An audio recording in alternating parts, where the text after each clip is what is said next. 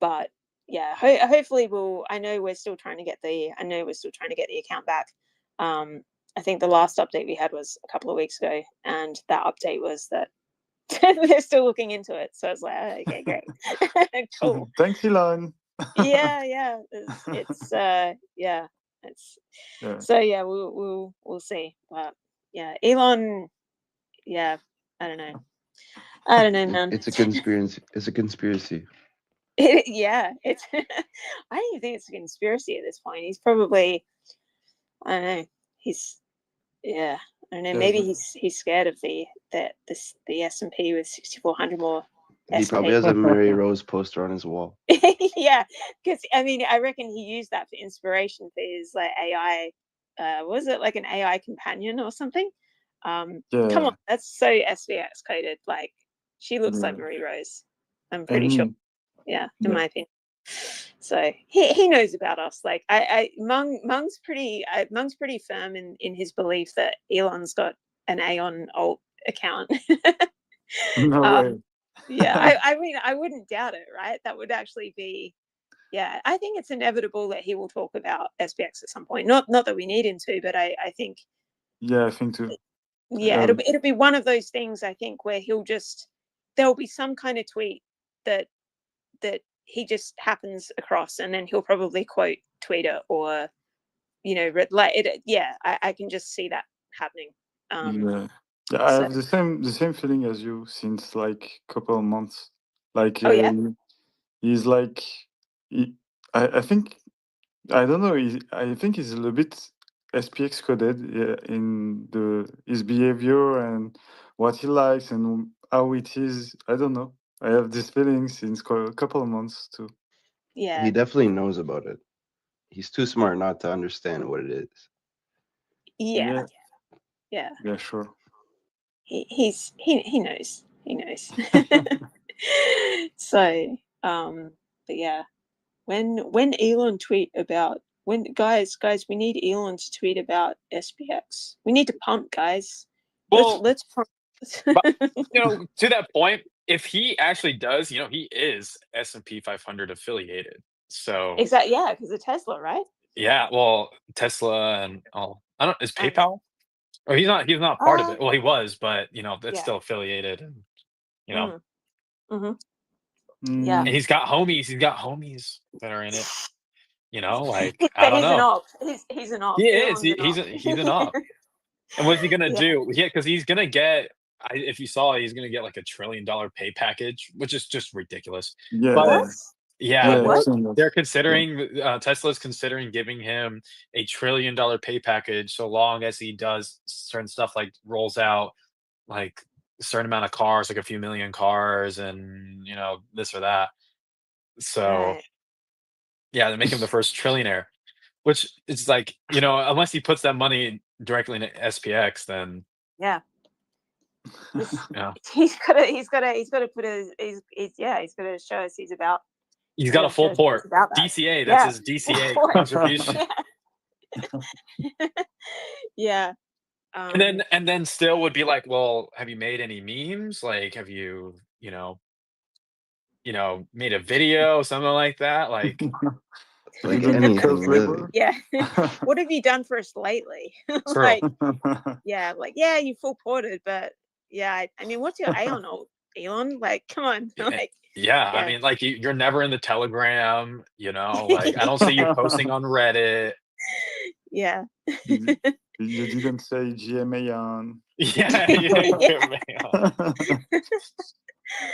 Yeah. So. Yeah, it's Elon Musk.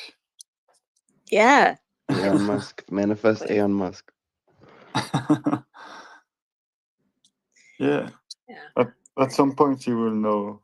He probably already know us. We are like not so small now. We are like visible. We're literally the biggest thing ever. Yeah. Yeah. Exactly. Ironic considering it's a teeny tiny coin that contains the power of the stock market. Yeah. But yeah. Anyway. Well, I don't know. We could just sit in silence. So yeah, until the next guy comes up, just like yeah. When is the next guy coming up? Yeah, there's nobody now. Oh, good. There was nobody. Oh, good. Great, guys. 2 months of space is in right now. All right. Well, next conversation topic. Let me just but let me go down my list here. I was gonna go to Chat GPT. What should we talk about on Spaces? What's your favorite shaved ice flavor? Shaved ice. That was off the dome. That was off. That was plain. Plain. Plain. Yeah, just ice. Just ice. Okay. Okay. I don't know who that is, but they're in opposition for sure. Next person. Yeah. Hi, Southern. Please do.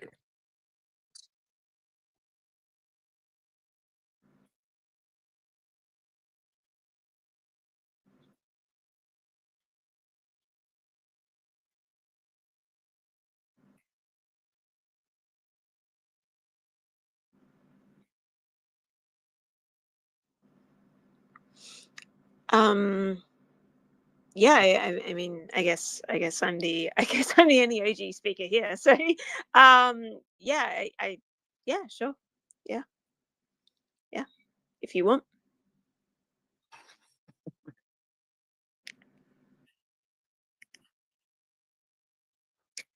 No, I was just saying, like, my DMs are, yeah, I miss a lot of DMs. Do you use Telegram at all? Yeah. Oh, because it's got the pay thing. Yeah, yeah, can you, what's your at on, oh gosh, yeah, okay. Oh, yeah, we'll figure it out. Okay, cool. And then I can, yeah, cool.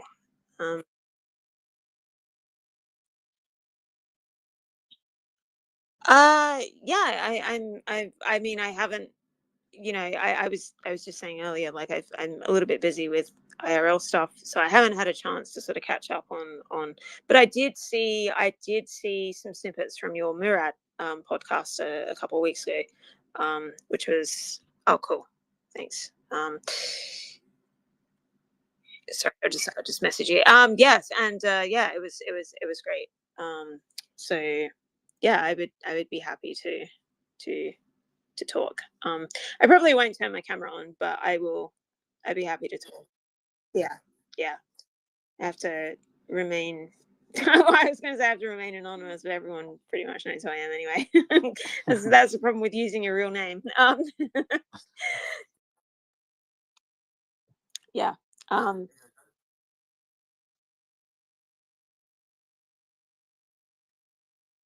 Yeah, go for it. Like, and yeah, I assume that anyone can message you on Twitter or TG if they're interested.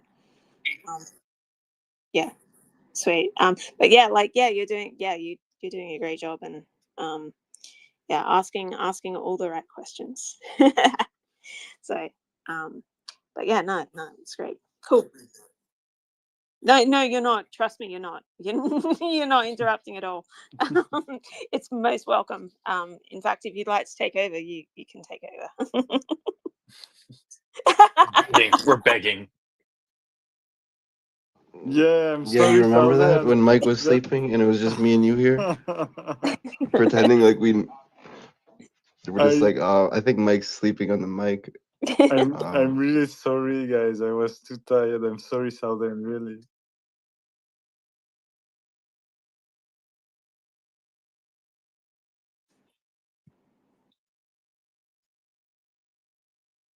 Yeah. You got to believe.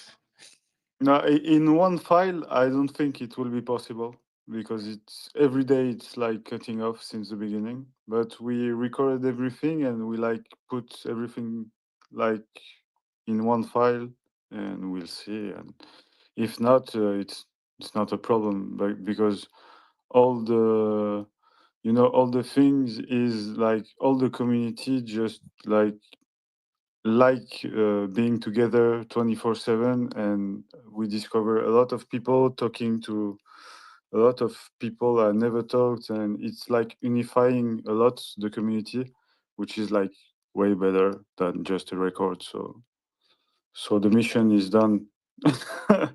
Anyway, yeah.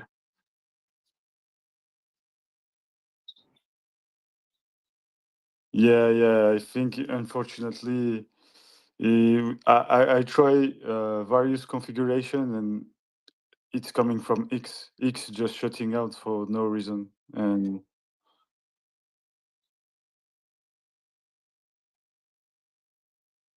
yeah, I'm sorry, Zalden. Really sorry.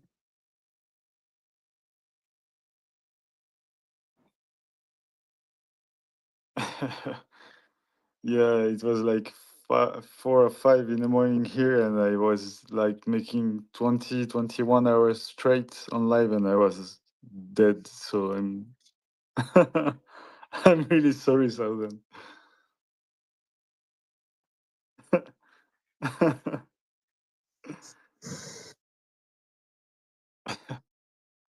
Thank you very much.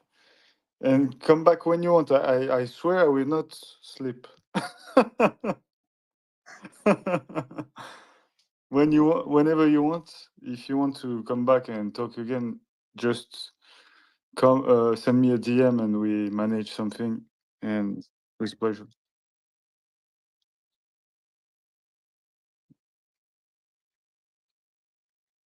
Yeah. Yeah, whenever you want, bro. Thank you very much. Nice.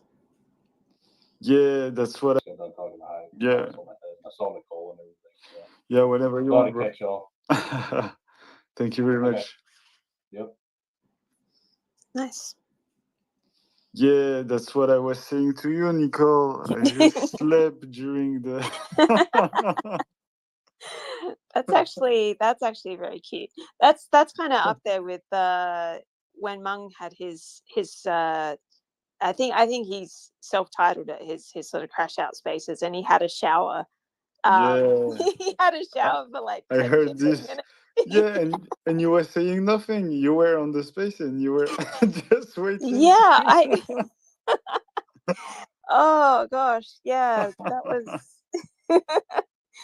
I think I just didn't know what to say. Like I was just like, yeah, but it is like one of those things like where I wanted to like show my support, and so I was just like, yeah, but I don't know if you listened to the entire spaces, because towards the tail end of that there was like these 5 theater kids that came up and they started talking about, it was clearly rehearsed that they were going to have this, they were just going to jump on a spaces and get into an argument, and yeah, it was it was so surreal, like it was just Yeah, it was crazy. And myself, I didn't know about this story, and I just find one day on Monk's profile a space, and I like naively put play, and I didn't know about this story. And like for at 15-20 minutes, I hear Monk becoming crazy, and I didn't understand what happened. And so yeah, sorry. there is, oh no, sorry to cut you off. I was going to say that there is the slight bit of lore behind that is I was actually talking to Dexterity Show, who is also, he's an SPX OG, Yeah. and at the time, and you know, we'd been talking to Mung, and he was like, oh man, I wish Mung would do, like, he's like, I wish Mung would do a spaces. I'm like, ask him to do a spaces, like. And so that's actually, and Dex was like, yo, do a spaces, and Mung was like, I bet. so that's actually, yeah, like that was from me and Dex talking, and I was just like, yeah, ask him, dude. And so yeah, that's Crazy. and it became a very, yeah, like it became a very sort of infamous spaces. And I think, you know, this was the thing, like, and this is what I, you know, this is why, like, you can never worry about, you know, price, and there is no price anyway, but you know, you can't worry about these things, because that's what was happening, is like, you know, the SPX community was at this sort of inflection point where You know, there were people getting so tied up about price and, oh, like, you know, getting actually they were getting caught up in like lewd chat. I remember this because it was like, this is how me and Mung came up with the we came up with the minions, like we did the whole minion meme stuff in the main chat, because like people were getting out of control. They were talking really lewd, and we were saying, this isn't SPX coded, like what are you guys doing?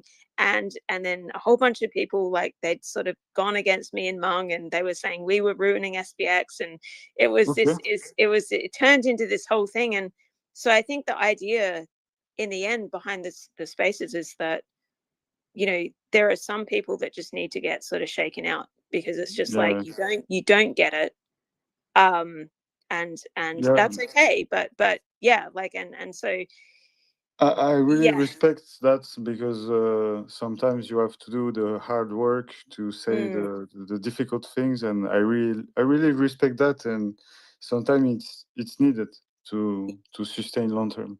Yeah, and I think, you know, I really think that took a lot out of him. Like, I mean, you know, it was, you know, it was actually really sort of emotional, I think, for him to, because it's not great when you've got a bunch of people telling you that, oh, you know, you're doing this wrong, and like you guys suck, and you know, and it's like, but it's like, no, like no, you suck, because we know, like, you know what I mean, like we know that we've been in SPX since the beginning, like we know how it's meant to be, like either, and it was, so he really took one for, you know, he really, you know, and a lot of people didn't understand at the time. They were like, oh man, Mung's crashing SPX, like he doesn't, why is he doing this, like it's going to go to zero. And it's like, you don't get it, it's got to happen, like you've got to shake out these types of people.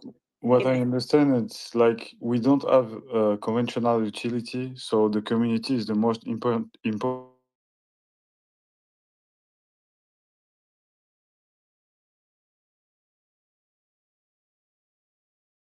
A really good analogy at the time is that, like, you know, talking about like the SPX immune system, and that's why I sort of make reference to it as well. And it becomes like this. And at the time, he was saying the immune system's weak. We are weak, guys, and you're not gonna. How do you think you're gonna flip the stock market if your attitude is like, oh no, price is going down, like it's all over, like like no, like you got to recalibrate. And so that's why, like, you know, personally, like I always talk about like no price, no chart, no lewd, like, because those are the things, like just stick to those things, and you've got to maintain that, like because you can't get preoccupied with those things if you want to flip the stock market. You know what I mean? Like it's just very true. And the ethos and the rules, the commandments are the most important thing. They've been proven through time, so we know it's it's working. So we have to consider it. Yeah,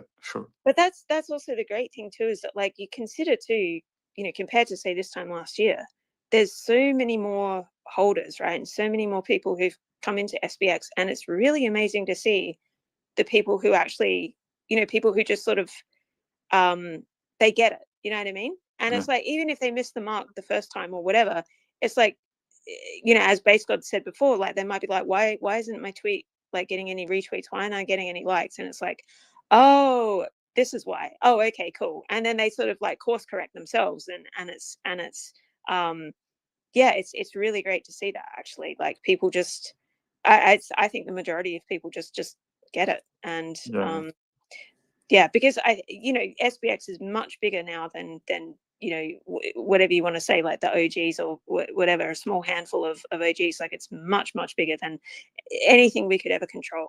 And so the fact that we've sort of managed to maintain you know, that sort of coherency, like with our message, I think it's great. I think it's really cool.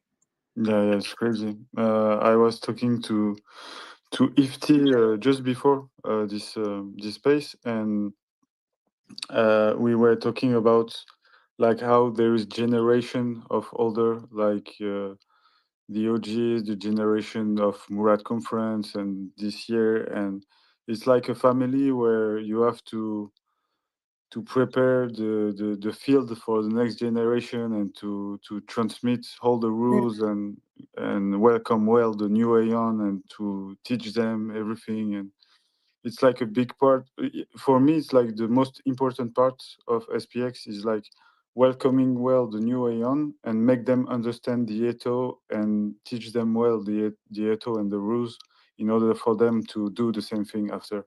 And it's really what I'm focused on personally for myself.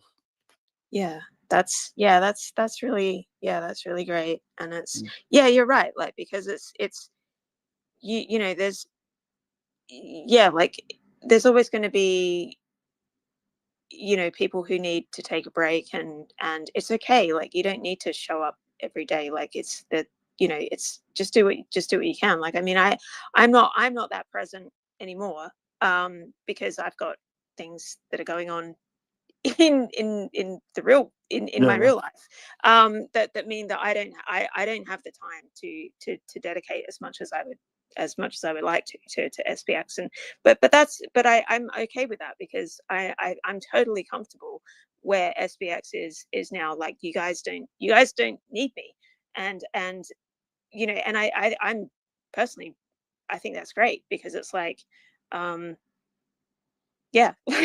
think it's amazing that that we're at this point where there is, you know, that you don't need that reliance on it's nice to have the OGs around, like, when they can be around, but like, everyone's just like people like yourself, and you know, Southern Fried, and you know, Nick, and whoever, like, everyone's doing great. So, I see the OGs are like parents, or you know, they are here to like tell to little Asayon where things are not great, and when they are doing mistakes or things like that. I know that Space Root is a big proponent, and myself too, when someone will, you know, someone has a little bit of a crash out in one of the chats, they might be talking about the price, and we'll just be like, well, just to remind you, there is no price. So what are you crashing out about? You're good. Exactly. You know, exactly. and I think too, like, when, you know, Space Root in particular, also, like, we talk about, we have been through multiple 90% drawdowns. Okay, like, trust me, this is nothing. Don't even worry about it. Like, it's totally fine. Like, exactly. So Never been worried about drawdown, or because I can see my chart's not loading since 1 year. But no, it's like sane to have these things, because like it's making JITs move, and it's good to sustain long term, in fact. And I actually just saw a post too about, there was some, I don't know who he is, like, but he's obviously got some kind of influence in the space. He's got like 100,000 followers, and it was, he made a tweet about, like, he got a DM from BAP saying, like, please don't talk about the price or the chart. And this guy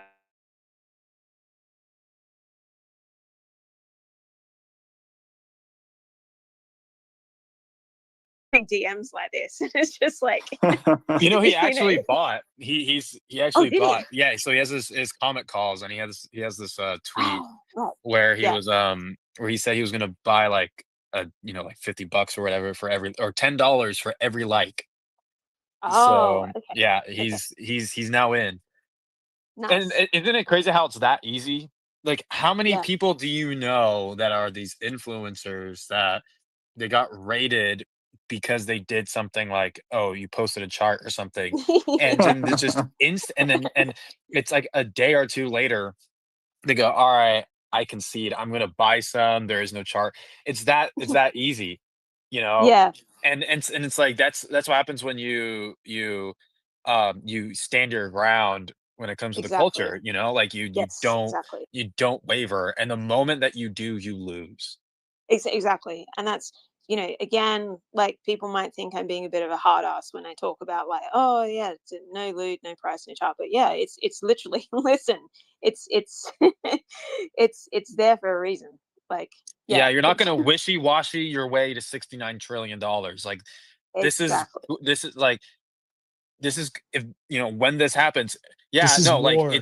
it's you can't make any mistakes, you know, and it's gonna be one of the most difficult things that you're gonna ever do in your life, but you're gonna get it done.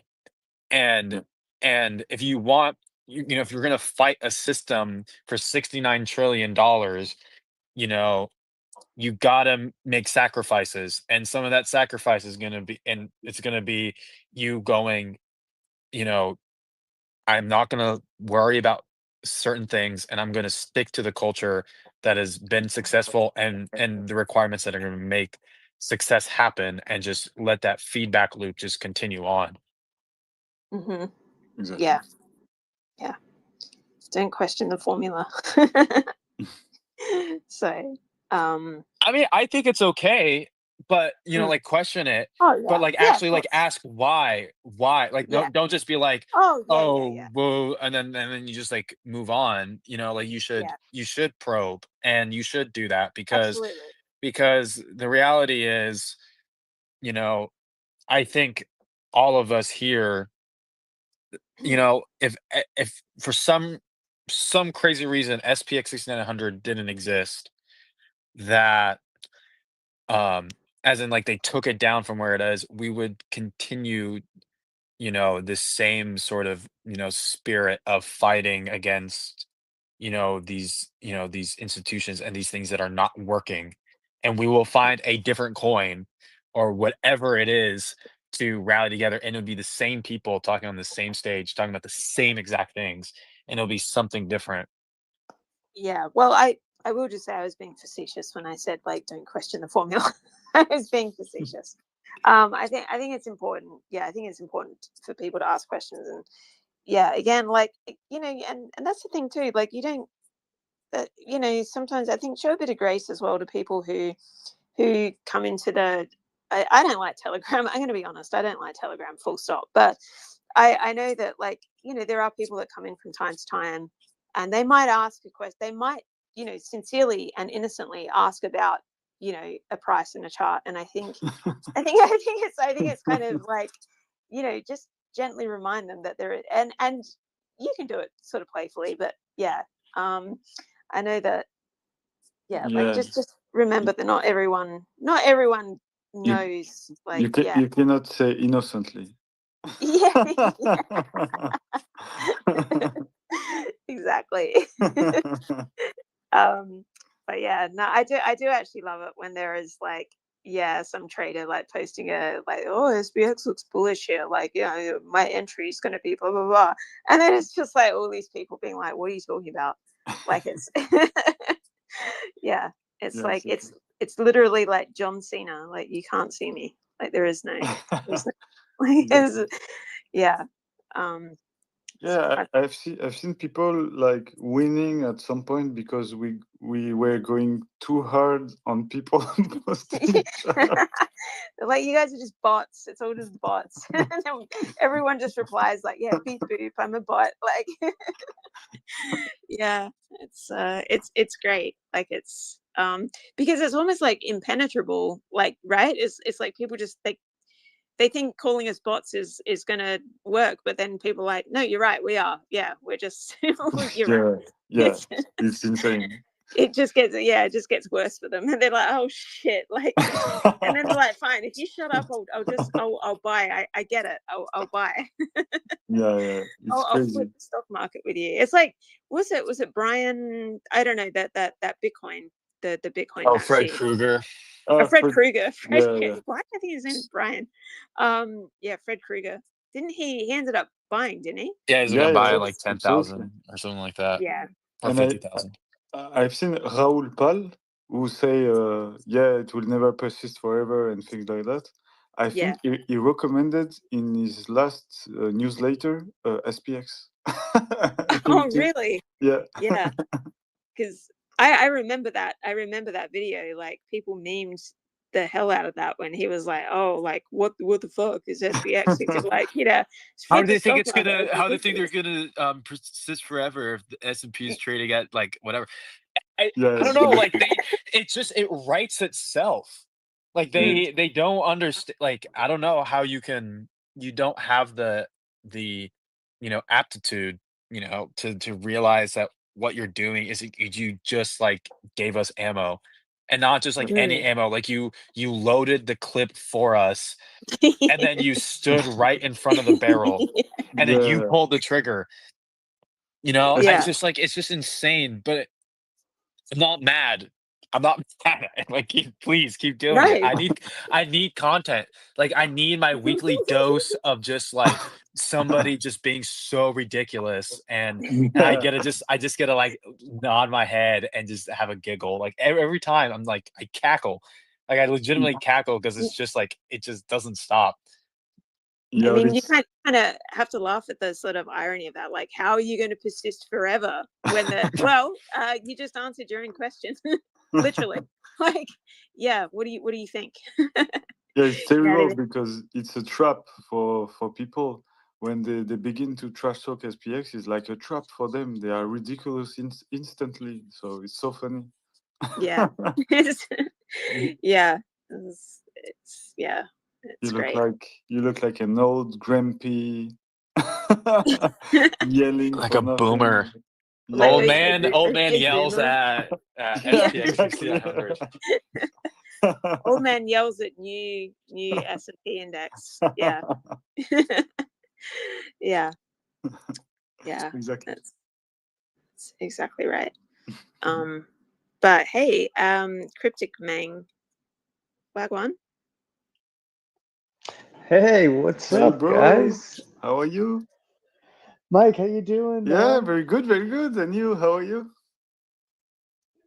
Good. I just wanted to say you guys were talking about the comic calls thing. So I've known him for a while from Giga, and like I commented on that post, like something about the chart, and he DMs me. He's like, dude, even fucking you. I go, yeah, man, the rules are simple. Don't push the fucking chart. What? He's like, they got you too. He's like, damn. He's like, damn, bro, I guess I gotta buy this thing. How? I'm like, how don't you own it already? Yeah, of course. So yeah, that was really funny. I just wanted to say that. I thought it was funny. Yeah, that's amazing. Like and I love when BAP just like messages, like, because BAP's that's exactly right? That's what he's always done. I mean, that's where Stop Trading and Believe in Something came from, is when he DM'd Peach, and then he just immediately blocked him. Like he immediately blocked Peach as soon as he sent that, and then Peach was like, "What the fuck? What did I do?" Like he's like, bullish schizophrenia. Yeah, exactly. And it's just like, so it's just something that hasn't, it's just never changed. Yeah, it's so, but that's amazing. Cryptic, that's great. And I have to say, Reddit's kind of growing on me. I can't believe I'm saying this, but it like at the beginning, I was like, this is painful, and now it's definitely grown on me.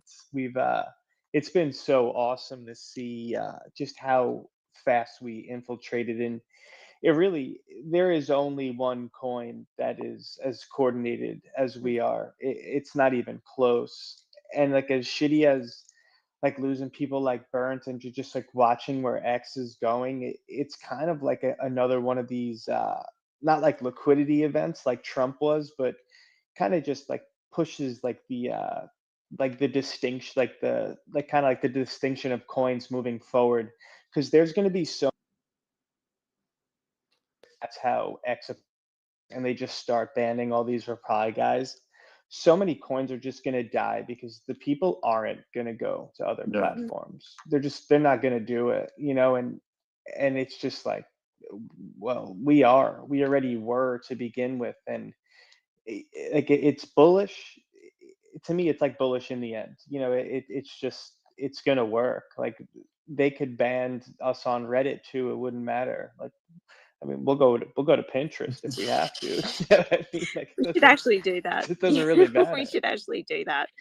Go to Pinterest. Make mood boards, all the SPX, memes. Yeah. Like it doesn't matter. Like Matt Beck said it best. Like, you don't think we were all getting banned early in Bitcoin on every single platform? Like, if that was going to stop us, like Bitcoin would have died in the beginning, but it was nothing was ever going to stop us. And it's like, yeah, man, like that, like in a lot of ways, that really was like Bitcoin really is the blueprint in that sense. And people kind of lose that. They're like, well, it's not Bitcoin, it's a meme coin. I'm like, I didn't say it was fucking Bitcoin. What I'm saying is like the ethos. That's what I'm saying. Is it's the same ethos. Like nothing is going to stop the message. Like we will figure it out. Like it's just going to happen. And you're seeing it on Reddit. You know, like Southern Fried Chad. That the one. I mean, his account got banned already, but that was the ultimate troll last night. That was so good. And when they get like 30,000 Hey, views. what happened? What How come he got happened? banned?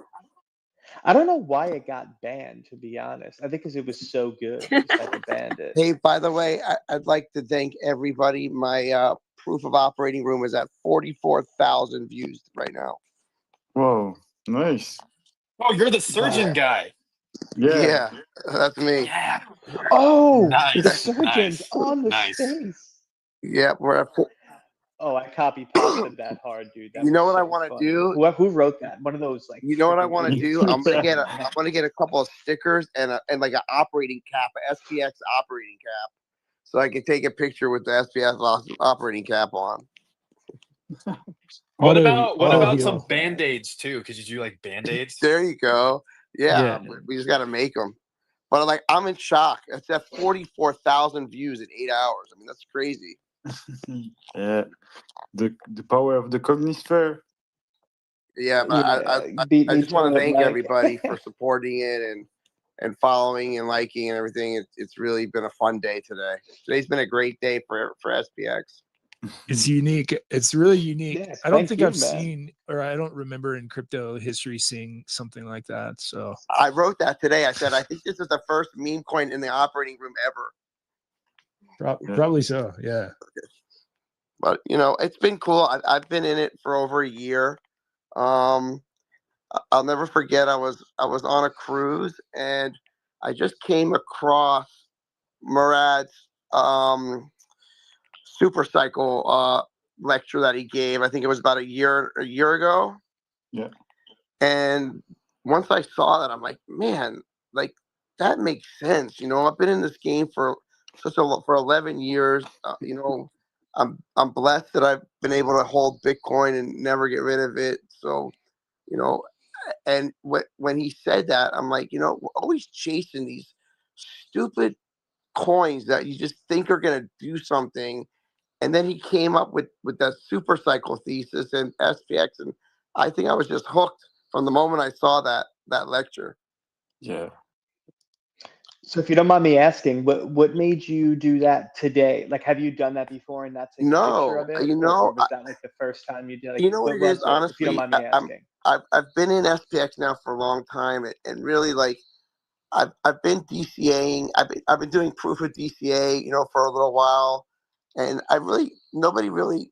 I wanted to get to meet everybody and know everybody, and I was just operating, and something just came to me. I'm like, man, I wonder if there's ever been a meme coin mentioned in the operating room. I'm just gonna write it on the board, like on the procedure board, and take a picture and see what happens. And in my wildest dreams, I mean, I've never had anything more than like 100 views. In my wildest dreams, did I ever think I would get it's going up 1,000 every like 25 minutes. Nice. Yeah, it does seem like one of those. That's It seems so like one of those cool. posts that has a lot of staying power as well. Like, You know, even if and I like somebody said something which really hit home: proof of real world. Like people in the real world, SPX is not just for like meme coiners or like, you know, people that just sit on their computer all day long. You know, it's like it's for everybody. Yeah, very true. yeah, it takes a lot more effort to post it in the real world. Right. But you know what? I have a platform that I can do it, and I'll keep doing it for everybody, you know? Exactly. I have some I love other that. things. That's the power of I have some doxing other too, things up my right? sleeve You too know? that I'm gonna bring out when the time is right. Yeah, just don't cut it into anyone, all right? Like, it's a No. promise. Can you hide? Can you hide one tiny coin inside of a patient? You know I mean, what? they're super tiny. They're the tiniest. You know what I might do though? I've had some thoughts, honestly. I might announce to be the first company, the first medical practice in the world that takes SPX and Bitcoin as payment. Whoa. There we go.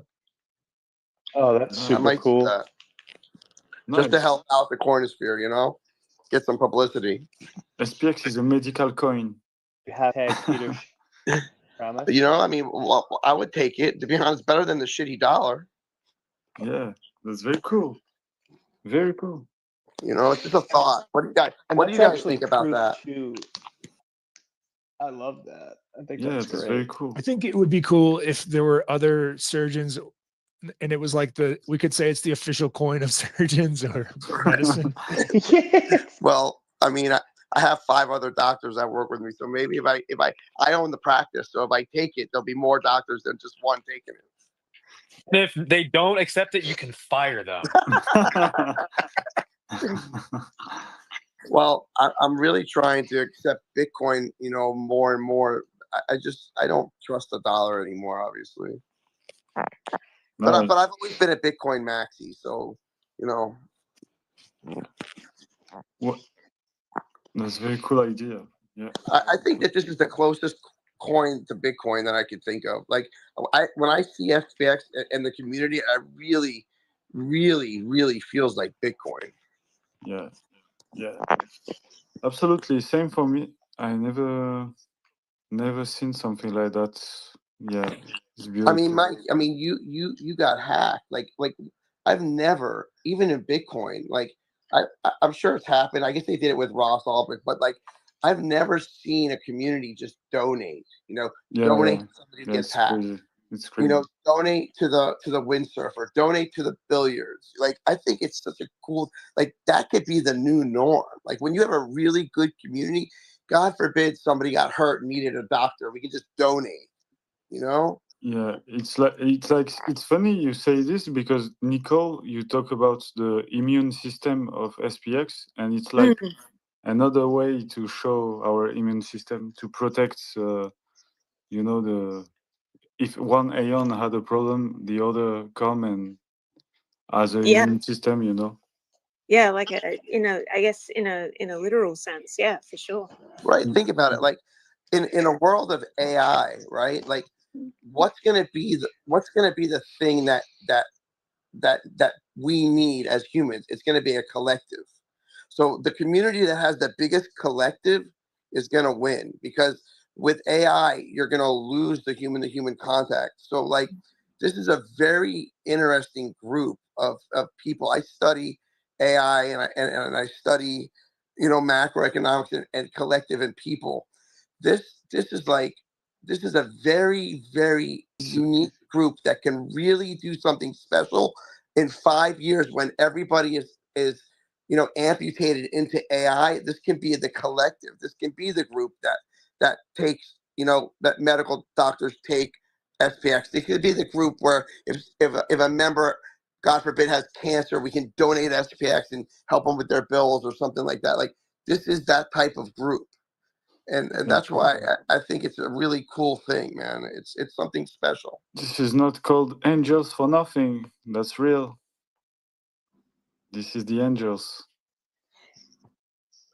And I don't know if you've heard Cal talk about this, but I could totally see this as well, like as it evolves, like where it becomes its own ecosystem, you know, and like cryptocurrency, you know, like you grow this holder base to millions of people, and you, like, you know, like yourself, you have surgeons and then doctors and lawyer, and you have all these things where people are like paying each other in SPX, you know, like where it actually turns into this entire ecosystem within itself. And like, you want to talk about getting off the dollar, it's like we might be able to do that within ourselves. I mean, so you see these first it was companies, and next it's going to be countries that are making their own stable coins.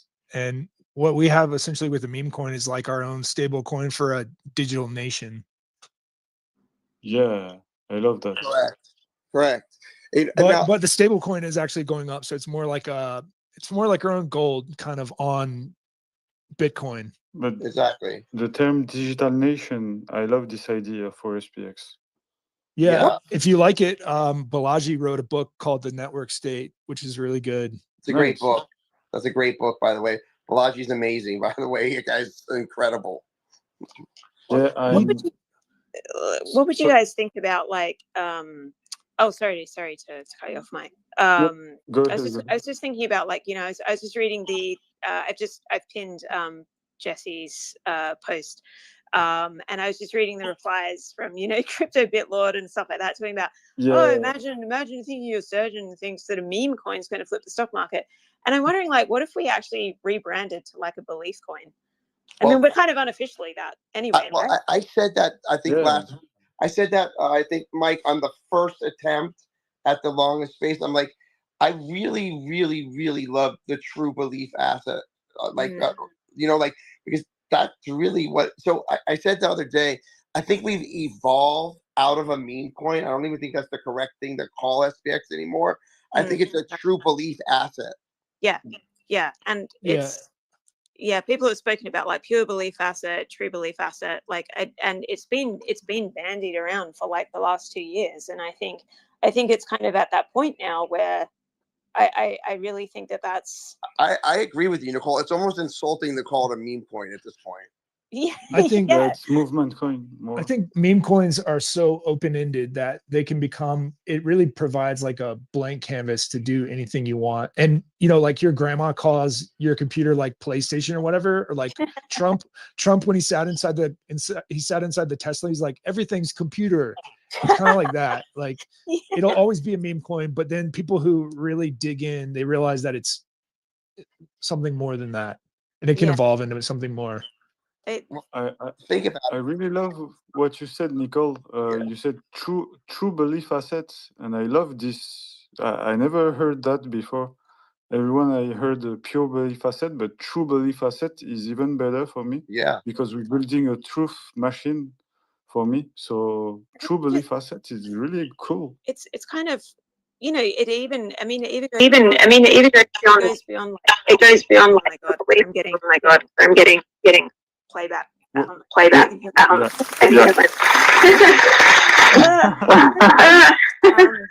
guys hear me? Wait, can you guys hear me? It's just a crypto go.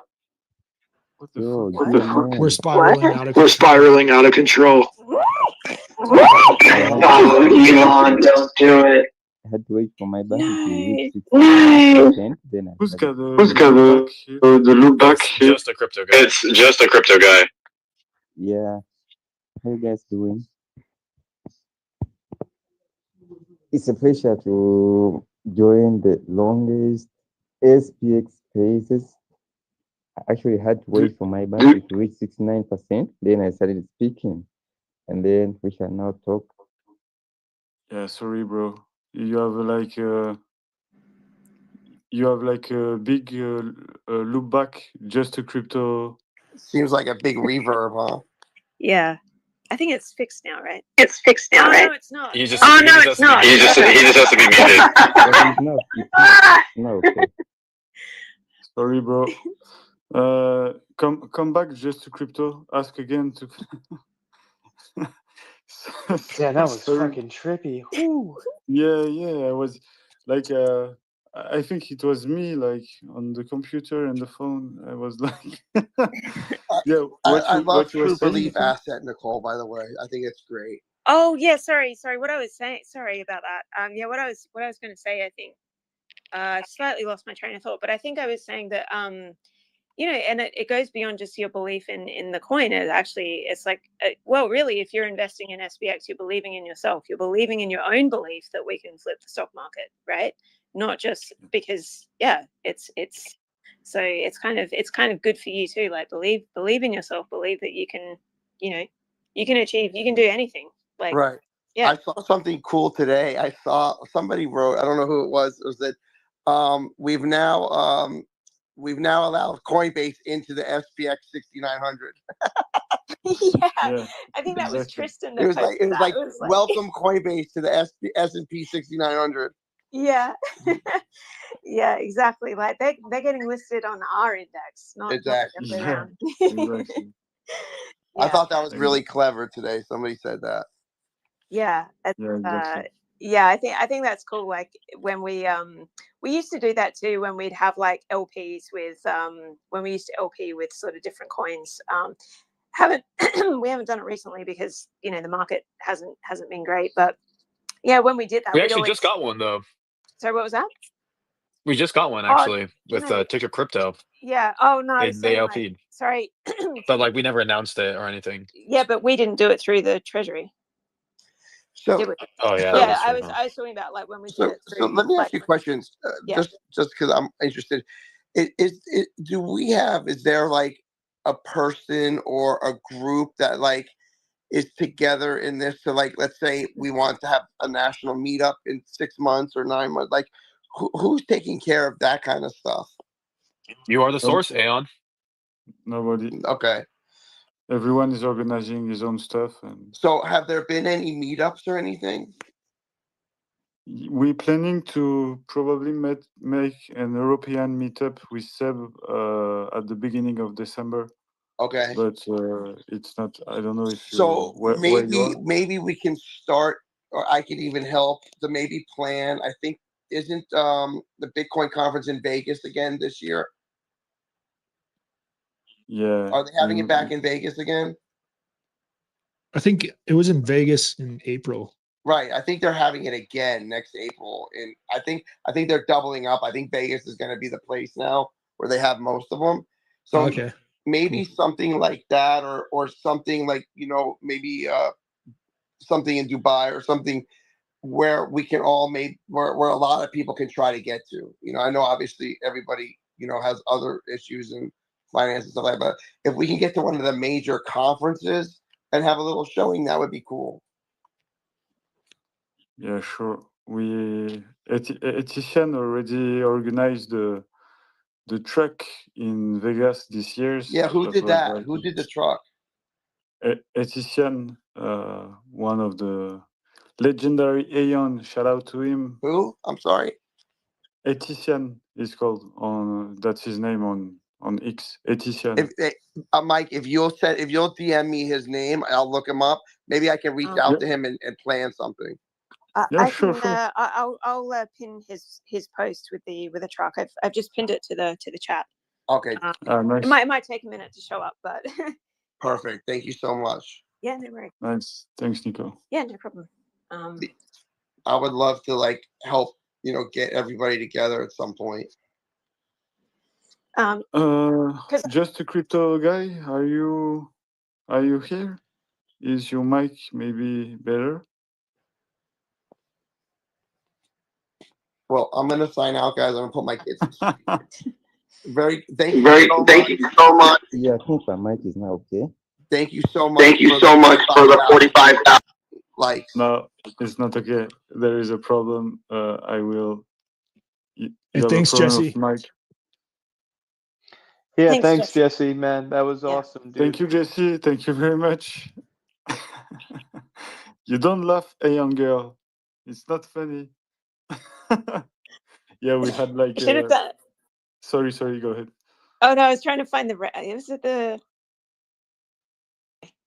What? That's 1,000. What happened here?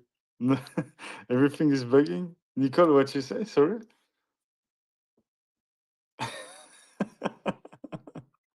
Did Nicole run too? I can hear you, Nicole. That's for real. Yeah, time. We can. Yeah, no, and we agree with what you were saying right there, and it's a really interesting point. Wait, you didn't hear? Oh, I was doing the rain sound, and I was like, oh, that's the sound of 44,000 people clapping for Jesse. I was. All right. Oh, okay. We couldn't hear. Oh, I'm sorry. No problem. What's happening? Everyone is bugging now. It's crazy. It's It's space technology. Yeah. By Elon Musk. Oh, I thought of something that I was listening before, but I was trying to put my kids down when we were talking about Reddit. So Reddit is obviously like where we're going to focus for right now, and I think it's totally cool. And I really think that GME is a great comparison to use there to talk about, just because like you guys were saying, that's where like GME really like localized.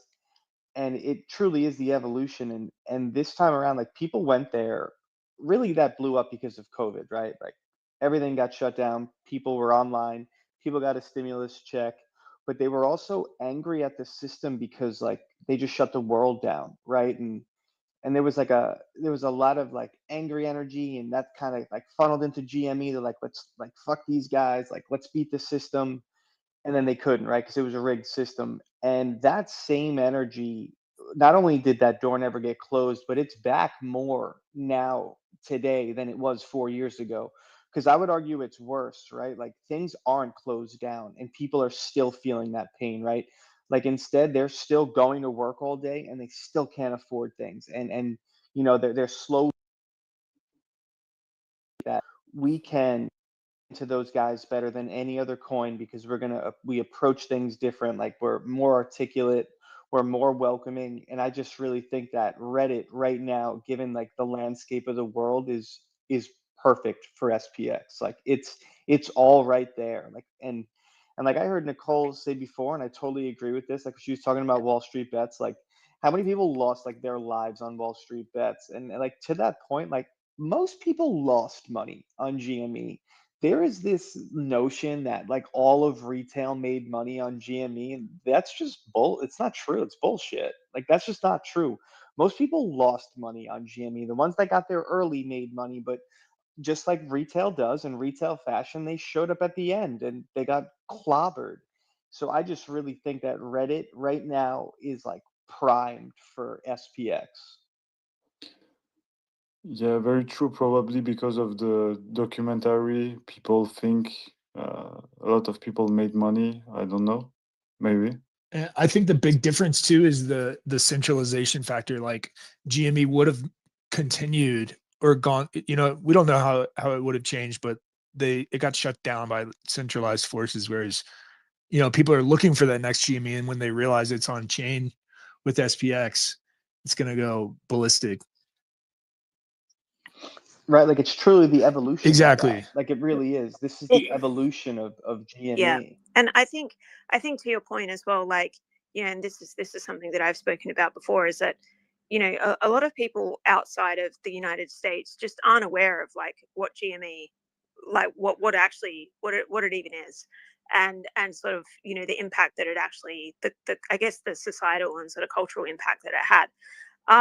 So it's like SPX is like that, but on a global scale, because most people understand, even if they don't know what the S&P 500 is, they've got an understanding of what Amazon is, obviously, and Apple, and all of these companies that have stocks that you can buy, like that you can invest in, and that's part of the S&P 500. And so like, there's that natural progression when you're sort of explaining that to people, that well, the idea is that we flip the stock market, because of I think there's a lot of like, financial nihilism is a, a global thing that's it's felt by everyone around the world. So I think the message translates a lot easier, as well, like, because people say, oh, GME will come back and it will revive and it's going to change the world, but it's in my personal opinion, it's not going to.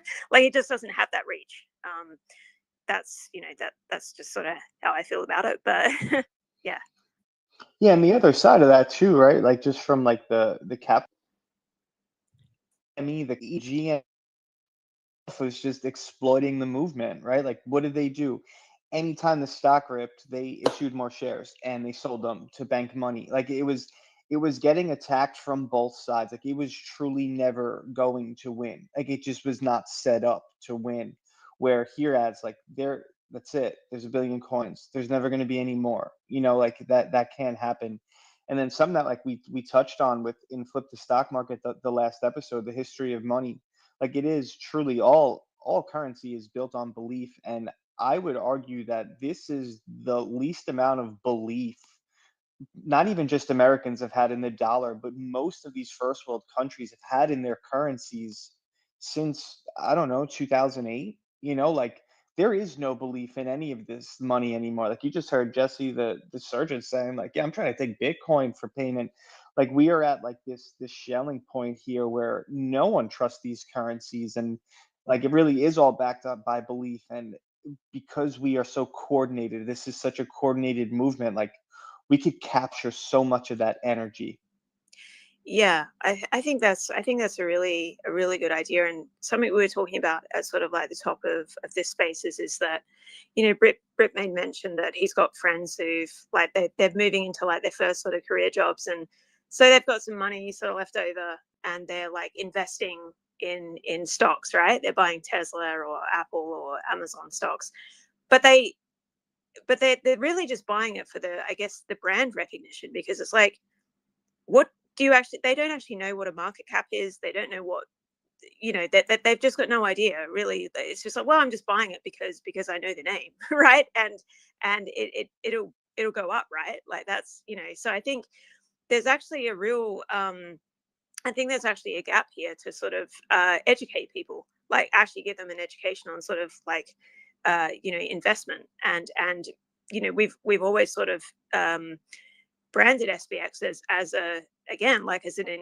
a long-term investment, because the whole idea is to flip the stock market. So yeah, I think you could actually provide some sort of real world sort of education to people about, you know, when you're buying into these stocks. Like I've got friends I spoke about, like my friends who've bought into it, and after 6 months they've made like $2 like $2 profit. It's like, why did you buy that? They're like, well, I just thought it was good, right? Like it's just like the vibes.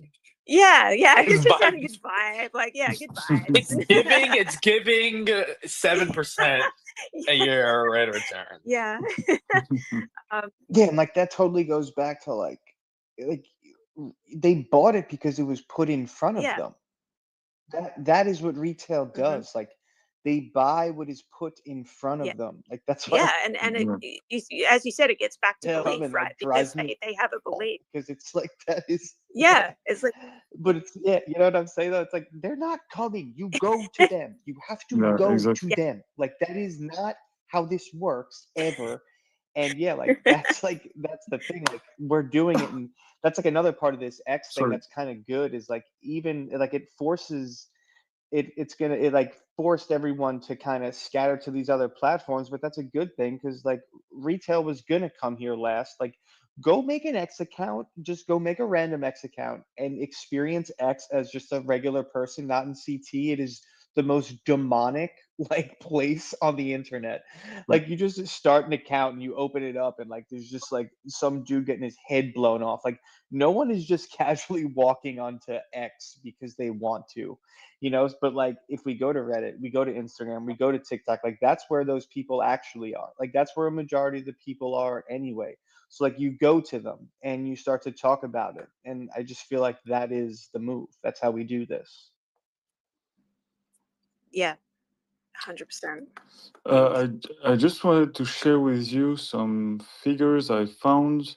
Like on X, there is 300 million daily active users, and on Reddit, there is 91 million to 100 million active users. So probably it's 3 times easier, I would say, to infiltrate Reddit than it was for X, because there is less people. And I would love to know how many of those 300 million active users on X are bots. Because I would argue it's minimum 50%. Minimum. I just wrote an article that Reddit has the same problem as X. A lot were bots too. So it's like a general problem of social platform, probably. So yeah, probably a lot of them are bots. Sure, 50% probably. I agree totally.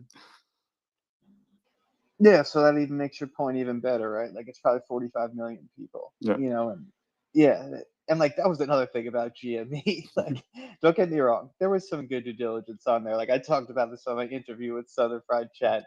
Well, like sometimes I would read something, it would take me like 15 minutes to read it, and at the end of it, I'm like, well, what the fuck was that? I mean, what is this? Like it is, like that was one thing that really like attracted me to SPX. And like I try to give Tans his flowers whenever I can, because you know I really look up to the way he carries himself, but like just how articulate he was like the first one that I saw that was like posting these like long form, just like great posts, super articulate. And I just feel like we have a lot more of that coin than any other that attracts like a different investor too. You know, like yeah, we have a bunch of one-liners, but like we also have some like really well thought out, well written out posts, videos that really kind of separate us from a lot of communities. And I think that's always been the great thing about SPX, right? Is that you've got like you've got 69 IQ sort of mimetic takes, and then you've got 6900 IQ, you know, takes on the coin. Like there's quite literally sort of something for everybody. Something can, and you know that was something I think that you know talking about the main account, that was also something that we were able to do with that, sort of like provide that kind of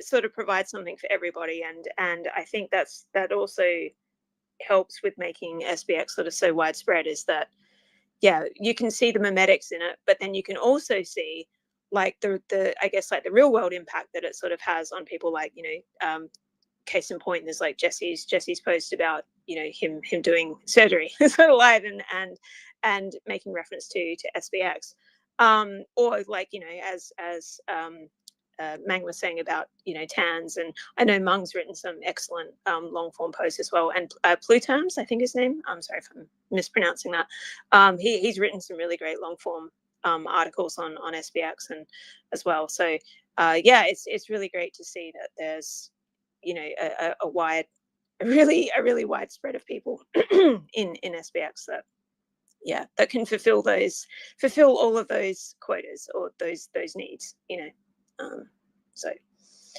Exactly. Yeah. Very cool. I was just checking how many bots there are, like between 30 to 50% on X, and I can find on Reddit, but a lot of posts I see about Reddit user complaining about it. So I don't know. It's probably the same amount. I mean, dead internet theory, right? Yeah.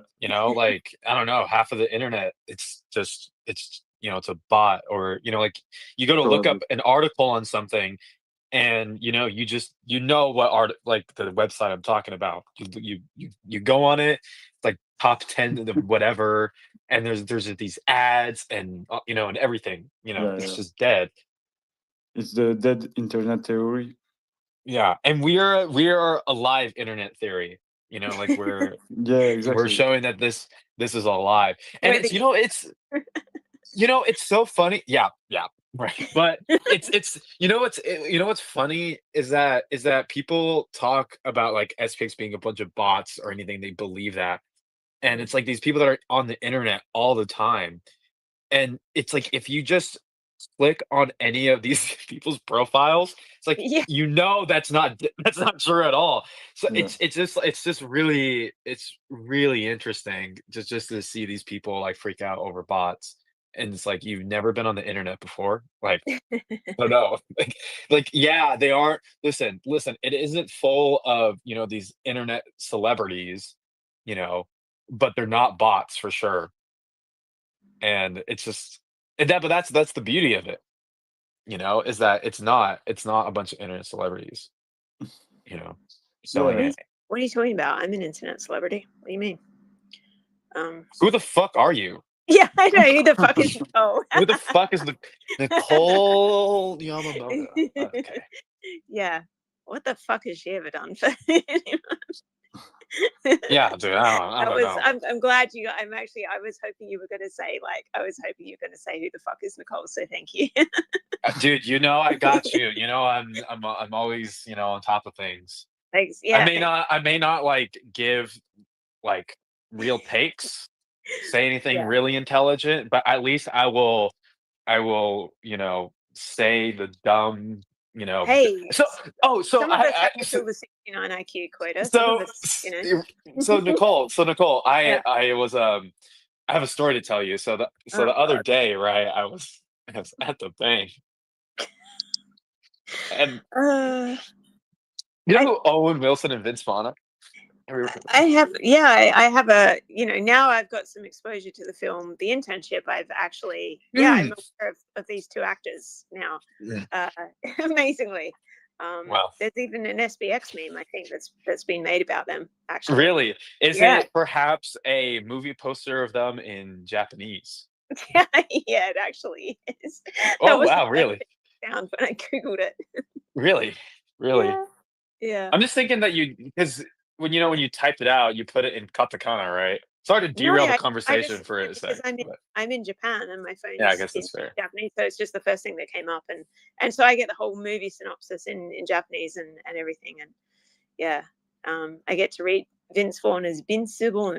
And Vince Vaughn. Invincible. Owen Wilson. Yeah.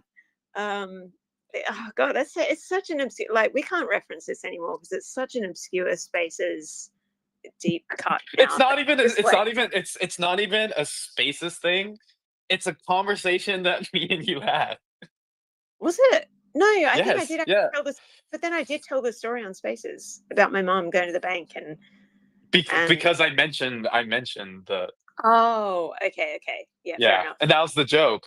And then, But I'm pretty sure no one here has actually been on the Spaces thing.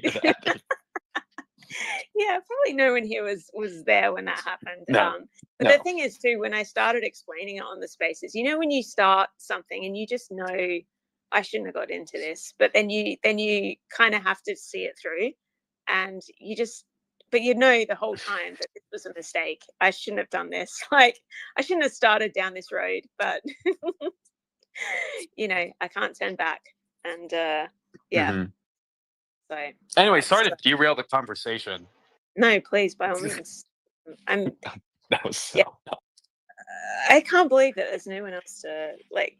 No one interrupted the entire. Everyone, you have patience of a saint. Like, you guys are like talking about like real things, and I have to come in and give the dumb internship.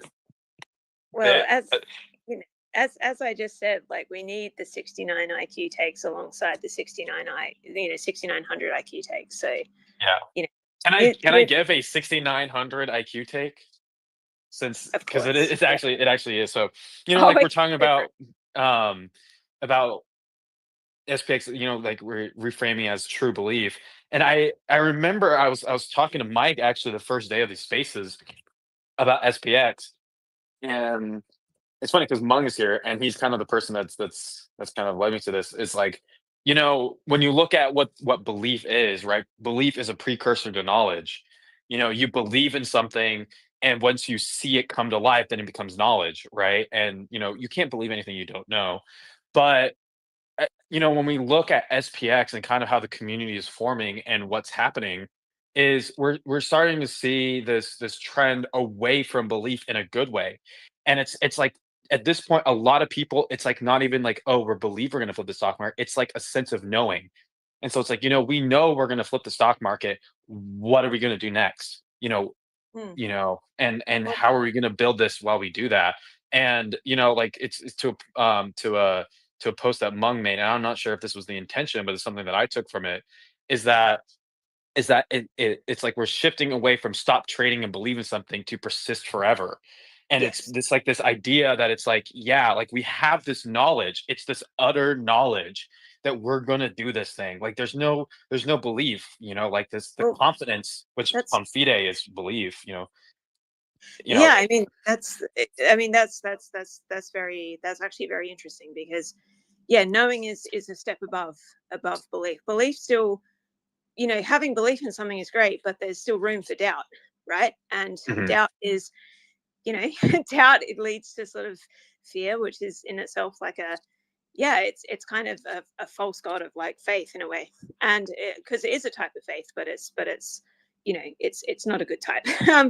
And so I think I could get quite deep into this, but basically, when you know something, when you just declare it as something that is going to be, or that actually already is, like, then you persist in that, and it will essentially harden into fact. So it's like, you're waiting for time to catch up to you, instead of catching up to time, which is how a lot of people they act, and that's why I think a lot of people they come short to whatever their goals or whatever, because it's like they're fighting against time, but time is just, it's just a dimension, but Yeah. you inhabit it, and means, and because you inhabit it, it means you get to control it, you get to manipulate it, you know when it comes to SPX, it's like we have that.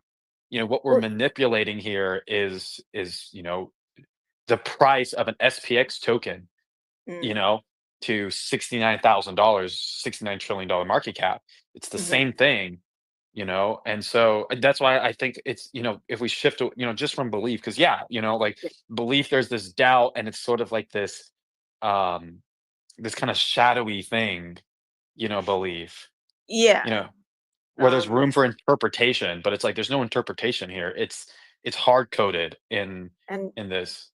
yeah, like it's I mean, I'm a big proponent of the law of assumption, and not to be confused with the law of attraction.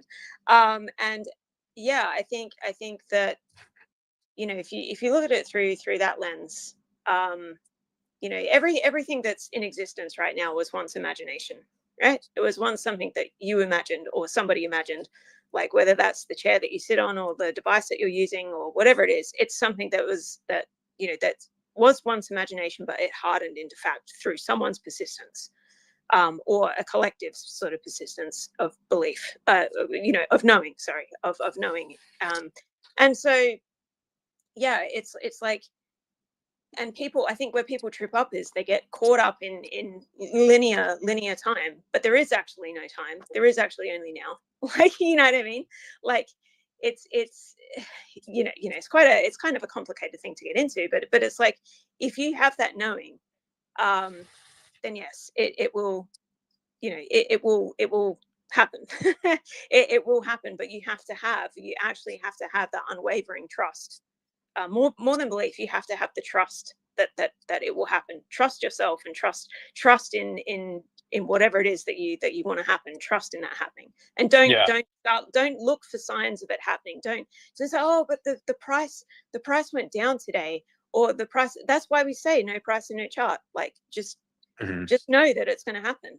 Just know it. Yeah, it's like it's the idea of you're treating it like a statistical probability, and you're waiting for the wave function collapse for all of Yeah. it.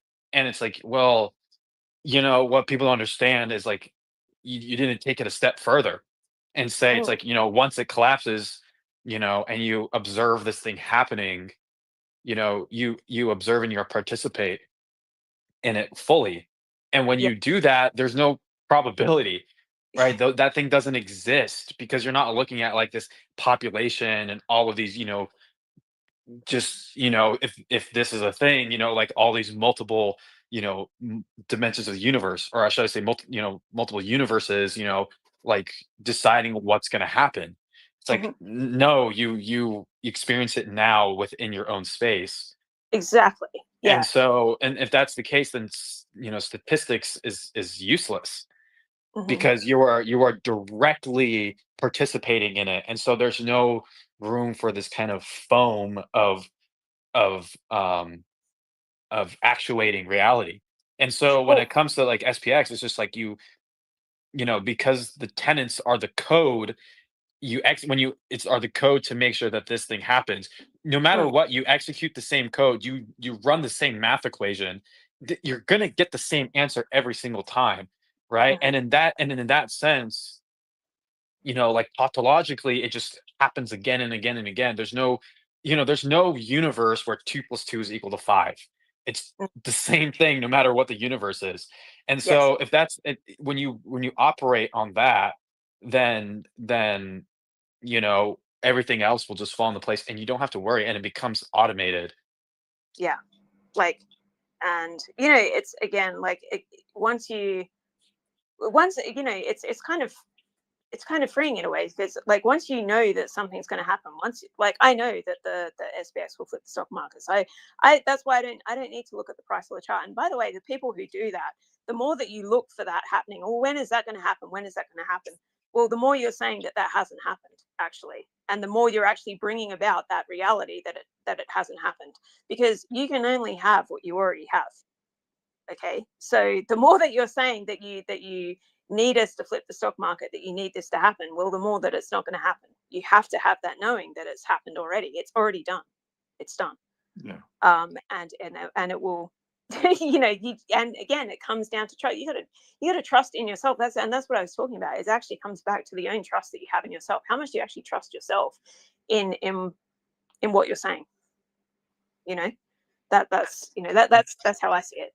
But you know, I completely agree with you too. With you know, like there's particular laws of the universe and or, you know, whatever you want to call it.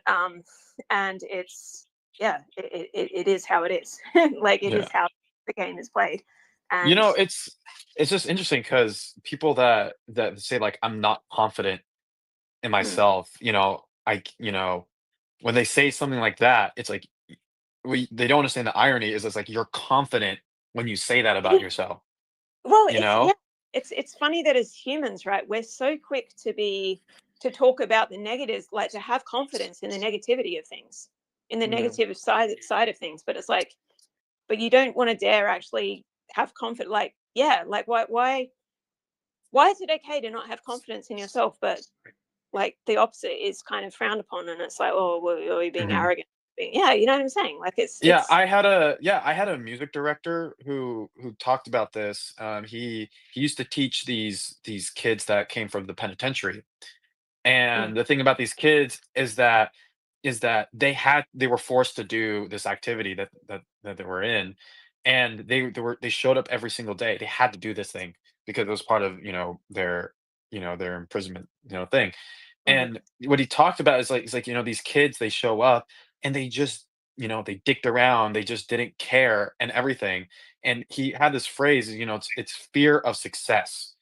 It's like you have like people, I think a lot of people, they don't have like this, it's this innate inability for success or anything, or necessarily like this lack of confidence in themselves. I think the majority of people are afraid of what happens to them if they actually become successful and they start taking on the responsibilities to be at these, I guess you could call it, like upper echelons of hierarchy, and what happens. And because of that, they avoid certain things like the plague. And it's sad because these people want to succeed, obviously, right? Who doesn't want to succeed? It's just like they fear of what happens to themselves and the transformation that happens, and they have to live a completely new life, flourishing in their own success and joy. Yeah, it's kind of, they've created like a prison in their own mind that they're like, because as how I see it is that, like, yeah, I think it's difficult, right? Because like we've spoken about this before, is that like your subconscious is pretty much formed by the age of 7. So anything that you've taken on from birth since that age, and whether that's good things or negative things or a mix of both things, that's going to pretty much make up who you see, how you see yourself as a person. And so like to sort of get over that, where if you have an inherent fear of success, or thinking, oh well, I got this and it's only a matter of time before it all falls apart because everything goes wrong for me, well, that's exactly what will happen. because again, how I see it is that you can only have what you already have. So if you're preempting that you're going to fail, that you're going to, like, that you can't make these changes because what if this happens and what if that happens, well, it will become a self-fulfilling prophecy, because how you see yourself is how the world sees you. And so until you fix your concept of self, and like, you're going to be doomed to sort of repeat that sort of cycle of if it happens to be negative things that you experience, then some people have a really great self-concept and they don't need to change.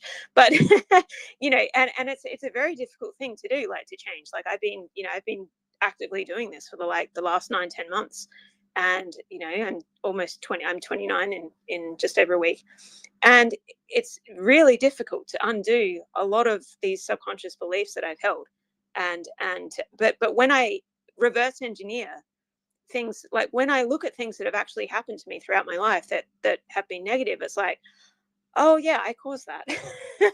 Like it actually comes back to me. And because how I see it is everyone is just a reflection of me in my reality. You're only reflecting to me how I see myself and my assumptions and my thoughts about myself. And so anything bad that's happened to me is actually, I, you know, inadvertently or not, I've caused that. And it's like, oh, okay. You know, it's like, oh yeah. And then when I start thinking about it, it's like, oh yeah, it's because I thought this, it was because I was thinking this. And it's like, yeah. But I mean, this is, you know, a really deep sort of thing to get into, but yeah. It's interesting. It's you know, it's all sort of tied in with what you're talking about with knowing and you know, all that kind of thing. But and I think as well, it's a difficult thing for people to want to talk about, because it requires you to also realize that you are the cause of all the good things and all the bad things that happen in your life. Actually, there is no external force sort of doing this to you. The universe, the world is impartial. It's actually and it can be very difficult to sort of like deal with that. And it's not for everybody, right? Like, it's just personally what I believe. But you know, it's yeah.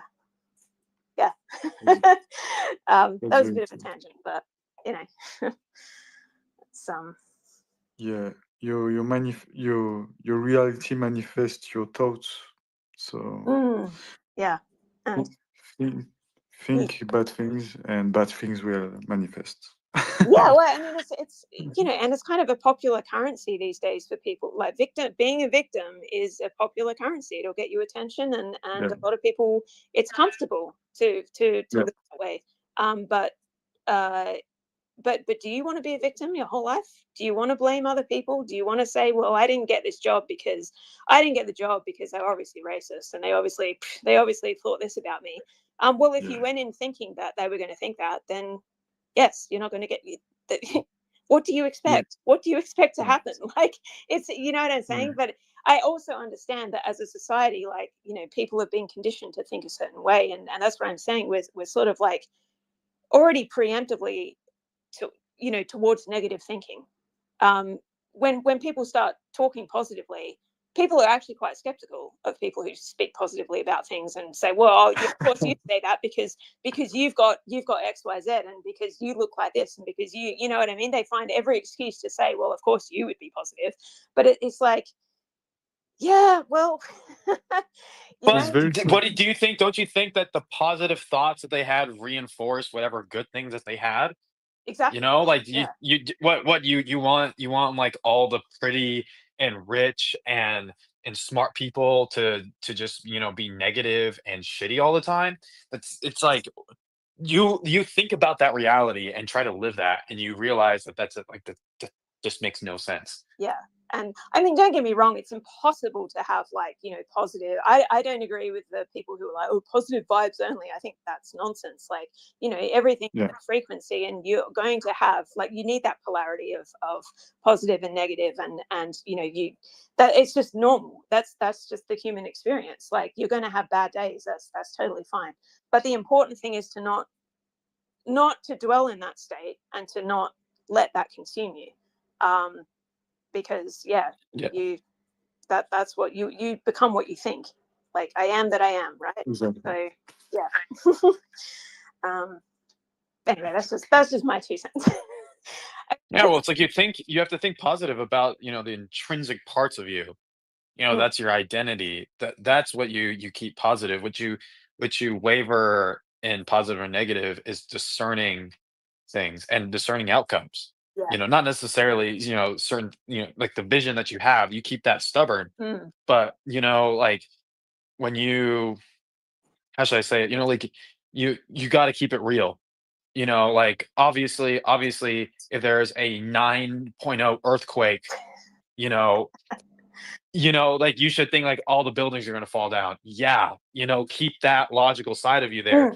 but just let it ground you to the right aspects, and let like the right brain of the infinite creation just kind of like take you places. And this is something that I find fascinating about all the greatest minds and all the all of these the most influential people to ever exist. They all seem to have this common trait where they ground themselves in the logical aspects of reality, and with that they let this infinitude of creation play. And they do that to the highest degree. and because of that, they lead these incredible lives, and that's why they make great strides in whatever they do. And so and when you look at how they view themselves, it's the same thing where it's like there's this there's at least maybe they not necessarily go out and say I'm the best in the world sort of thing, but they just let that the vigor and the momentum just keep going. And and they say that's just me.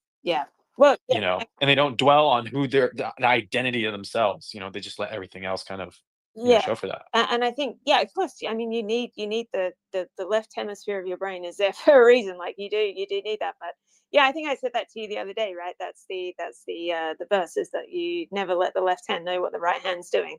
And I see that as sort of I guess an allegory or like a metaphor for the left and right hemispheres of the brain. Because if you let the left side take over too much, it's going to try and defeat. Like, for example, like you'll have that voice in your head that will be like, you really think you can flip the stock market? That's your left side speaking. Be like, you really think that can happen? Like, come on, like be realistic, right? And it's like that. So so you do have to shut out that voice sometimes, not when there's a 9.0 earthquake and you might think, the buildings might fall down. Of course, that's a time when logic and reasoning is really great to have. But when it's something that you desire or something that you want to achieve, you're probably, especially when you have to get into that state of knowing, right? You have to shut up that left side of your brain that's saying like, well, if the stock market's not flipped yet, so I guess you failed. I guess you fucked up. And it's like, no, shut up, because it's it's already done. Like I already know it's done, so you don't have to worry about it. Like you know what I mean? It's So you're almost you're just having that conversation with yourself essentially. And it's and that's, I guess that's where the whole aspect of people who who do affirmations and stuff like that's I think that's where that sort of comes in, is that like affirmations can slowly be used to sort of change the subconscious, and sort of you can change your belief through that. But the only reason the affirmations work is the belief that you put into them. Like anything that people use to manifest. I don't even like the term manifestation. I mean, because I think there's too much woo-woo sort of attached to it. But it's just like, whatever it is that you use for manifesting a technique, the only reason it works for you is because of that belief that you've put into it. There's no special, it all comes back to yourself. It all comes back to yourself and how you see yourself, and the confidence that you have in yourself. And that's literally all it is. It's changed because the external can never ever change the internal. Like you have to change the internal first, and then that will be reflected externally, right? As within, so without. So that's, I mean, to me, that's what that means. But so that's what manifestation to me is. It's changing your internal self-concept, how you see yourself. And there's no trick. It's not magic. It's not, it just is. It just is. You're manifesting every single moment of your life. Every single thing that you've experienced in your life, you manifested that. Manifestation works perfectly 100% of the time. It's just you're participating in it, whether you're conscious of it or not. So, I mean, again, this is just my views, but always have to put that disclaimer. So, yeah, it's funny because just before we had like Ifti coming 2 hours to talk about exactly of what you said. So oh really? Oh yeah. It's interesting because I was actually just about to talk about the map of consciousness. Because it's like Yeah, we I mean, we talk it's just exactly about fascinating. that. Yeah, right. Like the is, like this view of life. Like what you're talking about is just is. It's just things that happen, and that's just generation. Reality is self-configuring, self-processing. And that's what it is. I mean, And so it's like you don't look at bad or good, it just is. yeah. And like some people, like they're whatever they want in life, they treat it as either a good or bad thing, or they try to make this, determinate or whatever. And it's like no, no, no, no, no, no. It just is.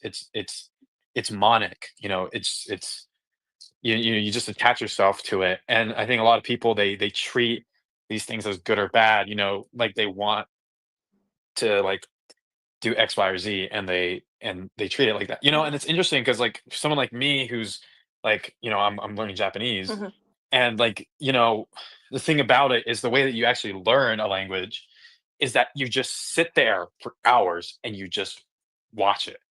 And you do some flashcards or whatever. You don't look at a textbook, you just observe. You just observe and you let your brain do its thing. And there are days where I feel like crap and everything. And it's like this getting to this goal or doing this or that is good or bad.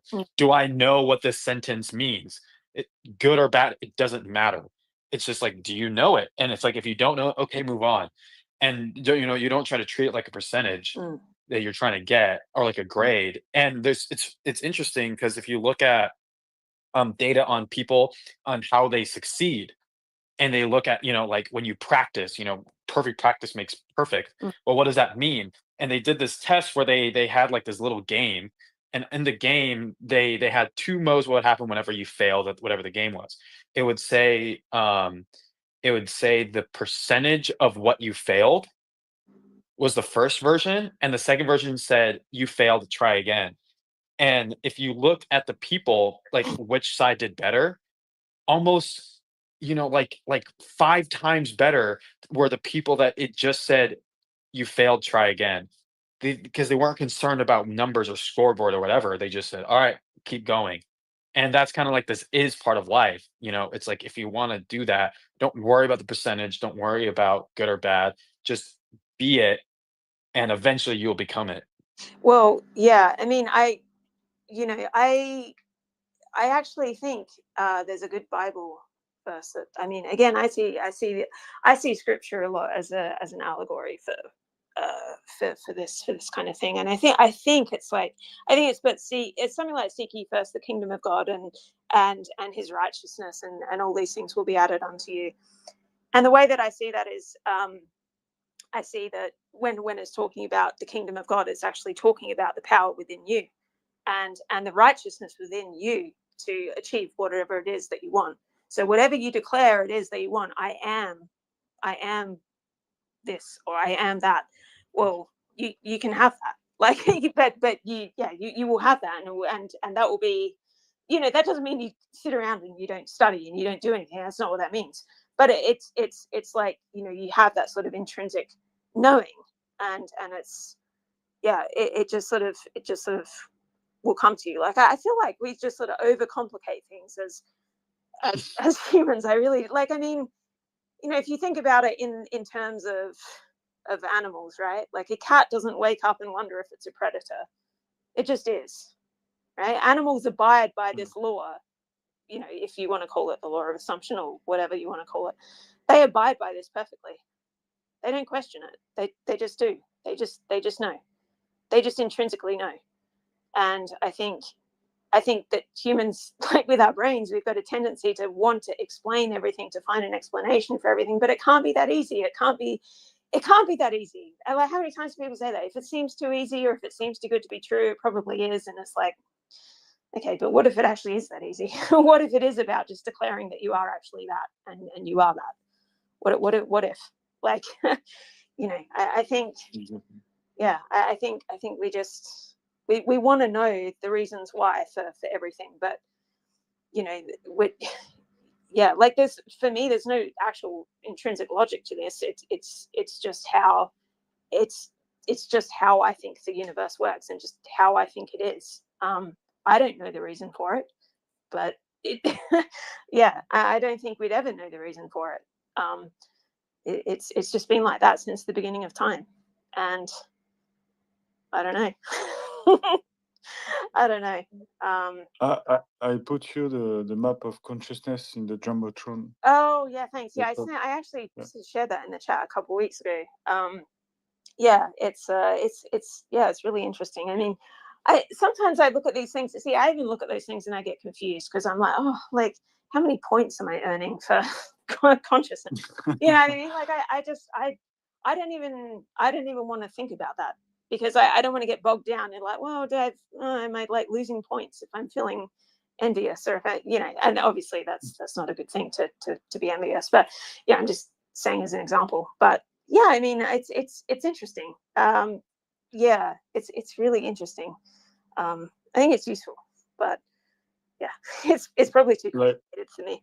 Like one month ago, I almost crash out against someone talking about price, and you sent me this, Nicole. You remember? Yeah, I do.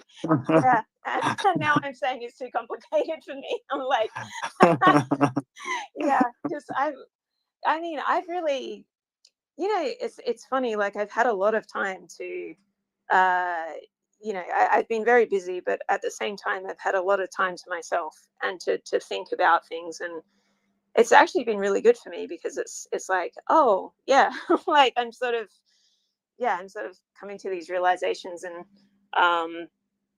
yeah, I feel, you know, I used to be, yeah, I understand your feeling exactly, Mike. Like you would have these feelings of like wanting to be reactionary to people and to, but then it's like when you actually think about it, it's like, what? Why? Yeah, but in fact, you're right because you told me, but who cares? And it's exactly this. I considered the things. It's like it's not important. In fact, if you don't respond, it will be like forgot in 2 minutes. Nobody will see it. So it's exactly this. Whatever you turn your attention away from, it no longer exists. It doesn't exist. Yeah. You know, that's it. It doesn't exist in your reality. Like, yeah. Yeah, exactly. And I think that goes back to something Bript, you, I think you were referring to like that, maybe the double slit experiment, perhaps, about and wave function collapse. Yeah, and sort of being observed and the photon quantum experiment. Yeah, like they would sort of behave differently depending on whether or not they were being, you know, observed. Yeah. And it's one of those things. If you actually just don't turn it where your attention goes, energy flows, right? So if you don't turn your attention to it, how does it exist in your reality? Like how do you know?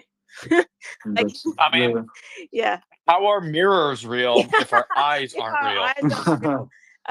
What was something else that he said? It's like everything would be better if like no one went to school, or something. That was like one of Jaden Smith. That was one of his things. I don't know. Probably if no one ever died or something like that. That's probably closer what it is. Yeah. I wonder if is he still on Twitter? I don't know. I don't even know what he does, I don't even know what he does. What do you do when you're like, when your dad is a A+ list celebrity who's washed up, and then you were like a B list celebrity? Oh, and you know, Brips. This is one of his quotes. They want you to believe the sun is hot. I urge you to ask yourself, have they ever touched it? Think about it. Hold on it. Yeah. Oh, my dad once told me, he was like, the only time you should lie is when someone's holding a gun to your head and says, okay, lie or I'm going to shoot you. And I got to say, that really stuck with me. This is great. This is brilliant. Wow. Yeah. Wow. That's just like, yeah. Maybe freedom of speech shouldn't be a thing. Oh, what about this one? When you think about an apple, you also think about the opposite of an apple. Yeah, totally, dude. I think when like with something like that, you got to ask him, like, all right, draw the opposite of an apple. Wow. Oh man. You know, it's like the like picturing the apple people. You know, it's like people that picture the opposite of an apple people. Where's that stage in like child psychology? You know, it's like object permanence and like maturity or whatever. Where is you see the opposite of Yeah. the apple? What is? Maybe that's what people that like they don't have like an internal monologue or whatever, or they're blind. You know, like they can't see like it's they're picturing the opposite of the apple. Yeah. Wow. This.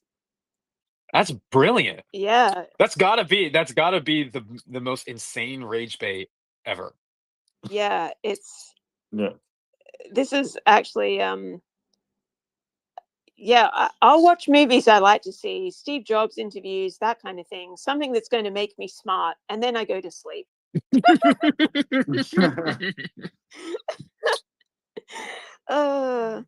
Yeah, well, welcome to the Jaden Smith quote area of spaces right now. Man, he should, you know, he should really invest in SPX. I think he would fit in with the bottom 25th quantile.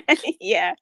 But oh my goodness. and he could talk about the socio-political state of the world right now.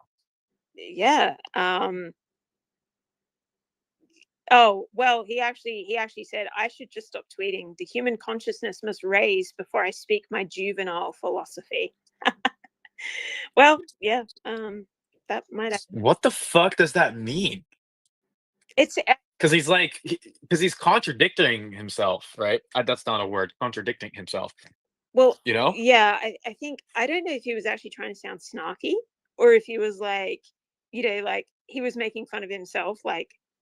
Yeah, is he saying? Is he? Yeah, I was gonna say, is he saying that humans are stupid? Yeah, like you guys are beneath stupid? me. Like obviously, I've got juvenile philosophy. You guys just don't get. You don't know what the opposite. I can't converse with people who don't know what the opposite of an apple is. You know, so I'm just gonna leave Twitter.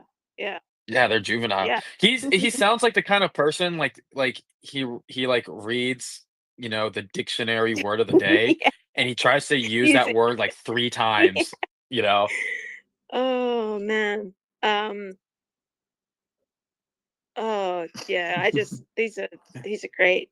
These can make some great Aeon quotes actually. Yeah.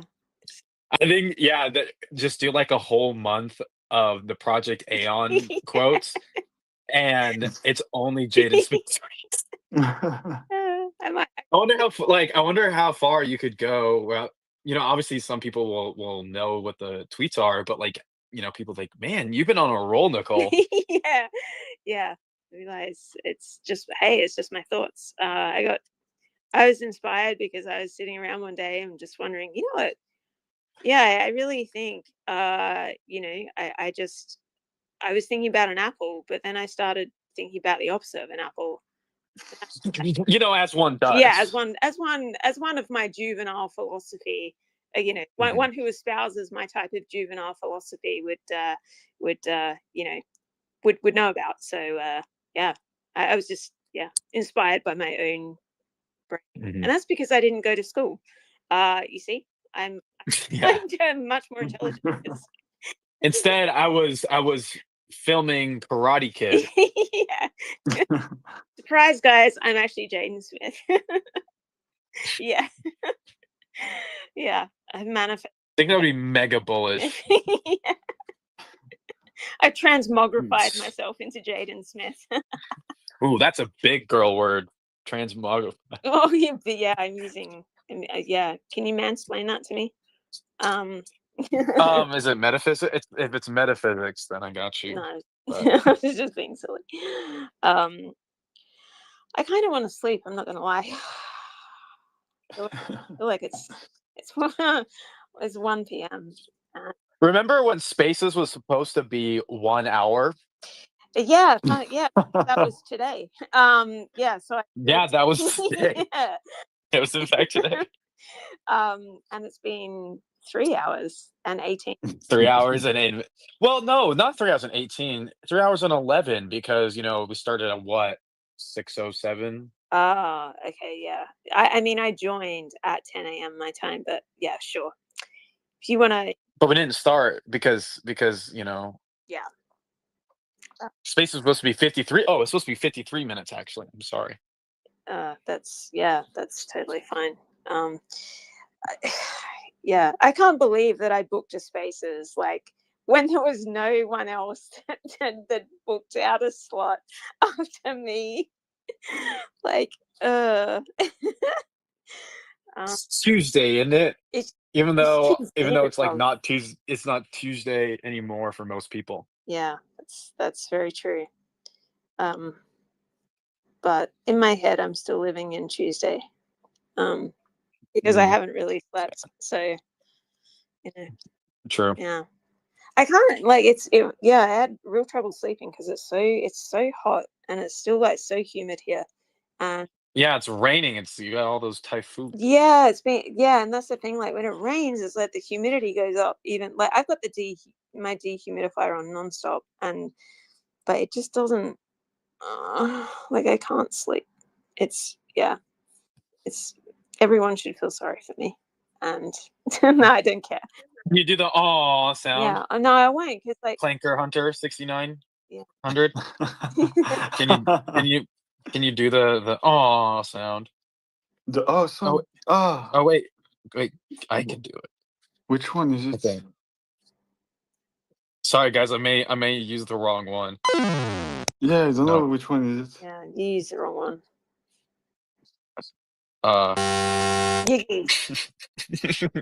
You're doing this on purpose. No, I don't know which one. I'm trying to find like negative connotated ones and what is that is so bad. That's actually that is like I know Idea Hazard hates the wave one, but nothing. That other one is the worst of the worst. Yeah. How are you not? You're doing this on purpose. You gotta be doing this on purpose. Don't know. I don't. I'm being so for real. I don't know which one it is because none of them are like crying face. Okay. Or anything like that. It's just like shocked and like thumbs down and everything. Yeah. Well, I think No. This is like a retard puzzle right now. I'm not gonna lie. It's like how do you keep a retard busy for 30 seconds? Stick them on a Twitter Spaces and get them to mash some buttons. Basically.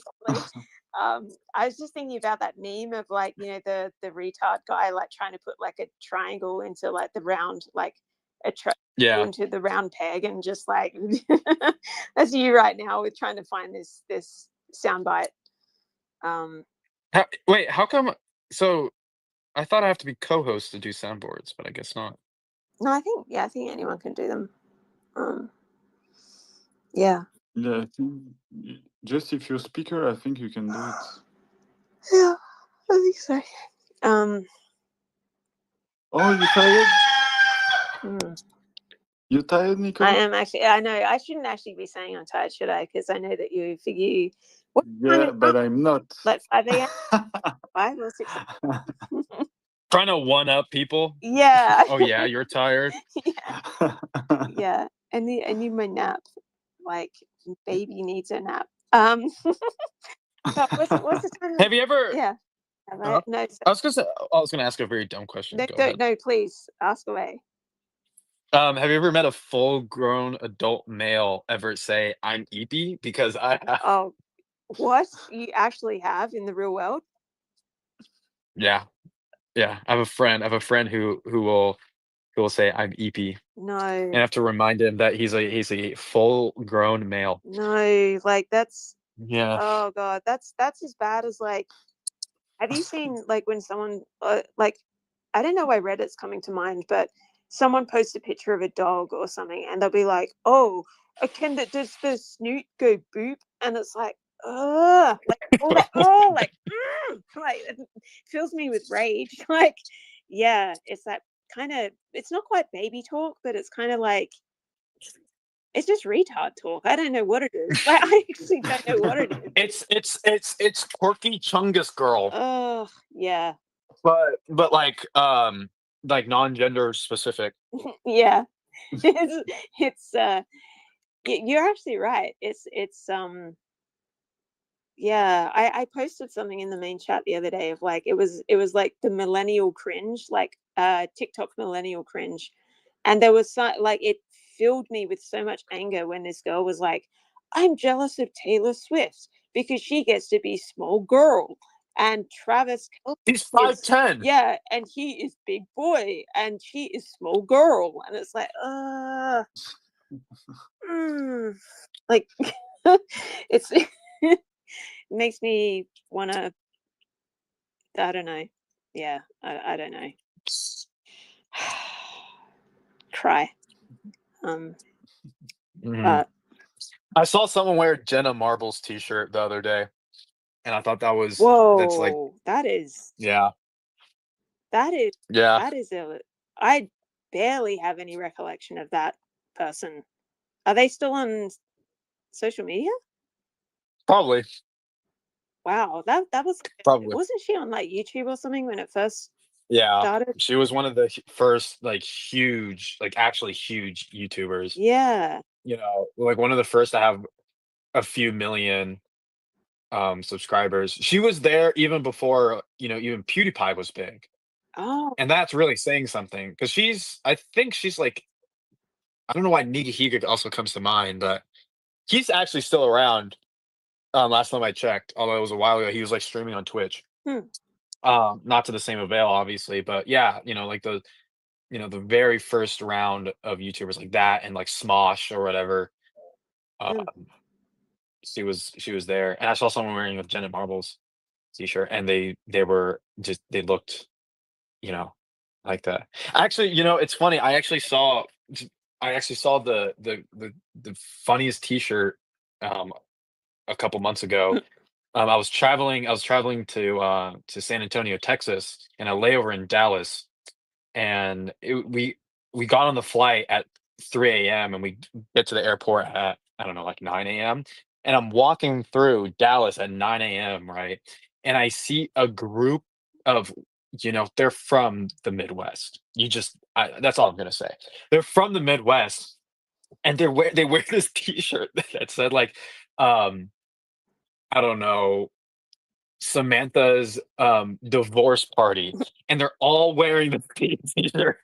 And it's like Samantha's Dallas divorce, you know, party. And it's like you're having a divorce like celebration, and then on top of that you pick Dallas of all places, and you're gonna pick like the same T-shirt, you know, like those people that go to Disneyland and they all wear, you know, the same, like it's, you know, I just don't understand like why you picked like all of that. And it was just interesting because they look like, you know, they're, you know, like stereotypical American sort of thing. But yeah, you know, it's just I don't know. I don't know how, like, you could never force me to wear a T-shirt like that. I just couldn't. No. I just couldn't. Like, I'd like, I don't know. I just couldn't. I would rather, I would like pretend that I got like an allergy to, you know, the T-shirt material or something. Yeah, that's yeah, I probably just wouldn't even associate with people who actually do that. I would avoid that altogether. Like, you're talking about like divorce party T-shirts, right? Like, that's not a thing, by the way. Well, no, but like, I'm saying like I wouldn't even associate. I can't ever in my life imagine having friends that would even do that unironically, like, or even ironically. Like, I wouldn't even get to the point of turning down wearing the T-shirt. I wouldn't even know these people. You know what I'm saying? Like, yeah, I would leave the group chat. Yeah. Or from wherever that spawned. Yeah, exactly. It's funny because like if you like these people, like those people, like they pitched in money You know what I mean? Like someone was like, it's like, hey, Bill, can you send me the $17 for the Samantha's divorce? It's like, dude, like that's a real text. Yeah. Yeah. It's like that's a real thing. Yeah. You know, like that actually happened. And I don't know, like, yeah, it's just ridiculous. And it's sad. It was so sad. Like you're having a divorce part, like that's not a thing. No one has divorce parties. Yeah, I have actually seen that occasionally where, where it was popular for a little while on TikTok for like people who make cakes and stuff, like they would, I don't know. They just sort of got big on TikTok, and yeah, like there'd be people making cakes for like divorces and stuff like that, and I'd be like, oh, congrats on your divorce, and it's like, what? Dude, like, okay. Like you love that person, like you set up a life with them. Yeah. No. Yeah, by the way, I just looked up Jenna Marbles. So apparently she left social media indefinitely in 2020 because there was some backlash or something for racist content that she made. Oh, shucks. Yeah, dang it. And but the good news is that she's living in a mansion with her husband, and they have like 5 dogs. So good. So she's 5 dogs. Yeah. Dogs. So, nice. So she's totally fine. I mean, she couldn't have children in this economy. No, I mean she's not on, well, didn't you hear she's not on YouTube, so what is she gonna do? Right, she has no income. Yeah, like what yeah. Yeah. Maybe she might be interested in flipping the stock market and yeah. We can get all the washed up YouTubers, like the reincarnate, the racist YouTubers, and yeah. The redemption coin. Hey, SPX is it's the it's like although one of the words in the acronym SPX is racist. That is true. You've got to be an SPX holder, you have to be sexist, political, and racist. Yeah, racist. Yeah. No, wait, no. I think it was racist. Political, and sexist. Yeah, racist, because that was the S in racist. Yeah. Right, because that has to go in order of what's important. Yes, yeah. If you're not exactly. And it was funny for like the 2nd year anniversary, toyed with the idea of doing some T-shirts that was like the meme. Oh, that reminds me. I should. Yeah, you should make that T-shirt because I can't do it. Because there will be people who don't get it. Like they won't get it. I'm not selling it. Yeah, I'm making it for myself. Yeah, no, that's totally fine. I'm saying like I wouldn't. I as much as I would love to do it as a joke, it's not worth it. It's not worth the hassle that I would get. Like, what do you mean SPX is a racist point? This is not funny. This is just like, oh yeah. You really think that making fun of racism and sexism and the political and economic state of the world right now is a good use of your time? You're a meme coin, okay? Yeah. You're a meme coin. Yeah, you should do better. Do better. Yeah, do better. You need to do the work, okay? Yeah. Do the work and come back to me. Come back to me when you're ready to unlearn. When you're ready to unlearn about being yeah, these nasty habits that you have. Yeah. Listen, we're flipping the stock market. We're not changing anything about systemic racism. In fact, I was going to say we encourage it, but I'm not gonna. Again, I hope this isn't being recorded. Like it is, but but it'll be lost in the it'll get lost in the annals of the 6.9 days of recording. So they definitely won't cutting this up in a snippet and using it against me in the future. That will never happen. I'm impenetrable, because actually it won't happen, because I don't think that it will. So yeah. Okay. Yeah. Great. No, that line of logic totally, makes sense. Yeah, well, I mean, I'm not going to place any importance on it, is my point. I won't turn my attention to it, you see. As we talk about it. Yeah. You know? Yeah, exactly. I need to leave.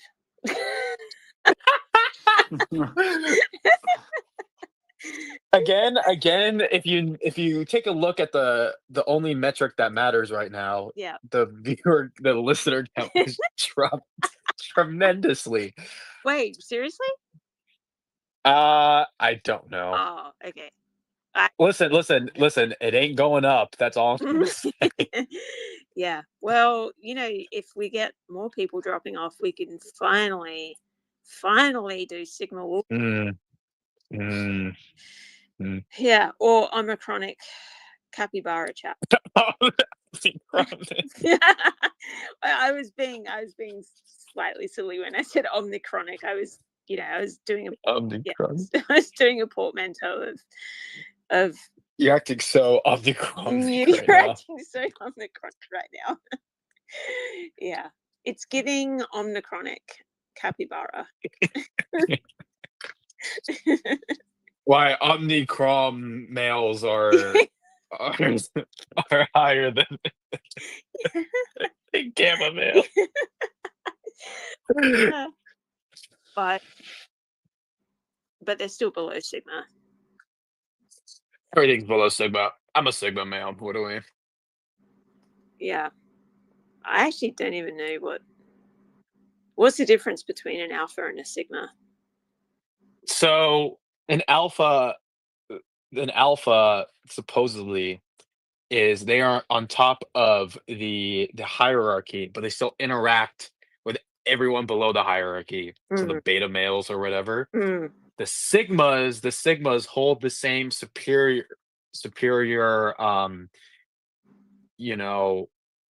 I guess position as the alphas, but they don't interact with people in the hierarchy. So like the alpha is like loud and they show off and whatever.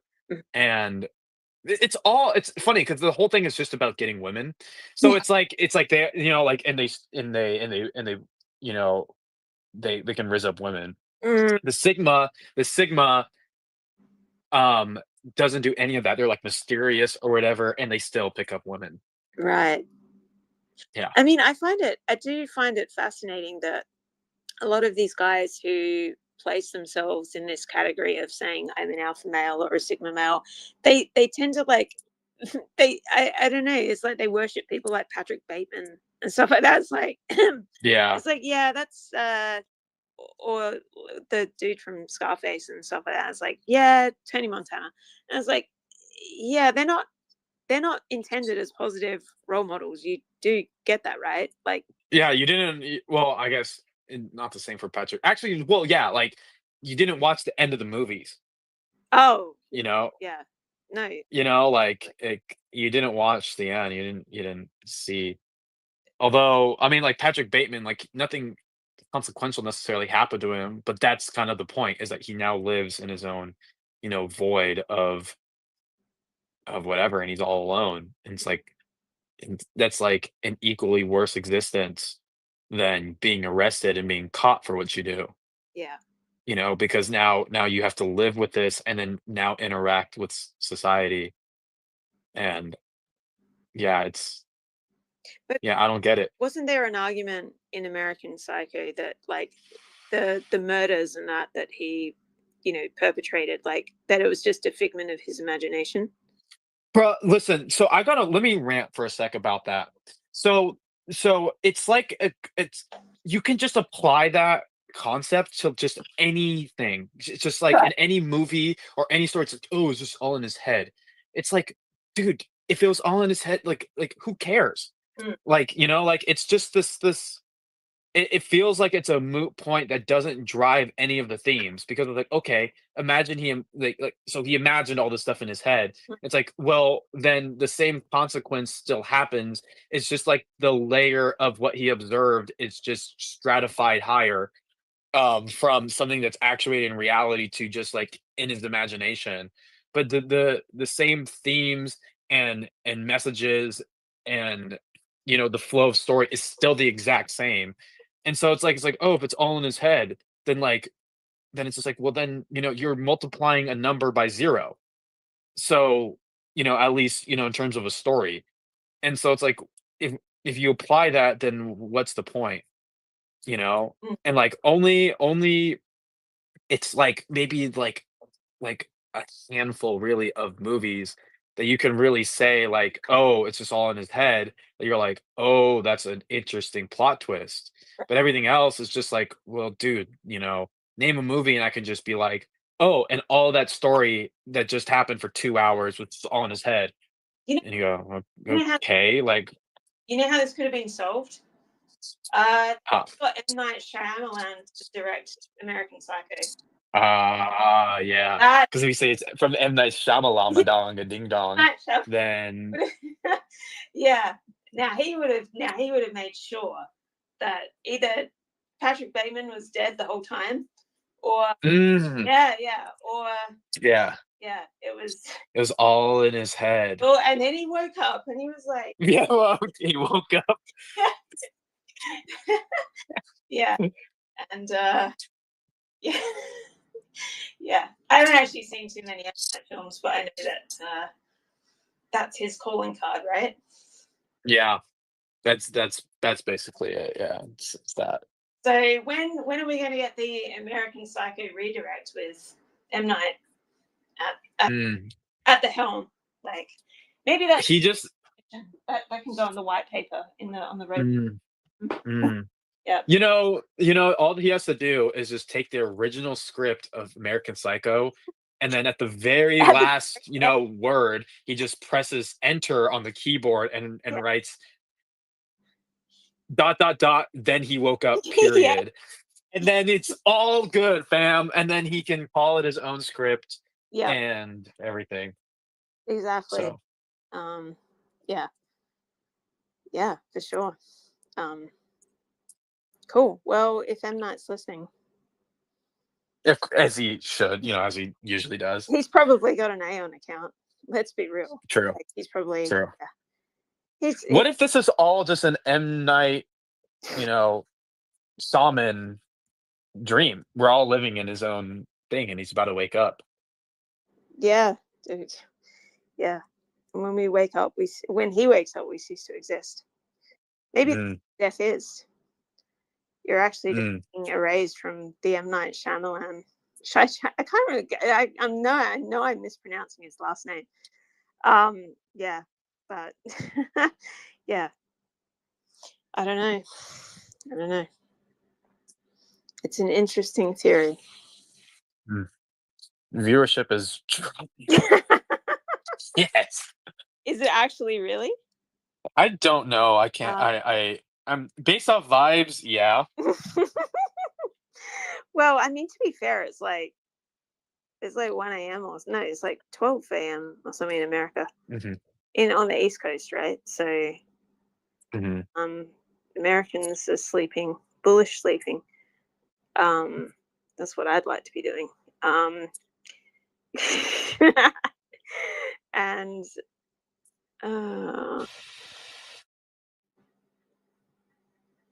the one time that I wouldn't mind the space is getting rugged. I'm kidding. That was a joke. That was a joke. I mean, all you have to do is say, all right, bye. And then Mike goes, thank you, Nicole, for stopping by. And then he moves on. Yeah, I guess I could do that.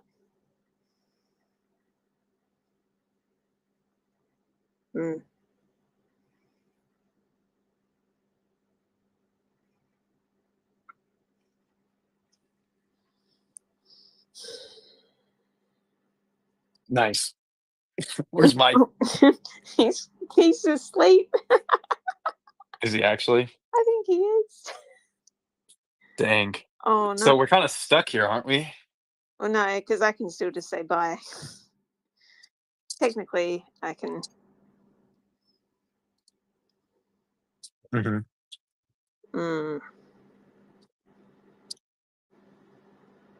Dang, he really fell asleep, eh? Our conversation wasn't riveting enough. He's in an M. Night Shyamalan dream right now. Yeah, he's yeah. maybe Mike's dreaming of M. Night Shyamalan. Now that's the plot twist. Yeah, that's the real plot. That's the plot twist. Yeah. Okay, now here's the real ending of American Psycho, and then he wakes up and it was all a dream. But then M. Night Shyamalan wakes up and goes, "I just had the greatest movie idea." Do you get it? Mm-hmm. Yeah. Yeah, and then he goes and he writes it all out. Yeah. Right, and then he says enter, and then he says, and then he wakes up. Yeah. And then he from after a long day of work, because that's a lot of work to do. Yeah. He falls asleep. Yeah. And then he wakes up, but he doesn't wake up. It's Mike who wakes up. Mike wakes and it's he's in spaces. And then he's in spaces, but then someone else wakes up and they're like, "Whoa, I just had like this crazy dream that Mike was dreaming about M. Night Shyamalan, who was dreaming about American Psycho."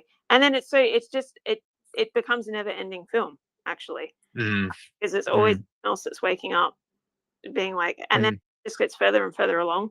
Like, oh, I had this crazy dream that like Ripped was dreaming about Mike, who was dreaming about M. Night Shyamalan, who was dreaming about how he could put a twist on American Psycho, and yeah, you see. Is this Samsara? Oh, that's yeah. Am I stealing that idea? Is that Samsara is like the cycle of. I know what samsara is. It's like the endless, continuation of life and death and reincarnation, and right, the Buddha. Yeah. And well, I mean, but he is here. He just reacted. Oh well, there we go. So Mike just woke up.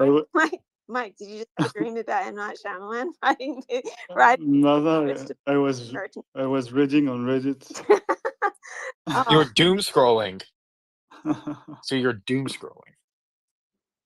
All right. No, I was on the computer using Reddit, because the application is I don't like on the phone. Yeah. So you want to go sleeping, Nicole?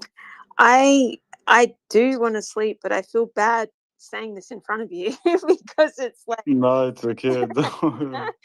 I will have to sleep too, because it's like almost 24 hours and I'm live, so I have to sleep. Me too. What's the time in France? It's like almost 6 a.m. Oh my gosh. Yeah. Okay. It's almost 2 p.m. for me.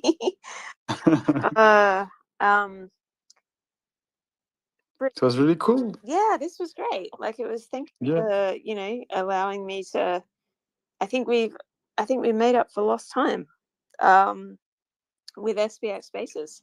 It was really fun. Yeah, it was great. Thank you, Mike, for, again, thank you for doing this. I think it's a great initiative. And like, because I know last year, Space Fruit hosted a SPX, I think it was a summer solstice spaces, and that was like a 24-hour, that was a big thing, like at that was a monumental kind of effort. And it's like, like, so it's cool that like a year later it's like,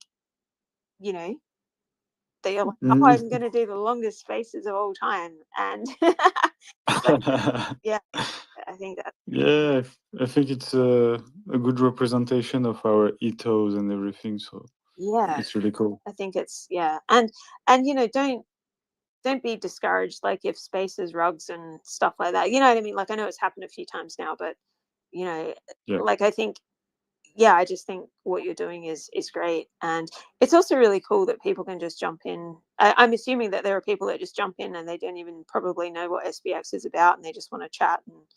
And yeah, we have some, yes. yeah, that's really but it's really cool how it's really unexpected how I meet new Ayon I never talked before, and how like the community is like unifying more. It's beautiful to watch. Yeah, no, it's great. And to even see, because like to see the surgeon, I think his name is Jesse, right? Jesse talking about like all these, as we were saying earlier, like all these sort of new or he's not even new, like he's been in SPX for a year, as he was saying, but all these people just just making SPX a part of their daily life and integrating it. And it's really like, I mean, I always, that's the thing, I think, is that like, people like myself and Space Root and BAP and Mung and Base God and whoever, like, I think we always knew the SPX, like, but that's why we never worried about like, when have we ever worried about a drawdown or anything? I don't think any of us ever have. But it's like, we always knew SPX would get the sort of attention and the momentum that it deserves. But I think even they, and myself included, are surprised at how sort of quickly people have taken up the message of SPX and how quickly people have like just resonated with it, and they just get it. And I understand. It's crazy. Even me, I'm since 1 year, and I'm seeing like people just like in 2 days they understand, they start making posts like if they were for 1 year in a coin. And it's beautiful to see. And it's and that's like, I guess it's almost in a way like, because because obviously I remember joining SPX at the very beginning, and I know that feeling of like wanting to just dedicate all of your time and all of your effort. Like, that was my thing for the longest time. I want to do SPX full time. That became the thing, and I ended up doing that, right? And it's just like, to see like 2 years on that there are people who come in with that same outlook, and like, I want, SPX has kind of consumed my life in a good way, right? Like, you become sort of almost like obsessive about it, and it's just I guess when you've been in it for a while, you sort of you can forget that, because it becomes just such a part of your everyday life, right? It becomes normal. So it's always just great to see. It's great to see how that's, even 2 years later, that's still affecting people in the same way, having that effect on people. That's a really great sign, I think. That's very cool. Very cool to hear. I'm happy. But so what are you gonna do? What are you gonna do if are we gonna get a Mike's ASMR sleeping spaces now? I don't know. Slow on. I have like an angel saving me every night. So I can sleep thanks to Slow Aeon every night. Yeah, man. You probably need it more than I do at this point. This is why, like, what, day 4? Day 4. Yeah. Day 4 and the 4th shutdown. That's okay, exactly. though. But the space was very cool. Thank you, Nicole. Thank you, no, for being here. For giving us the platform, and it was fun. It was fun to do SPX spaces again after such a long time. And I'll try and jump in over the next couple of days, and I'll jump off as co-host, so you can bring Slow up, and thanks Slow as well for taking over, and totally. Cool. Well, have a good night, guys, and Mike, please get please get some sleep. Please. Please. Please. We are begging Please stop you. it. Thank you very much, Nicole, and feel free to jump whenever you want. All right. Always a pleasure. I love you guys, and I won't tell you to fuck off today. I'll tell myself to fuck off because I'm going to fuck off. So, all right. We love you, Nicole. Guys, later. Love you. Bye. Bye. We love you. How are you, Slowayan? I'm doing well. Had a good day. Nice. Yeah, it's kind of late here, I guess. But what time is it? For you, like, it's probably late morning, right? Yeah. Yeah. Or sorry, early morning. 6 a.m. Yeah. Yeah. Yeah. When did you last sleep? Last night from 5 to 10, probably something like that. 5 a.m. to 10 a.m. Well, if you want to make me co-host, I'll take over so you can get some sleep again, man. Why not?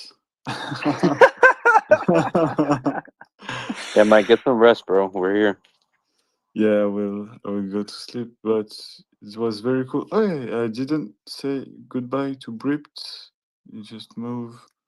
Yeah, we had. It has been 3 months. Nicole didn't made a space, an XP space, and it was like the first, the comeback to SPX space. Oh, really? That's awesome. Yeah. It was probably good for her to. I didn't hear very much of the, I guess, early part of her being on the space. I heard her and Britt talking some, but it was really cool. I bet it was good for Nicole to have some time off from these spaces. Yeah. In like a good way, just like a, you know, I think it was Nicole, right, that had been like running the spaces, the like volleyball practice. For 2 years, yeah. For a long time. Yeah. Volleyball practice, I don't know. I think it was Ideazar and Spaces. Yeah, I guess not. Yeah, not volleyball practice, but yeah, but once they started going to like once a week. Yeah. It's Nicole. Yeah. Well, she's amazing. Yeah. We have amazing people in SPX. That's so cool. Mm-hmm. That's so cool. I just onboarded one more person. Nice. Let's go. How you did the pizza trick again? No, a friend of mine. He's basically he's a Bitcoin maxi. He's been holding Bitcoin since $1,000 a share, and yeah, he hasn't sold a batch at all. Wow. And yeah, he's definitely a hauler. He's good for the team. And that's cool. Basically, after like I told him about the centralized exchange, that listing on Coinbase, he's like, tell me more about SPX because I've been hearing it more. I know you've been talking about it, but it's been catching my ear more in my brain. Oh wow! And I was like, yeah, man. So I gave him the story. I said, look into it. And then I said, you have Coinbase? He's like, yeah. I said, go to SPX, give me your wallet address. I'm gonna go in and send you some, so you already have it. So you're in the cognisphere, so you can feel the energy, right? And you can go from there. Nice, excellent work. That's the way. Exactly. Yeah, for me, I mean, dude, so sending 2 to 3 tokens to bring someone in, you know, it doesn't hurt me because I buy every single day. You know, like it's not that big a deal. Yeah. I used to do the same for onboarding people, and if he talked about that like 5 hours ago, he said I'm opening, like sending them some coin is like opening for them a new reality that they didn't think it will happen, you know. Like because no one really expects free money, you know. So when you tell them something free, like, oh yeah, I'll take it. But like the thing with SPX is like when you actually have it, you start feeling some energy. I mean, that's how I feel. You know. So I feel like it's harder for them to purchase it until they actually have it. Yeah. And then once they have it, they just kind of go in. Exactly. They will more easily check the community and everything as they have tiny coin. Yeah, at some point, you know, they're gonna come back and look at it. Exactly. Now, knowing my friend, he's gonna DCA that if he really likes it. Nice job. And it was like a Bitcoiner maxi, or he's a Bitcoin maxi. He's had Bitcoin since 1,000 a share, and he's been buying it since. Yes, he's been buying like so much Bitcoin. He hasn't stopped. Nice. Excellent work. We have a lot of Bitcoin maxi in SPX. Yeah, it's interesting how like the Bitcoin maxis are like seeing the vision before anybody else because they saw the vision of Bitcoin originally. Yeah, exactly. And they feel it. Yeah, they feel probably what they feel a long time ago. yeah, exactly. And I actually explained that to him as well. I said, you know how Bitcoin was the fastest currency to hit 1 trillion after all these exchanges. Yeah. The thesis, obviously, this is my thesis, and I believe in it. That since everything's multiplying very quickly, like with AI, everything's moving fast. There's gonna be something new that comes that's gonna get to 1 trillion quicker than Bitcoin took. Yeah, totally. And that's why I believe SPX will make it, and he believes it too. Yeah, I don't. Yeah. I'm thinking if Ethereum will go before us, but yeah, Ethereum Yeah, is no, like, that's fine, and that it's going to, yes. I mean, yeah, but probably. at some point, there's gonna be something in the Ethereum blockchain that's gonna outperform Ethereum, and then it's all based on who the proper community is, and to be honest, SPX is really killing it. Yeah. I absolutely agree. Absolutely. Maybe I will go take some sleep, guys. Yes. Yes, get some rest, man. Please do, Mike. Thank you very much, Sloyan and you, Adil, for taking every night the baby. Yeah, I usually just listen and chime along, but I get these moments at work where I can lock in and talk real quick. Nice, very cool. And yeah, I will have like 5 hours of sleep, and I come back. Sloyan. Yeah, please take at least 5 hours of sleep, Mike. You can sleep longer than that too if you want, man. Don't worry about me. I'll be fine. If I had like solid connection, I'd offer because I'm literally over here, and I have two. I have my laptop and my phone. So sometimes you'll see my Limbo account log in here as well, and that's my laptop there just in case I lose connection. I've seen, yeah. Yeah, that's my backup account, and I just use it there just in case if I'm using my laptop. Okay, nice. Okay. You don't have like a solid connection though, you said? Yeah, because I work in a facility with dogs, so I'm always roaming around. That's fair. Yeah, and the Wi-Fi connection sometimes dies in the office. Yeah. It's not that it's bad, it's just sometimes it dies. Yeah. Okay.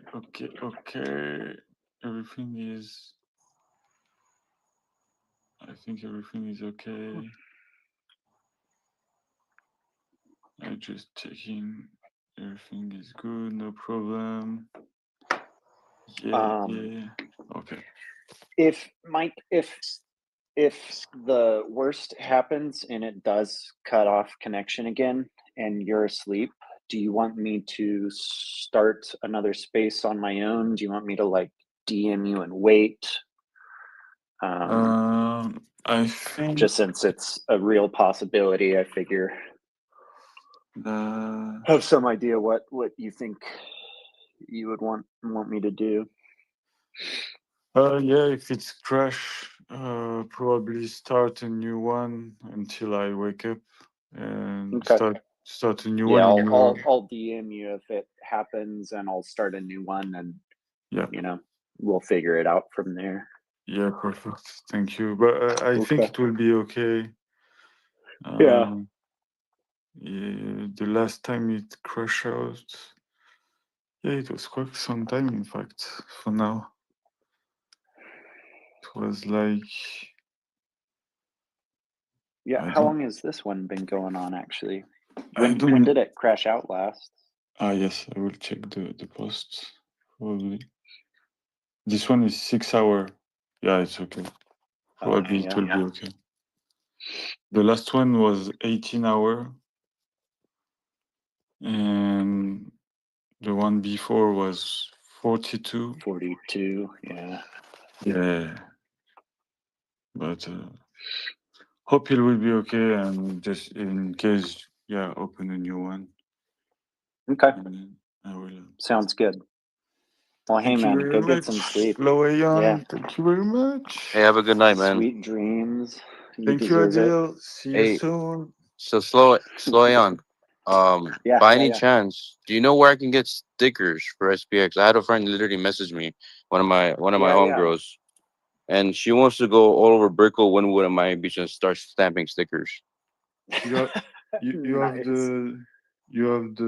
the merch on the official website of SPX. Maybe I can send. That's what I was thinking. Yeah, I'm So, pretty sure you can question: find the stickers, do they have QR code or just a sticker? I think it's just sticker. I will just check. Can we develop like another one as well with the QR code? Yeah, I'm sure we can. I know that someone got business cards made, and I actually have a bunch of those. And they have QR codes. Beautiful. But it yeah. would be nice to have stickers. Yeah, because they're gonna look at that and they can look it up online, or they can even scan it to the right place. Yeah. Yeah, I think probably there is some people making merch that probably have this, but I can tell you. So who. what I actually do with merch, whenever I do a merch, if I do stuff online, like for my coffee brand or whatever, I tend to put a QR code on the back of the shirt somewhere, like towards the upper neck. Sure. So if it's like something that you're trying to promote, someone likes the shirt and it's dope, they can just scan it and they can go to the site to buy it, but also learn about the movement. I need to on the website. I need to make a page with every merch page that's open, because there is a lot, and every time everyone is searching, I need to make a page to summarize everyone. Yeah. Could be a good idea. Yeah. There's definitely a lot of stuff a lot of people can work on. Exactly. For sure. Okay, guys, I go sleeping. All right, man. See you later. Thank you very much. Good night.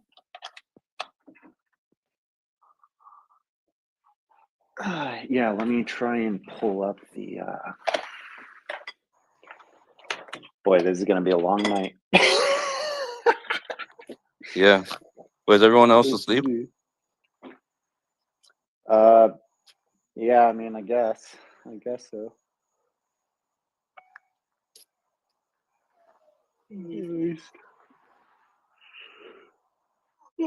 least for a little bit. All right. If I lose connection, I'll just sign back in. I'm gonna eventually, in a couple minutes, I'm gonna walk towards the office. So Sure.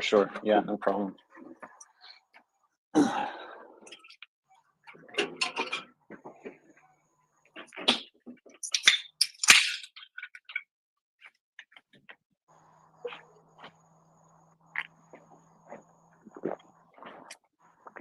Yeah, I've bought some of the merch, which there's a couple of different merch sites now. yeah. I mean, and that's okay. I mean, it's because it's gonna help the awareness in the first place. Oh yeah, totally. You know, I love that. Like, I love the fact that there's more merch being made. I do too. And it's neat too because you know, it's not at all like a competitive thing. No, it's not. It's not at all. People, but it's cool to see like the different art. That's what I was gonna say. Exactly. With, right? It's people working for their bags in their own way, and also it's creating their own sense of art, and that basically, in the end of the day, it's still creating the same mission. Yeah. Right. Yeah. And why are we selling shirts in the first place? To get our bags loaded up for the purpose. Right.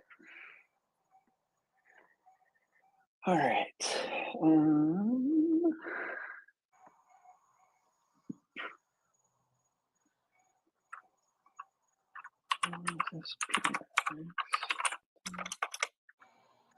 I forget. Is it .com? .xyz.com.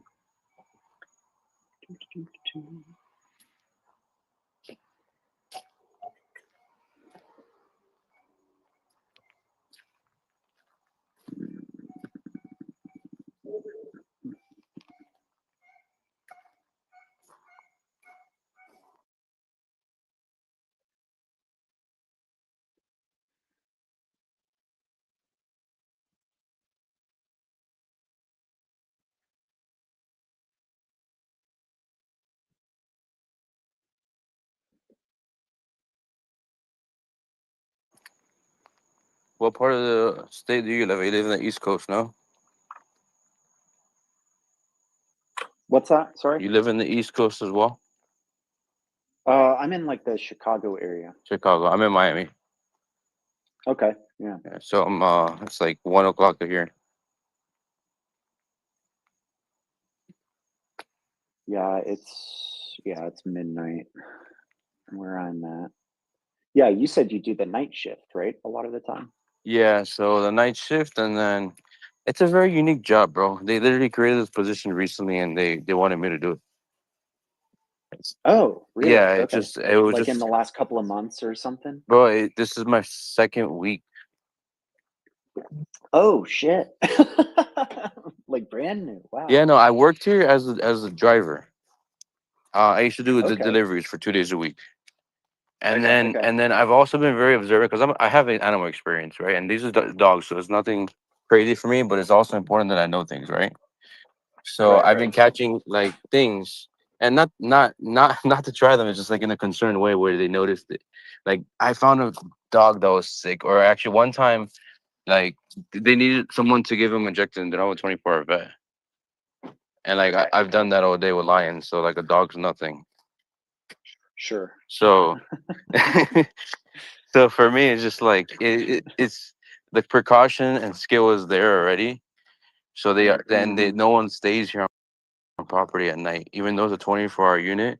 Um, no one stays in the property at night. So they're just like, yo, like you already work here and you live down the street. Like it's literally I can walk. I can. It's like a mile away from my house. Not even. Like That's quarter awesome. mile. That's so nice. Yeah, I The could literally convenience ride of my it. bike here. But it's super chill.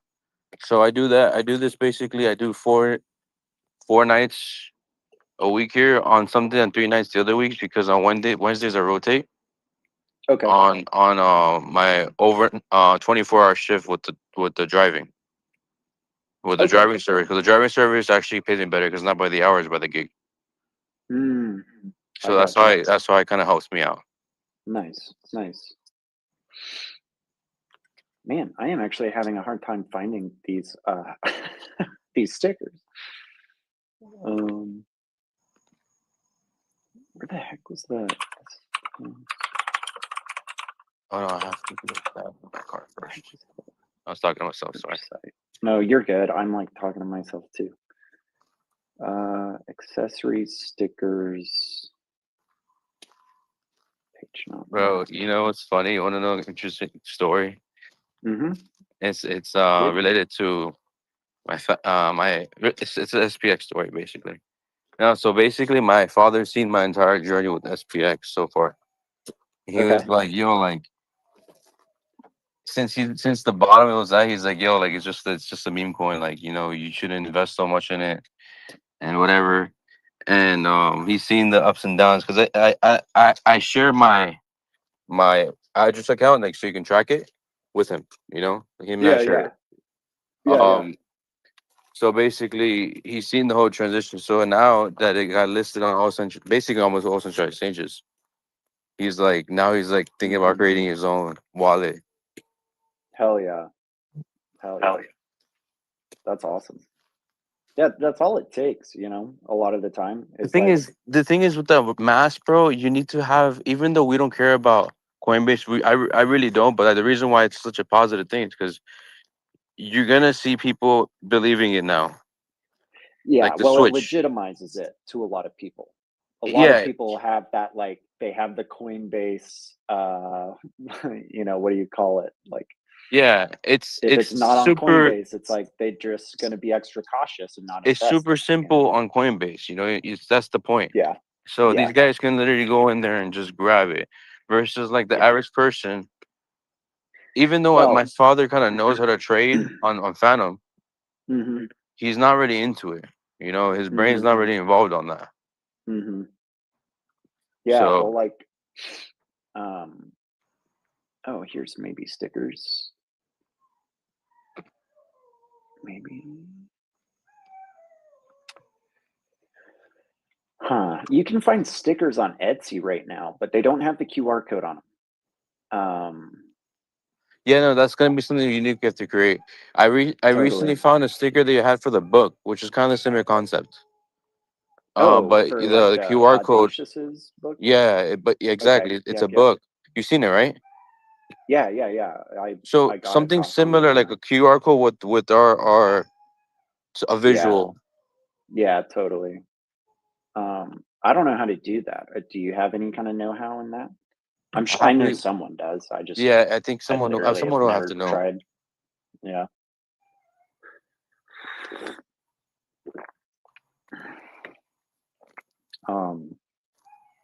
What were we talking about? Coinbase, legitimizing things for people. Exactly.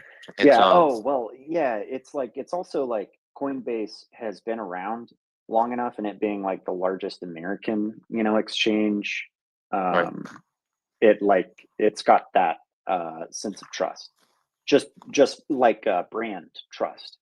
People associate a higher degree, typically, I would say, the average person, of trust towards Coinbase, just because they're Coinbase. Yep. Right.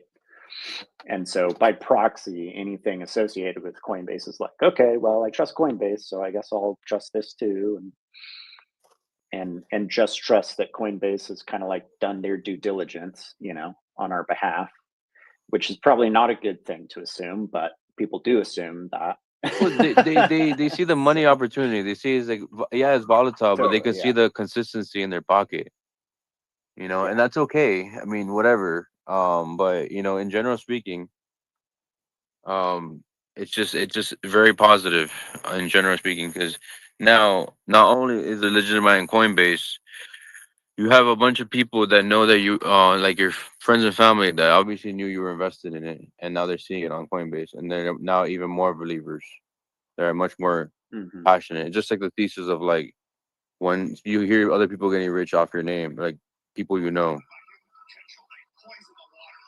Oh my God! Sorry if you can hear that in the That's all right. I'm trying to post this link into the chat, and of course, a SPX video with Alex Jones starts playing in the background. No, the videos are fucking dope, bro. I've been honestly shitting them on my page. God, they're so funny. Too funny. People are probably like, "Yo, what's going on? What happened to the animals?" And now there's Marie everywhere. Yo, if I can have like someone get creative with the animal memes with SPX, I can make that creative, because that's my niche. Like, I work with animals. I'm sorry. Say that again. Say that one more If time. I can work with someone with my niche, with more clicks with animals, like the ones that have at least real clips, bro, I think that's the niche that I can start posting on my page. Yeah, totally.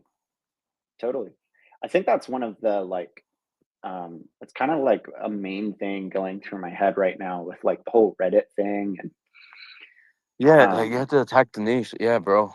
And this like expansion, right? Like we've been like percolating in crypto Twitter for so long that like it feels like there's kind of this like explosion of people trying to figure out their own niche, their own side quest, right? It's like no one else can complete your side quest in the MMORPG, only you can. So it's like, find the niche, find the thing that is, no, that has to be my fucking find niche. the thing that fulfills you and helps meet people where they're at in like a genuine, authentic way, right? Yeah. Well, my thing is like, dude, all I have to do is get clips of animals with obviously the token somehow clipped in there. And whether it's looking at a positive view, and you see the token, and then you see the ape smiling. Like feeling peaceful. Or some, what I'm saying, like along the lines of that, with with proper animation, because we are very creative with the animation, or our video guys. Oh yeah. I had the thought a couple of couple of weeks ago, and I've kind of just not gotten around to it yet because it feels like there's always like 100 things to figure out every day. But there are so many people who are good at so many niche things that I was thinking of like trying to make some kind of index, like a spreadsheet of like, okay, these are the users who are good at, at digital art, and these are the guys who are good at knowing the how Reddit 6900 works. index. The 6900 index, yeah, of like, okay, like who do I connect with to get some shit done, What? The agent needs a headshot. My bad, hold on, let me get this thing. I don't know where. Off brand. I don't know where that's playing from. How are you doing? I'm good. I was gonna say for that map, you could put me down for like making some really good grilled cheese. Hell yeah, brother! I'm putting it in right now. Aeon 1, mad grilled cheese. What kind of cheese though? Dude, all sorts.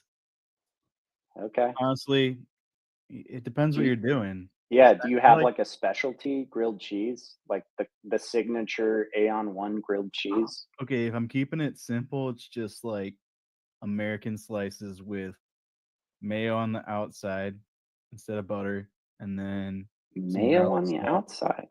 Yeah. I don't know if I've ever heard of that before. Oh, it smacks. Is this a common thing?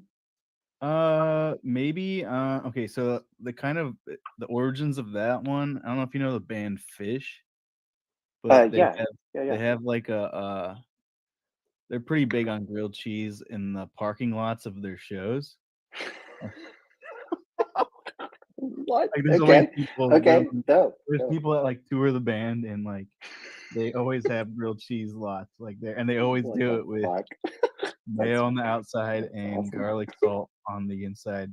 Ooh, okay. Okay. I see the appeal. The one that if you were to be like, make me one that I'm gonna have that like I wouldn't expect like to be as good as it is, I guess, would probably be some Gouda, maybe a slice of American, and then you got to get yourself some bacon jam with onions and like shallots in it, and then just like two strips of bacon. Then you do a triangle cut, and then you sear I mean mayo. I always do mayo on the outside. That's just I don't do butter. I don't know. It's just easier. Yeah.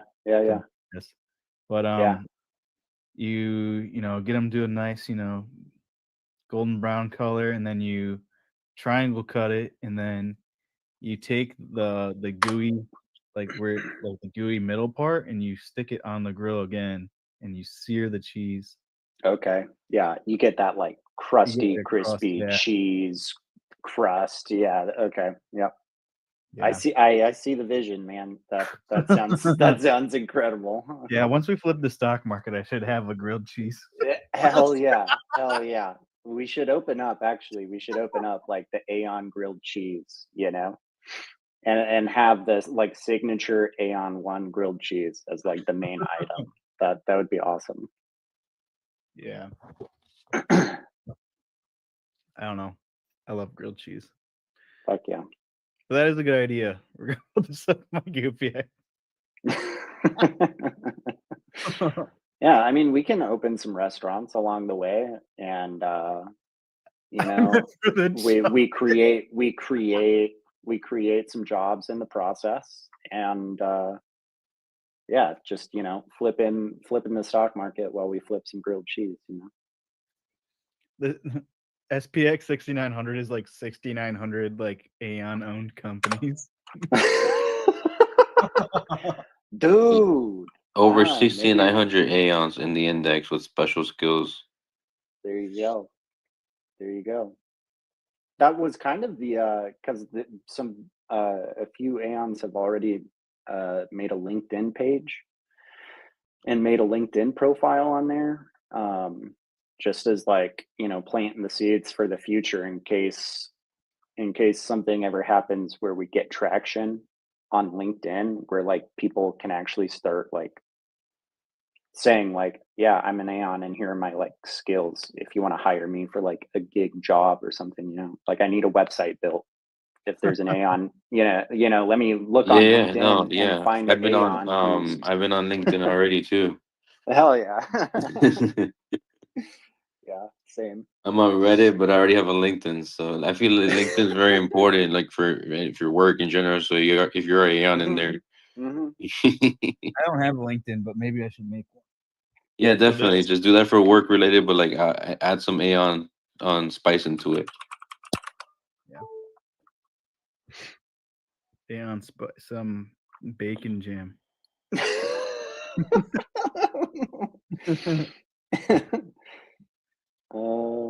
Okay. I put one link in the chat for gear. I'm adding a few more. I know no one necessarily asked for this, but I'm doing it. In case people are feeling like they want to buy some SPX gear today. SPX gear? Yeah. Yeah, like merchandise, like shirts, and there's what like site? some. I posted 2 links in the space chat. Like a reply to the tweet or whatever, or the chat. Yeah, in this chat, there's a couple of different websites that you can buy some SPX merchandise at. That some Aeons have made. Yeah, I have a bunch of stuff designed. I just need to get it on a website. Okay, hell yeah. And made, like the necklaces and the Aeon jacket. Aeon jacket? That sounds dope. I don't have a jacket yet. It's like a windbreaker. I don't know. Did you see the picture of me when I did like an interview at some IRL event for SPX? Maybe. I'll just link it on this. Yeah, do it. You can kind of see it. Oh, wait. Was it? Are you talking about the crazy one with all the different Aeons on there? Yeah. Oh, dude. Yeah. Okay, that's you? Yeah. Oh, holy shit. Fuck yeah, dude. Yeah, that jacket goes hard. It's crazy. I want to do it again. I kind of want to do another version of it though. Like, I don't know. It's hard to say. I want to do one that has almost more Aeons on it, but then I also don't because it's kind of hard to find some as it is. But I kind of want to do it with more current Aeons because when I did that, it was just like a post of people. I think I just said like post your favorite ones, or I can't remember. It was so long ago now. Yeah. That, and I had still trying to figure out I should get the plushie, like more of the plushies made. But you have plushies made? Yeah, the Aeon plushies. No way, dude. Plushie. No way. Like a maybe I don't know what a plushie is, but we're talking about like a little like toy. Yeah. Like no way. Yeah, I mean, I'll see if I can find the post. People were reposting it yesterday, and I was like, "What the fuck?" But I think it's because I talked about it on here. Oh, okay. Oh man, I have too many fucking posts. I know. Yeah. And I don't know if it still helps or not, but I remember, I mean, a while ago now, probably 6 months or longer ago, they were talking about like the algorithm on X and how like if you bookmark posts, it boosts the algo. And so there was kind of this like push for a few or a day or whatever where I saw quite a few people be like, hey, bookmark everything because it boosts the algo. So I've bookmarked every single thing that I've liked for the last 9 6 7 8 months has also been bookmarked. So it doesn't make it any easier for me to like go to my bookmarks to fucking find anything than just like going through my actual posts. Yeah, I just replied with it on the message thing. Okay, hell yeah.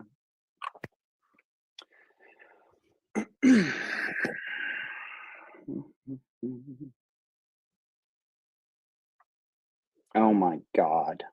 That's incredible. I need one. Yeah, I wanted to, I'm trying to, I don't want to get like a fuck ton of them made and then like just be sitting on them. So I Like don't know two what I want people to buy do. If I one. want to get like a pre-order, but I have the manufacturer for them. Really? Not, okay. Yeah. I was thinking about just getting 69 of anything that I get made and just like fucking running it that way. Yeah, yeah. That's a good idea, you know. If it's like, yeah, financially, you know, feasible. Yeah, honestly, the price I got them wasn't too bad. For like it turned out pretty good. It's got like underwear on too. Oh man. But yeah, I don't know. There's so many things I want to get made. It's just, I don't know, a lot. Yeah, have you had stuff made before, like in the past? I used to do product design for like, that's like my background. I gotcha. Okay, Product cool. design and advertising and marketing and graphic design and animation and wow, okay. music shit too. Okay. For like okay. for a lot of like weed companies. Okay. So hell yeah. I was always talking to like a lot of suppliers in like China for all sorts of stuff, like I don't know, anything you can think of for like promotion stuff. Mm-hmm. Yeah, I definitely think about stuff like that sometimes, but I don't know. I feel like my brain kind of doesn't work quite that way.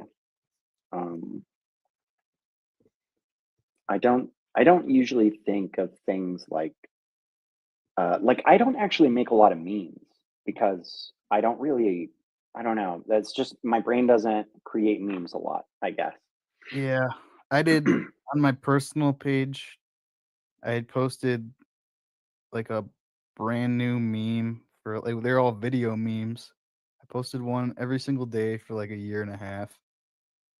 It took my followers from like 20K to like 53 or some shit. Dang. Wow. Just from like consistently posting memes. Sure. So like when I got onto this, I was like, okay, this is like same thing. Like yeah, if you right. like Just this keep is like showing my up, whole say some funny shit, and like people will keep people will keep they're just interesting stuff. I've Yeah, been yeah. a lot of the AI stuff that I learned today was like it's been cool because like it's super it keeps like the same style of like not pixelization but like the haircut and the outfit that they wear is like pretty spot on to what their Aeons actually look like. At least Really? mine right now. I did one of Mike's too that I sent him. Hell yeah. And Seb's. Yeah, that is very cool. Very, very cool. It's kind of interesting too, because I honestly think that at some point, like as SPX continues to grow, especially like, you know, I think at some point it's gonna start kind of making some like cultural waves at large, like through the internet and stuff. And and you know, you figure at some point some kind of merchandise, like something will kind of end up becoming iconic and like and go viral, you know, is what I mean.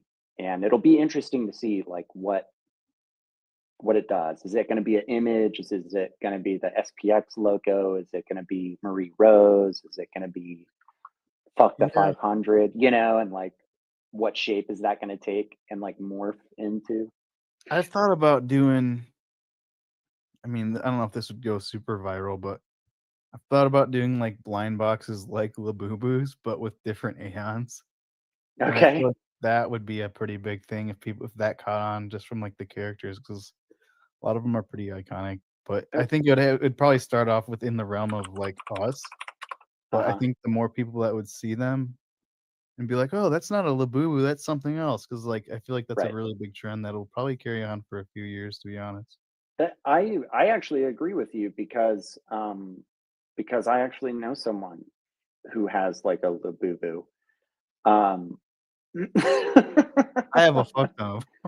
Hell yeah, yeah. And like I had no idea, you know.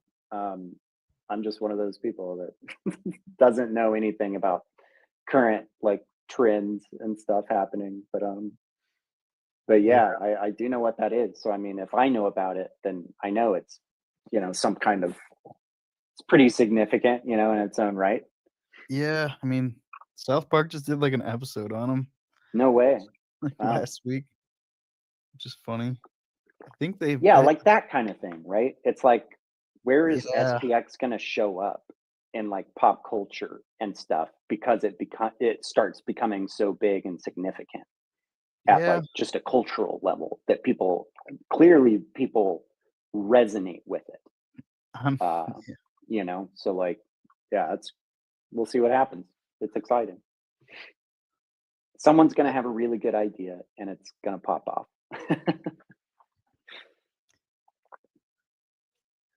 I don't know. I think people really don't like AI, and it's kind of like it's like a double-edged sword kind of. Yeah, totally. I feel like the more that it grows and people like this community are able to harness what it can do, I'm sure we'll see games, animes, manga, more stuff that people will just be able to like make with it that won't just look sloppy. It's like already so fucking close, to be honest with you. Right. Like right.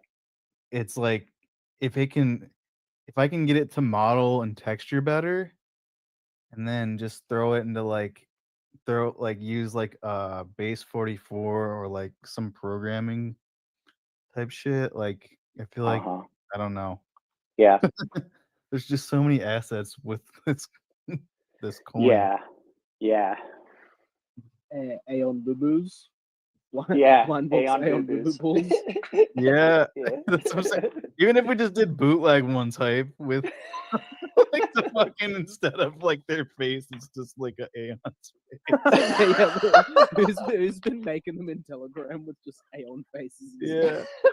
Yeah, that's so good, dude. That and like figures could be big. I don't know. I feel like you got your plushie. You just got your plushie, hey. Yeah. No, I want to do a whole bunch of shit. Now that I have time, I feel like I'll be able to like actually make some shit. Yeah. How'd you make the picture that you made with your Aeon in front of the bull? Was that the 3D? That's the meshy, man. Yeah, the meshy. It's crazy. And just like I was like, put some Balenci's on her. And like, I mean, I had to Photoshop it a little bit, but not a whole ton, to be honest. Like, it was pretty good off the bat. I had to tell it like, I told it like what height I wanted it to be. If you really dial in like what you want for the AI shit, like it can usually get pretty damn close. Yeah, the more specific, like the better sometimes. Hey, yeah, the Aeon legs look good. I was like, this one doesn't look too bad. Yeah, so slap some Balenci's on it. That's what I was like. Put some Balenci's. Hey sis, I need some Balenci's on this bitch right here.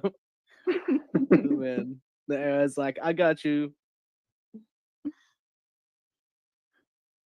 Yeah, I really like how that one turned out. See, I feel like that'd be a killer like figure. Yeah, like, if I got like I don't know. The thing is, like, I've been trying to get it to render in modeling, and it doesn't texture right. It just looks like complete garbage. Well, some things they just need to be like humans. We can do figures. Yeah, thing with you even just get these little like Pyrex cutouts. so it's just like a baseboard and then Oh, I get what you're just, saying. like, Yeah. standing thing. Yeah, and they just like they're super cheap, so I think they just like essentially print an image and then like it's set inside of the resin or whatever. I get what you're saying. Yeah, I know exactly Yeah. what you're talking about. Yeah, there's heaps of like essentially Chinese sloppy, like the key rings and stuff that you can get all custom made for like decently cheap. Or like those like I don't know if they're called fan cards. Do you know what I'm talking about? Where it's I like think title so. cards. Fan cards. They're like transparent, but then they have like an image of like an idol. Yeah. I think I know what you're talking about. And they like stand on the little base. Yeah. Yeah. They're actually pretty good because they're cheap enough to make and then easy to ship and stuff as well.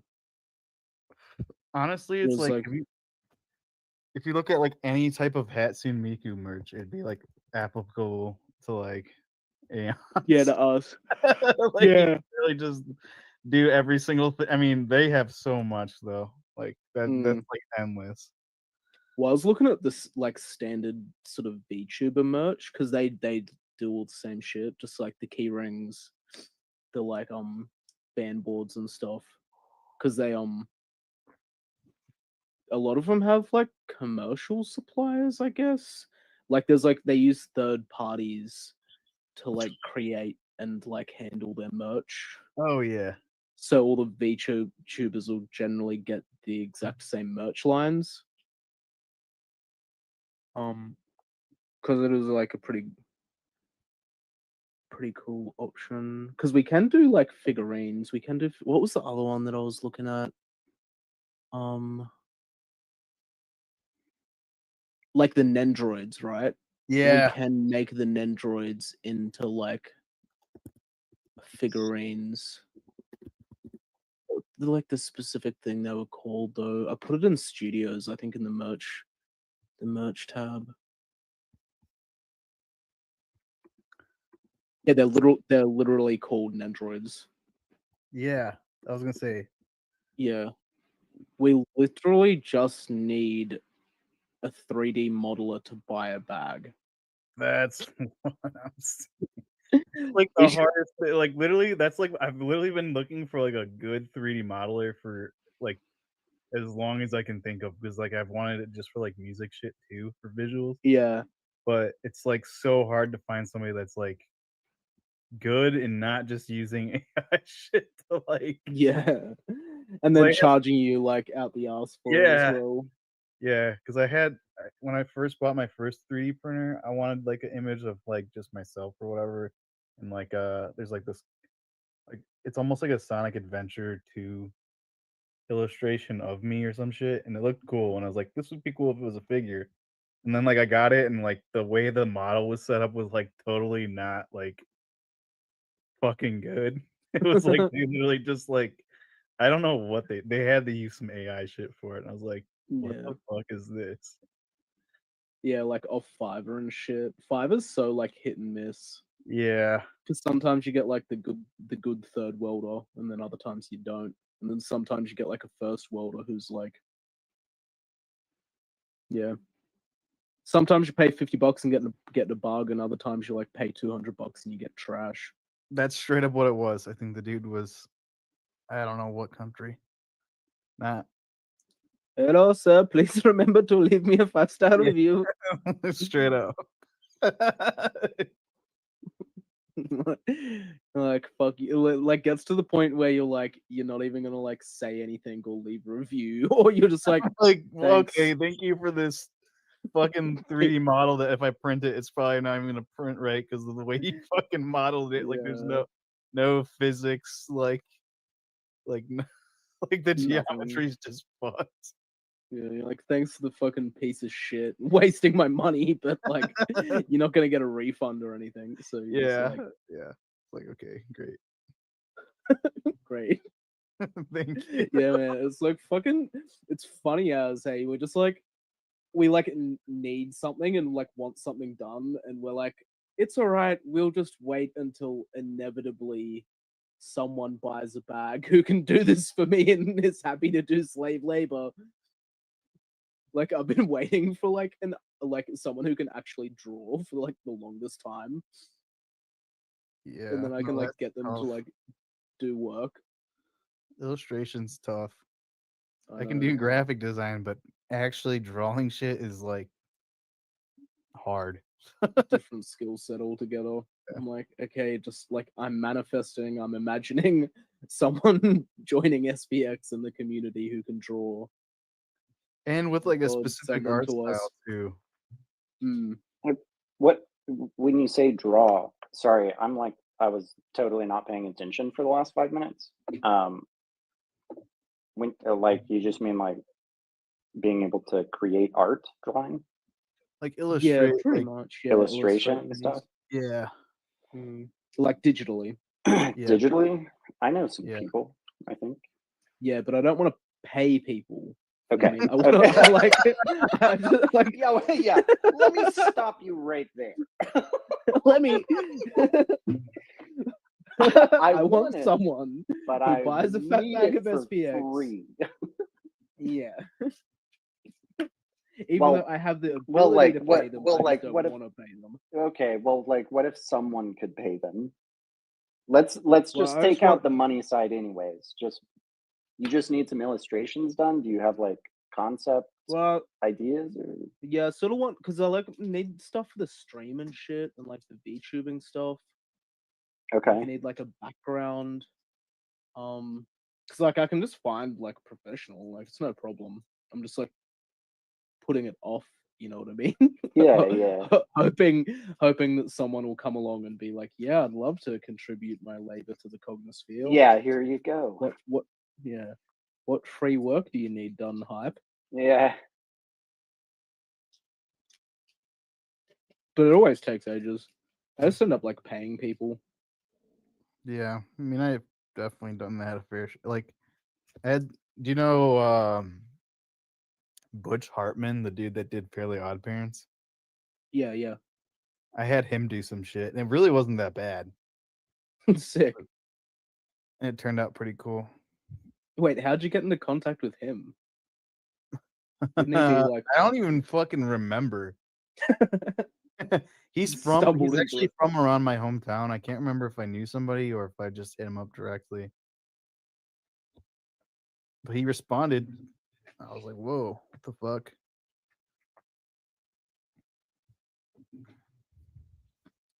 Sick. What'd you get him to do? Like, It was just like a single image. It was like a illustration of me, and then like he had like Cosmo and Wanda as like my shoes, or like I can't remember what he had it as, or maybe my shoes and my shirt, or my shirt and something else. Was this feel like your DJ promo stuff? Yeah. 1000%. So yeah. Yeah, for like flyers and whatever visuals. Mad.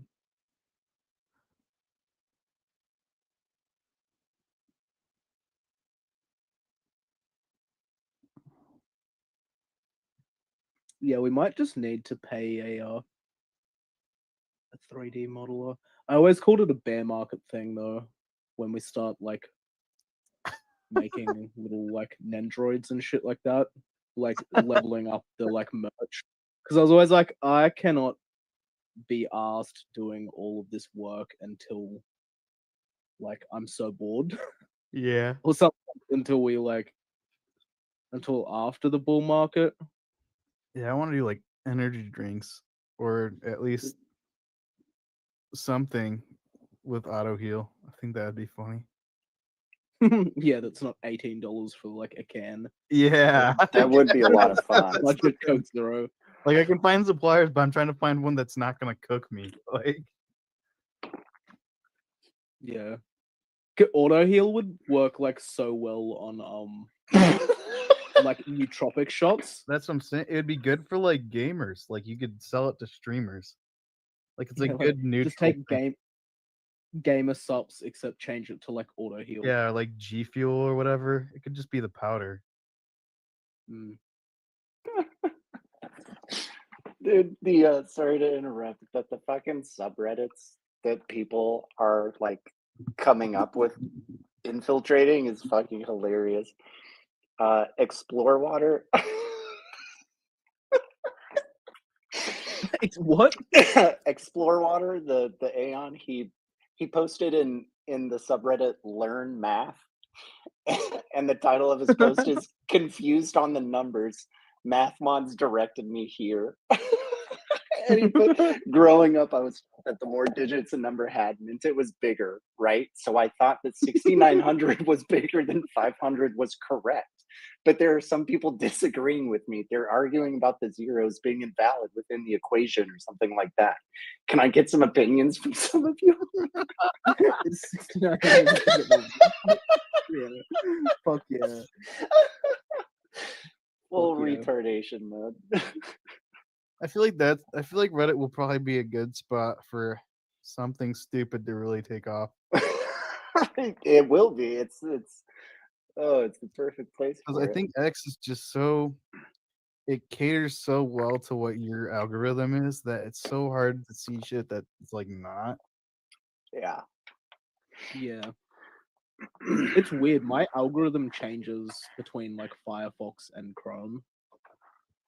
Like using Chrome, it like shows me like more outside of like. Oh no, I'm just dumb. Don't worry. On Firefox, I was on following tab, and on Chrome, I'm like the For You tab.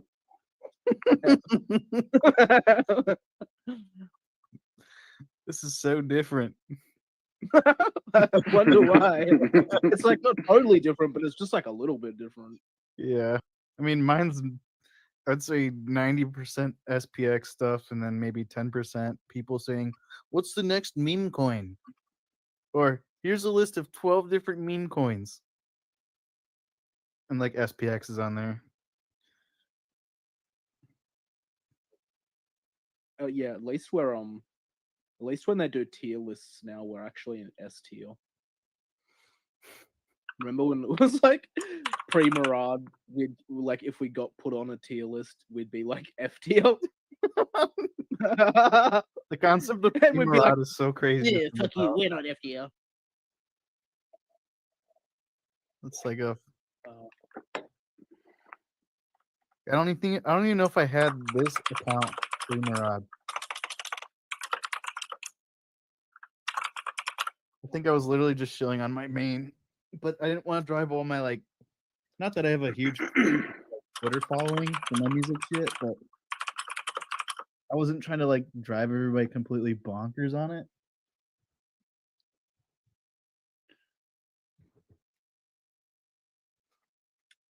Yeah, because you can't like hard pivot. You can't just like have like a music and memes. Yeah, it's kind of like suddenly you're like posting crypto. Yeah, because majority it makes it look like in you the sold music your industry account. Fucking hate crypto for whatever reason. It's so weird. Yeah, it's always like artists like can be so like anti-tech sometimes. Yeah.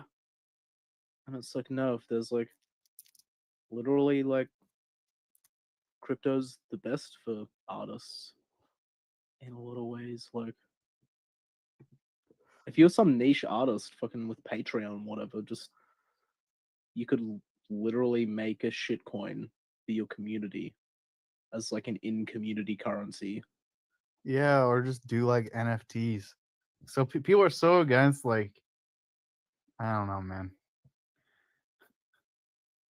Yeah, like technology in general. Just like, whether it be crypto, NFTs, or like just even using AI for anything. It's just like, I get it. Like, I probably lost my job to AI, but that doesn't mean I'm not gonna like learn it a little bit. Yeah, for sure. Become an AI manager. Yeah. Become the boss of AI. Exactly. Like if you learn all of it, fuck man. What can't Who's the inferior one now? Make me a picture. Yeah. If you like learn how to like run them or whatever, then you become an AI manager, I guess. Yeah. Honestly, it's like there's so much that like you can do with it. You just, I don't know, like inevitable.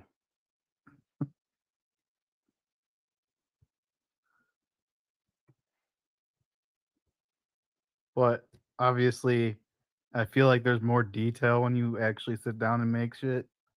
Like if I sit down in Photoshop and like actually design something or do it in Illustrator, like yeah, it's probably gonna turn out. It's probably gonna turn out better, or at least it can touch up whatever the AI is gonna toss out at me and like touch that up at least. Bring like weird fragment shit. Or if there's like there's like not weird little shit, they're like fragments. Yeah. And you can like work with the files better. That's what I noticed whenever I'd like get my DALL-Es and then I'd try and like work it in Photoshop.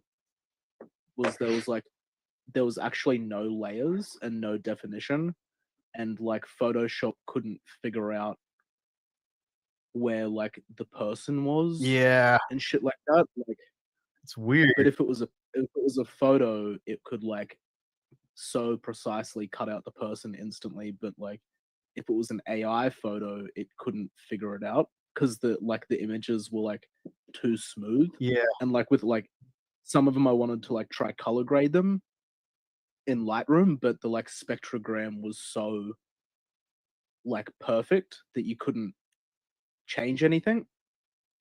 Like you couldn't work with an AI picture after you already done it. Like taking it into Blender, you couldn't try and animate it because there was no layers sort of thing or definition. Whereas if you like make something from scratch, you have like all of the flexibility to take it into like all of the other softwares. All the layers and everything. Like individual everything pretty much.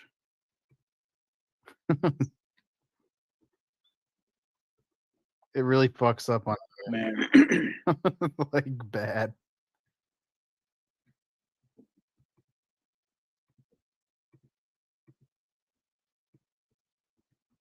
Yeah, because it's so much less precise. It's all like dreamed up and shit. Man, my freaking VTuber, the layering on that thing is like fucking crazy. Oh, I bet. Like there's like hundreds of layers of like hair and all this bullshit. It's like when you like look through the Photoshop file, you're like, oh fuck, no wonder you have to be like a specialized like artist to like draw these things. Because that one's to like understand. It's live 2D, right? Yeah.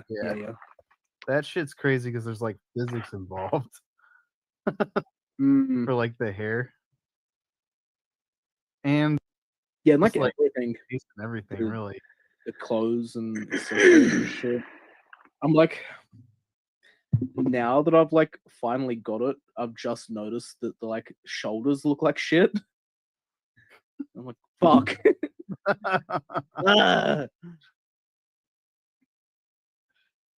Like that's just the specific like artist I got to draw though. Like that's sort of like her style, but just like the shoulders and like the top look real like flat. God damn it. But it's doing a weird thing. I have to like figure out the rigging. Something in it's like flipped. I have to talk to the rigger because it's like if I sit back on my computer chair, the model will like lean in. So I have to like lean really far forward to get it to like stand up straight. And I like found the like setting, and I was like, oh, that's I'll just flip it, right? But then if I flip it, it no longer like leans in at all. And I'm like, what the? How do I fucking fix this? And then it's always like puffing its cheeks up for like no particular, like just when I close my mouth, it puffs its cheeks out instead of it being like a specific face motion does it. And I'm like, I went and did Southern Fried Chad's podcast thing this morning, and which was cool because I like used my new model for it, but it was all wonky as fuck. So in the video, it'll just like look so fucking wonky. Like I'll just like stop and then just like stare stare off somewhere and then like puff my cheeks out and then start having a seizure and then like go back to normal because I didn't do the like lip syncing with like the vowels and stuff properly. So it's not lip synced properly. I just got it and then like fucked around with it for a bit and then got distracted and forgot to like do that stuff. And then when we started, I was like, oh fuck. So do you have something to tune it properly? Do you have something that's like changing your voice on it or no? No, just raw dogging the dude voice. Yeah, I think it's like actually so good because it's so like the model is a 23-inch cute girl Aeon, and then like open my mouth like, "Hey boys, how's it going, fellas? Ready for some Overwatch?" This breaks the fourth wall. GM Aeons. I'm literally in bed. I just woke up and I fell asleep basically to the spaces. Nice. How are y'all doing today? Good. Yeah. A little tired, but good. Yeah, I'm definitely in nap territory.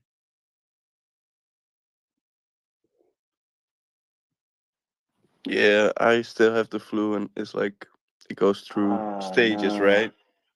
So Yeah. now it's not really like the sweating but it's just like my throat is fucked up.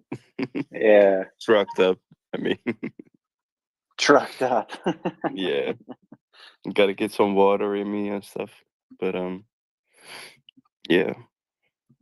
Well, feel free to hang out and chat or not Yeah, if of you're course. not feeling up to it. But either way, good to hear your voice. Yeah, I will take a shower later, but did I miss anything? Anything cool? Oh, probably. Nicole was on here earlier with Britt, and I wasn't actually here for most of it, but at least I don't think so. But I kind of caught the tail end of like the last 30 minutes of their talk. Or more. Cool. Mike fell asleep, I think, at one point. So Britt and Nicole were just talking. He's still sleeping, I guess. Yeah. He just went to sleep like an hour ago. Oh, an hour ago. Wow. Yeah, Okay. I know. That dude has barely slept. I asked him like how much his he stamina slept. is crazy. Yeah, I asked him how much he slept last night, and he said 5 hours, from 5 a.m. to 10 a.m. And I was like, man, get at least 6 hours tonight, at least, please. Yeah, I'm worried I he's think I gonna also crash slept out, like or get sick or something, from like not sleeping. yeah, he gotta take care of himself because he's also eating, not healthy foods right now, and yeah, he needs sleep, food, water. Yeah, but what did Nicole and Britt talk about?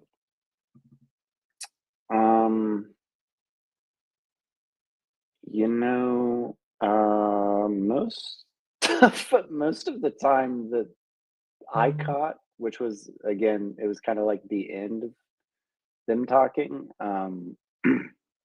They were basically talking about nothing. They were just bullshitting. But it was funny to listen to them. They're both funny people. Yeah, I love just hanging out.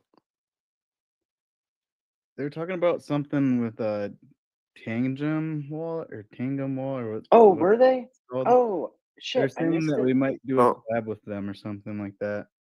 Oh, that's awesome! Yeah, I saw some stuff about that. I actually have a Tandem wallet. I love same. I love that thing. Same, yeah. But if they make like one with a nice SPX graphic on it, wouldn't that be awesome? Yeah, I will just I will just buy that one. I will too. I absolutely would. Yeah, I saw that they were open to it to collapse. Yeah, I knew that Nicole was in some kind of meeting, or at least got invited to like a meeting with I guess some people who work on like partnerships and collaborations and stuff. So I yeah, I guess I don't really know much more than that, but Yeah, you know what I really like about it is that they take like our community serious enough to Mhm. you know do Mhm. such collabs and Yeah. Yeah, I know. Because after I saw you know, Tandem, whoever does their X account, after I saw that they had, you know, tweeted at Murad or whatever they did, I don't quite remember, but and a bunch of Aeons, you know, were like, "Hey, do a collaboration and stuff," and they were like, "Yeah, our DMs are always open." So I DM'd them, and I was like, you know, I'm gonna keep DMing you until you say something because you said your DMs are open. So and yeah, they were like, "Yeah, we've had, you know, multiple people reach out," and so I reached out, you know, in some of the group chats that I'm in, and was like, "Hey, is anyone, you know, should someone like take point on this or whatever?" And I knew that, and so Nicole had said that she was like, "Yeah, I'm probably talking to him soon." So hopefully we like really get some traction with that. I mean, that would be super exciting. I want to say Tangem has like, well, how many? I mean, how many Tangem wallets have been like sold? I want to say it's like 40 million or something. I mean, they're like oh yeah, I they're like a wouldn't know that, huge but company. That's a lot. let I me might be ask the totally clanker. misquoting, you know. That's a. Yep. I don't even know if there's that many people in crypto. I mean, there might be. I don't know. It's sort of only good if it's like listed on their website. Otherwise, they're literally just extracting us. You know what I mean? Like, it's good for their sales, but like Twitter will forget about it in a day. Yeah. Sort of thing. It's just like it's, I guess, good for us to sell them. Like, you know what I mean? Like, it's cool to have like anything SPX-ified or Aeonified. Mm-hmm. A lot of the time, it's just companies and other shit trying to boost their own sales and revenue. I looked it up on the clanker, the native X clanker, and it said 4 million. 4 million. Okay. Yeah, but that's a lot. Yeah, yeah. I mean, it's a lot. It's a lot for sure. I would imagine, isn't like Ledger probably the largest like hardware wallet maker? I don't know a ton of names. I If know I had to guess, them or Trezor. Trezor. I Yeah. think Ledger has more of a supply chain. Okay. Yeah. Sure. Because like I've seen them at like Best Buy and shit. Oh, really? Yeah. Wow. Yeah. What I didn't get about Ledger is like they have so many different ones, and with Tandem it was just like, okay, we have this product, right? That's it. Right. The only thing But I don't get for Tangem is, isn't it like a card based one? yeah, it is. So I had one a long time ago called an Arculus, and it was a card based one, and then eventually they added like KYC. I was like, what the fuck is this? Yeah, like no thanks. And what does that mean for a retard like me? Know your customer, like you're doxing yourself for the fucking wallet.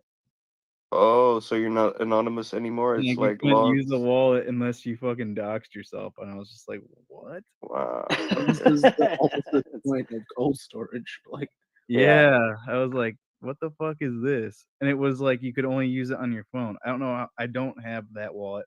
I don't know the company, so I can't talk on Tangem. But like, I only have the app on my phone, to be honest. I don't know if there's like a Mac application for it. I don't. For me, it works out fine, but yeah. Yeah, that's mostly what I've used as well, and I've liked it so far. I've never really run into any kind of issues. I have thought though about like maybe buying a Ledger wallet and just, or maybe even a Ledger and a Trezor wallet at some point, and kind of split everything up between them, or something like that. I don't know. Yeah, because I bought a Trezor and then it was like, oh fuck, it can't actually store my NFTs. It So I had to can't. buy a Ledger. Well, when I bought my Trezor, like, oh, okay, I get what you're saying. A year ago or whatever, 8 months ago, it couldn't. Well, I looked it up and it couldn't. I wasn't fucking risking it. I wasn't gonna like. Yeah, right. Let's just find out. But I got a Ledger Stacks, which like had the little ink screen. Yep, and I got one of those. Chuck my A on the front, my little ratty girl. I had the Nano before. The only complaint I had is the battery fucking went out. So it'll still work if I hook it up into my computer, but like it's kind of like mildly concerning. It's not that old.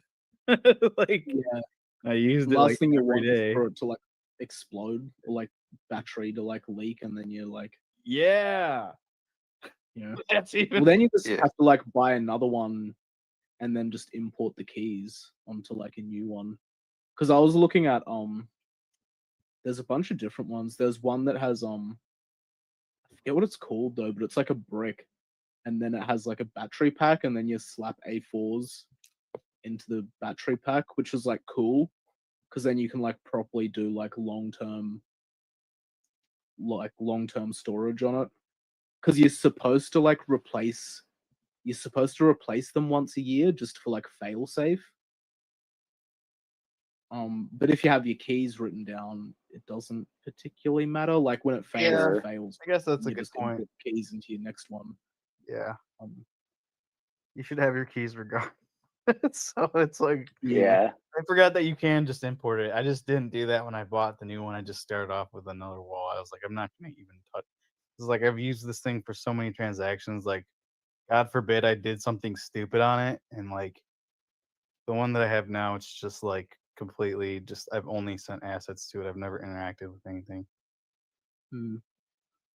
I was just thinking more like long term, right? It's like you get a girlfriend or a wife, whatever, and then you sort of have to like fail safe, slap some Bitcoin on cold storage, and then shove that in a safe that no one knows about. And then if your wife divorces you, she doesn't know that you have like 5 Bitcoin somewhere, so you don't get like family fucked in the divorce. I think this has actually saved a couple of people, in the It's probably saved. Probably saved money. That's what I like what they say in the Bitcoin community. Like I lost my Bitcoin in a boating accident. They always say that. I've never heard that before, but that's really funny. Yeah, I started investing in Bitcoin at first, but now I'm full ported now. I sold all my Bitcoin and XRP for SPX.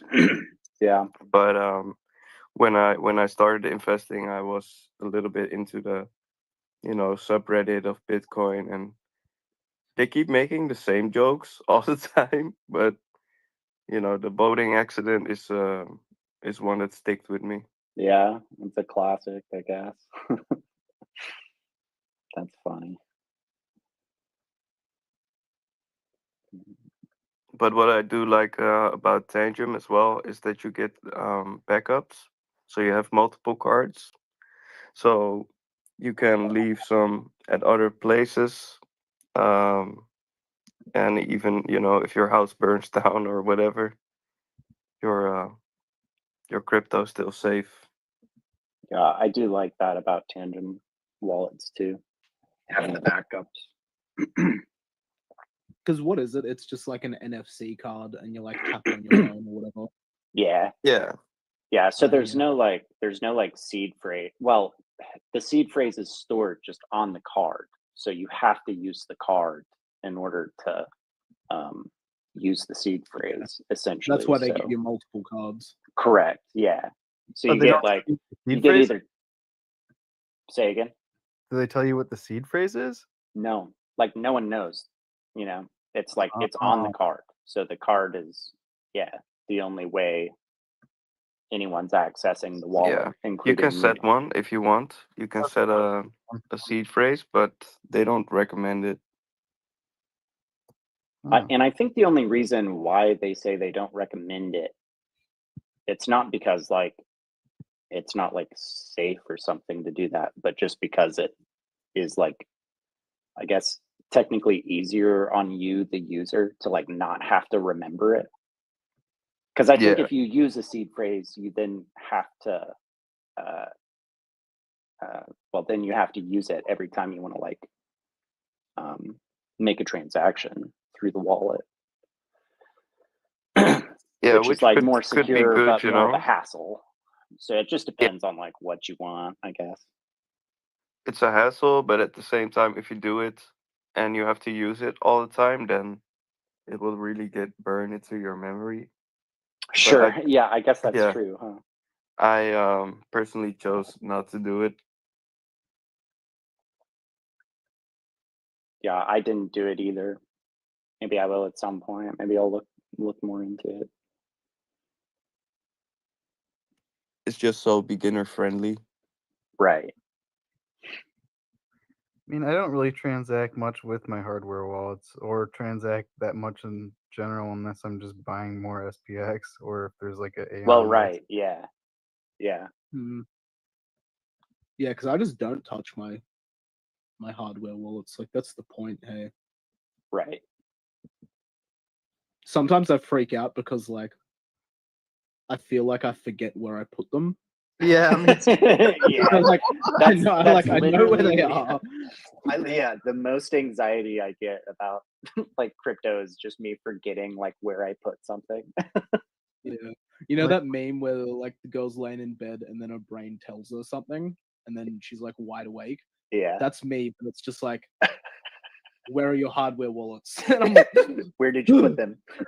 Yeah. Yeah.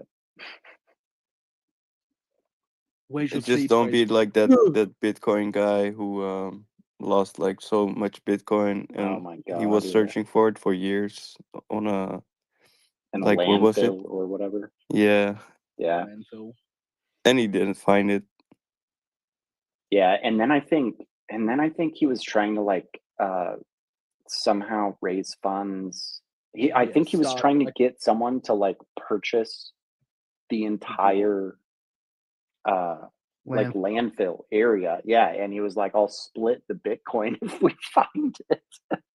Yeah, what was it? It was like, it wasn't like an ETF, but it was like a USB drive or something, wasn't it? No, like he was trying to start not like a DAO, but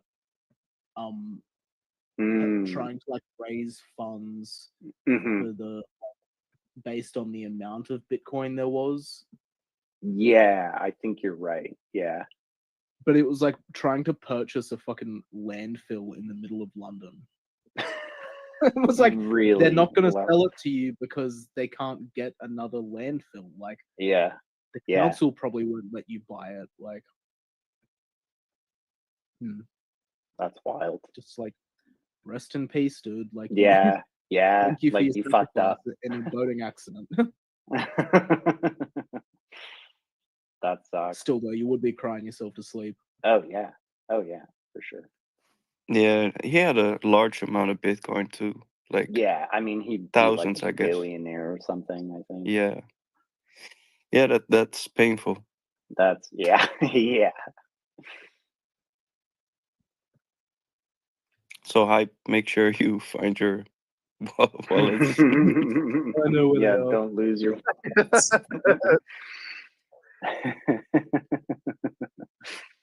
It was just like his girlfriend was cleaning out the closet, and she found this. God. For some reason, she threw away like a hard drive. Like, Jesus. Yeah. Is the guy in jail for like murdering her? You would think probably. You know, like holy shit. Yeah, but I guess they're divorced now. I was just trying to clean up. Never touch my stuff. Yeah. Man. Yeah, but what goes through your mind to throw away a hard drive anyway? But yeah, yeah. She must have just thought it was Well, like it's just junk. like a I weird guess. I don't know. plastic brick. You hadn't touched it in forever. I've never seen you use that. Yeah, be the stressful part about actually having kids is you'd like. Oh my god! You couldn't just like you'd need to put it in a safe. I was like, I was gonna say it would like have to go in a safe. Yeah. I just took it and I ripped out the pages of your notebook and then I I put this funny little USB drive into a glass of water.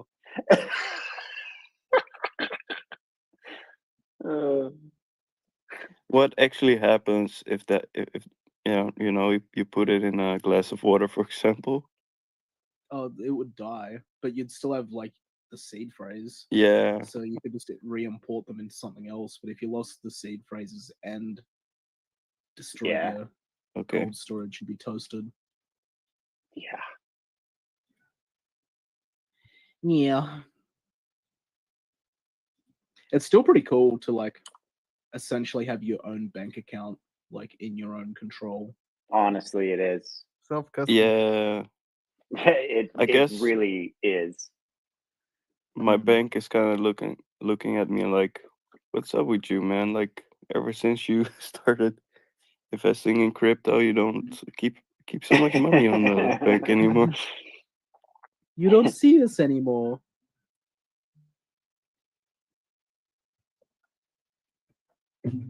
You never call, you never check into the app.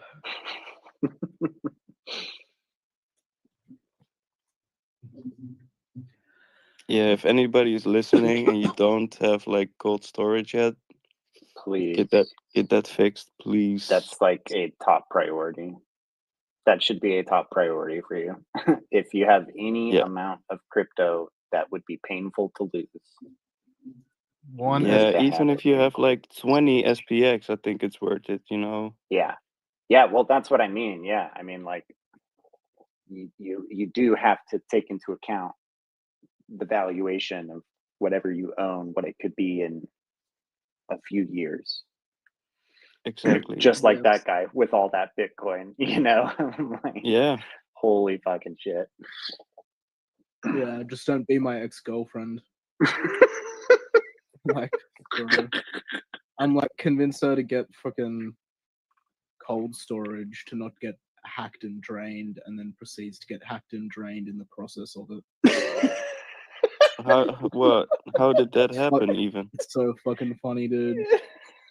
She was like, I don't know, trying to figure something out. Like, she couldn't like get into a ledger or something. Something that's just like something. Anyway, gets an email, like fake ledger email, just being like, put your seed phrase into this. So she puts her seed phrase into like this email, like website that it took her to, whatever, and then they just direct accessed her wallet and transferred everything out. Oh no, first they like,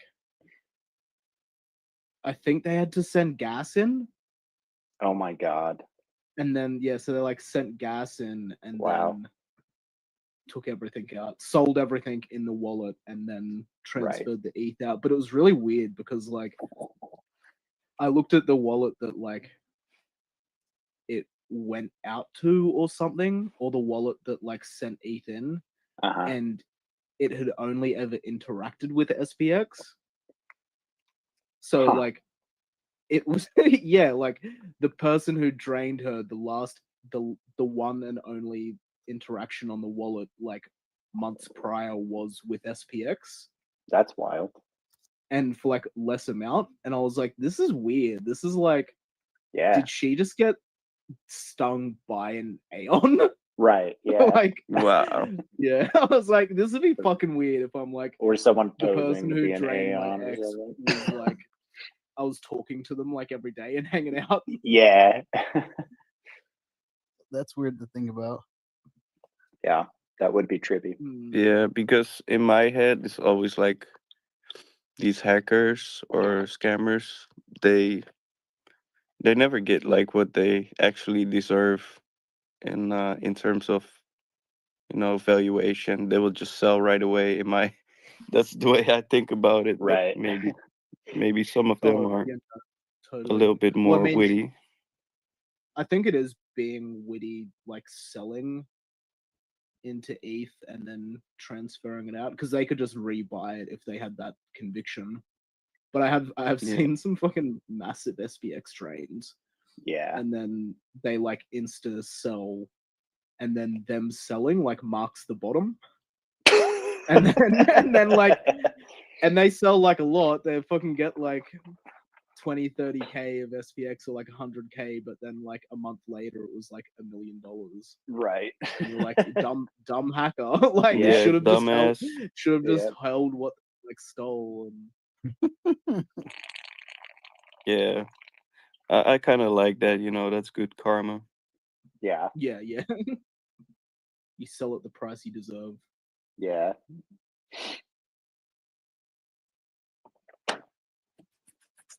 But I hope it's not an Aeon. That would suck.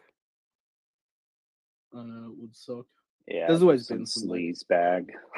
some sus people in SPX, especially when we were still like in the trenches. Oh yeah, that I'm sure. That's why it was so good to like range. Yeah, For so totally. long and essentially be dead, because it did flush flush some hands out. Absolutely. Because yeah, I mean, if you're not like into it, you're just gonna be like fucking bored, I guess, all the time. If you're just trying to when the price is just going sideways forever. But like, how did you notice some sketchy people, just like the way they talk, or what? No, just like trench whores. Just like staple trench whores that are like always jumping between other coins and like launching shit, and then sort of like they'll like launch things, but it's always just like a 2 million topper sort of thing. Yeah. And also they got hacked or something if they posted CA. Huh? And they'll say they got hacked if they post the CA. No, my God. Yeah. And like full rugs. Yeah, and you're always like hearing about drama that they'll like launch a coin and then like rug it, or like rug other projects but they'll like rug it for like $4,000 or something. Wow. Like, because that's just where they're at. They're like, I just need like another month of money to get through. Jesus like, Christ. Trenchers. Yeah, seriously. Thankfully, I never really, I never been trenching ever. So I've always, I just started in November 2024, so always it's a bit of a short time frame, but I always just started with DCAing, and that's how I will end this story, The closest I've ever had to having like getting fucked is I was at a gay bar one time. No. Oh, my MetaMask. I've been to plenty of gay bars. But fucking someone was pretending to be a dev, and their handle looked like legit on Telegram. Okay. And for some stupid fucking reason, I downloaded TeamViewer, and I was like, okay.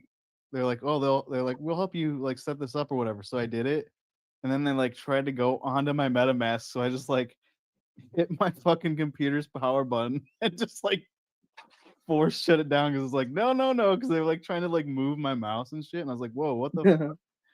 And I was like, wait a second, this is not legit. What am I fucking doing? This was like fucking probably 6 years ago or some shit. I was like, what am I doing? Why did I trust some random fucker on Telegram? I don't even know what the coin was. I can't even fucking remember. It was so long ago. I just felt so stupid. I was like, why did I trust some random fucker with my MetaMask tab? Yeah, but also like I almost got scammed like last week. Somebody sent me a text like, "Hey, you want to hop on like a quick 15-minute call to talk about SPX?" And since I, talk about SPX all the time, I was like, "Yeah, why not?" But it felt a bit off now. The Spaces is running, so I said like, you know, why don't we do it on the longest Spaces? And he was like, "No, this is something else." Then he sent me a Calendly link, and I did click on the link. I didn't sign up with my email address or nothing, but even clicking the link is pretty stupid. So Right. yeah. Yeah, I think I heard Murad talking on here the other day, and I thought what he said was really a good point. He was like, I don't click on links. I like literally, he was like, I literally won't do it. I will get like a different phone that is not connected to anything, The way he said it too, he was like, just some random phone, and I was like, how many fucking phones? Yeah, do you I know have? that's what went through my that? head too. I'm like envisioning Murad having like 5. He's wearing like a belt with like 5 different, phones. Like, yeah. We should make a meme for that. I got 2 phones. I don't give a fuck, boy. Sit your ass down, little broke boy.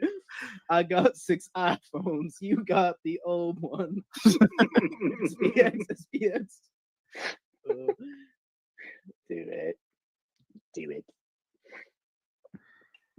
But yeah, not clicking any links is probably the safest way to go, because then you can never fail. Yeah. Yeah, or just like don't use the computer that you use for crypto shit. At least Yeah. Yeah. That's how it was when I worked with other projects in the past. The people that like ran, it was some NFT shit. They had like a computer that was like strictly for transacting, like a brand new MacBook, and then everything else that they did was on a different MacBook. I was like, so you carry around 2 fucking MacBooks? But I mean, fuck, it's like a ton of money. Oh yeah, totally. Yeah. I'd I like say I do the same thing, but I like totally don't. Yeah, I totally don't. I totally don't. I'm just telling Spaces my security flaws right now. For anyone listening.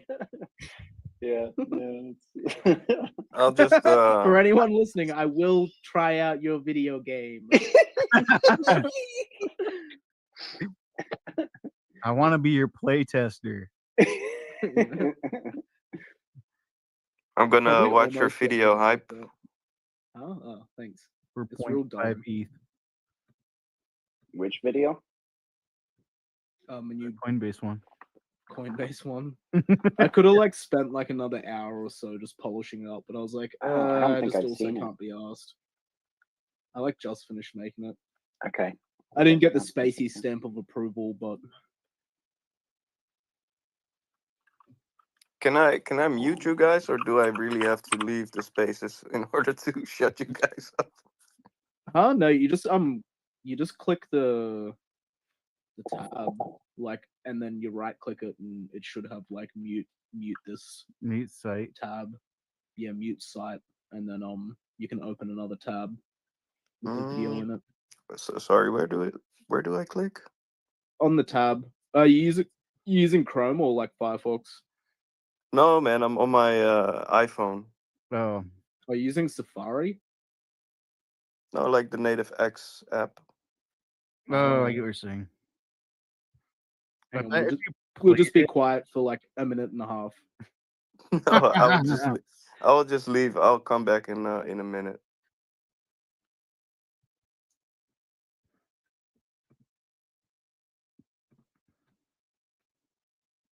All right, has it been a minute and a half yet? Yeah.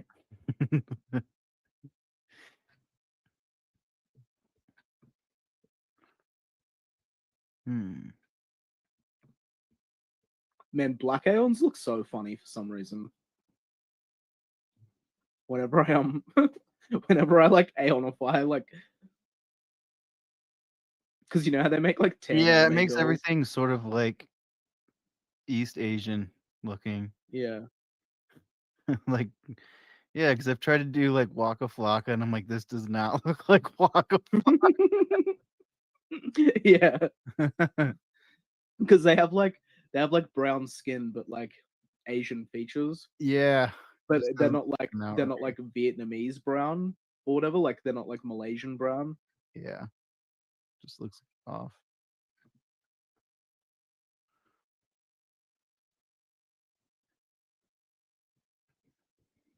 It kind of does it with, it kind of makes, I mean, even guys, it kind of makes them look off too. I think it's just because it's so trained on girls. Yeah. Hype, that video is awesome. Yeah. Who's so is the bald guy the CEO? Yeah, Yeah, Brian Armstrong and then, Justin Sung. Yeah, fucking my favorite clip is when like I put Justin Sung when he's like doing the little twirly thing, and the other Kens are like carrying him on the beach, and then like I put Justin. That's my favorite shot is Justin Sung head. Yeah, it was great. And Justin Sun is like the co-CEO or what? No, he has like OKX. Justin Sun made Tron, like Tron blockchain, and he has like the OKX exchange. Because what's freaking Arthur Hayes. What's his exchange? Do you remember, Drippy? Arthur Hayes? Yeah.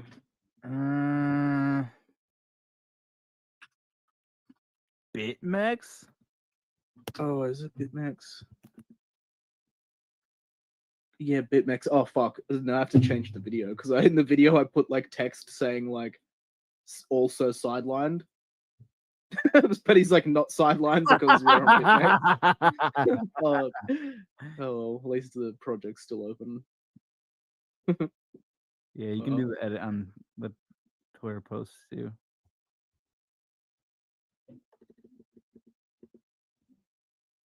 I so needed to fucking do that video though. Fucking took me. Oh man, keyframing shit. Dude, it takes is forever.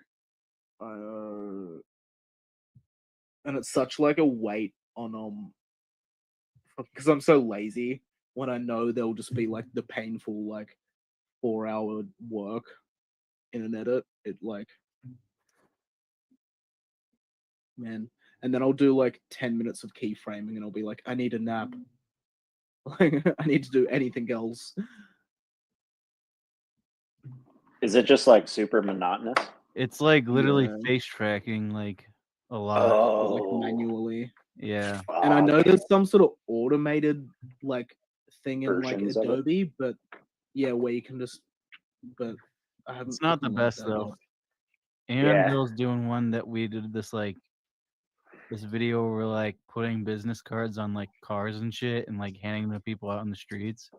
And like the amount of fucking keyframing she had to do for it was like bonkers. I think she's still working on it. Yeah, because to like make it smooth, it's like it's actually like move a frame, move the like layer, move a frame, move a layer. I haven't even started doing like blend moding, not blend moding, where you know where you can like put an object behind another object. Yeah. And then yeah, so you can put something inside someone's hand. I haven't even fucking started doing that. Even though that'll like bump the quality like fucking exponentially in my videos, I'm like, I just cannot be fucked. Like keyframing's enough of a headache, let alone it doing sounds like it. Opacity layering, where you have to like outline a hand and then outline something else, and then you go to the next frame and then you like change the like mask. Yeah, that's it, masking. Like, dude. But my fucking next video that I'm working on with like Blade Runner stuff, it's been like cooking my brain because I'm like, it's one of the ones where like the concept like deserves like 100%.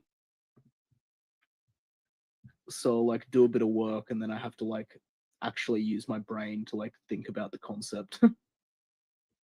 Blade Runner sounds sick. That'd be some cool. Yeah. I'm using the parts where he's like talking to the like brick on the wall where he's like getting his thingo done, his assessments, and it's like, what does it mean to hold your child in your arms? And it's like interlinked. What does it mean to touch hand to hand, interlinked? And it's all about like the humanism of AI and like the dehumanization of humans and like separation of like relationships and shit. Like there's so much I'm trying to like shove into it that it's like it's hard to like balance all of the different themes. Yeah, right. Because there's so much like broadness with SPX, and when you make like a banger video, you want it to like encapsulate all of the concepts that we're like running with, and then you're like, how do you balance like the dystopian future with like the financial abuse of the human race with like lack of relationships and the disconnect of people, and shove it into like a 3-minute long video that people actually want to watch for 3 minutes. Yeah, right. But luckily I'm an artist and that's what I do.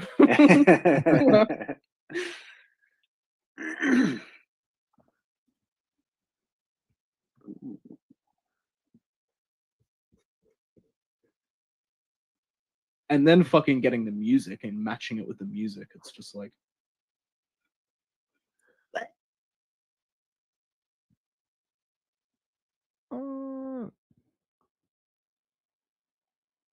yeah, talking about the video editing stuff yesterday really made me want to kind of look into it more. Did you guys talk about it during my night, let's say? We talked. It was I think before you were on last night. Oh, okay. Maybe it's kind of hard to keep track of like, was it I don't know, because it's like it's in the middle of the night for me right now. So it was last night for me. I don't remember when we were talking about that exactly, but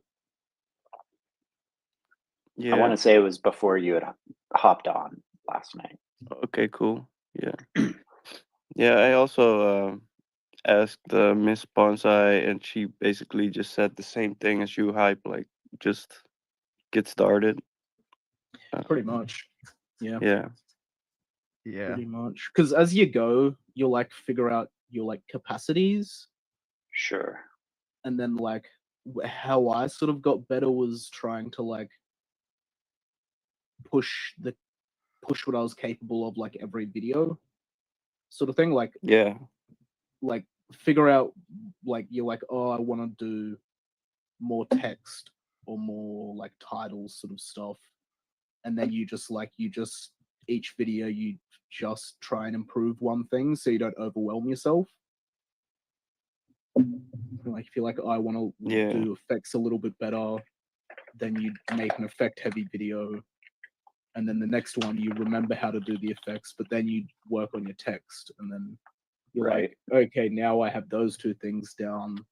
Let's add in some like voiceover, or like let's work on some like narrative or something.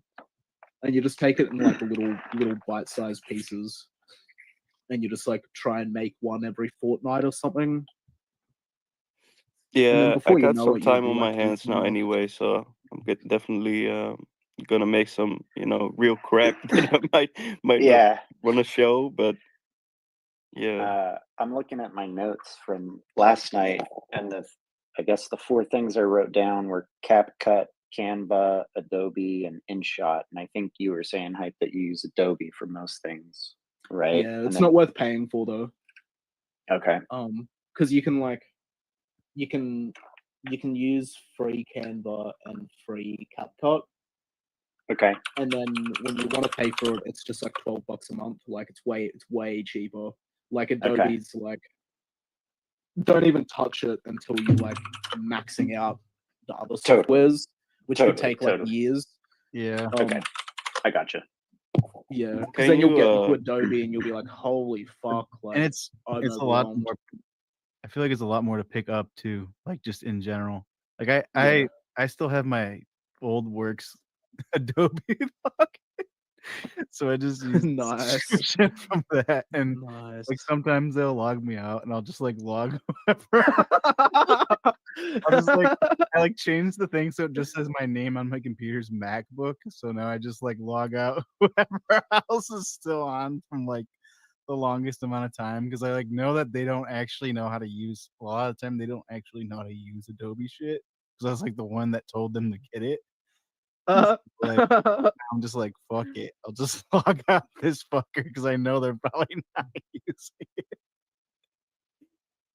It's pretty funny because I'm like, this shit's expensive as fuck. Because I was paying for it before I started working there, and I was just like, okay, whatever. Maybe I can get them to buy it, and then they did. And then, yeah, fuck them. They didn't change their shit, so I'm like, obviously. Wait, how long you been mooching for? Like years? No, I mean I just lost my job like probably a month ago. Oh damn. Yeah. So I'm like, oh well, yeah, milk it for as long as you can. Yeah, that's what I'm doing. I'm like, until they figure it out. But yeah. What kind of job did you have, man? I did advertising, marketing, product design, animation. That's so cool, man. All sorts of shit for like a long time. Probably like I had the job for like 5 years or something like that. And oh man, they hired like a team of people that basically were doing the same type of work that I was doing for like nothing. And I had them at like a different location, so it was kind of like they wanted me to start driving in an hour and a half to do work on a fucking computer, and I just wasn't doing it back in like January. And so they eventually just were like, they came up with like some reason to fire me, and I was like, are you fucking kidding me? But it's okay. I kind of went through the same thing. I'm a copywriter myself, and I don't have a broad skill set like you do, so I really admire that. But I feel like everything, like labor, is becoming cheaper in this area, and they don't really appreciate the love that really goes into some of these products.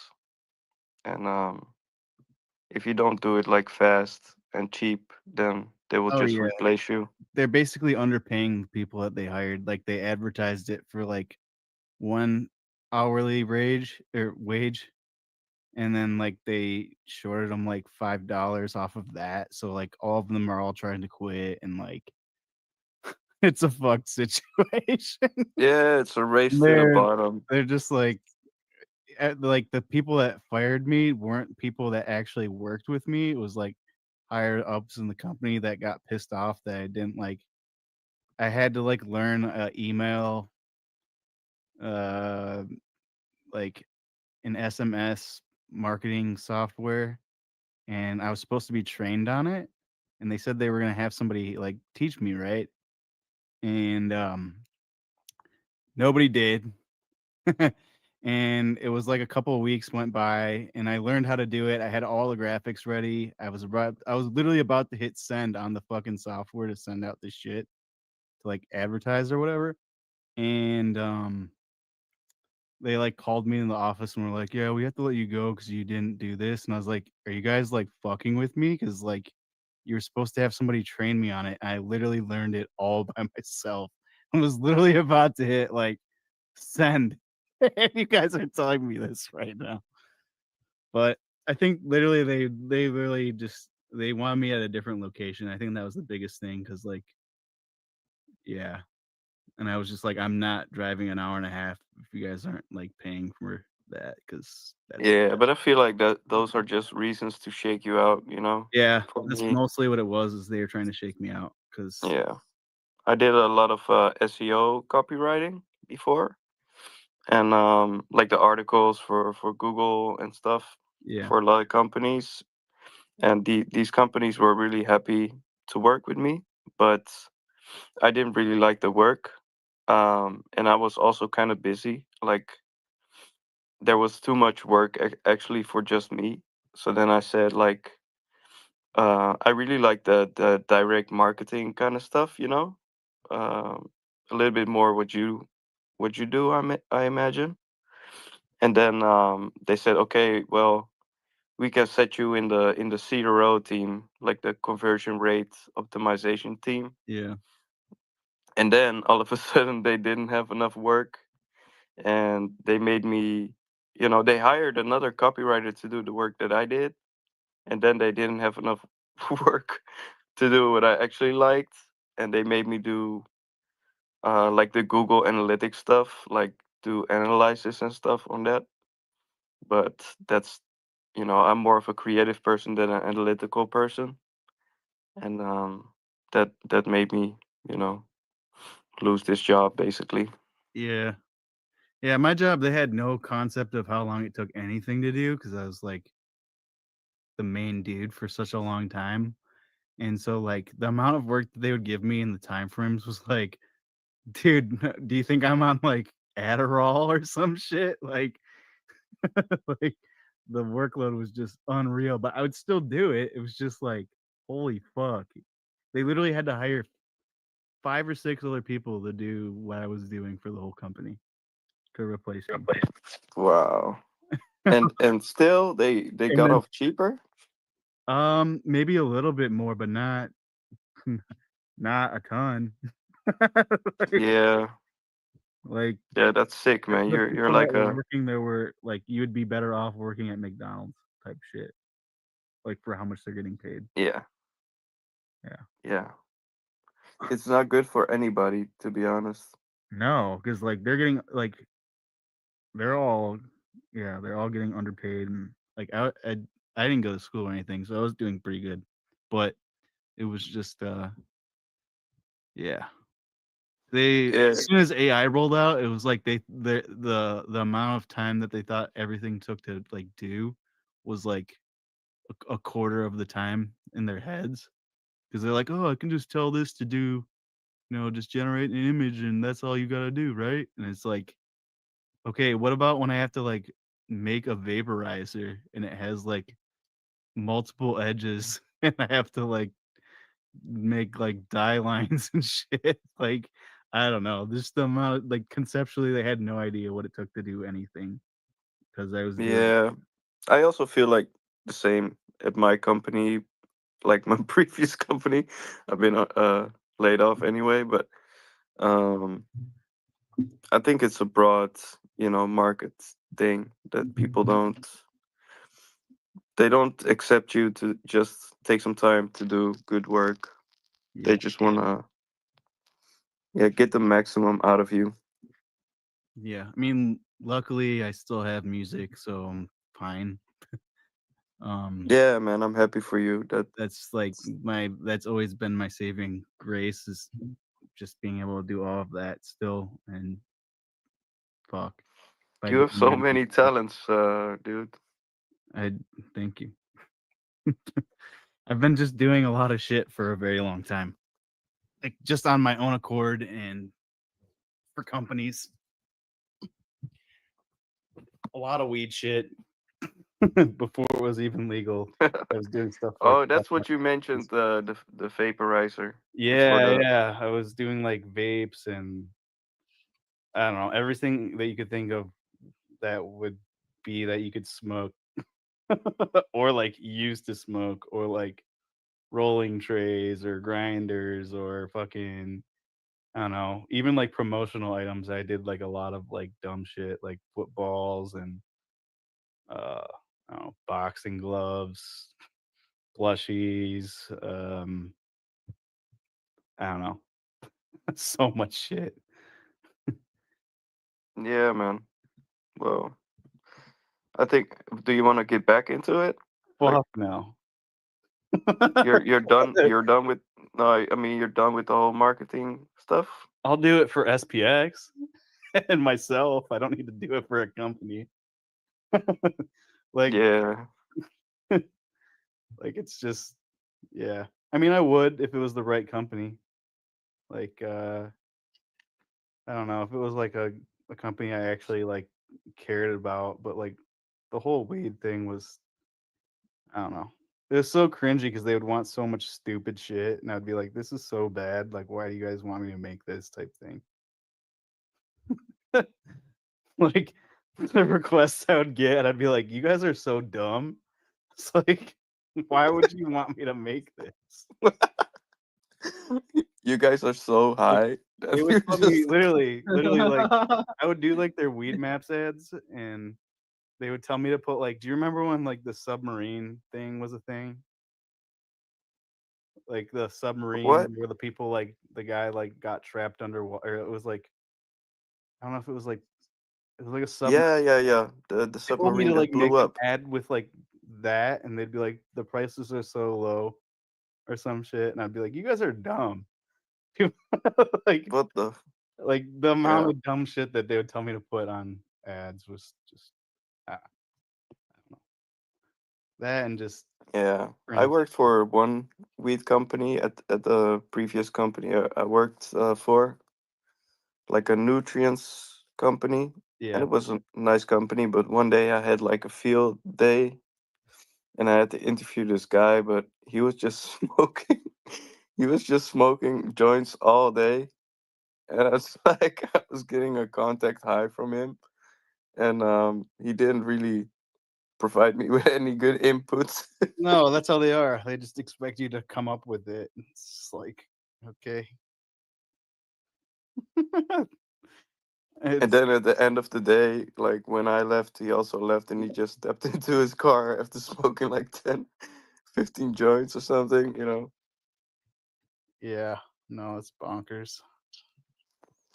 I mean, you know, I'm not against weed or anything, but I just thought it was such a funny experience.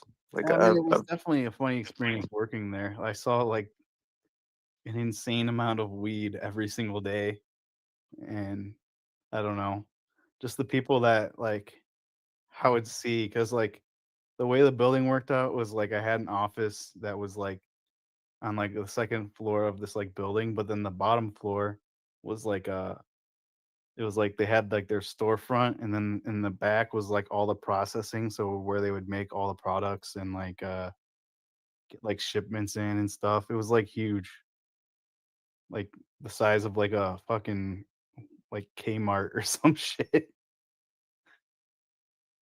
I don't know.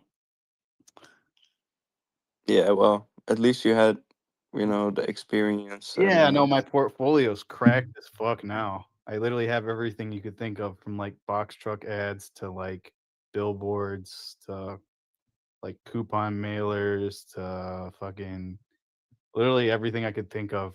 I don't think there was anything that I really didn't do as far as like designing goes. Like that's sick, man. Merch. But you said you didn't go to school, right? No. So How did so when I you was learned everything yourself? Yeah, so when I was really young, when I was like 16, I used to run an online radio station and like a record label. So back then I did all the graphics, and I have a That's pretty so extensive cool. background with just creative shit. Whoa, I that's feel like so you've cool, had like dude. 10 lives, man. Literally, yeah. Yeah, so I used to do that. Do you guys know who Getter is? The guy Sorry, that did who? Getter? Getter? No. I don't think so. He did like the whole dude meme. Oh, yeah. Dude. Yeah, so he was like Dude. he was a resident back in like 2011 on my radio station every single Wednesday. Holy shit, no way. And so there was people like that, and just like a bunch of DJs. Like back then I would do like interview. I'd go to like music festivals and like interview people. When I was like 17, I met Skrillex through that. So it's just like a lot of crazy shit when I was really young. And then so I just kind of really learned how to do a lot of graphic design and stuff like since then. And then I kind of started producing more music. I mean, I started producing music even before that, but I took it more seriously probably in like 2014 is when I started like getting like residencies at clubs.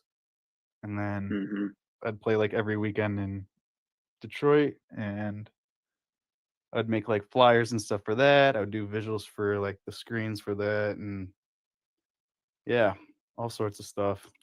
Sick, man. You still live in Detroit, right? Yeah. Alright. Yep. Yeah. I never been to Detroit, but one of my favorite rappers is from there. Eminem? No, man. Boldy James. Who? Boldy James. I've never heard. Do you know you should check him out. Do you know Sada Baby? Yeah. What's the matter, baby? My brother actually shot like I think 2 music videos for Sada Baby. And he I mean he's done a few different music videos for like rappers around here. But at the time we were like, who the fuck is this? I don't know. But you should definitely check out Boldy James as well. I think you'll if you can appreciate some rap, you'll like him. Yeah. We'll definitely check him out.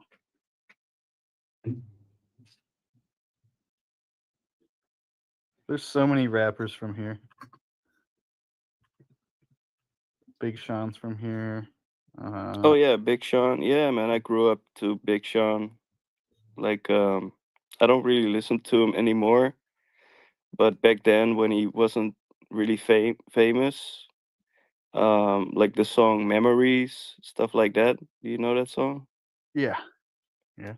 Yeah. That really gave me some fire to you know, motivation. Like a couple of weeks ago, he was at like this crypto event performing.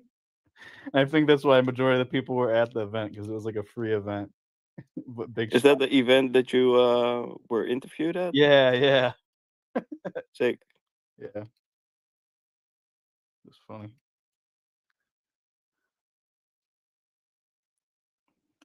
Yeah, Big Sean is a legend.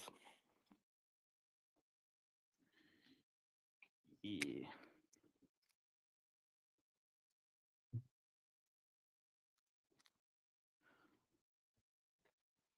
I'm gonna get up, I guess, and get a cup of coffee in me. What time is it there?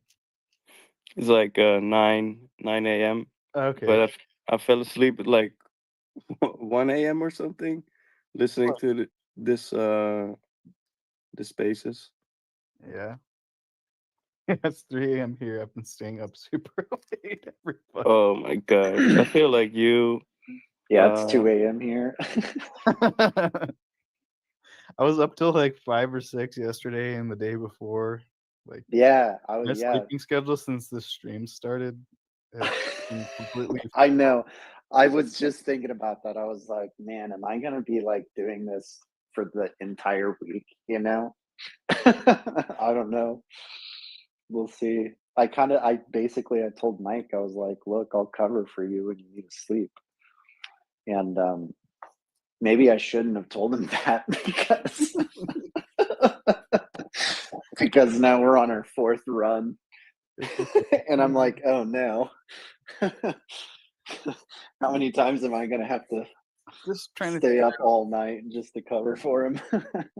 I'm trying. Yeah, and it's also like if you go to bed for me, if you go to bed after like a certain time, you won't sleep as deep anymore. Oh yeah, for sure. No, I've felt really tired all day today, even though I slept in really late. Yeah. It's like I slept in pretty late, but then I still took like multiple naps after. Dude, yeah, there's definitely a few times today I could have taken a quick little nap.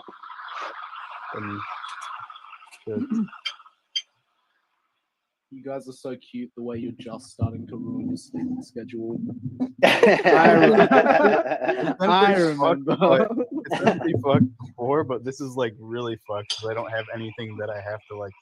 I don't have to like wake up and go to my job. It's like Yeah, you don't have nobody's like yeah. You have to wake up at 7 a.m. Yeah, it's like I would do this on the weekends, but I've been doing it like for the past 4 or 5 years. Yeah.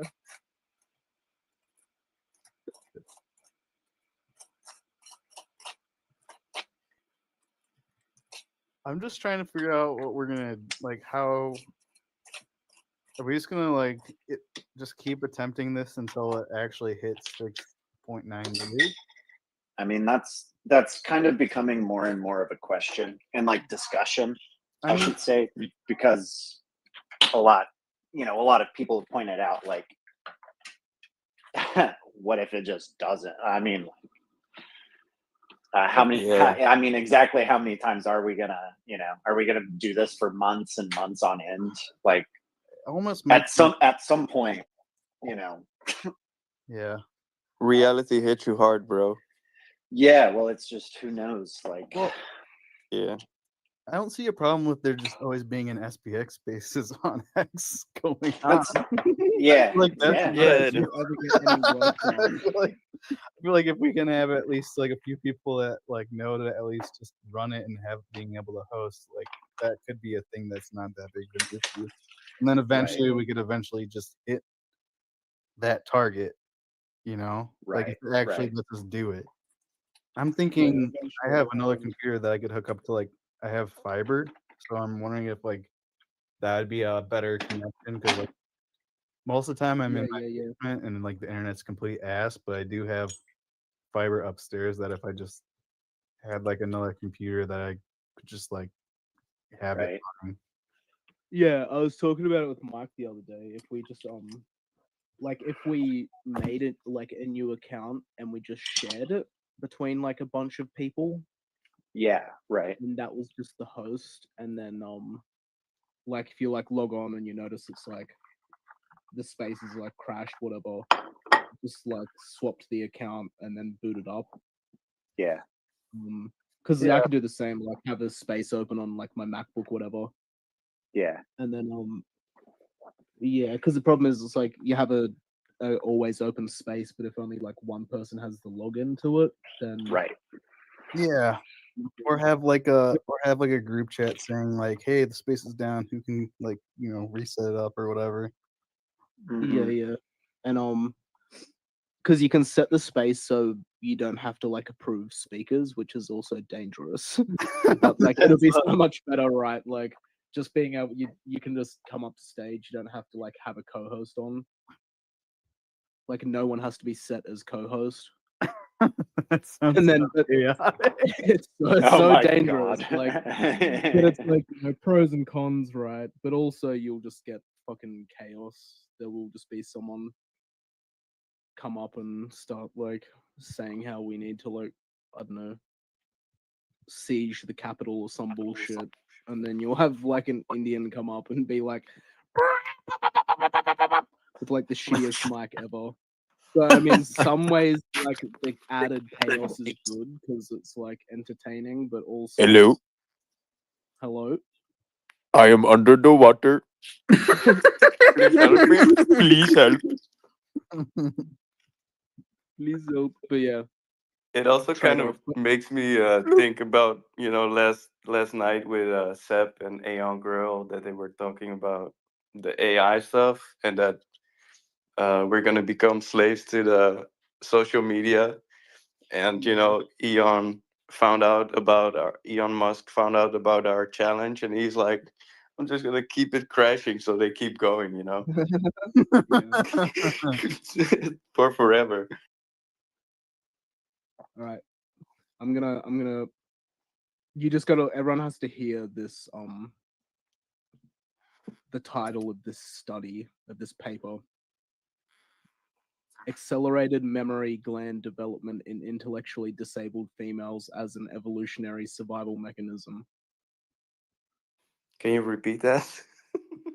Accelerated memory gland development in intellectually disabled females as an evolutionary survival mechanism.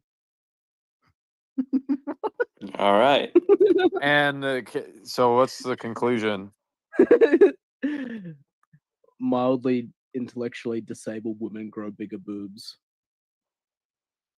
Oh, that's that's your whole thing. Okay, and why I'm not does reading that? it. It was just a meme that popped up on Twitter, and I was like, Oh, mammary glands. yeah, not memory. Oh, I was also thinking memory. Yeah. Okay. I don't know why I should have just left it at. I was like, they're dumb as fuck, but they have good memory. I was just wondering what a memory gland was. I thought I was talking about like the hippocampus.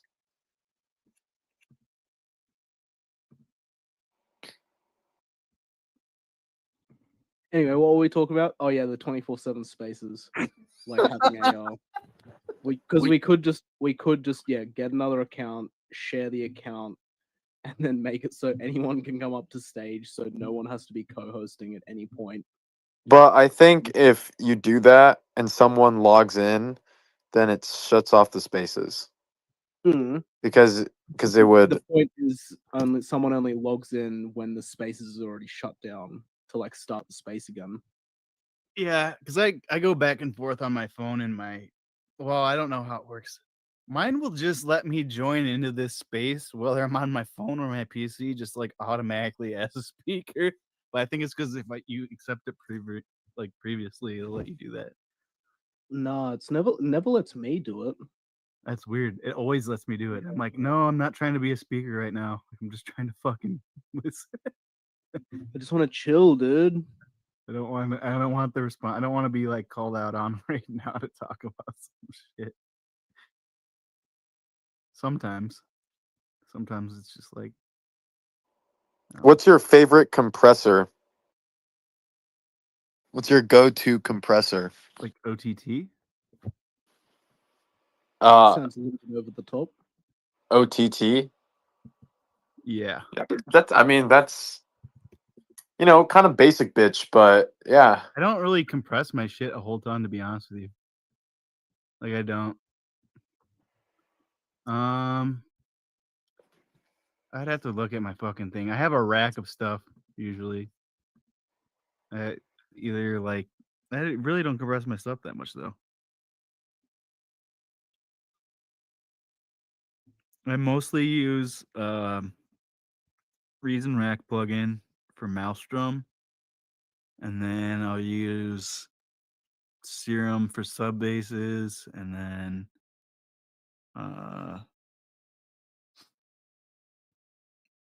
Pro Q stuff, kilohertz. Trying to think. It really depends what I'm making too. I don't really have to. I don't really compress the shit on my music though. Usually just like EQ it, and most of the time just stock FL stuff. When you just put 12 sound gooderizers on your master. Yeah. Turning it all the way up. Not like that, no. I mean, I think Clipper, yes, like soft and hard Clipper is just like that fruity. I mean, yeah, there's no real difference in any other Clipper. It's just a Clipper. Yeah. Most of the time I'll run a lot of my stuff through like vocoders. And that will kind of clean up like a lot of shit. I don't know. It's weird. Interesting. Well, I guess because it's like I don't know. Anything that you can run through a vocoder is gonna, in terms of what it can do. It's what you're gonna do to the sound anyway. Yeah. It really shapes things. Like if I'm not trying to have like weird ass frequencies, like it usually cuts out a lot. If I was in my studio, I'd be able to tell you more about what VSTs I use for shit. What are your thoughts on the number 3.7K? 3.7K? That's a smaller number than 6,900. It is in fact a lower number. And also 500. Let's say 3.4K to like 3.9K. What are your thoughts on those numbers? Are you talking like EQ shit? Just that number, dude. If you know, you know. No, I don't know. Oh, that's like it's like a common like producer thing where that frequency just fucking sucks. Just like in anything you do, like you just no matter what it is, you just cut off the 3.7K because it's just like it's a weird fringe. And oh my gosh. This is some nerd shit, but the that phenomenon where the very low frequencies and the very high frequencies are the most audible, even if the volume is the same. I can't remember what it's called, but it's like in that spectrum, and it just sounds like ass, and it's just something you take out. Yeah, no, I think I get what you're saying. I just don't fucking remember specific numbers. I know what you're talking about. Like if I look in my EQ, like my rack or whatever, it's probably set that way where it's like cutting out shit that just doesn't need to be in the fucking mix. Let me look.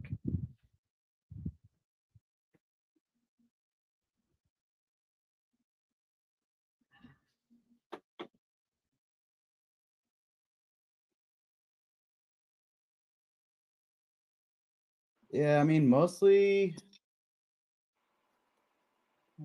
just limiters and OTT. I don't really do a whole ton of shit, really. Most of it's pretty stock.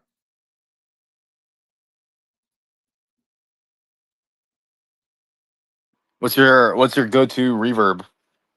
Well, I guess you do like rhythm, so it's like Yeah, I mean, what are you I really use a lot of reverbing? Valhalla stuff, or Of course, or just Fruity Reverb. I've been using FL for a long time, so I use a lot of the shit that's just in FL, and I have like the full complete bundle or whatever the fuck it is. the producer extra awesome. It's like version. It's like the one that's like even more than just the producer one. It's like the all things.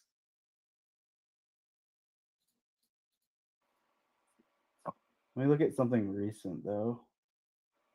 I'm looking at a project file from like 2017. That was just what was open.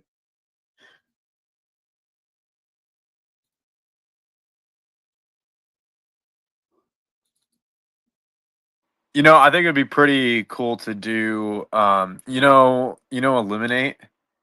Yeah.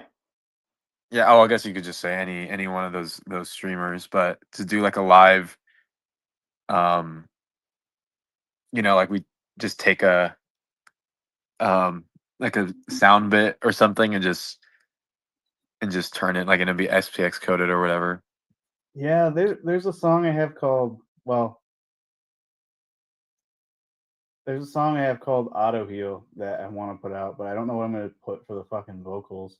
And then I have a lot of stuff that samples Marie Rose, like the Too Easy. Too easy. Like that. She actually has some pretty good sounds. Yeah. I downloaded I have a full like sample pack of like all of her sounds. Some of them are so lewd though. It's just like half a second of just like getting hit, and it's like, yeah. You're like, can't use that. So for my clips, like my clipper, I use G Clip, and I use OTT. Synths, I'll usually use vocodecs. Some patcher shit that is just mostly like OTT, Pro Q3, Sooth 2, and then I have just a dimension expander on the synths and a transient processor that's just like FL stock one. But you have to pay for it, which is stupid as fuck.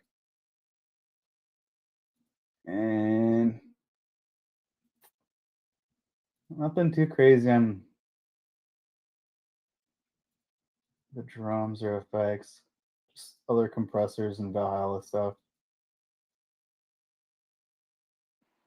You know what's interesting about Sooth, which by the way, for all you musical producer people, pay for Sooth. Just get Sooth. It's just so fire.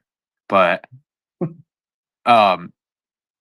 but it's on all of my videos on each song, because like I edit the songs, obviously I would I for some reason I would just put the Sooth 2 preset like balance to Grammy level or something like that on all of the songs.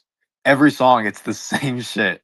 Yeah. And it's so fun. Like I there's no reason to. Like obviously these songs are fully mastered. But I just put it on and I'm like, yeah, this is my contribution to the song. Yeah, I mean, Yeah, Sooth is so fire. Most of it is all just racks that I've already used for like a ton of songs. So it kind of keeps a lot of stuff consistent, like as far as like levels go. So if I'm like mixing it, like one song isn't gonna sound super loud or quiet compared to another. And obviously it changes over time. Like I'll make, like Sooth 2 hasn't been around for that long. I mean, it's been around for a long, not it's not new by any means now, but I remember when Sooth was not even a thing. Yeah. How old is Sooth 2? Like 2 years old? Something like that. Probably. Maybe 3? It might be 2 or 3. I remember Sooth 1. I don't even fucking know. It's been a while. I can't even think of the last time I bought like a new VST, really. It's been a while. That was probably literally one of the last things, aside from the whole FL complete bundle or whatever it is. No, that's good. What's funny is good on your bank account. What's funny is the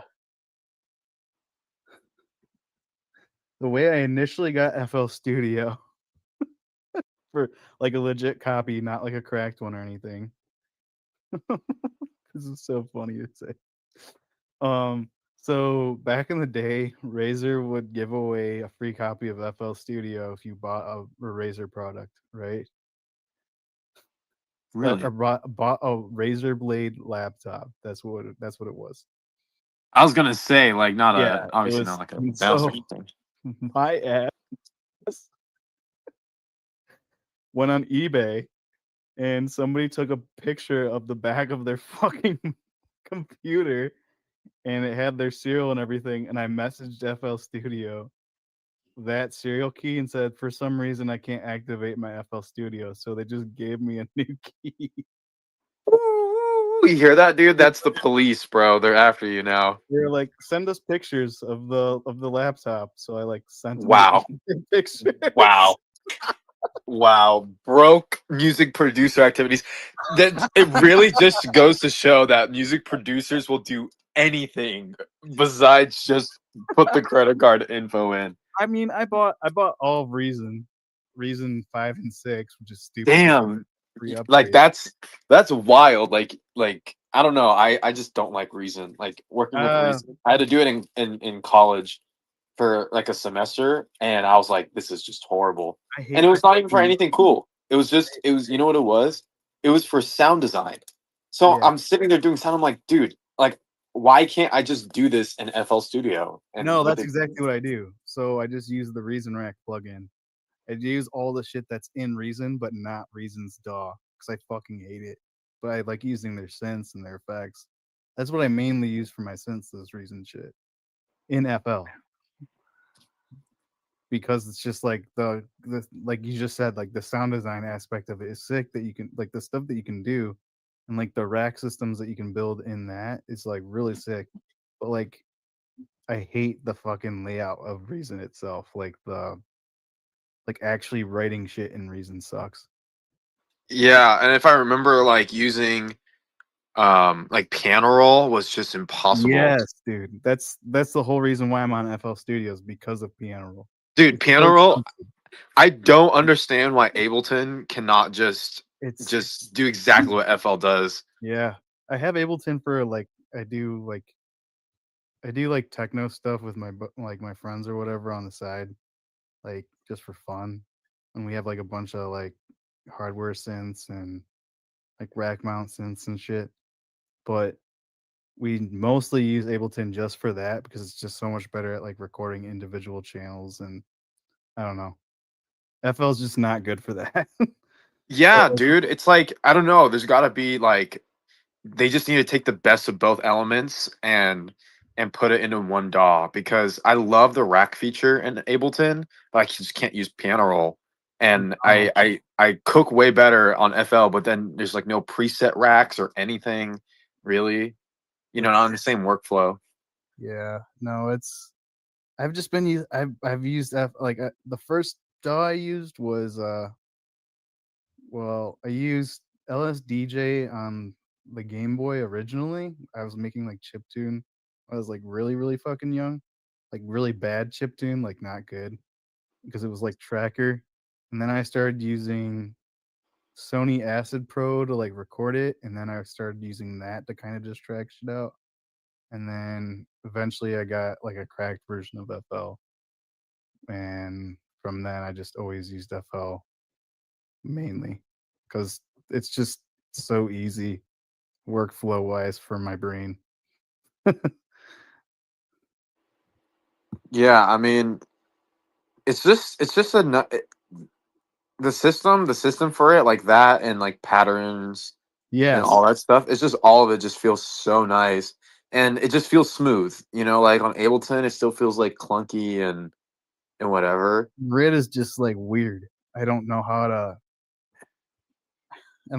because like you get used to it though. A lot of my friends all use Ableton. Yeah, I'm sure you do. It's just like, if I'm trying to write something, do I want to go like, am I trying to like relearn a whole fucking DAW when I know I can just make shit up? Yeah, no, I mean, yeah, I mean, like if you're not like building racks or anything, and you're fine with FL, like, dude, there's no point in switching, and you just get frustrated because like when you get into a rhythm, you like it's just like you patch here, and you don't think, and you think while you produce. You know what I mean? Yeah. And so like you think as you create, and it frees up your brain.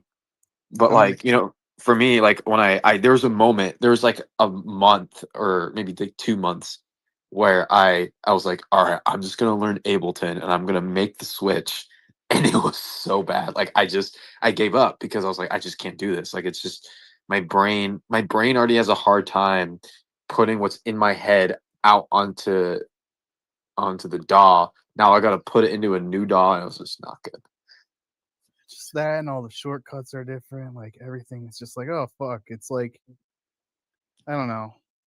I used to use GIMP before I used Photoshop, and even that was like a different thing to like learn. But now I haven't touched that other software in forever, because Photoshop's just so much better. Yeah, speaking of which, though, if there was someone who should switch, hype, you should just switch to CapCut.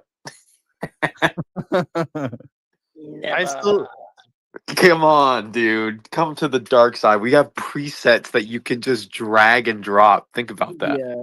Look, the reason I don't move to CapCut is because if I do, I will like utterly destroy everybody, and everyone will be so demoralized because I'll just pump out bangers like day after day. And right. Oh, they have CapCut on PC or whatever. Yeah, I got CapCut on PC. I didn't even know that. You're just doing it out of the good of your heart. You're making it difficult for yourself, right? Yeah, exactly. I love struggling and fucking punishing myself by using Adobe and beating my head against a wall to do like an hour of work, which would take like 2 minutes in Adobe in CapCut. Like I love not having like an AI brush removal tool that you can just like color things in and then it masks automatically and it takes like 30 seconds. I'd much rather spend like 3 hours meticulously masking for, you know, a slightly better effect. Hype is just giving you a good entry on video editing. Yeah. Yeah. But preserving your feelings. I don't know. This all sounds like you should just switch to Sony Vegas. Sony Vegas? We might wormhole over to the Yeah, Sony we're blockchain. bridging. The bridging. Is that even Bullish still? on Sony. Do they Yeah, still even do I it? think it's like Unfortunately. I thought somebody bought them out. what was it called? Anyway, Sony blockchain. What It had a cool Sonium. That's what it was called. What? Sonium. No, Vegas. Sony actually sold Vegas, I think. Oh yeah, Vegas, the editing software. Yeah. Yeah. Sony Vegas sale. I mean, there is always DaVinci. DaVinci is actually free, and like in some ways better than Premiere Pro. Yeah. Oh, dude, CapCut. But CapCut, dude. The CapCut. Do it. And make videos on CapCut as well. Yeah, it just means I have to like try it out. pay for CapCut Pro, but I mean, at least all of my my three followers who watch me on Twitch will like CapCut tutorials. Yeah, I will be one of them. Yeah, I have to do it for the fans. Do it for the 3 fans, yeah. But soon it will be 5, though. A real one. Yeah, soon it'll be 5. As soon as I start doing CapCut tutorials, after everyone's used CapCut for 2 years, and then I like use it for a day, and then suddenly I start doing CapCut tutorials. It's still subscription too. Yeah, I know. It's like another $12 a month. So I mean, I'm like paying $100 a month for Adobe. It's fucked.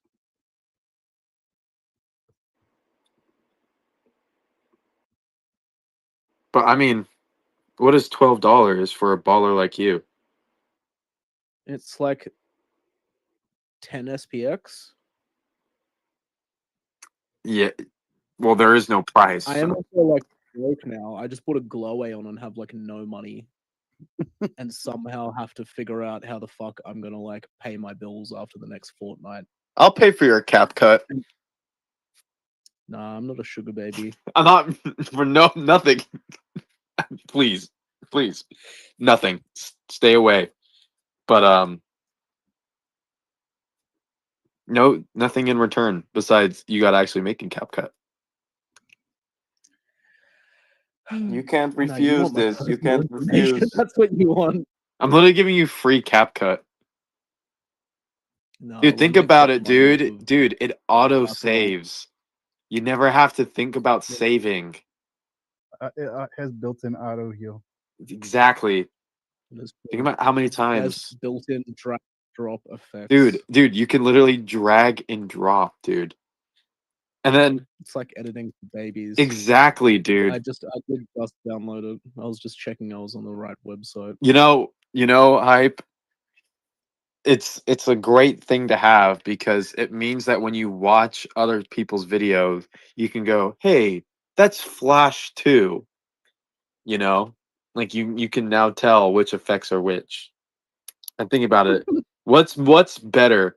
Actually sitting and enjoying the themes and motifs of a video and the message that it a CapCut video, or understanding exactly which effects were used. frame by frame. What's better? Well, I already do the frame by frame thing. CapCut's still pretty easy to pull apart. Though sometimes it does do trippy shit. When I've been watching Slurm, like layer stuff up and then throw some random effect on something, and then it just like makes a totally different image. Yeah, it's funny because some of my videos, I will like I just don't know how the fuck it did it, and I think I was showing someone, I was trying to teach someone something, and I think they asked about something, or I was trying to show them whatever this effect, and I'm like, wait, how did this work? Yeah, how did I do this? And so many times when I'm like editing, you know, like I'll be like, oh, this effect, and I take off an effect, and then everything changes. I'm like, wait, no. Yeah. And then I put it back, and it's not the same. And then I just get triggered. Luckily, there's Control Z. Yep. I love Control Z. Your computer can, yeah, I know it can run smoothly, buddy. He's doing it. All right, it's installed. Yes. I agree, and I continue. Get CapCut. It's so good. Dude, exactly. Sorry, was that AI Chang? Yeah. AI Chang. Did you just? Did anyone else think that straight away that it was like, this isn't Chang, this is AI Chang? Chang, did you make an AI of yourself? Imagine making an AI of yourself and then sitting behind the. No, I couldn't be bothered. I don't know. I think that is AI Chang. Yeah. I do love It that feels you like a guys are potential so cut positive response, so. about CapCut.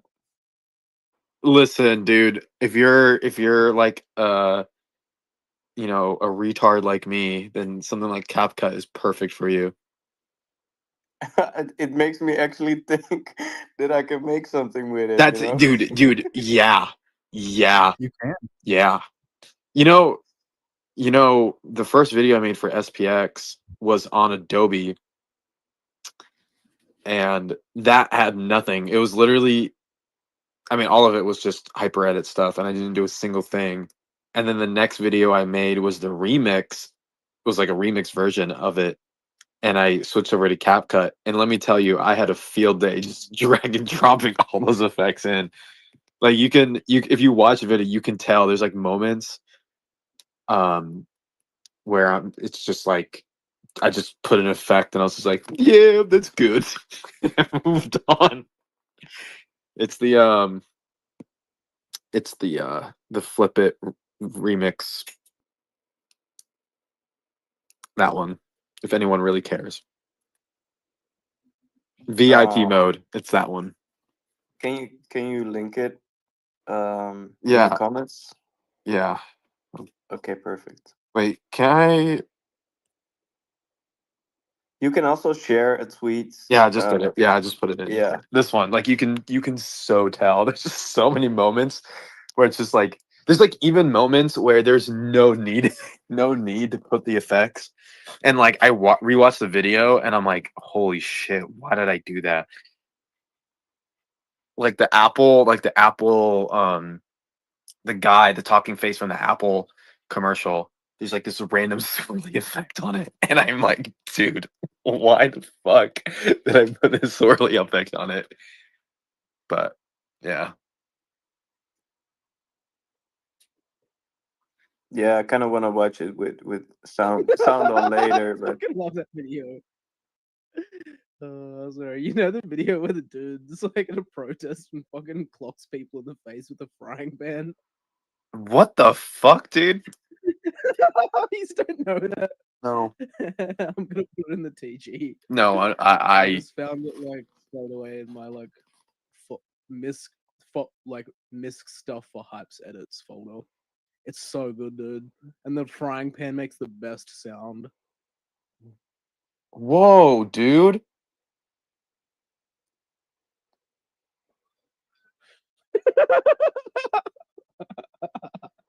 Oh, so good. When SPX6900 will come $1 to buy?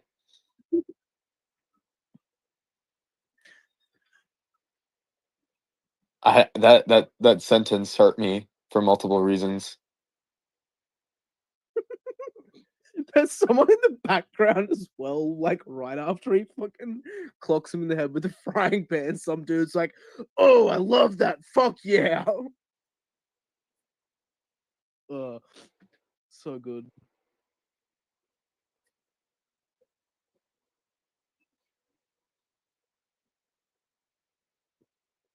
But such a video seems, yeah, it seems complicated to make, man. Like so much different frames, or like I never made a video before, right? So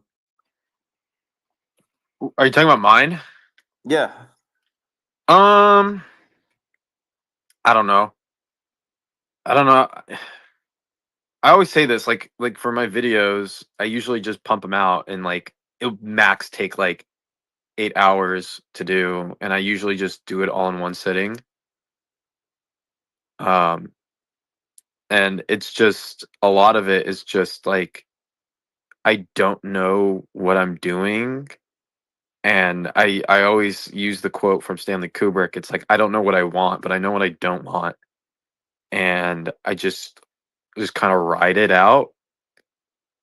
And I legitimately don't know. It just happens to work. And so when Yeah. it comes to like complicated or not, I think you can skate by really well and do better than most people if you can just if you just you don't think about complexity or anything, and if you just go, yeah, that's dope, and you move on, then when you take a step back and you watch stuff, you go, oh, okay, cool, and then you can maybe refine. But yeah, I don't know, that one was, I mean, to be fair, a lot of these videos were made from were hyper edits, so I already took people's content, Right. and so it's just like, well, I didn't really have to put that much work in. So you took content from other SPX edits, or how does Yeah. Well, there's the hyperdrive in the Telegram. Yeah, Yeah, I shared it. I just did that, and I just doom scrolled, and usually it was just like at least for me, and you can kind of tell in my edits is I put music first.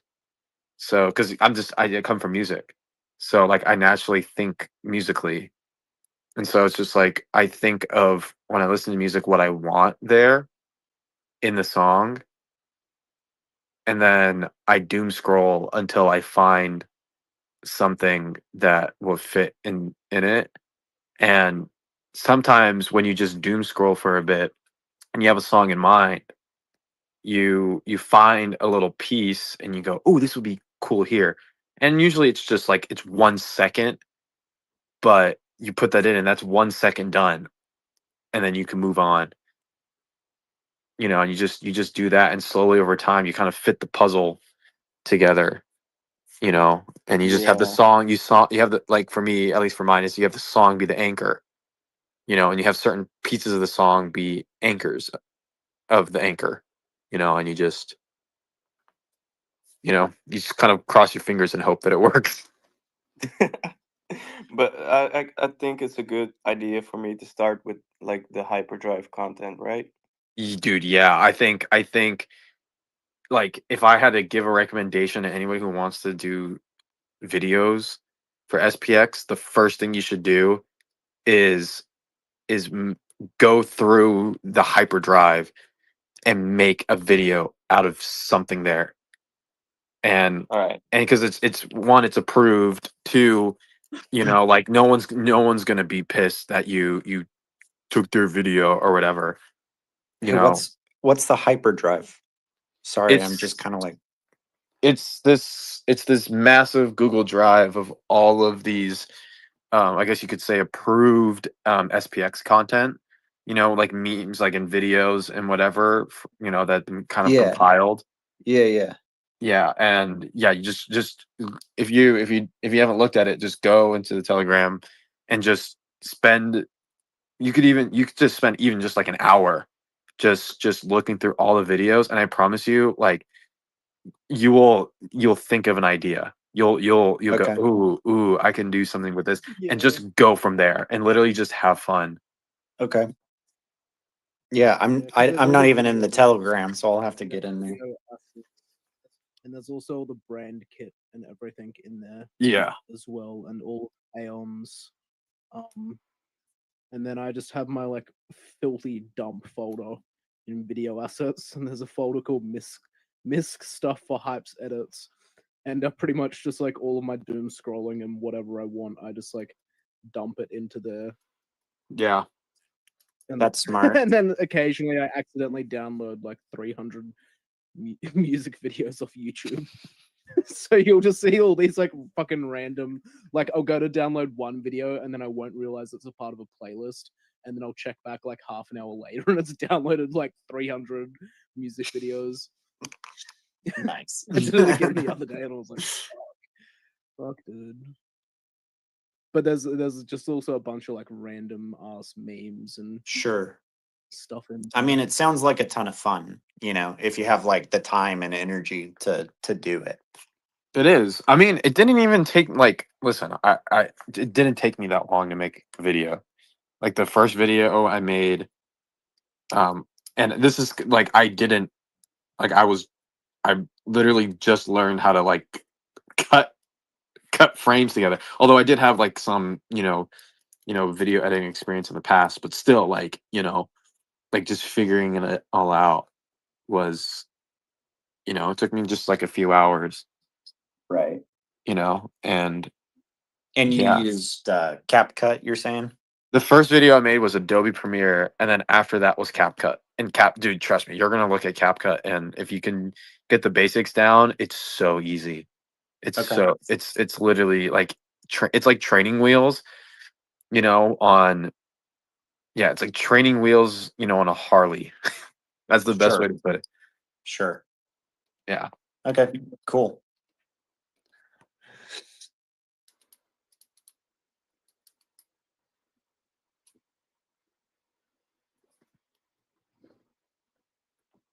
Man, I should make a new video. I haven't made one in a while. I have like 2 that I sort of half made, and I just didn't. I don't know. I've been so busy though. Like, it's ridiculous. My brain is too preoccupied with everything.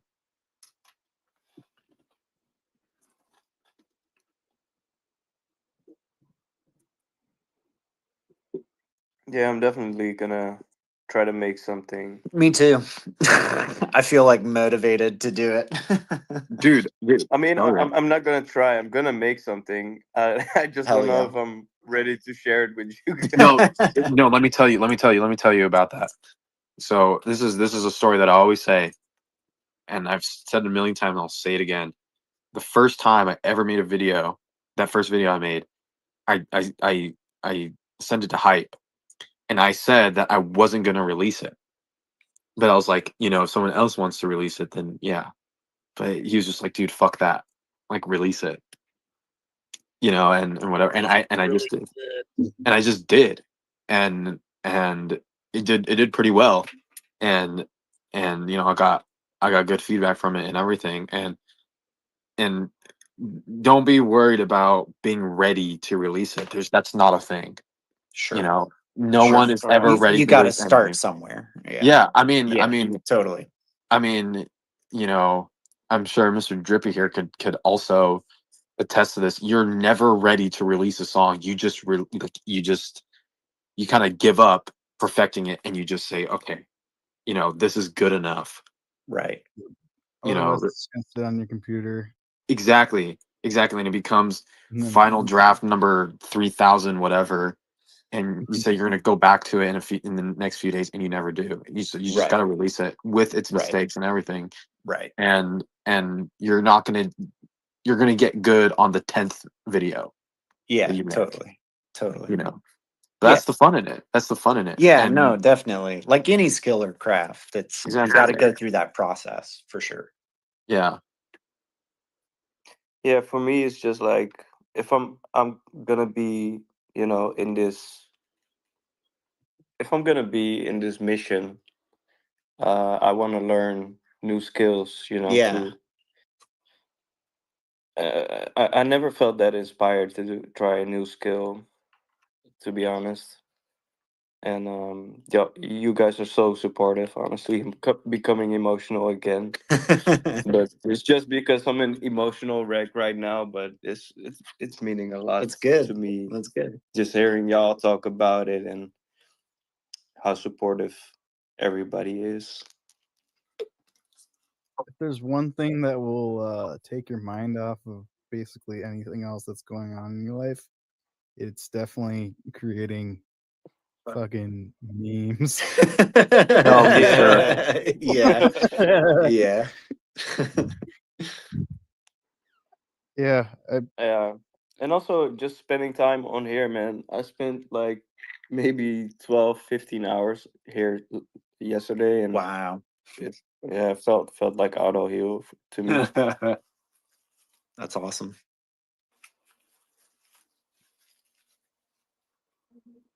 That's a cool community, dude. Yeah. It's only gonna get and it really is. It's only gonna get better because more people are gonna come in, and you know, there's this concept of you're the average of the 5 people closest to you, and you know, you kind of if you're an SPX, right, you kind of, you know, you attach to the average of these 5, and you go out and you talk to people about it, and it's going to resonate with people that most closely match the average of the 5 people in the SPX, and because of that, when you know, you're gonna, you know, you're just gonna resonate with the right people, and so, you know, it just because it just attracts the right people in, and it's just creates this great feedback loop. And so, you know, like we do spaces like these, and you know, the million bajillion spaces that come about later, you know, it's going to be filled with the same people, you know, and that inherent quality, you know, that makes people want to come in. You know, it's just going to get better. Just grow more. Yeah, I'm so fucking amazed day by day by this community. Yeah, it's a bit ridiculous, to be honest. Bript, I recognize like some of the content that you've made and like your username and stuff, but this is tonight's the first night I've heard you in a space, and I've only been in a few spaces. So I still don't kind of know everyone in the space, but I mean, it kind of sounds like you've been around for a while. Yeah, about a year, over a year. A year, but I didn't Okay, yeah. really. Probably like a few more months than me then, I guess, because I've been in for like, I don't know. Well, October 24, you know, the like post Murad kind of wave. Yeah. Well, you know, like I've been in, but I never like, and I always say this, it's like there's a key difference between investing and participating in a community. And I didn't really, you know, participate in anything SPX related until probably February. Like actually when I started making videos, because right before then I decided for the first time to come up and speak on Sunday night spaces, and the whole thing is that I got bullied off, and then Hype, you know, apologized to me, and you know, that's kind of what made me, you know, make videos and start that. But yeah. Wait, what happened? So so you fucking bullied him. No. Hype didn't bully me. It was Mung. But he didn't really bully me. He didn't bully me. So what happened was I went on spaces, and I had this brilliant idea where I was gonna, because I just wanted to kind of give, you know, my thoughts on SPX or whatever. I was gonna open with I was like, you know, Nicole is actually like a male, you know, like male VTuber, you know, pretending to be a female to extract $69 trillion of global liquidity. That was the punchline, right? And they just didn't get it. They didn't understand what the fuck I was saying. And I was like, damn. And then like, yeah, like I try to like save it, but like keep elaborating on it, and it just didn't work. And then Mung was like, "Are you a Fed?"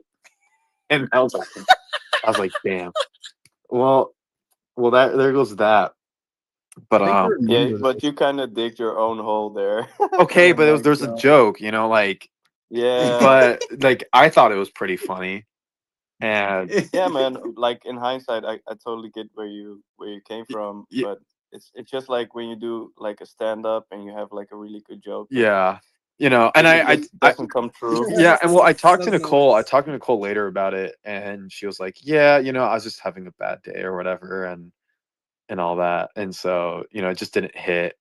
And yeah, I mean, I just came out and I said, like, it felt, and realizing is like, it felt maybe a little too personal for someone that I've never talked to, Sure. But yeah, we have a good laugh about it now, but like right after that, Hype DM'd me and he was like, "Hey, I just want to apologize for you getting bullied off Spaces." And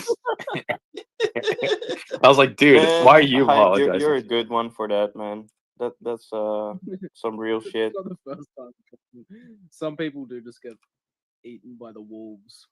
Okay, but Like, but they like, listen, a lot of times they kind of deserve it. Like I get. Oh yeah, I don't apologize to the people who deserve it. Yeah. Some people are weird too. Dude, Hype, do you remember this? So one of the reasons why I came up on that Spaces to talk was because I had this interesting epiphany. So I just got off the subway in Shibuya. This one, I went there with my friends for the first time, and we're walking across Shibuya Crossing, right? And I'm having this epiphany about like collectivism, right? And just kind of like the group mentality and hive mind sort of thing, and just how it related to SPX. But as this was happening, I have my AirPod in, and I'm listening to Spaces, and it's Lay B trying to he's trying to like rizz up Nicole. Oh yeah. Fucking baited. Dude, yeah. Always. Yeah, but it's Limpy. It's just, I'll come to Japan, I'll marry you. I'll marry you, Nicole. Yeah, Come be my wife, Nicole. but you're gonna abandon me like every other Japanese. Like who's this Lil B guy? I don't know. So Lay B Lay B. is Lay B, yeah. LE /B/. He's he's just a legend, dude. He's very entrenched in meme coinery and all that stuff. He was big in 4chan, and there's Yeah, he was legitimately one of the Jews that ran like 4chan psyop stuff. Yeah, like big time. And there's rumors that he was the dev of Ticker Bitcoin. So yeah, is there any truth to that? There's Dev's still so not the one on Ethereum or whatever. The one on BNB. Oh, the original. Yeah, the original. Yeah. So you mean Bishop? Bishop? So what do you mean not the one on Ethereum? Like which one then? So so there was one on BNB back in like 2018. Hey? Yeah, because he was a dev of Bitcoin Bob. Not Bitcoin. Yeah, it's just, I don't know. The lore is really weird because it was like years before Ticker Bitcoin or whatever. But yeah, it's just so it's like even before Harry Potter. Yeah, it's a whole thing. It's like so much lore that I don't even know. But that's just the theory is that he was one of them. You could even launch coins back then in 2018 like that. Yeah. There's meme coins. There was, I think. Well, I know for sure in like 2020 and 2021, there were meme coins that existed, and it's actually funny because yeah, there's like always been meme coins. Really yeah. weird. Well, it's actually interesting because if you follow the history, in 2021, there was this guy who created a list of the top 10 meme coins that he thought were going to be runners, and he tracked all the metrics and everything. Yeah. Yeah. And it's funny because I remember reading about that recently, or not recently, I should say recently for me, but it was in like May of 2024. And wouldn't you know, shortly after, I was in Giga, by the way, before all of this, you know, and I'm still a big Giga holder and whatever, and I still rep it, um but like seeing that in the community, this guy named Murad started popping up and started, you know, like shilling Giga and like creating his own thesis on the 10 coins, and there was that mention of that list before. And it was funny because the top coin on that list, from the guy in the 2021, was Shiba Inu, and he had like a other few coins that did, you know, sort of well or whatever, but you know, most of them trended to zero.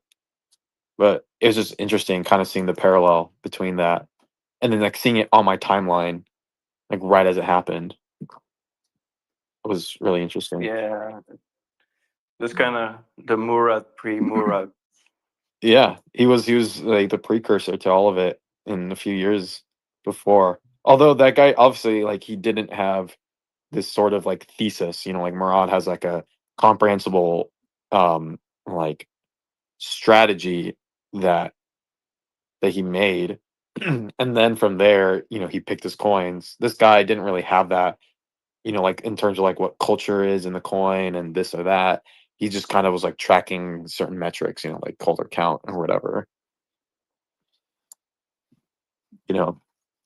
Yeah, yeah, I do think what Murad did for SPX is it's huge, and it's what got me into the coin. So I'll be forever grateful for that.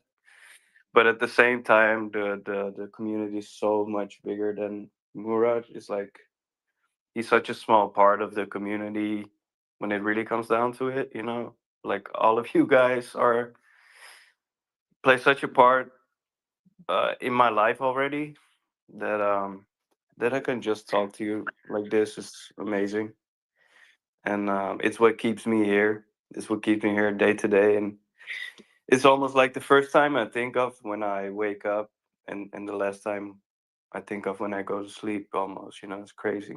Aw. You think of the boys as soon as you wake up and right before you go to bed. Yeah, yeah, Me too. I'm gay for y'all. Same. Same. And just to think about, you know, after this bull run, there's also going to be a lot of people are going to stick around, and we're just going to grow this community even stronger. And I Yeah, hope bear we can. market's sort of the best bit for like community. I'm sorry. Bear market's like the best bit for Yeah. community. Yeah. Because you stop getting people. Right. Like, which is like Right. sad, but you also like you lose people, and then slowly over time you're just left with like the best people. Yeah. Yeah, definitely.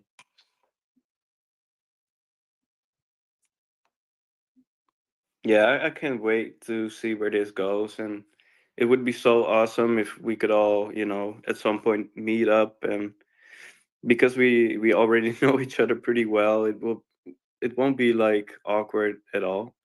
Uh, will be like just like meeting a friend from home almost. Yeah, it's just the traveling overseas thing. Everyone Yeah. has to travel heaps far. Yeah, I mean, but maybe we're not all gonna meet up, you know, at the same place. I think that's maybe a bit, you know, too much to We're just gonna ask. do a crypto event. We're just gonna That do would one, be like, super fun. everyone's going to Singapore. Like everyone, like, you know what I mean? Like, dude, that would 6 be months in amazing. advance, like, so everyone can save and shit. And then we Yeah. just like fucking try and get like a good deal on a hotel. Because if you like fucking you're getting like 40 odd people, Yeah. then you would just like book out like heaps of a hotel and everyone gets a better deal. And then we just like throw an SPX event there as well. And Yeah. that'd be a time. That'd be a time because then you could just like SPX swarm like the side events. Dude, literally. And like half of the event is just people shilling you SPX, except SPX is like a top 15 cryptocurrency that's like $80 billion, and you're like, you walked into a party that's like 25 SPX people just shilling you SPX, and you're like, why are you shilling me SPX?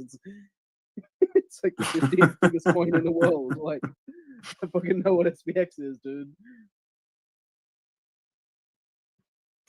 Yeah, it's not unthinkable. Like, even if you see how big the Bitcoin events are, I think that we at some point we can have like an SPX event as well. That's going to be about as big as the Bitcoin events are right now. Do you think that's crazy when I say that, or? I think we'd probably have maybe in a few years. Yeah. Well, I mean, we're not gonna have a fucking SPX conference. That's for sure. Like, you know what I mean? Like, build on SPX. Yeah. Crypto events are still pretty new in general, to be honest. Like, yeah. Running a fucking conference costs like millions as well. Like booking the venues legitimately costs like $2-3 million sometimes. At least 500K a day.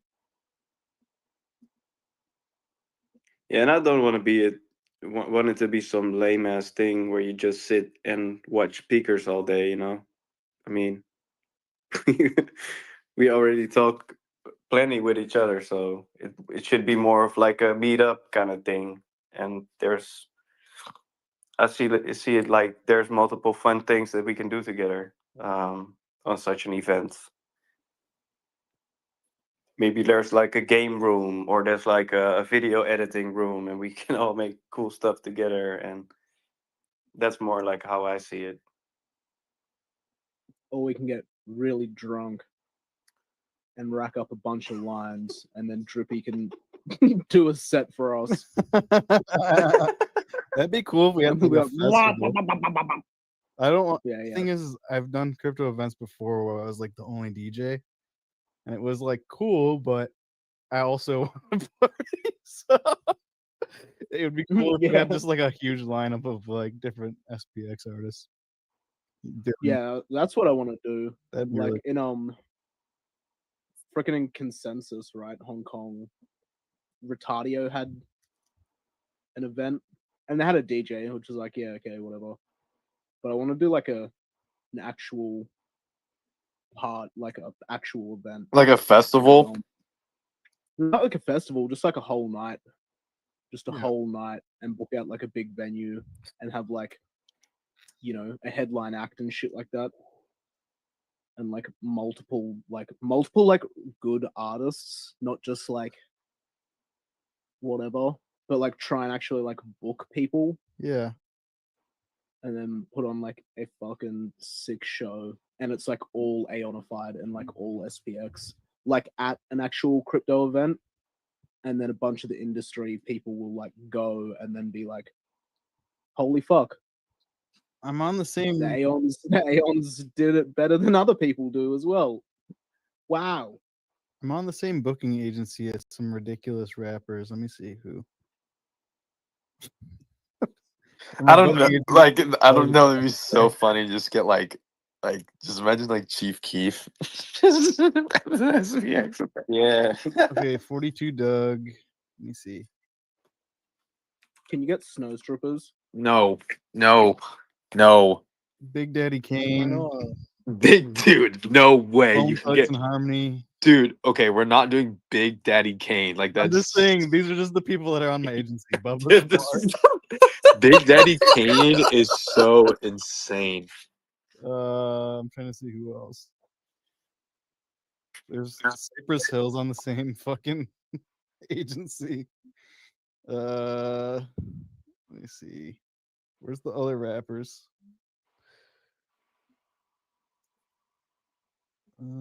Ice-T.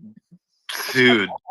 Dude. What are all these like 80s and 90s? Yeah, like so that's what a lot. My booking agent does a lot of EDM, and then he does a bunch of rappers like that. Wow, what a Kings, cool, damn. Crazy Bone. Wow. Damn. I'm just in shock.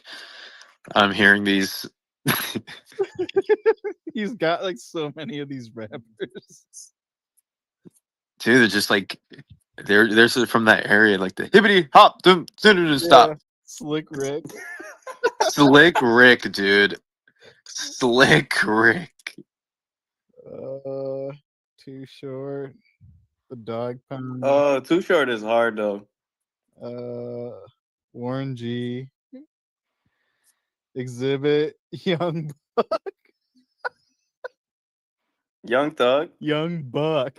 Not Young What? Thug, dude. Not Young Thug.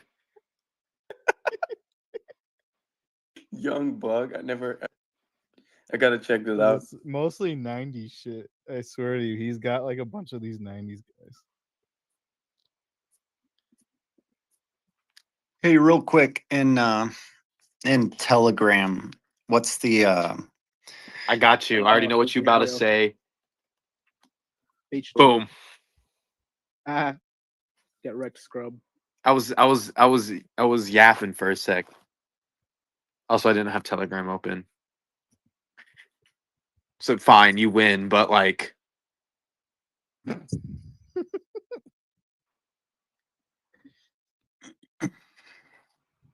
did you put it in the chat or something? yes, we did.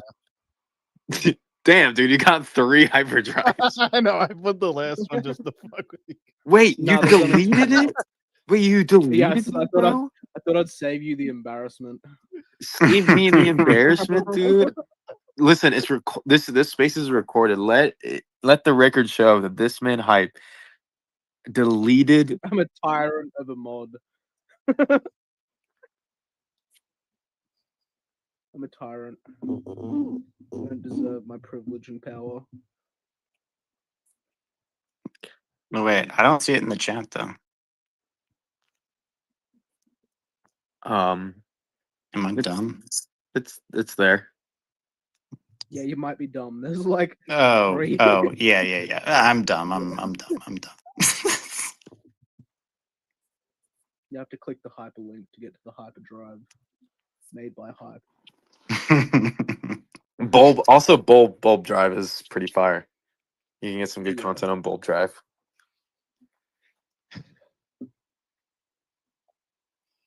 But Too Short is still hard though. He dropped an album, and like the first song of the new album is pretty hard. I would check it out. Dude, I don't know. I'm still, you know what's crazy is I'm still not over that song Cyanide. I was showing you Drippy. That song is just so good. I genuinely think Viper Active is up next. I think that guy is just so he's just got so many bangers.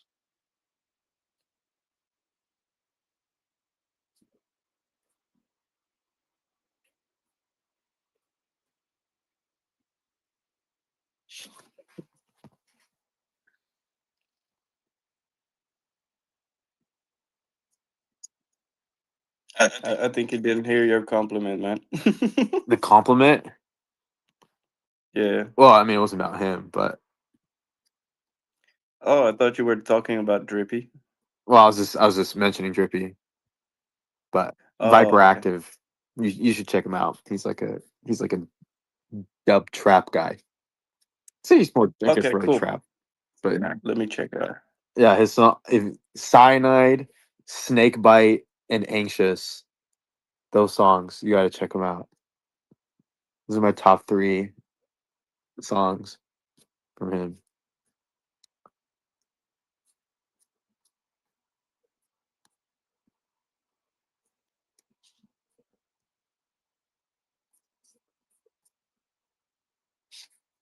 Yeah, I also tried to find Drippy's music on Tidal, but I didn't find it, to be honest. You gotta go on SoundCloud at Drippy. Yeah, I have the app.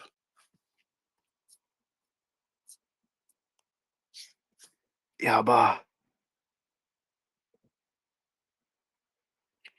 It's like I turned to Tidal because my dad, he has like an audio equipment store, and he wants to put me on Tidal, but Because it's because the LUFS, it's uncompressed, it's highest quality.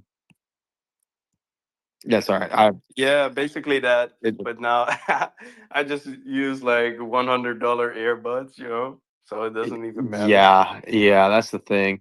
I mean, the only thing I would really give a shit about is LUFS, because like LUFS, if you don't, well, I guess if your dad works, you may know, but like LUFS is like perceived loudness of a song, and that's the measurement for LUFS. And usually, like say an EDM song, the LUFS are pretty high. It's about like -6 to sometimes like even like -3 LUFS, which is really loud. But the average pop song is like -12 to -14, and Spotify will automatically bump every song down to I think 13 LUFS. So all these EDM artists, they obviously do it because it just sounds good in the mix and master, which is what you need. But like all these songs are just cut down to the same LUFS, and it's kind of annoying. And yeah, I mean, But it doesn't matter if it sounds good, right? To your ears. well, that's just the loudness. So yeah, but you won't. It's not like the quality of sound gets better. It just sounds louder. Yeah. I don't know, man. I might switch just to Spotify because I really love the app more than I did Tidal. And I don't think it matters that much from, the earbuds that I listen to anyway. Yeah, no, it doesn't matter. I mean, unless you're running like actual like high end audio equipment, it doesn't matter. Yeah, I used to have good wired earbuds, like some really good ones, but I still have them, but I just barely use them anymore because, when I'm out and about, I just want to have wireless earbuds. And yeah, audio quality doesn't matter as much to me as I might thought, you know. But in like defense of good audio quality, when you do take some good time to listen to it, and I've been to Singapore to like a HeadFi event, and they had like earbuds with like 15 little speakers in one earbud. It's crazy. That sounded like amazing. But these things cost like $5,000, $5,000 each. So yeah, You're talking about IEMs? yeah, that's the name I was looking for. Yeah.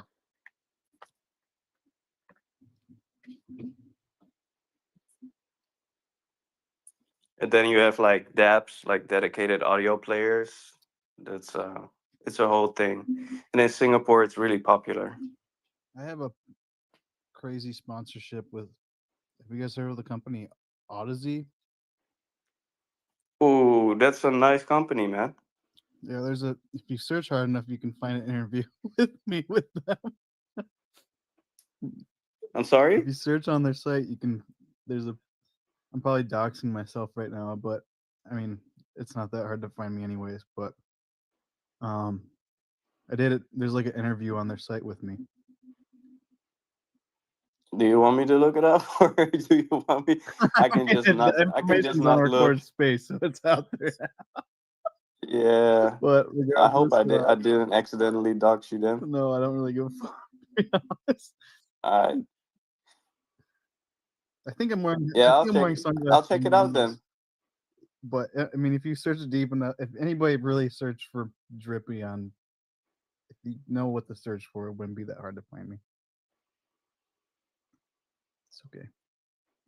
I think my dad sells Odyssey as well. Really? Yeah, he has like a big assortment of IEMs and Oh, DApps okay. and stuff like that. Yeah. DAX or DApps? DAP, so a DAP, dedicated audio player. Oh, okay. So it's basically just a device. Some are like Android based, Yep, but I they know what you're just have talking about. really good. Yeah. What's the one? It's like jellyfish, or what's it fucking called? It's the one called that I really wanted. It's like an iPod. I like Hibby R1. That one looks really cool. But other than that, I'm not really, my dad, he works with it all day and he knows a lot about it, but me, not so much.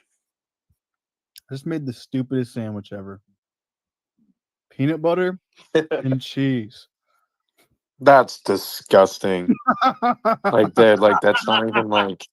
I looked in my fridge and that's like all I had was Dude, no, but like you could have just made a peanut butter sandwich or a grilled cheese, I but you know. you combined it both for no fucking reason. Like it's not even like you're getting nutrition. Like they like dude, like it's I'm not even high, bro. I wish I was. dude. Even if you were high, like Not you bad, better be though. on fucking crack, dude. Like that's Pretty just good. cooked. What are you doing? Like peanut butter and cheese is so like this is recorded spaces, dude. Like there are children in here. It's like not bad. I've never had it. I don't think anyone in the How history is of it? the entire planet has had it. Is it like this situation where that's all you had and you just slapped it on? Dude, but I didn't feel like cooking anything, yeah. dude, but I had 2 like slices of cheese in my fridge, and I was like, I have peanut butter. So I don't have jelly right now. yeah, but like, dude, but like you I could just just want to try it. I like cheese and I like peanut butter. It's not bad. It's like let me see what let me see if Chat GPT can justify this sandwich. Dude, what dude, you're going to Chat GPT. It's not bad. I don't have to explain it though. Peanut butter. It's like excellent. I'll never have it again. Okay, I'll say that. But what would you rate out of 10? Probably like a 6. A 6? It's not the worst thing I've ever had. That's good though. It's one of those unusual pairings that people really love and others feel a bit strange.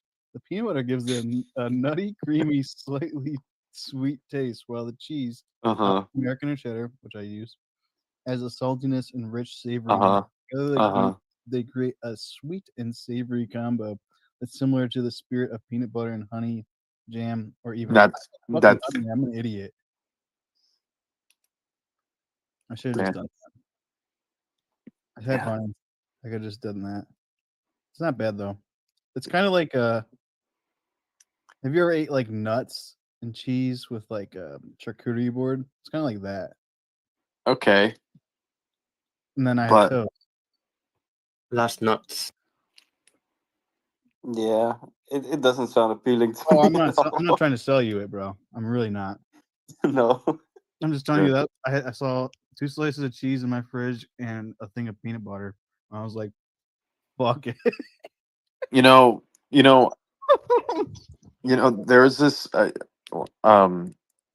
There's this one time where I was partying in LA and I get back to my friend's place and I'm like just wasted and whatever. And I'm looking through DoorDash for shit. And the only thing I can find is this place that does peanut butter and jelly hamburgers. Dude, I had it and it was funny because it had like multiple 5-star ratings. And I got it and it's like 2 a.m. when this thing rolled in. And it was just so bad. It's just like weird because they didn't like it wasn't like fresh. It was just like this, What? I don't know. It's just such a strange thing. Yeah, it's like the company just survives on the shock factor of That's it all, dude, and yeah. not like Yeah. I mean, it felt like it was like, well, this is like if this was higher quality, then maybe it would be pretty decent. But it was just so shitty quality. I've had them before where it was like made fresh, fancy restaurant. It was probably like a $20 burger. It was all right. It wasn't like, I think it needed more. I don't know. I think it's just the hamburger part. Like in jelly and peanut butter. I don't know. I'm saying that as I'm eating a fucking peanut butter and cheese sandwich. You could just not. It was toasted. It was toasted, so the cheese is a little bit melted. But I'll never do this again. Wait, does that mean the peanut butter was also toasted? It's a little bit warm, yeah. Just it's not like a grilled cheese. I could have made a grilled cheese, but it's fucking $4.24. My fucking honey, I've lost control of my life. you're just like obese, and you're just like it's just all those peanut butter and cheese sandwiches at 4 Oh a.m. man. Yeah. The only thing I saw is I had broccoli that I could have like microwaved. Broccoli is like just some hot sauce, dude. Like that bangs. I could have done that, but I don't know. Just a little salt and pepper on that beef. that's something I will try. I also bought way too much bread, so I've been trying to go through like the bread because I'm like, why the fuck did I buy 4 loaves of bread at Costco? I should have just bought 2. So I thought I was gonna use one for like grilled cheese and the other one for regular sandwiches. I was like, this is still too much bread. Like I could have just used one type of bread. Do you put them in the freezer? That's what I do. No, I should have. Too late now. Yeah, but do you have like the bread that lasts for like a month or?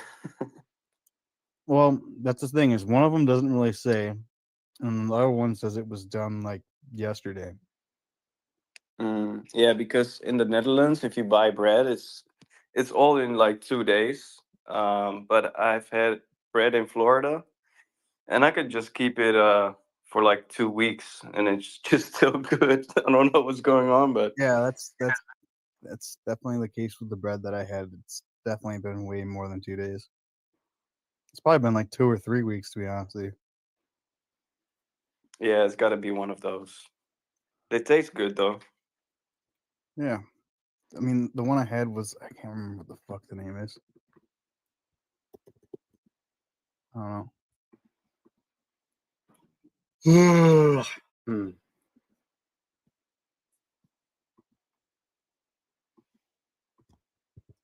Yeah, that was. I don't even know if I'd give it a 6. I'd probably give it a 5. It didn't. It wasn't. It didn't really. It didn't really taste like much, to be honest. It was pretty. You're just eating to eat. You're like it's like I was hungry. Yeah. Was it like I don't know why this comes to mind, but it feels like this is what like dog food is like, or cat My food. brother was talking to me earlier. He was like, "What's it called? Monkey chow or something?" Dude, there's Like that 4chan infamous 4chan. Yeah, I think it was Gorilla. Shit, Gorilla chow. dude, but that guy was ripped. Yeah. Guy was fucking huge. Like, I don't know.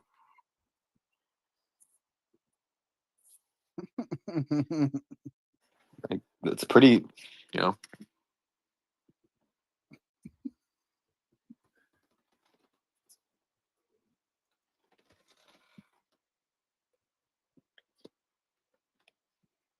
I will say though, just you should get a thing of honey.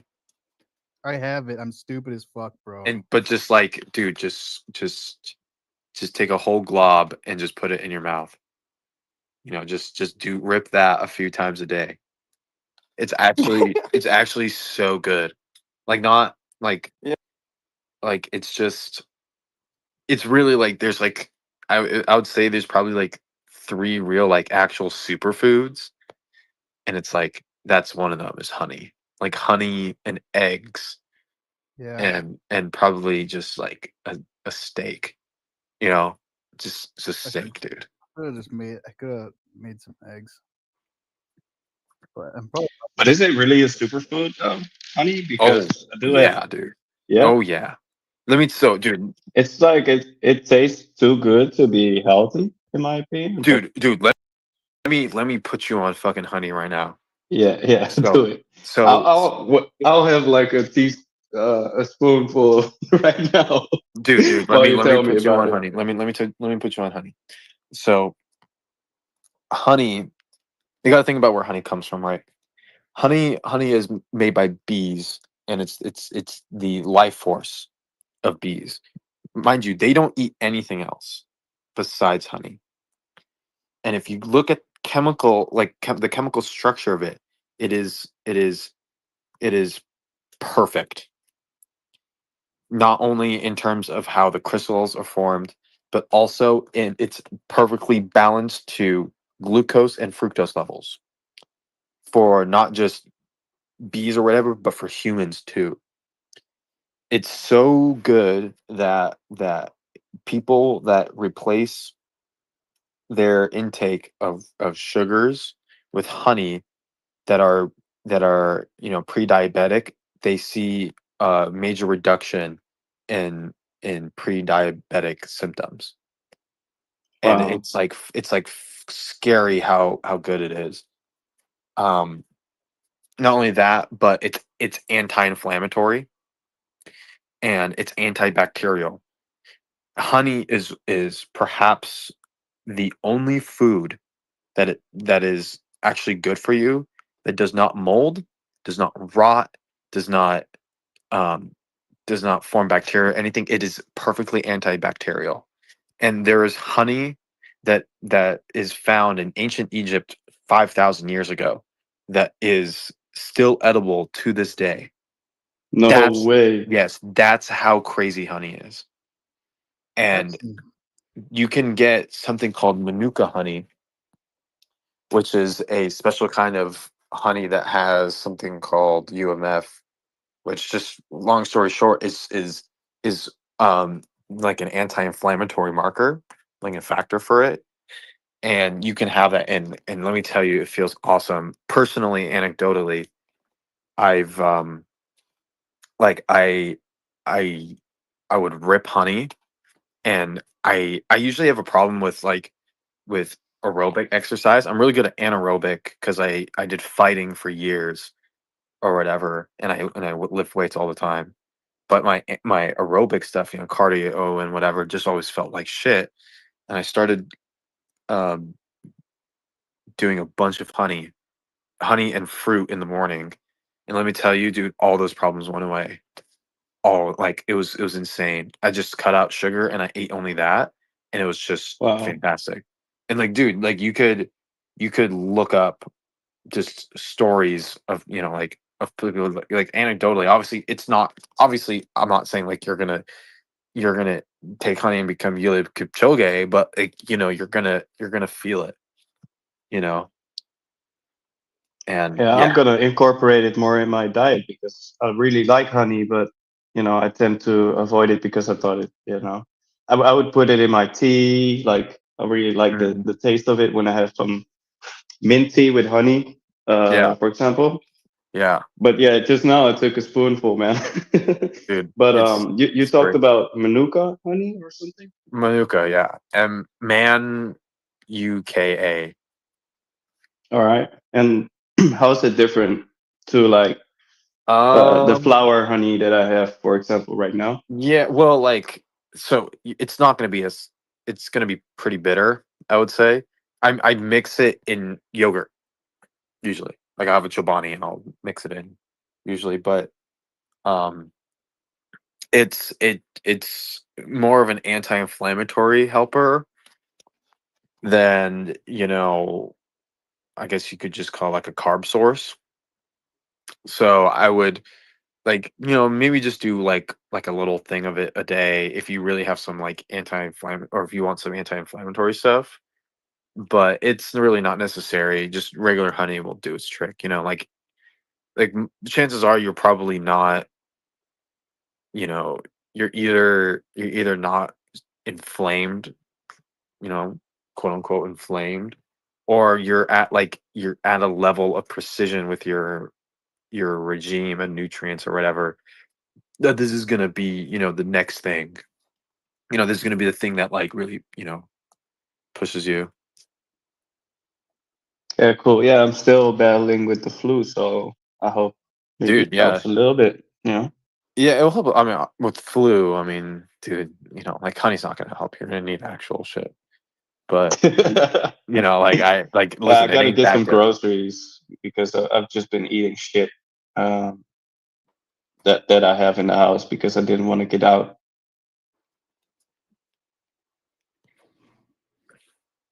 Yeah, sickness is a killer because, like, at least for me, like, I get sick, and so I don't want to do shit.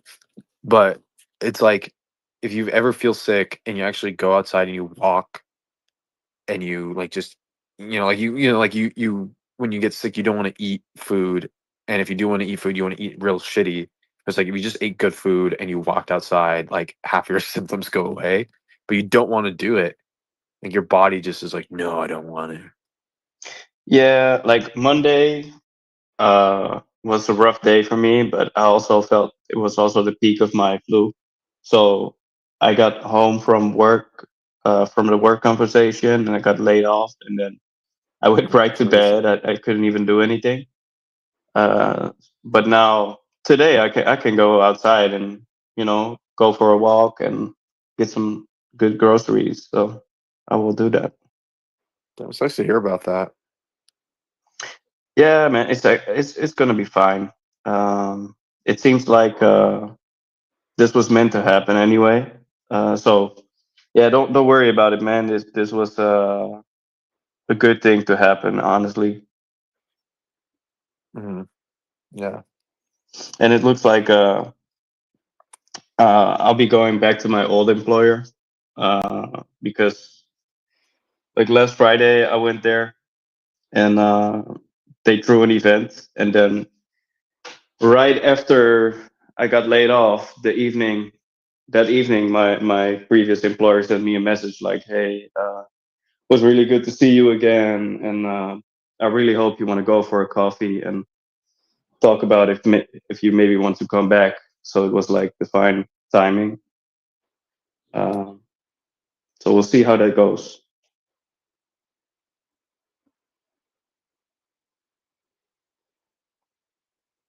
Yeah, it looks like it's I mean, it's always great to have, fallbacks like that.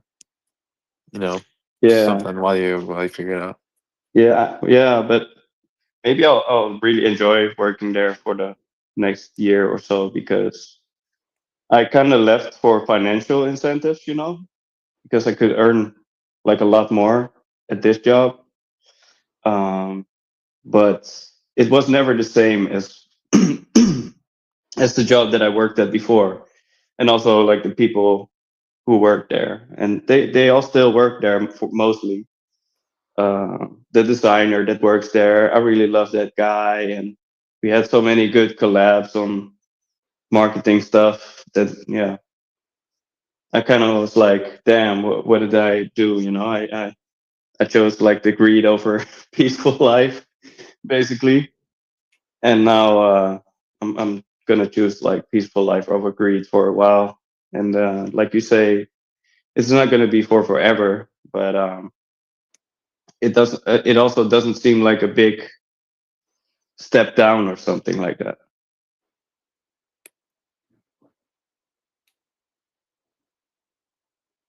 Yeah. Yeah, it's cool. It's just like it's funny because sometimes, like I don't know, like I would always like usually, I would think like, oh, um, like suffering or whatever, like it's all meant to be. And I kind of changed my my stance on that a little bit, but I also believe that there are no coincidences. So yeah, and who knows how it ends up? Maybe he can't pay me nearly the same as what I earn now. But then I'll just negotiate like a 4-day work week for what he can offer me, something like that, and then I'll have some more time to work on SPX and yeah, dude, to go yeah. make some So that's videos, what I right? had in mind, like maybe, and it also kind of feels like I need that, a little bit more mind space in my life Yeah, because definitely. that's why I'm also so emotional at the moment. Like I was really on the edge of burnout, man. So yeah, like I said, it had to happen. It's not a bad thing what happened. It was really like something like an intervention of a higher power. It feels like. Mm-hmm.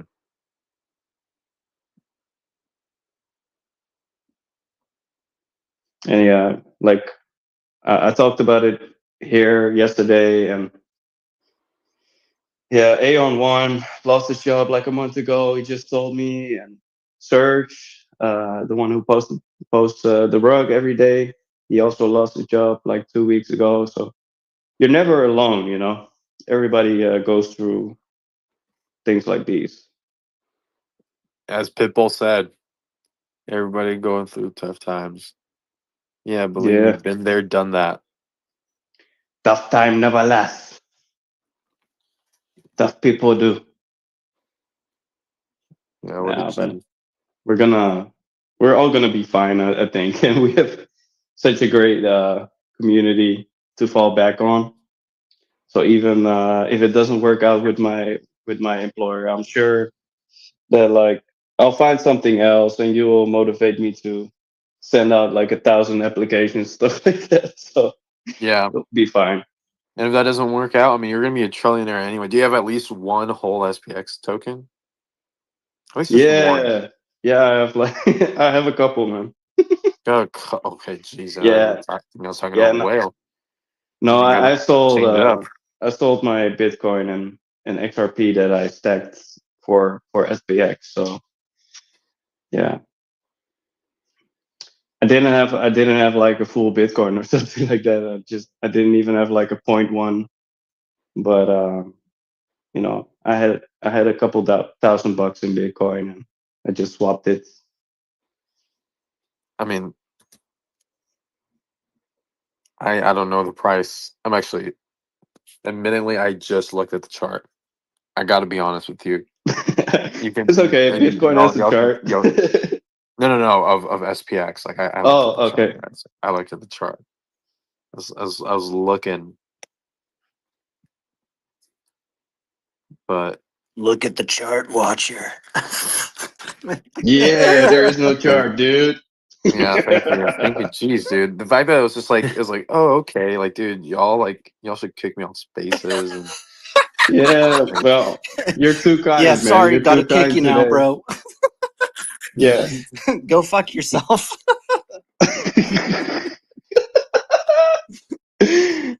I gave you a way out, even. Like, I told you Bitcoin has a chart. And you said... Oh, you mean Ethereum?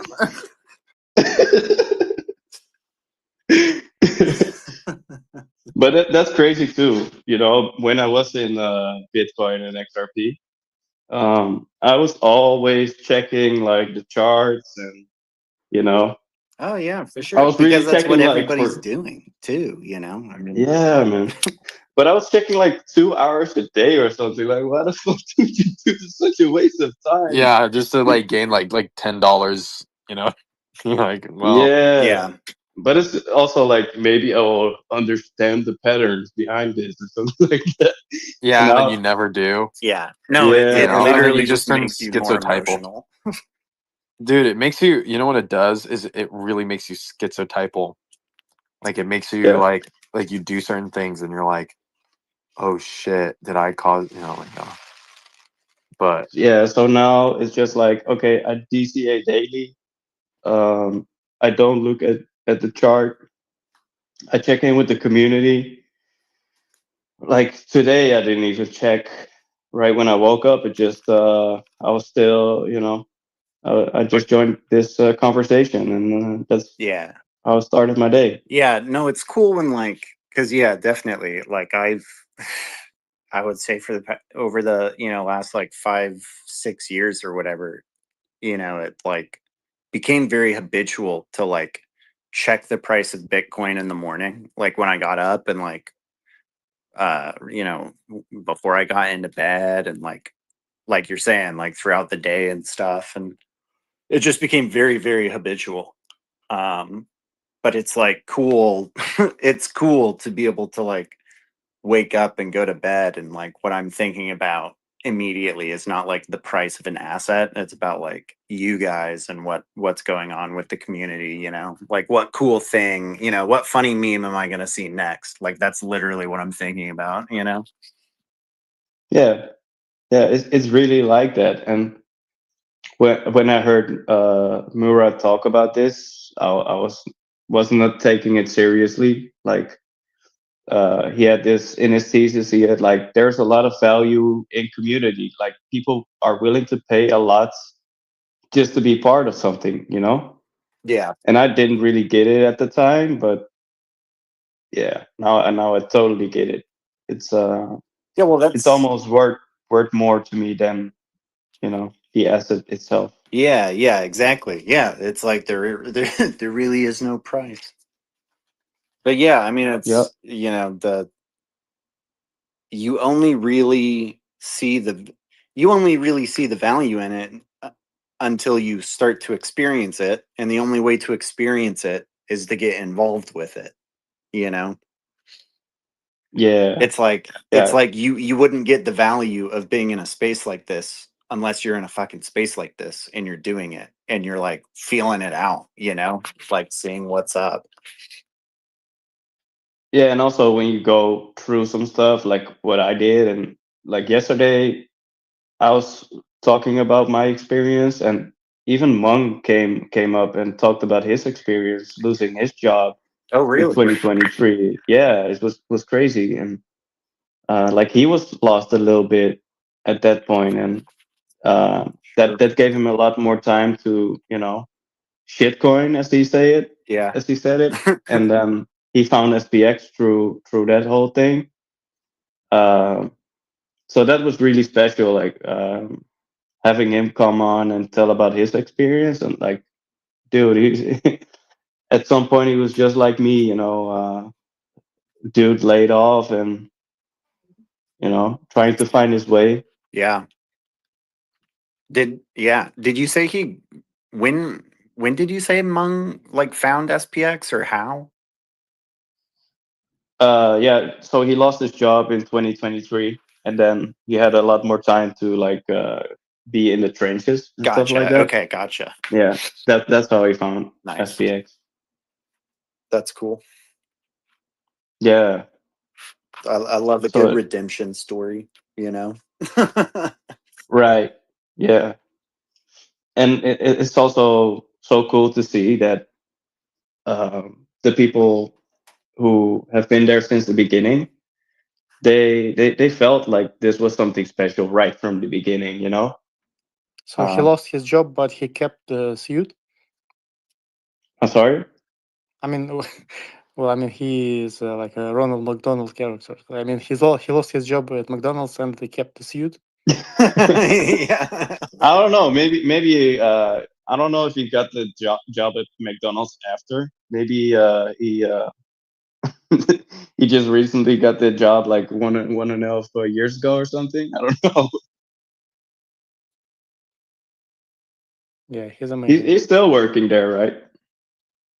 He's working on Macariba, as far as I know. Yeah, he's only on when he's like on smoke breaks and stuff. Yeah. It's funny, like when I was trading a lot instead of staking Bitcoin through 2011 to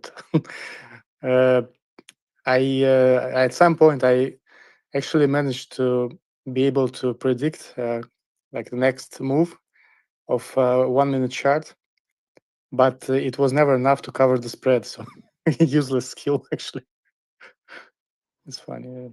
I was trading on Forex mostly. But so you yeah, were trading is around not. For Bitcoin in 2011.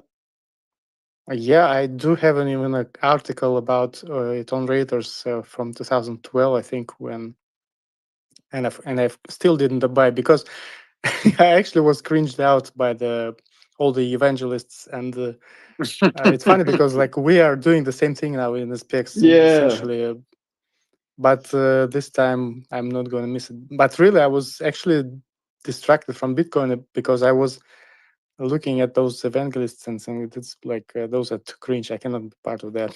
Yeah, it's I like was too wrong. extreme. But there's also a lesson in that, right? Like, don't dismiss the people who dismiss SPX now, because you were once just like them. And I was when I started people forget.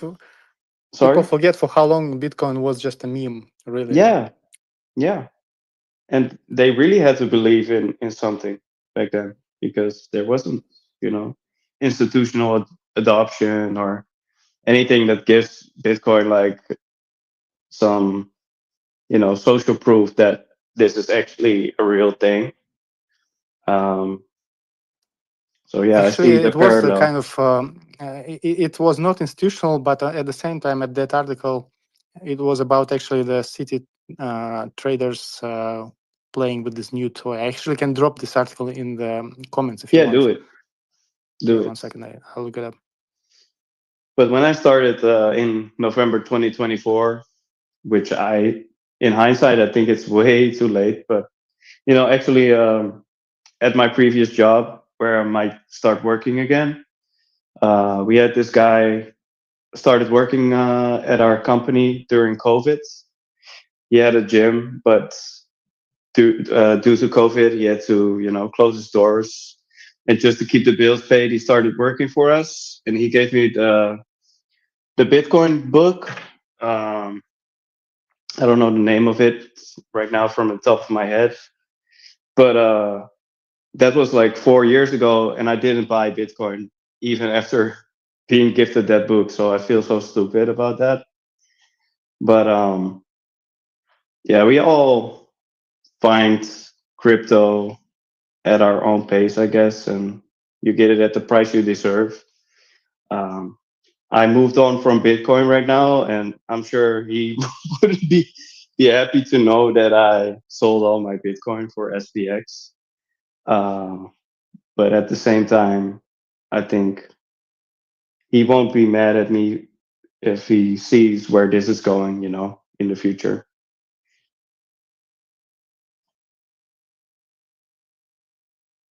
Yeah, I posted it actually. Found it quite fast. Cool. Yeah, we'll read it.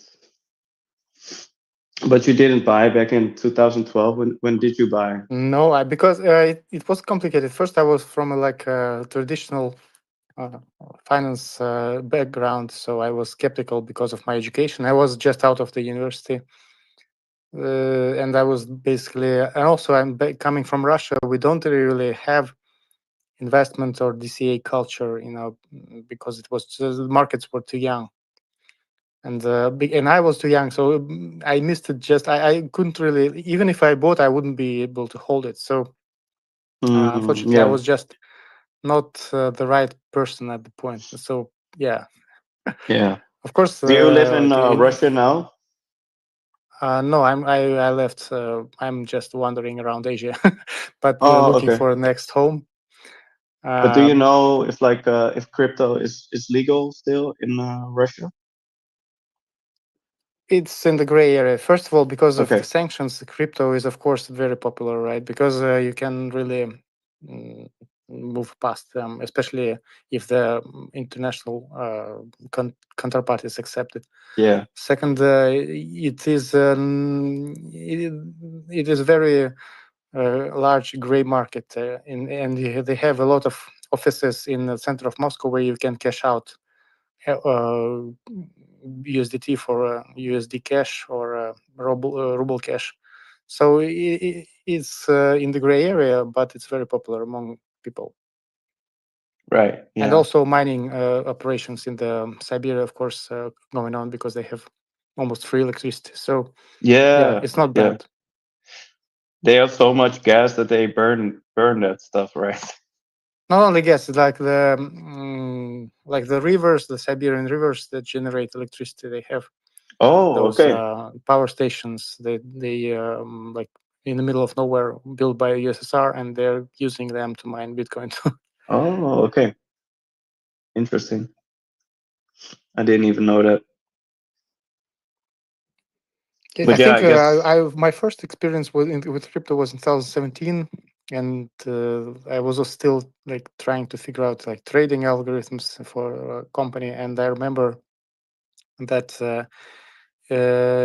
Russia and South Korea exchanged, Bitcoin for backpacks of cash, basically. So it's a huge underground market. Yeah. Yeah, I guess the people are also like trying to find a way out financially from all the sanctions and the economic disturbances. Unfortunately, like a lot of like regular people still don't get it and are afraid, and still instead of buying Bitcoin, they're buying apartments or whatever. I don't understand it because first of all, no one knows what's going to happen with Russia over the next 10 years, right? It could be like part could be basically taken away by government or just bombed away. Like who knows, like what will going to happen, right? So I don't see it as a sound investment. But like all the generations still are averse from crypto. Younger people, however, they do of course invest, and most of IT guys, most of those who like dissident minded, they do invest, of course. Yeah, it's the same here though. And Ukrainians too, by the way. Ukrainians too. They also like it's all interconnected, like one big market, despite the war and all that. Yeah, there's so much, when it comes down to it, like war is just so useless. Yeah, war only benefits like the ones who throw the war. There is a whole how to say group of people which is not numerous, but they profit immensely from this war. And you can see like new apartment complexes in Moscow, like top-notch luxury built by Bulgari, built by Armani, popping up.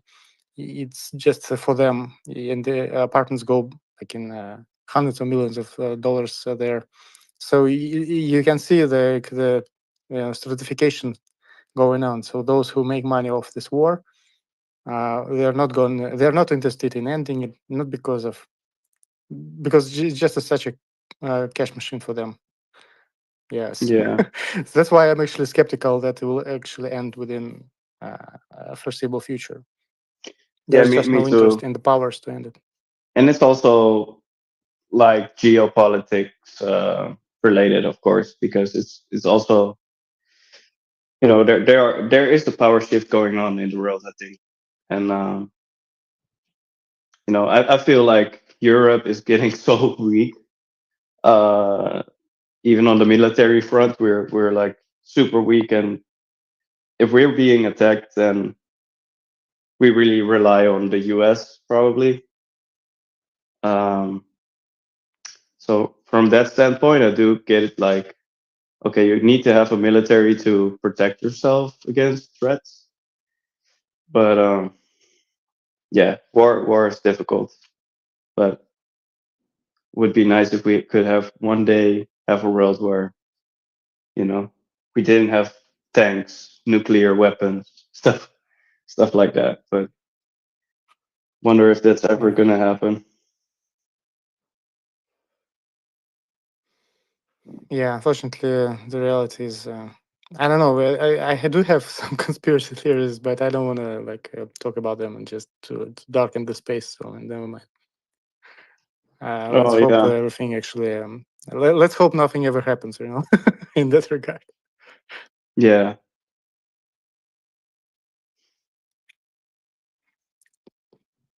I wonder, like, if there is an actual rift in globally, like how crypto will perform. So on one hand, they are correlated to stock market, which of course will fall dramatically. But on the other hand, where the money will go? Like if you sell stocks or crypto, whatever, you're holding dollars, which depreciates with inflation. So you have to reinvest them somewhere.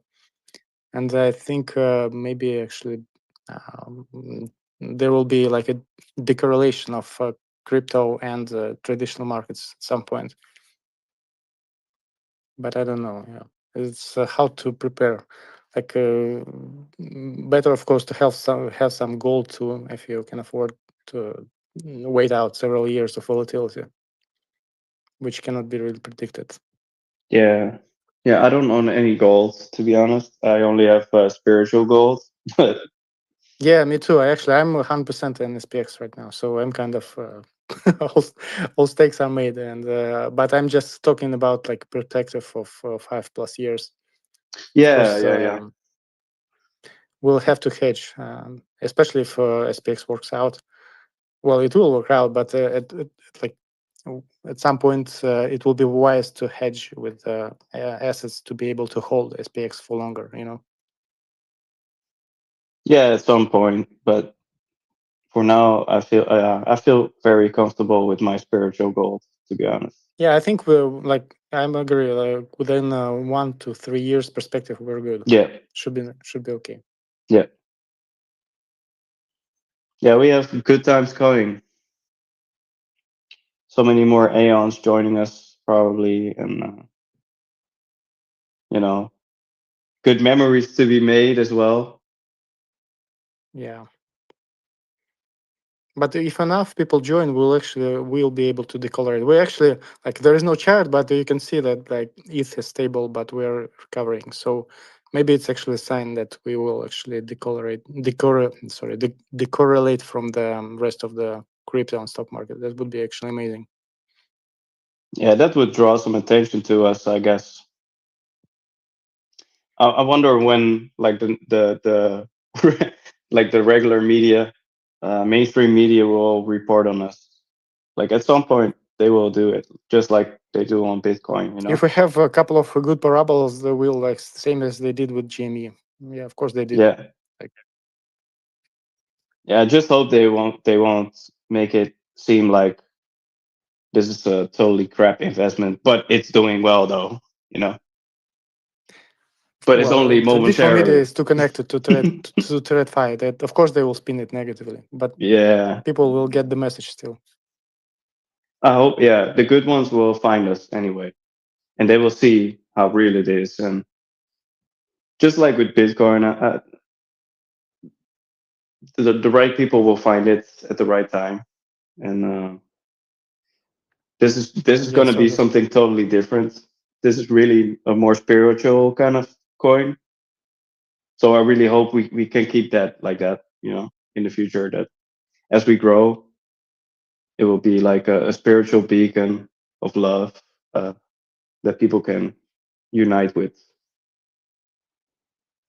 Oh yeah, because hate will be at all-time high pretty soon because the risks of and love will be in demand. Scarce. Love is a scarce asset. Yeah, exactly. Choose love by SPX. Yep.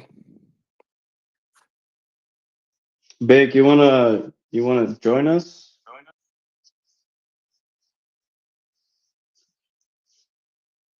You don't have to, of course.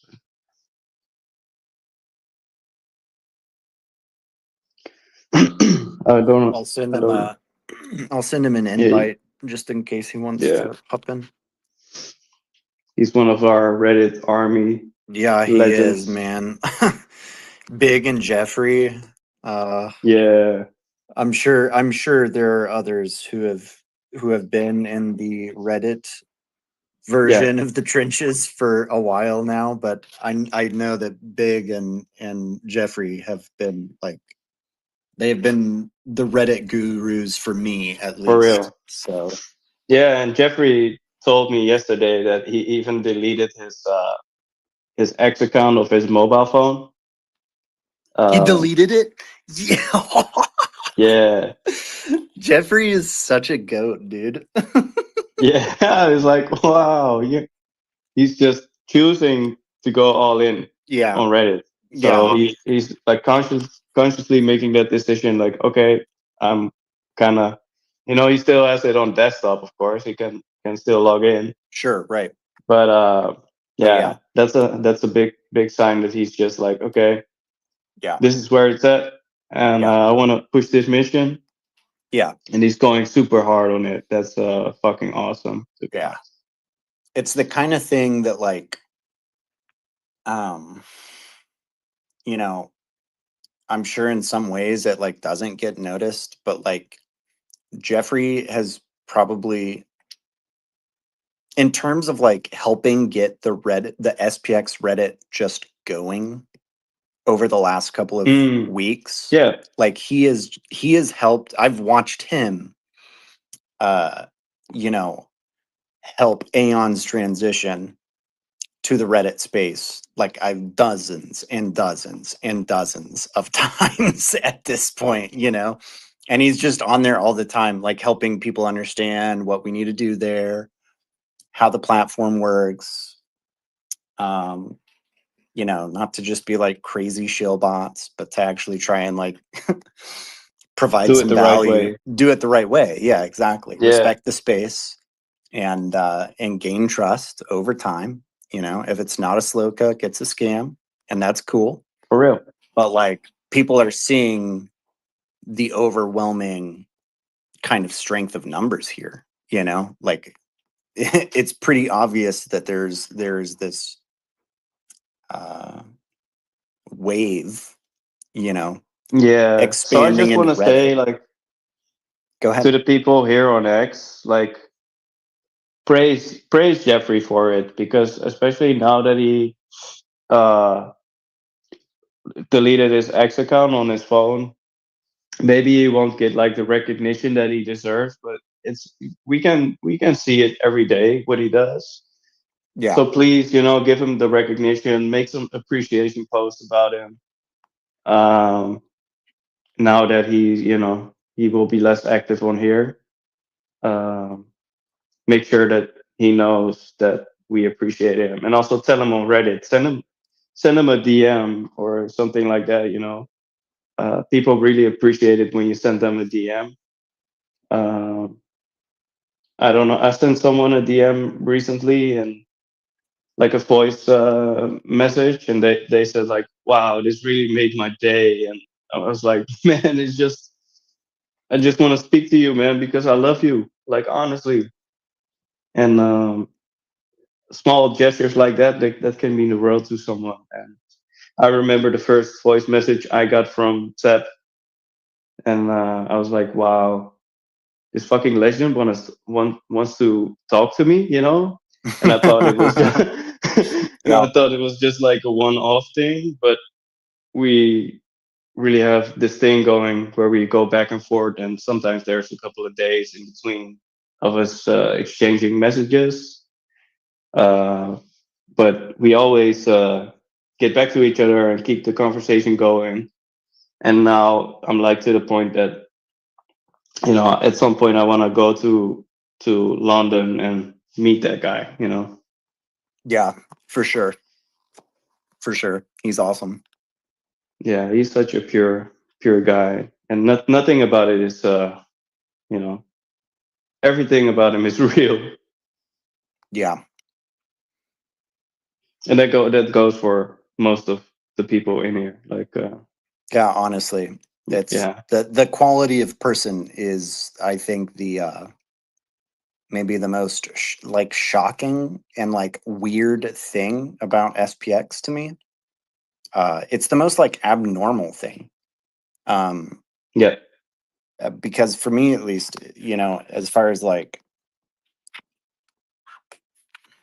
I don't know, I just it's rare to see like the quantity of people who are of such high caliber, whether it's like creatively or intellectually, or just like from a EQ perspective, like SPX really does have this way of Well, it's what like Bript was saying earlier, you know, it's like quality attracts quality. And and it has that kind of like cyclical or rebounding kind of effect to it. And it's just really, it's really unique to see again so many people that like I genuinely respect, you know, being able to occupy the same space and it not be a competition at all, you know. It's like Yeah. literally just everyone is cool with each other and we're just trying to fucking flip the stock market. You know, like Yeah. it's like And that's the also lack of ego, you know, is like yeah. it is super refreshing, you know. And it's part of what allows everybody to do exactly what we're doing right now, right? Like Yeah. like the OGs have, you know, done such a good job of like not having an ego and letting people kind of find their own voice, right? To help make the overall health and like strength of the community even stronger. So it's super cool to see. It's super cool. And you know, also like the trust that I get just being able to speak on here, you know, freely. Like there's almost no moderation in here, and I can just speak my thoughts, and yeah, it's hard to explain, but it's just a level of trust that you receive. Like, okay, you can get the mic, you can just talk, and I trust you to say the right things, that you won't say anything to hurt the community or something like that. And even if you make a silly mistake, that's also okay. Yeah, it's hard to explain, but it's just the feeling that I get. And Yeah. like for example, yesterday I jumped into the spaces, and maybe Mike set up that when I joined, I immediately became a speaker, or however, I immediately clicked like becoming a speaker. But there was a meditation session going on, and like you just he just trusts me to not talk over the meditation session or something like that. Yeah, It's just yeah, small yeah. things like that, that's like For sure. yeah. Well, and I think that's how a lot of trust gets built, right? Is like it's Mm-hmm. through these small actions and over a period of time, you know, it's like you know, that's how you gain trust with someone is you spend time with them, you kind of extend the olive branch like at every opportunity. That's kind of like, you know. Yeah. Yeah, I was working on like ads copy recently for a client, and then um, there was this quote that says like low trust results in low productivity, and I was like, yeah, this is so true. Yeah. But the opposite is also true. Like high trust means like high productivity, and that's what you also see in this community. Like the Right. people Yeah. you gain so much trust, and you want to do all you can. Yeah. Yeah. It's I mean, like where else do you see um so many people volunteering so much of their time to do something like this, you know, where it's like I'm literally just here to help Mike. You Yeah, know, like yeah, and I know it's really he late was for like you, and you're probably tired as fuck. And yeah, I drank an energy drink like at midnight because I knew it was gonna be a long night. yeah, And like, but yeah, honestly, I mean, it was like I saw Mike and he was like, I'm gonna go for 6.9 days, and he was like, I'll do it even if I don't sleep at all. And I was like, oh my God, he's gonna die. So yeah, I was like, someone's got to do it. So I guess I'll just volunteer to do it. And here we are. man, you're such a good guy for that, man. Honestly, like, Thanks. Well, I also don't have a job. So it's like, I also yeah, have the time, you know? And I was yeah, like but wanting still, to, and I was wanting to kind of, help out more. So I guess you just kind of start with, you see a need and fill a need, and Mike's getting sleep right now, so so he can go another really 16 hours tomorrow. It's like, Jesus Christ, he is insane, man. He's a beast. Like he is. I would be dead. I would be dead if I. Yeah. Diamond handed. I'm getting you in here, dude. But for real, you literally cover his back and you sacrifice a little bit of yourself for him, and that's yeah. I can't even put that into words, honestly. That's just an SPX thing, I guess. It's just SPX things, man. Yeah. That's why. No, it's awesome though, because it's like even just him extending his trust to me to make me a co-host. It's like I don't know how much Mike even knows me. Like the first time I spoke to him, like, with my voice was like I think the first time I was taking over the space. It's like he barely even knows me. Well, but I it's know, cool. yeah. I think you were also one of the first people who reached out to me as well in the DMs. Oh, cool. Yeah. So I don't. Yeah, you know what? Oh, did I reach out to you like literally the day that you lost your job? No. I lost my job on Monday. This Monday. Okay. No, it was a couple of weeks ago, right? We were talking. You were inviting me for a Reddit space, and I was I had a headache totally. that day. You remember that? That's yeah. I totally remember. Totally. Yeah, and you were like, "Oh, that's totally fine, man."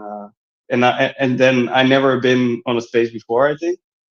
But I was like, "Wow, you guys really want to? You just want to chat it up with me and figure out this Reddit thing together." That's basically at the beginning of how this Reddit thing started as well. That was just a couple of weeks ago, man. Yeah. Look at where we are with Reddit right now. No, it's crazy. Yeah. I think I saw a post earlier, like an hour ago on there of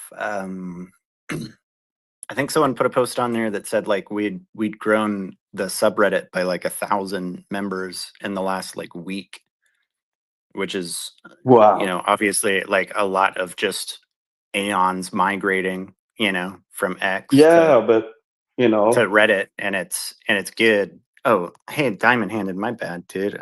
I keep trying to. I don't know if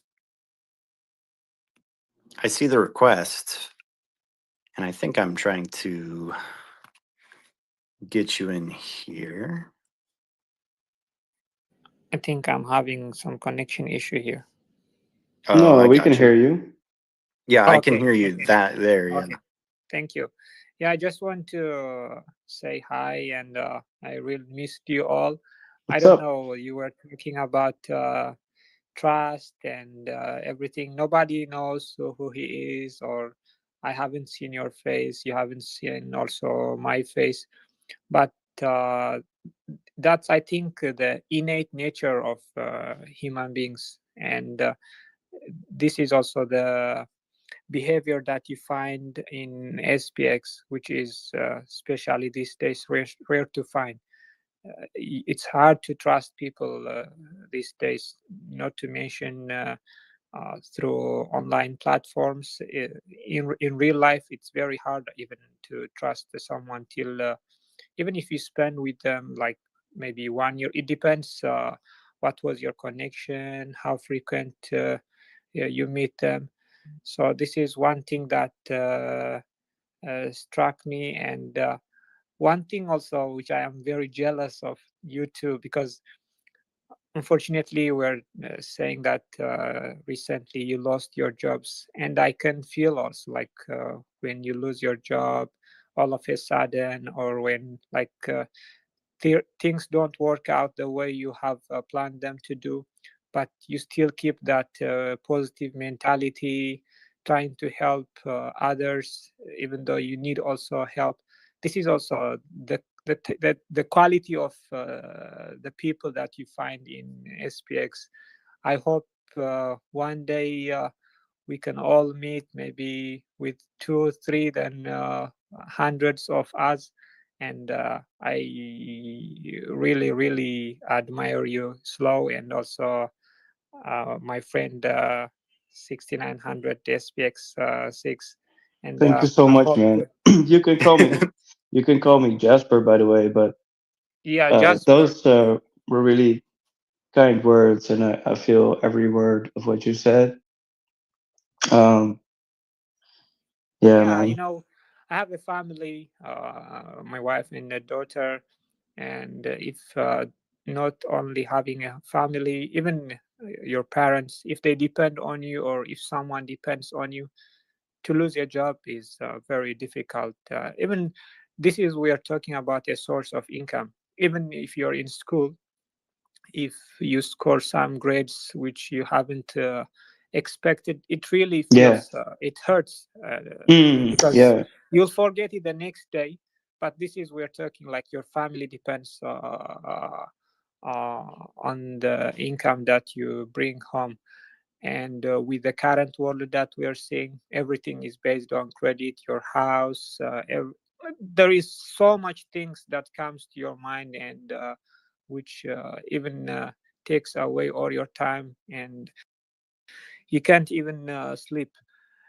This makes me think of, like, scientifically we were told, and it's even also tried, people can stay without water for a few days and without food maybe for a few weeks. But once they lose hope, they cannot even stay for 1 second or for 1 minute. That's why all these people commit suicide.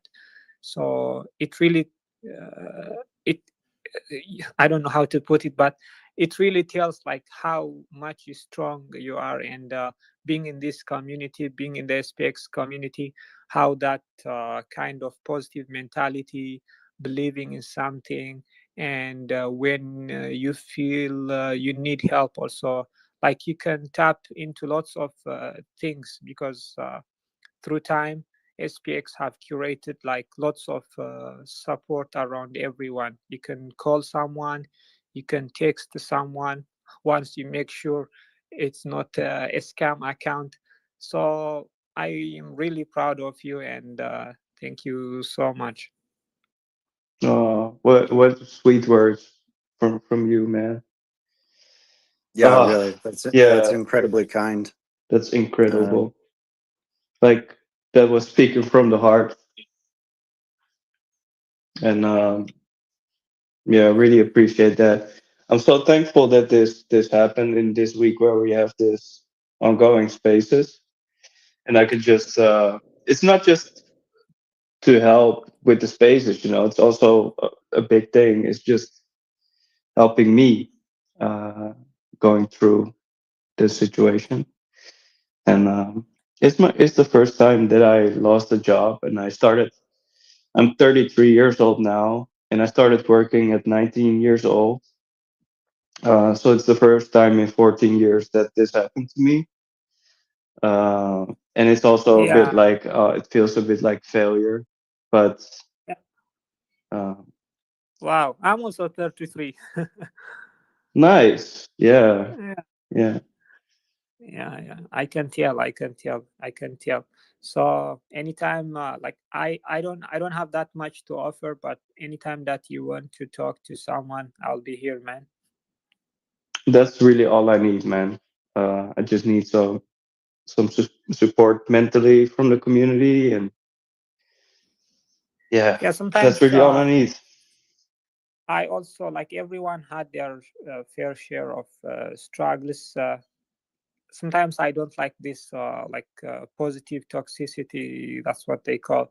Like, it's hard. You know that it's very difficult, but someone comes to you like, don't, like, it's okay. This will pass.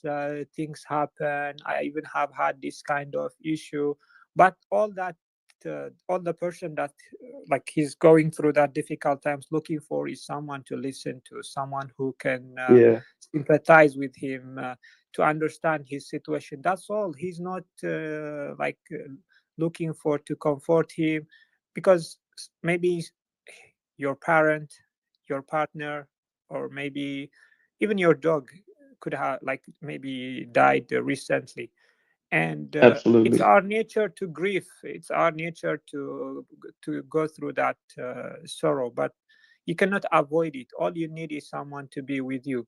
But if someone is telling you to avoid these kinds of feelings, I don't it's difficult. That's why sometimes I don't like to get advice from people.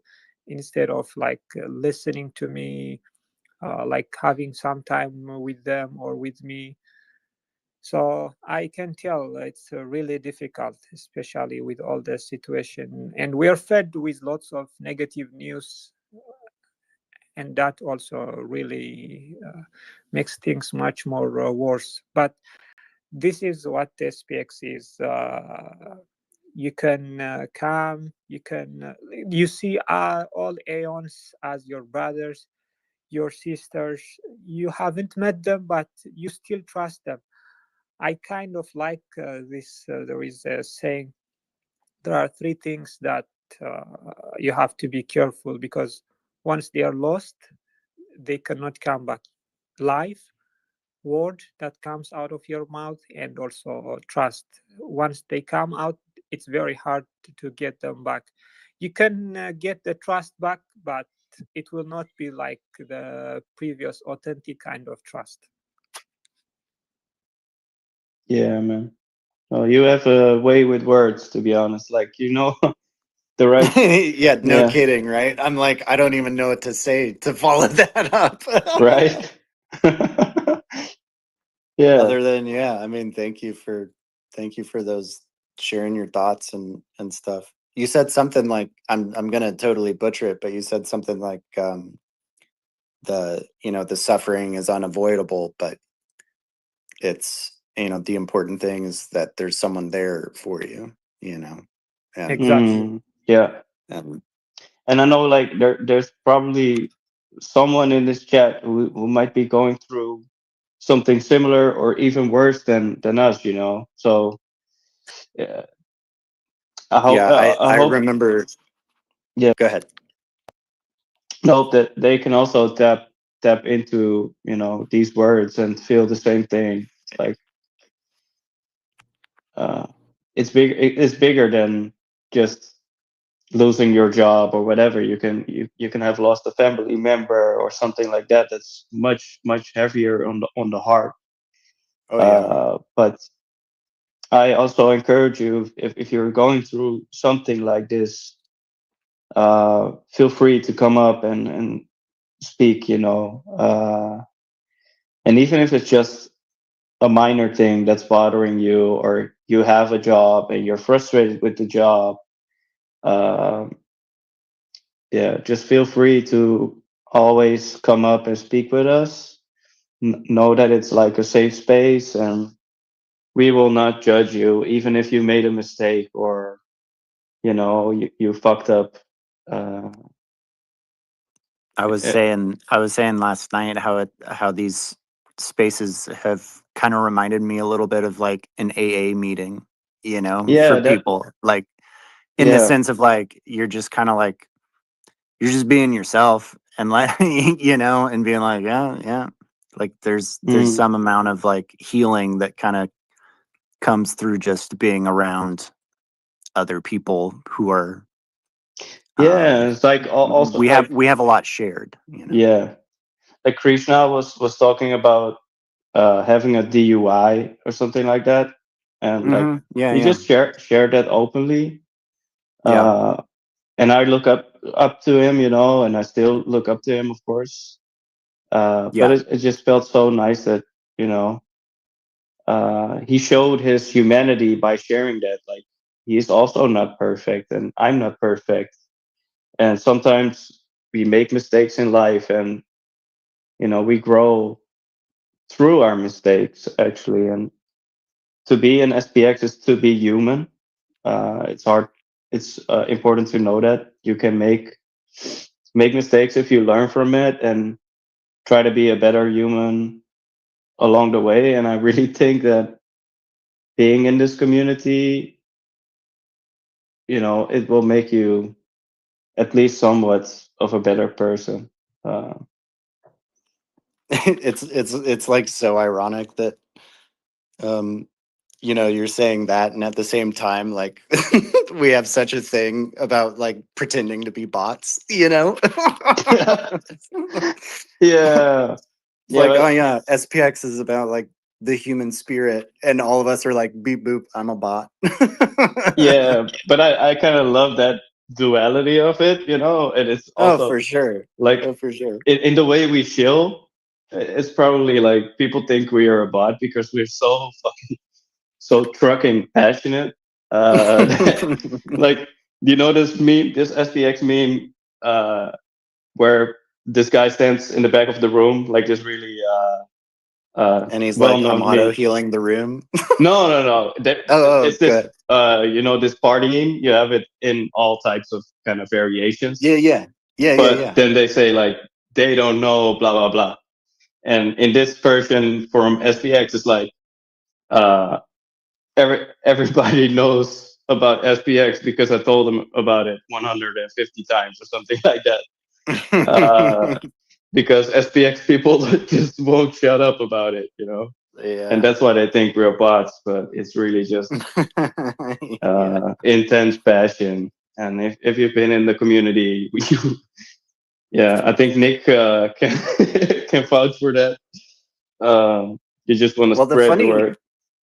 Yeah, the funny thing is about like the trolling that like SPX does with people is I want to say that like the trolling is hyper focused on laziness. Especially like intellectual laziness. Like when someone is like, man, that's a scam. Or like, you guys are all bots. We're like, yeah, totally. We're all bots. And then we will gaslight you for the rest of eternity, about us being bots because you're just being lazy, in like thinking about what we're saying or what we, the like values and stuff that we are committed to, right? Yeah. And the mission, just like, fine, you want to call us delusional? We'll be fucking delusional for forever. Like, like just watch, Just watch, yeah. I do think I'm gonna jump into the what is it called? Like is it called the Me First by Chiron? Oh yeah, the the Miroverse. Miroverse, yeah. I gotta set aside some time to really go through that and get to know like all the arguments and stuff because there's a lot of like things about handling objections and there's a lot to learn from there. And I'll say too, he has had a really hard time. I know getting that like project up and running. Yeah. Because it keeps giving him issues, and I helped him. God, I feel bad about it now because I told him I was going to try to help him with it some, and I only looked at it like one time for a few hours. But he told me, he was like, "Hey, if you have any feedback, like let me know." And some of the main stuff that he needed feedback on was like letting him know if there's typos anywhere or if like a link doesn't work. Cause like how a lot of it works is it's just like this board that you can like put stuff on. And so he has a bunch of like articles and things like that. And they're all links to like the actual website article and stuff. And yeah, just like making sure all the links are working properly. So like I went through there a few weeks ago and spent just like an hour or two kind of proofreading, just trying to like cover sections of it and, see if there's typos. And I was clicking on every link and found a handful, that didn't work. And he seemed really happy about the feedback. So yeah. So that's something I'll say. If you end up going through there and you see typos or take the extra time to maybe click on the link, even if you're not wanting to read it or whatever, just make sure the link is working for him, and if you come across something, send it to him. So yeah, and he takes so much pride in his work. It's amazing, but I know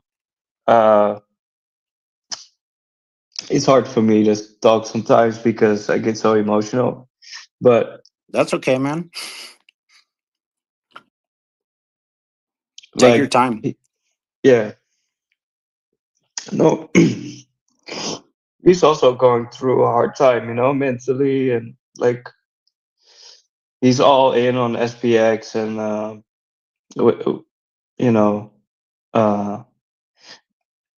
this is a person that also needs help, and Ilya reached out to make a fundraiser, but he doesn't know if this is the right time to do it, and I just don't know. We gotta help him, but he gotta also accept our help, and he doesn't know if this is the right time to receive the help. I don't really know the intricacies of it, but yeah, at some point we definitely gotta get this guy the help he needs, and yeah. Well, I think that's again, it just, even the fact that you're saying that, it's cool because most of us, in one sense, most of us don't really know each other hardly at all, but in another sense, it's I think we have a sense of camaraderie that grows pretty quickly because of the shared values and the shared attitudes, and we all see the value of being there for each other, and that all of this doesn't have to be some zero-sum game. And it's my life is better with Mike doing the 6.9 day record, so why don't I just do my little part and make sure he gets some sleep so that he can do what he's trying to do, which inevitably will make my life better. It's a win-win if everybody just kind of does their part and shows up and gives a shit about what you're going through and what Chiron's going through and the effort that people are putting in to trying to really make it a reality, for everyone, so that we can even have a space like this where you get to talk about what you're going through, and and we get to talk about Chiron and what he's going through, and just trying to make space for each other, is I think we all know that the value in that. Yeah, and even with what he's going through, he's still putting in the work to finish this project, which is a lot of work, to be honest. That's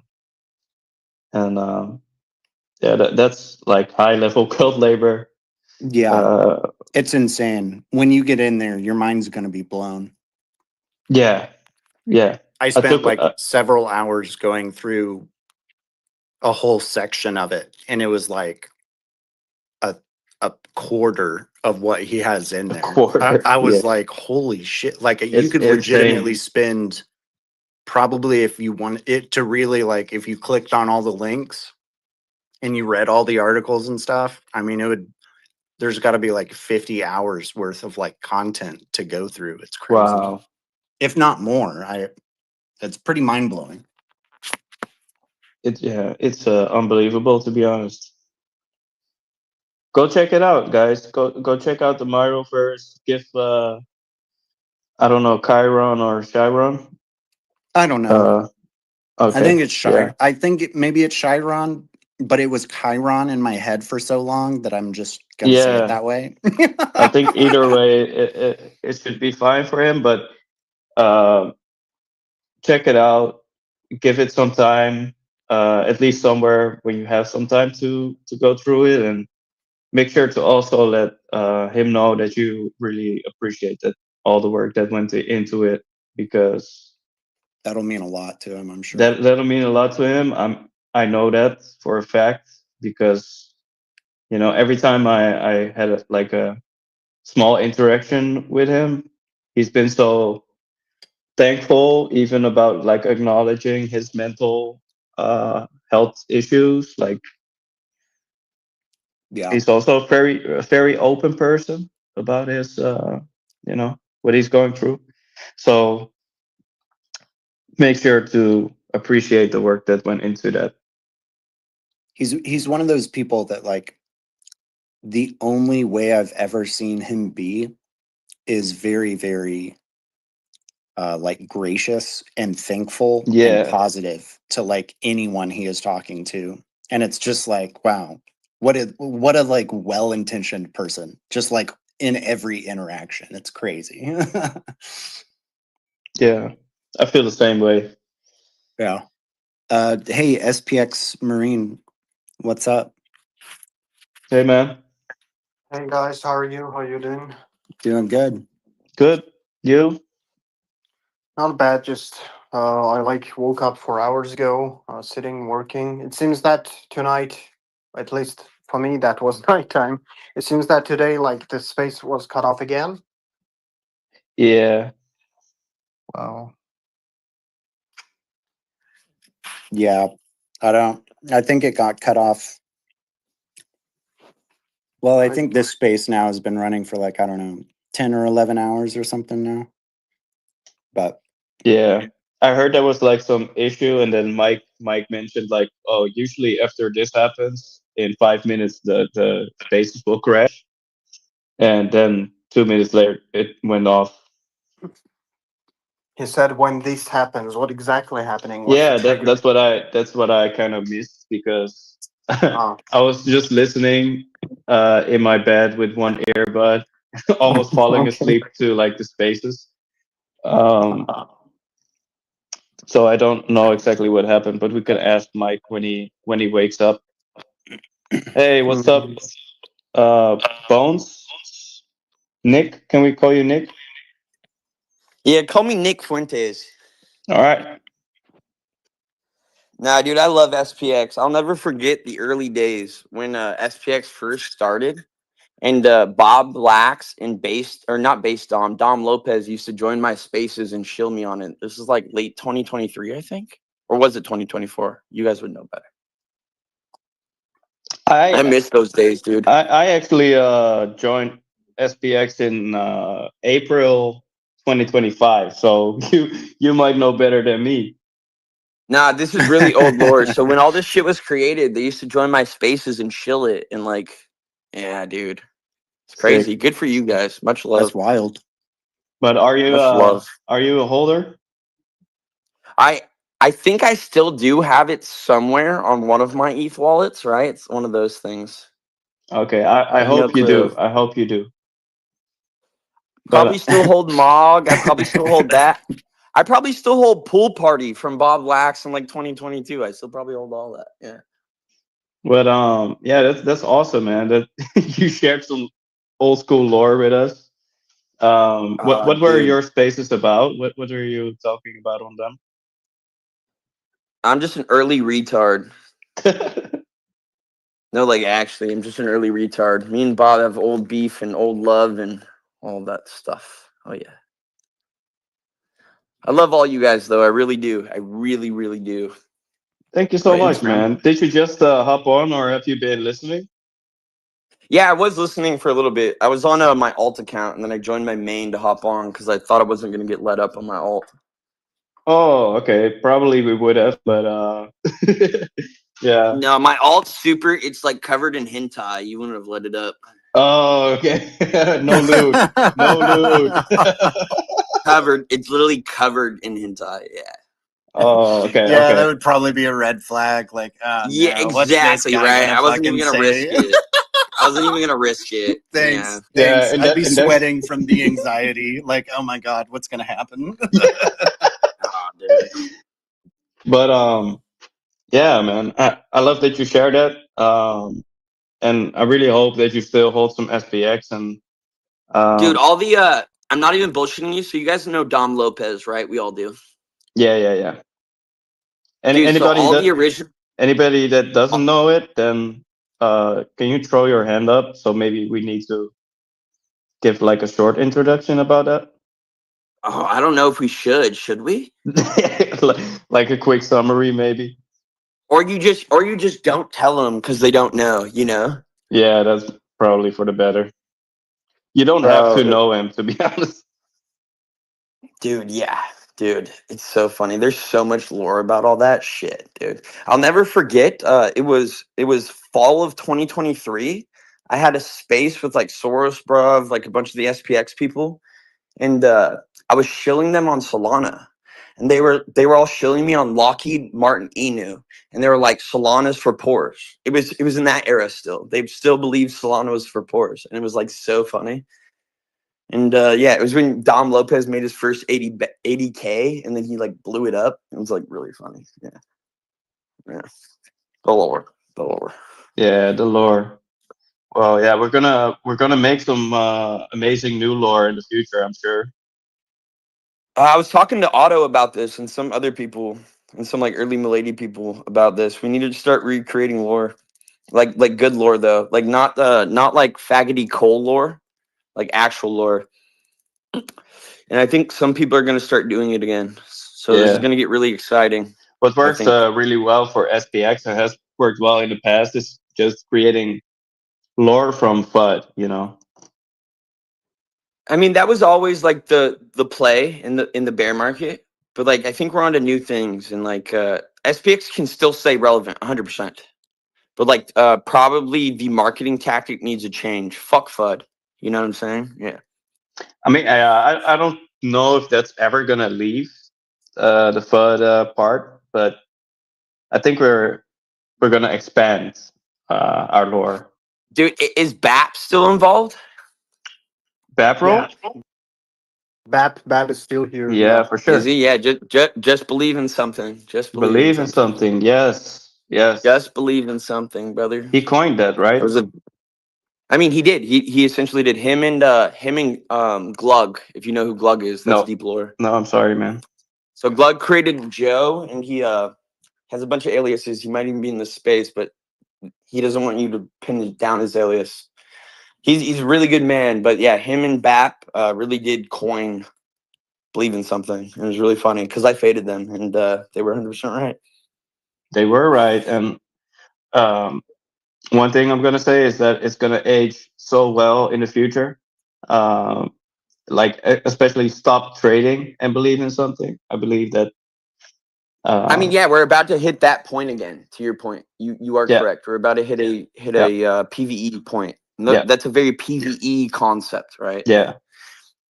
The biggest issue was in 2022, right? Post FTX blow up, post like apocalypse of everything, is nobody believed in PVE anymore. And like those were the only guys who like were trying to push it. And so like, you know, you had like the Mog fellas, you had like a couple of these crews, right? The Pepe guys, the Wojak guys, all these different little crews, right?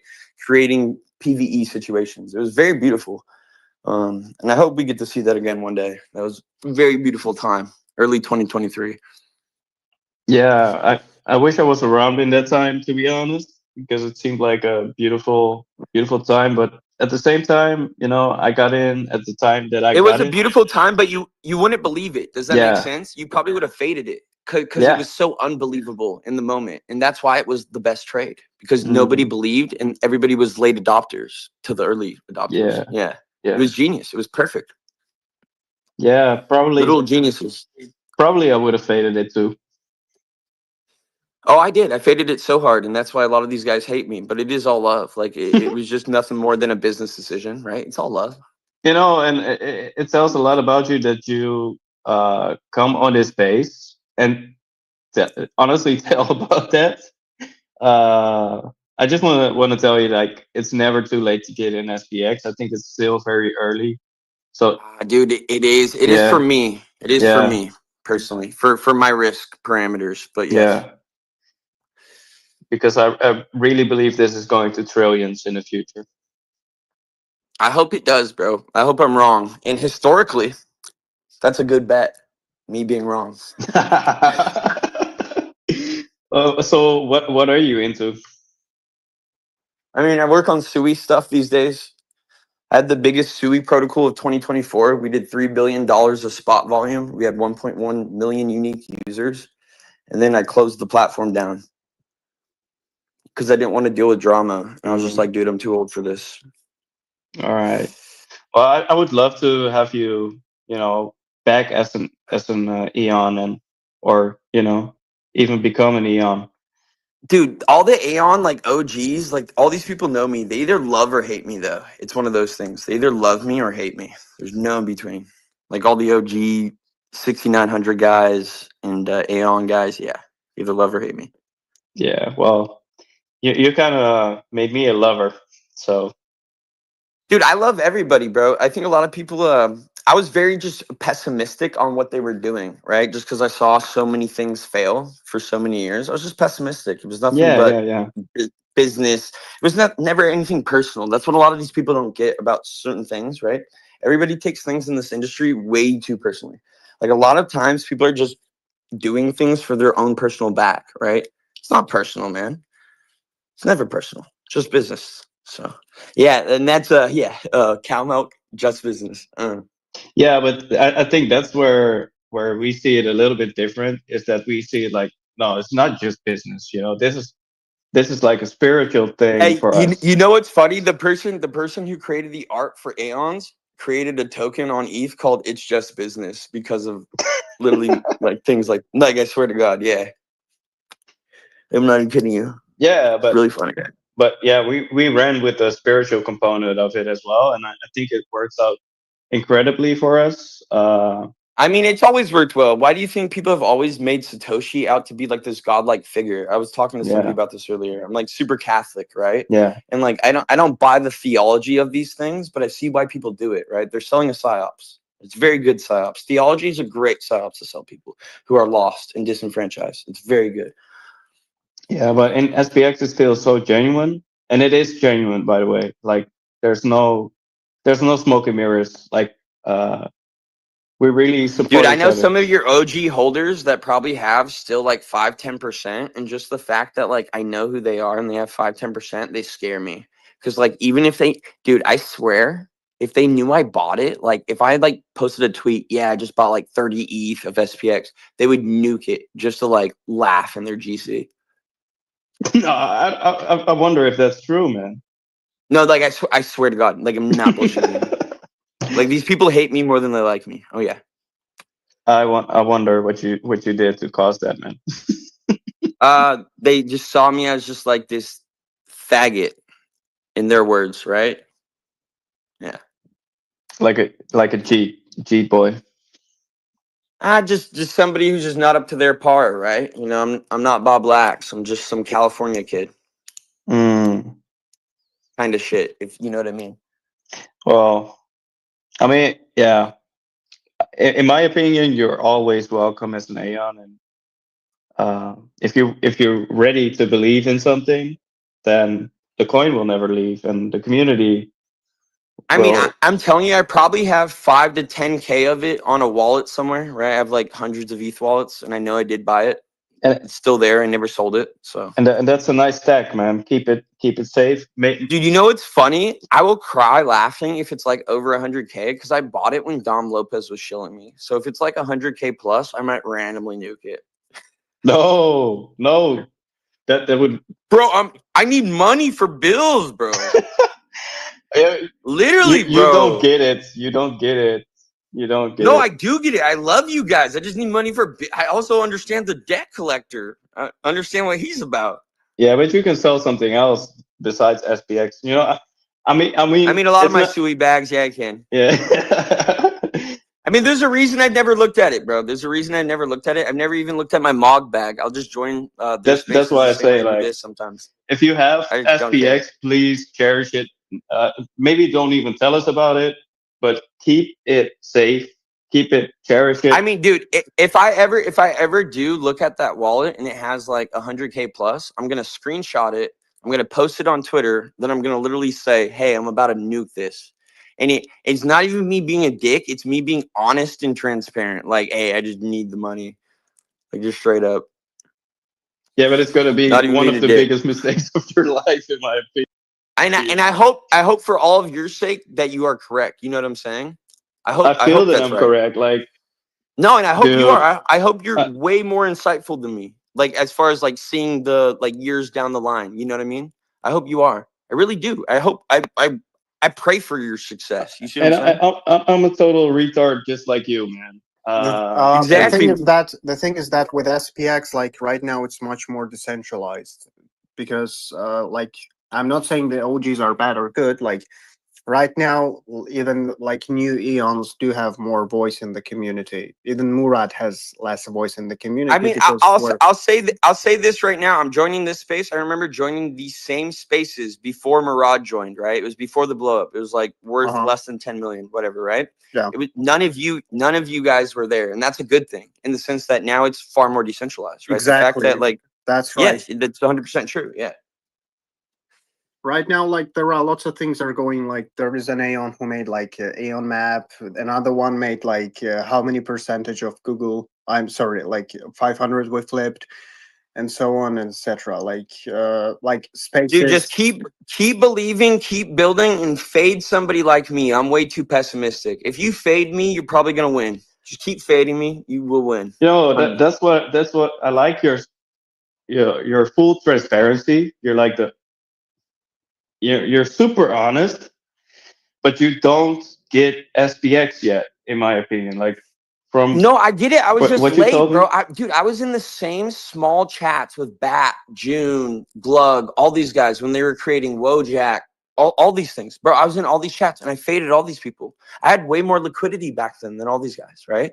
And I just thought these guys were just like scamming, and I fucked up on that. I'm admitting it. I was wrong. I was 100% wrong. Yeah, but now you have a chance for like redemption, and there'll always be a next one. Hear me out on this. There's always going to be something new, and like that's where I'll won't be wrong. That's fine, but you have SPX, right? So you I'm don't late. have to. You guys are find the next winners. one. You guys are the winners. I'm quite literally the loser, and you guys are the winners. I fucked it up. No, man. I want to give you a hug, honestly. Like, dude, come to your senses, man. No, I'm just being honest. Like, dude, like nobody in CT's honest. Like, dude, that bag, bro, I'll never forget Dom. And it was probably because I don't trust Dom Lopez and he's so stupid. Why I extra faded it? It was because he was showing me it, you know? Yeah, but yeah, we're telling you, man. Like, wake up, wake up, and dude. There'll always be a next one. There'll always be a next one. But that doesn't mean I'm rooting on your failure either, right? I hate how crypto No. culture is I like can that. tell. I can tell. Yeah, I You're hate crypto culture. People think, oh, for me to win, that means everybody around me needs to lose. That's actually not true. And no, I can tell that you're like an honest person and that you want us to succeed and kind of believe that we will succeed. Dude, but hear me out right now, bro. If I held, Yeah. if I aped and held on to it, I would be the first guy holding Aeon spaces every day. I just don't got bags like that. You know what I'm saying? And I fucked it up. Dude, I'm telling you right now, my bags are probably way lower than yours. I got in way later than you. But I believe this is the thing for years to come. This is gonna grow like a movement. It's like GME, do you know but why it's gonna be work? much bigger. No, fuck GME. Shit like that did not work. Crypto works because crypto has very hard set tokenomics versus like the stock market. And I don't want to go into that. But do you know why? No, but I get it. But do you know why it's this like is going to a work? Because movement. there's people like you who are so adamant. There's people like you who are so adamant that this is going to work and you're not going to give up. That's why it's going to work. And that was always the point, that people like me faded because we were too want to be smart, want to be intellectuals. We faded people like BAP, who said just believe in something. You're probably right. You see what I'm saying? You're probably right, and like that's what's funny. So yeah. But you still won't believe in something. I mean, like I said, I got it somewhere in a wallet that I refuse to look at. But just like, so like what I do as far as like trading and like how I operate in crypto, it's just not in my parameters, right? And like, it's just not what I do. Then don't look at it, man. Just dude, I'm telling you, that wallet that I have, I haven't looked at it. So yeah. Don't do the thing you said. I mean, dude, if it's like $250,000, I probably will. Like, I'm just being honest. Like, when the 500 coins will be $250,000, it's about $50, so it will be not big a problem for the pool. Exactly. I don't need to worry about it. I'm still poor. I don't need to worry about it.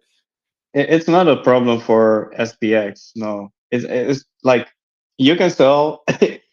It won't be a problem for SPX. Dude, I will never problem for forget you. that, bro. I will never forget that. So like when everybody was shilling SPX, it was when Solana first started popping off, and it was fall of 2023, and everybody was still really deeply ingrained in ETH memes. And we were telling everybody, no, go on these performance chains, go on Solana, do all this stuff. And yeah, dude, it was like Lockheed Martin, Eatnu, and like fucking SPX, and there was like those were like some of the last ones right before everybody started going over there. It was really funny. And then Murad saved you guys, bro. He went to that fucking Singaporean event and he talked about it and just fucking moaned, dude. She was crazy. And that's what got me in. Actually, like that provided. No, I know. Like, I know that's when you joined. Yeah. Yeah. Yeah. The timeline. That's like I needed some. I'm not an analytical person, but I needed some data to confirm that like these communities and like these. You know what's funny movements. as fuck? What I'm about to tell you. Go ahead. You need to believe in something more. No, you do. Because you don't understand what people like BAP were doing. But you got to find something early and just be a complete believing in it retard. Show everybody in the world. That's what they were doing. They've 100% sold. That's what we're doing now. Like, I don't know if you've seen some of the stuff that we're doing recently, but no, of course. And people are going on the streets like with a megaphone. Do you want to hear something else that's people- hot? If you create some, or if you join something early and believe in it and like make a fat fucking bag, you could just rotate it into SPX. Yeah, you can do whatever you want, but I just believe in DCing. Oh, dude, be for a long careful, time. brother. I love people like you. You got a good heart, brother, but be careful, brother. You got a good heart. Trust. What I'm saying is actually because I am a good person. You guys are good people. Just always just like, use good, like, always take a step back and like just, think about how much weight you're putting into these things. You're basically saying you should go trench and then rotate into SPX, and that's like totally against what we stand for. Oh, dude, that's what all the OG crypto stuff stood for. That's what Bob Lax, all these guys were doing. How do you think a lot of these things pump, bro? I'm not even kidding, dude. Where do you think the liquidity comes from? I don't even know what to say. Where do you think the liquidity comes from? Like, seriously. Like, you just don't get it, man. Like, I honestly love you, but I just believe like what I believe in. Dude, so you keep tell doing me to believe in something really hard. Like how I said, you're probably right, right? We can. This is something that's also forgotten in society, right? We can both totally have two different perspectives and still agree, or at least agree that things. I totally understand your perspective. I may have a different one, but I totally see it and it is valid. Yeah. Yeah, well, I can do definitely appreciate respect that. Yeah. Yeah. Yeah, I totally respect like you coming on and honestly saying that you don't get it. I mean, dude, it's the biggest reason I joined? I wanted to see if any of the OG SPX people were here, and the fact that they're not is kind of bullish because that means there's like a lot of distribution. There is, yeah, but they are on. I mean, they're just they were here like not. a couple of hours they're just not here now. But it's not like it's ran by us. Dude, fuck yeah, that's how it should be, right? That's the whole point of decentralization. Yeah. Yeah. I love it, brother. Hey, trust me, I'm a full supporter of what's going on here. I want to see crypto culture always scale. So yeah. Then stay in it for the culture, man. Stay in it for the culture. I'm not looking Sell at your... that. Hey, I'm not buying more, but I'm not looking at that bag. It's as easy as that. All right, let's make that promise, okay? And honestly, if I did have too much, I'd probably listen, I would probably burn it. I would probably burn it for the cloud and like make everybody follow me. I'd be like, hey. Dude, I am following you right now, and I'm gonna if you make that tweet, oh man, you're gonna I'm following you as well. I'll follow you all back, bro. I follow everybody back. There's a reason I follow so many people. It's not because I have like a gay Twitter account like these Coles. It's just because I literally I only use this page to network. It's been on private for about over a year, and it's literally only for networking. I don't want clout here. I don't want, I'm not trying to be a Cole. Just want to network with y'all, talk about crypto. That's it. Yeah, I love that. But if I see you make that tweet to sell, like, oh dude, man, like I'm not even bullshitting you. I'm not even this. bullshitting you. I would probably burn it for the clout. I would probably burn it for the clout. And then if you guys didn't follow me back, I'd feel so disrespected. I'd feel like insane, bro. Imagine I burn like a fat bag, and like I still get fucking dogged on CT. That's typical. That's literally typical. No. No, that's standard. I would CT rather for you ya. just hold. I would rather you just hold, Dude, man. I don't need money anymore, bro. What the fuck? Money ain't real. Time ain't real. RIP Ultra. No, but it's for the culture, man. But the bills need money. You guys know Ultra XBT? He was an SPX holder. He burned his entire supply. He killed himself. Really? Yeah, he's a good friend of mine. Really OG guy on here. Bob knew him too. They used to be enemies, then they became friends. Yeah, he killed himself pretty recently. And yeah, he had a lot of SPX, so he burned it.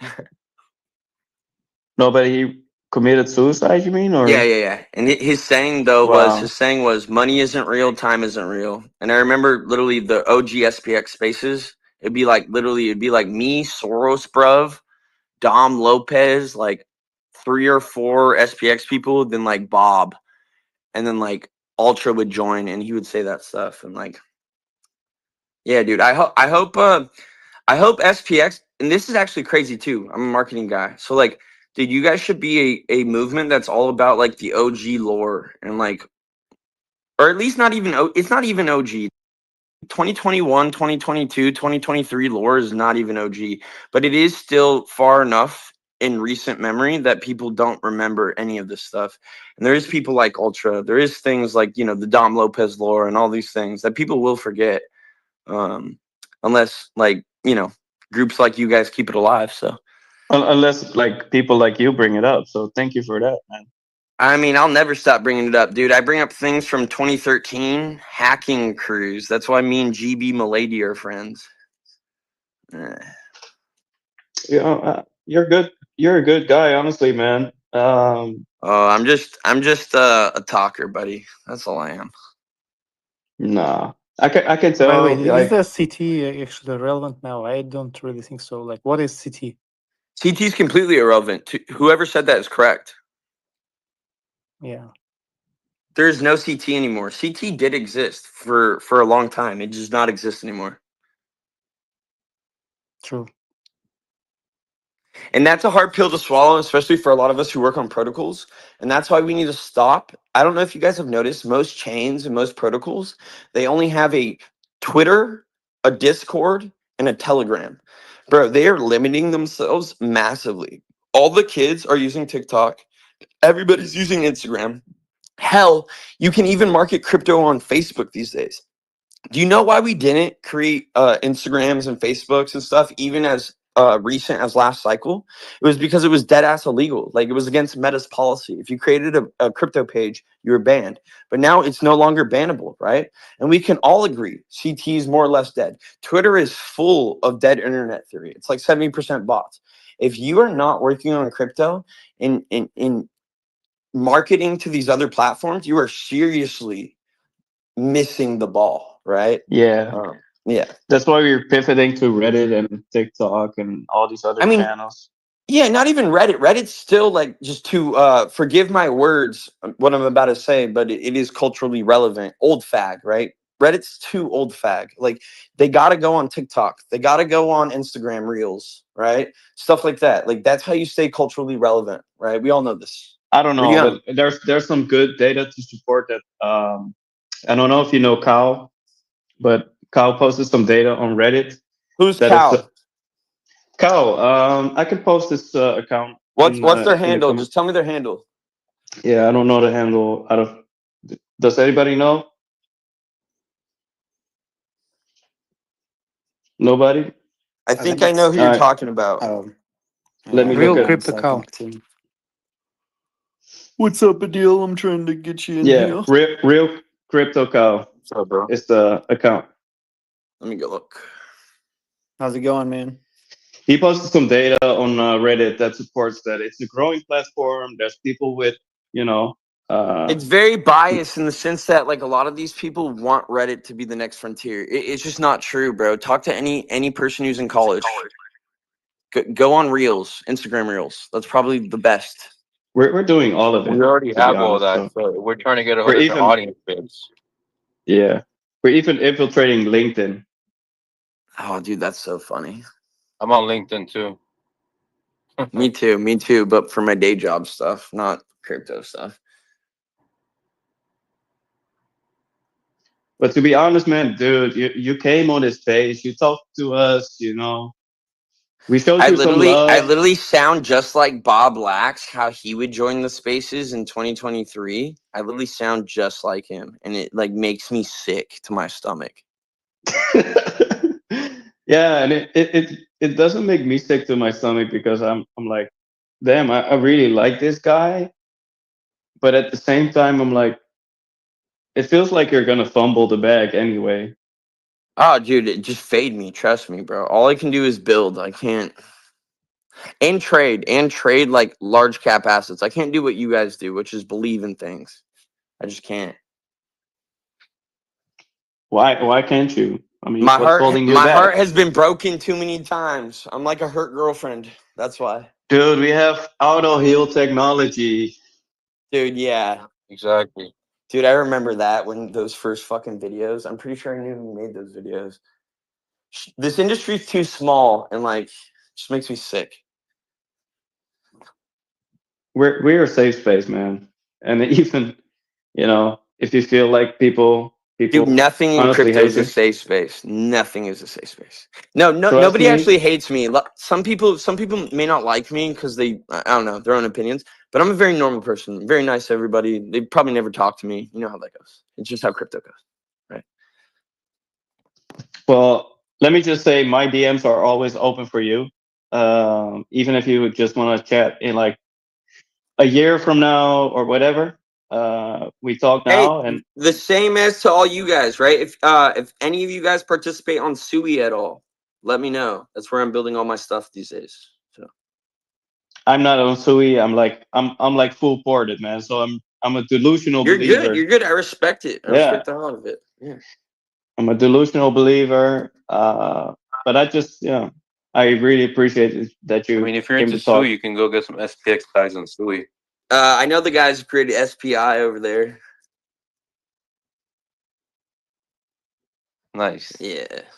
SPI, what's that? A knockoff of SPX. I didn't tell them Yeah, to they'll do it. fuck the They just derivatives, sent it, man. bro. I don't listen. I don't support shit like that. They just send it to me. You know how it goes, bro. Yeah, but that ain't the real stuff. That ain't the real stuff. What we have going it's on a whole here. scam. SPX either way.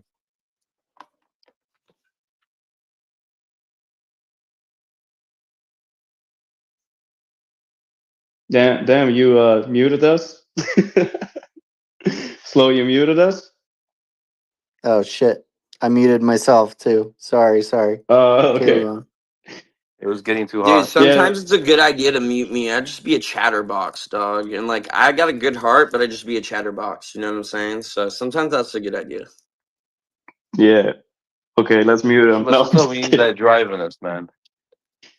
No, I always appreciate someone coming on and, you know, being honest like you are. That's you know, that's a great thing. But come on, man, you must get it by now. Dude, I do, but like I just got a risk profile on how I like operate and like You're too stuck in your head with your identity. No, to be no, honest. dude. Like, I'm just scared of everything, and it's just easier for me to just do the same things I'm doing and like make what I need to survive than like go outside my risk profile. That's it. yeah, but all you need to do is just forget about that bag you hold. Forget it. Just, Dude, I'll literally know. burn it, bro. Listen. If I make what I think I'm gonna make on Sui this year, I will literally burn it for fun. Yeah, don't worry about it. That's yeah. That's would be a beautiful gesture, to be honest. Dude, we should collab, bro. SPX and Hop should collab. Let's talk about this. We are collabing right now. This is how we collab. I just came up with that idea as we were talking. Yeah. Well, we can always do like an LP. So I guess. who's in charge? Who's in charge these days of SPX? I think you'd need to talk to Nicole. Okay, I'll hit him up. Yeah. Do you know Nicole? No, but I'm just gonna look him up and see if I follow him. Type shit. Her? Yeah, her. Her? Sorry. Yeah, My bad. Yeah, I think you need to talk to Nicole. I can DM you the ads. Yeah, please do. We have a really good protocol on Sui, and yeah, dude, I think cross chain collaboration with like real crypto cults is really fun. So. All right, I'm definitely open to that. Well, I think SPX is already on Sui. Well, SPI, but listen, no, the issue is they launched like 5 of them, and there's like 5 different crews claiming all of their. No, there's only one SPX, dude. There's only one SPX. No, I agree with you guys. There's only one SPX, but these guys who are doing the Sui Griff versions, they're like fucking it. Yeah. Yeah. So if you want to talk about getting the real SPX, people are making direct.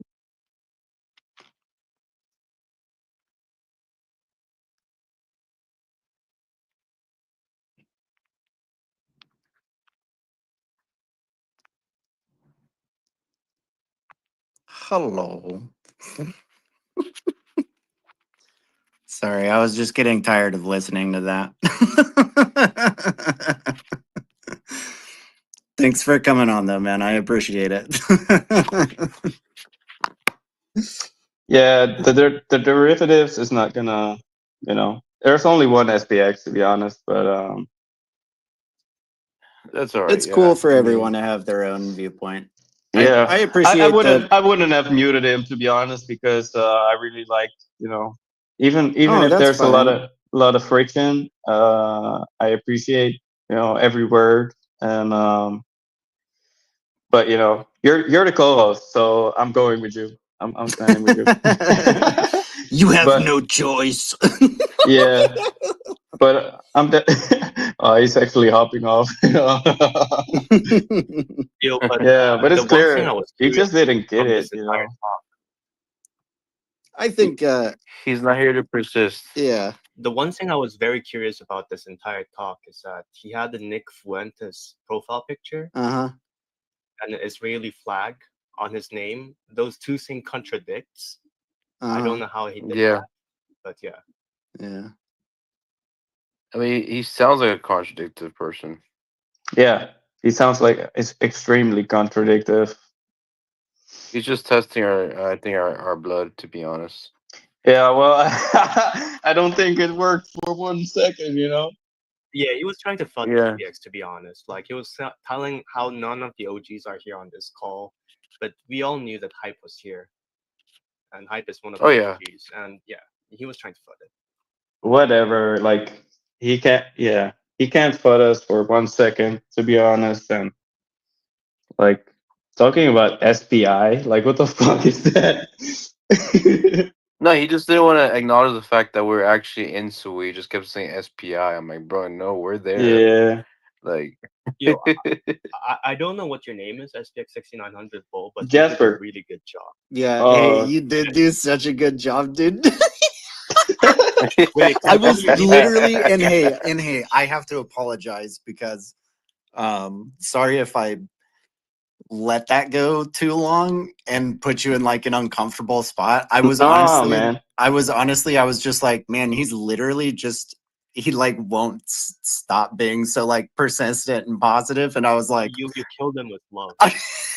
Yeah, but it's just that's, like, that's damn, what you did. man. I just honestly felt sad. Like, if you really Yeah. hold SPX and you don't get it after such a long time, then yeah, I don't know what to tell you anymore. Like, I just couldn't help myself to like keep watching you just like come from such a pure place where you're like, dude, I just don't want you to miss out. yeah, Oh, honestly, man. like, man. So yeah, sorry if I should have stopped that sooner. I just No, like I said, I was wouldn't I even was have. really enjoying listening to you just like keep trying to go for it. I would have kept it going until he was tired of me, to be honest. But yeah. Yeah. After a while, though, I was like, let's just stop giving attention to this. Yeah, it is an energy drain, to be honest. It was very much very quickly becoming an energy drain. So sorry for everybody listening. No, We're gonna but get back. a little We're gonna bit get back to the friction auto is heal hour. yeah, but friction like this is good. It also is like a good mental exercise. Yeah. In Strengthens the cognitive sphere. Yeah. Well, and Yeah.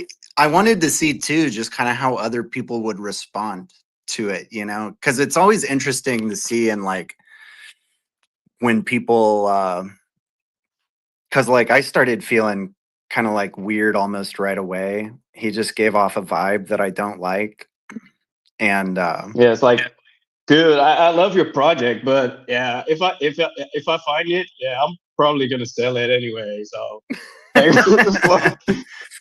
No, he's definitely pushing buttons. Yeah, though. yeah. He's It pushing very buttons. much felt like that, and I was kind of just like curious to see how people would like respond to it. So again, it's like, Yeah. sorry if I should have stepped in sooner, but I also thought like Nah, man, everyone forget was about doing it. a good job of like. I was curious what he was Me gonna too. say. If I Yeah. was gonna say, what Yeah. about like what about if you're gonna try selling it, why don't you do it the smart way and do chain transaction and give it to someone that wants it without selling Right. it. Right. Like that's how you keep a movement going. Yeah. Yeah. Well, I guess the one thing that did irk me is like that he told me, yeah, you need to believe in something. Like, what the fuck, man? Like, No, he's testing you. Nah, bro. I need to believe in something, man. No, you need to give me those fucking tokens. That's what you need to Yeah. do. Please. Please. Yeah. Distribute them right away or fucking It's probably burn them, bro. it's You probably deserve some SPI in his wallet instead of SPX. Yeah, they're probably SPI. Yeah, he's trying to get us to go to SPI. Wow. Yeah. Nope. Good luck with that, man. Praying for your success, to be honest. Anybody wants to join in on the conversation, have something on their minds? Anybody that hasn't spoken on the spaces that, this is like a good time to. Oh, I think we have someone on. Did that guy leave? The Yeah. one that was. What did happen? Like, I left. I had to go. Oh, I just took him off. He was just being a real drain. So, like, did he say something bad or?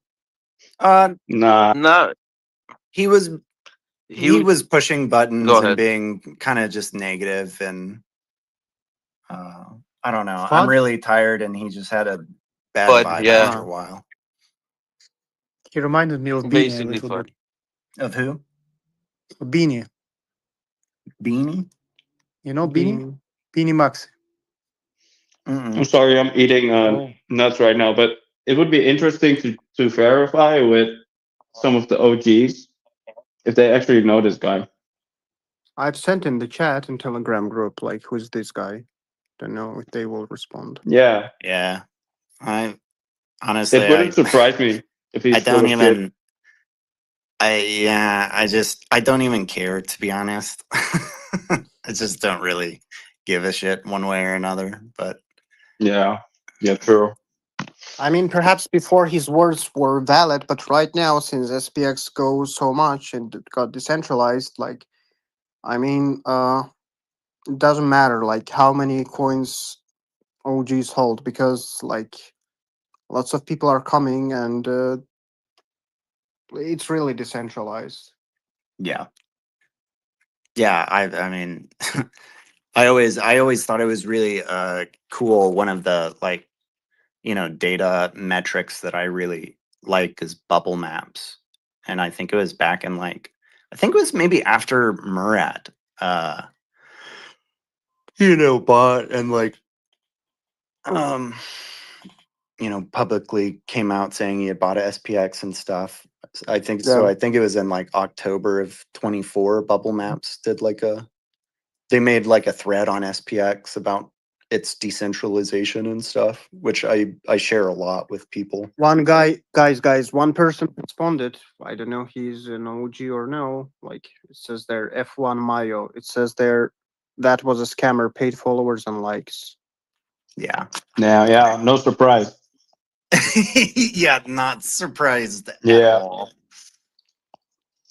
Lame ass motherfucker. There's actually one other person that I kind of want to give a name out. I don't know if you guys heard of him. His name is Sungju Hyun. Yeah, he reached out to me earlier this week. Scammer. Is he a spammer? Yeah. Don't. Yeah, do not interact. So. Do not. No, I actually did because I thought he wasn't. Yeah, at I first, interacted too, but I hope you don't. That you didn't leave your email address. No, I didn't leave my email. So what happened was, the email that I use has nothing to do with my account, and the laptop that I was dealing with had nothing to do with my seed phrase. So nothing happened. But when I put two and two together, I was like, yeah, because because at first I was like, dude, why don't you just join the live chat with Mike? He's I like, said the same thing. Yeah, and he's like, oh, like I've been hearing cool things about it. Like I definitely need to check it out. Yeah. I was like, yeah, you should. And then something happened where he sent me this link and wasn't working. So then what happened was it didn't work and he's trying to send me another link. I said, look, bro, don't waste my time. I'm already on a call with Mike. You should just be on there if you want to be a supporter. And he never responded since. Yeah, what an asshole. I would say in general, just be super cautious of like anyone DMing you, Exactly. Yeah. The thing is, bro, like if it's anything other than like, hey, thanks for that thing you said, I really appreciated it. I'm like probably just gonna ignore any DM I get from someone I haven't spoken to. Yeah, it was just like, okay, I was just getting comfortable with talking on spaces and stuff, and he was talking about, just having a chat about SPX. And I was following this guy as well. So somewhere along the line, his SPX emojis maybe follow him back or something. So I was like, okay, I follow this guy. I just never seen him before. But I got a bad feeling, trust your gut when it comes to these things. And be very wary of any links.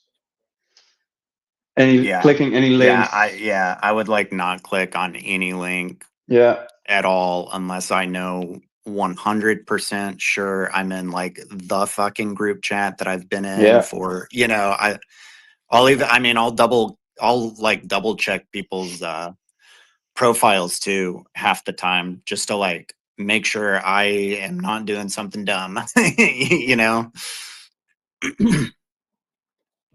Yeah. So anyways, we had that. Yeah. So anyways, let's move on. And what time is it? It's 5:30 in the morning. Oh my god, dude. Are you gonna sleep after this? Yeah. And then wake up at like in the middle of the day. In the middle of the day, yeah, probably. Oh my god. Oh, hey Krishna. How are you, man? Hey Krishna. Good to see you here. Yeah, good to see everyone. If you want to go to sleep, I can stay here until Mike comes. I don't know if you can make me a co-host or. No, I can't. That's the tricky thing is once once Mike comes only on, the I'll like leader of the actual host, they're the only ones that can actually like make people co-hosts and whatnot. How's it going, Krishna? What's going on, guys? Good morning. Good morning. Hey, man. Good morning to you. It's 6:30 here, Eastern time. I just woke up, and first thing I do is obviously should log on to Spaces, right? What else is Hell yeah. That's what we love to see. Oh yeah, man. Hey, you came at the right time. What's going on? Yeah, we need some Krishna healing. We just had some weirdo on here. So it's great that you just came because now we have someone new to talk to. Beautiful, beautiful. Thank you for having me. Yeah. How did Spaces go the other night? Yesterday. I guess it was the morning for you. Yesterday morning. Yeah, yesterday same time. It was good.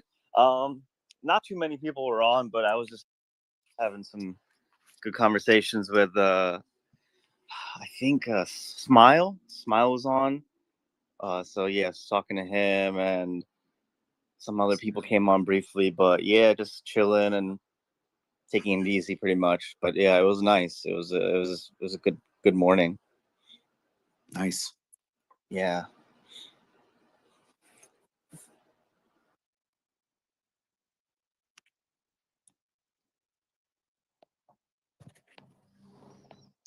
It's good to see you here, man.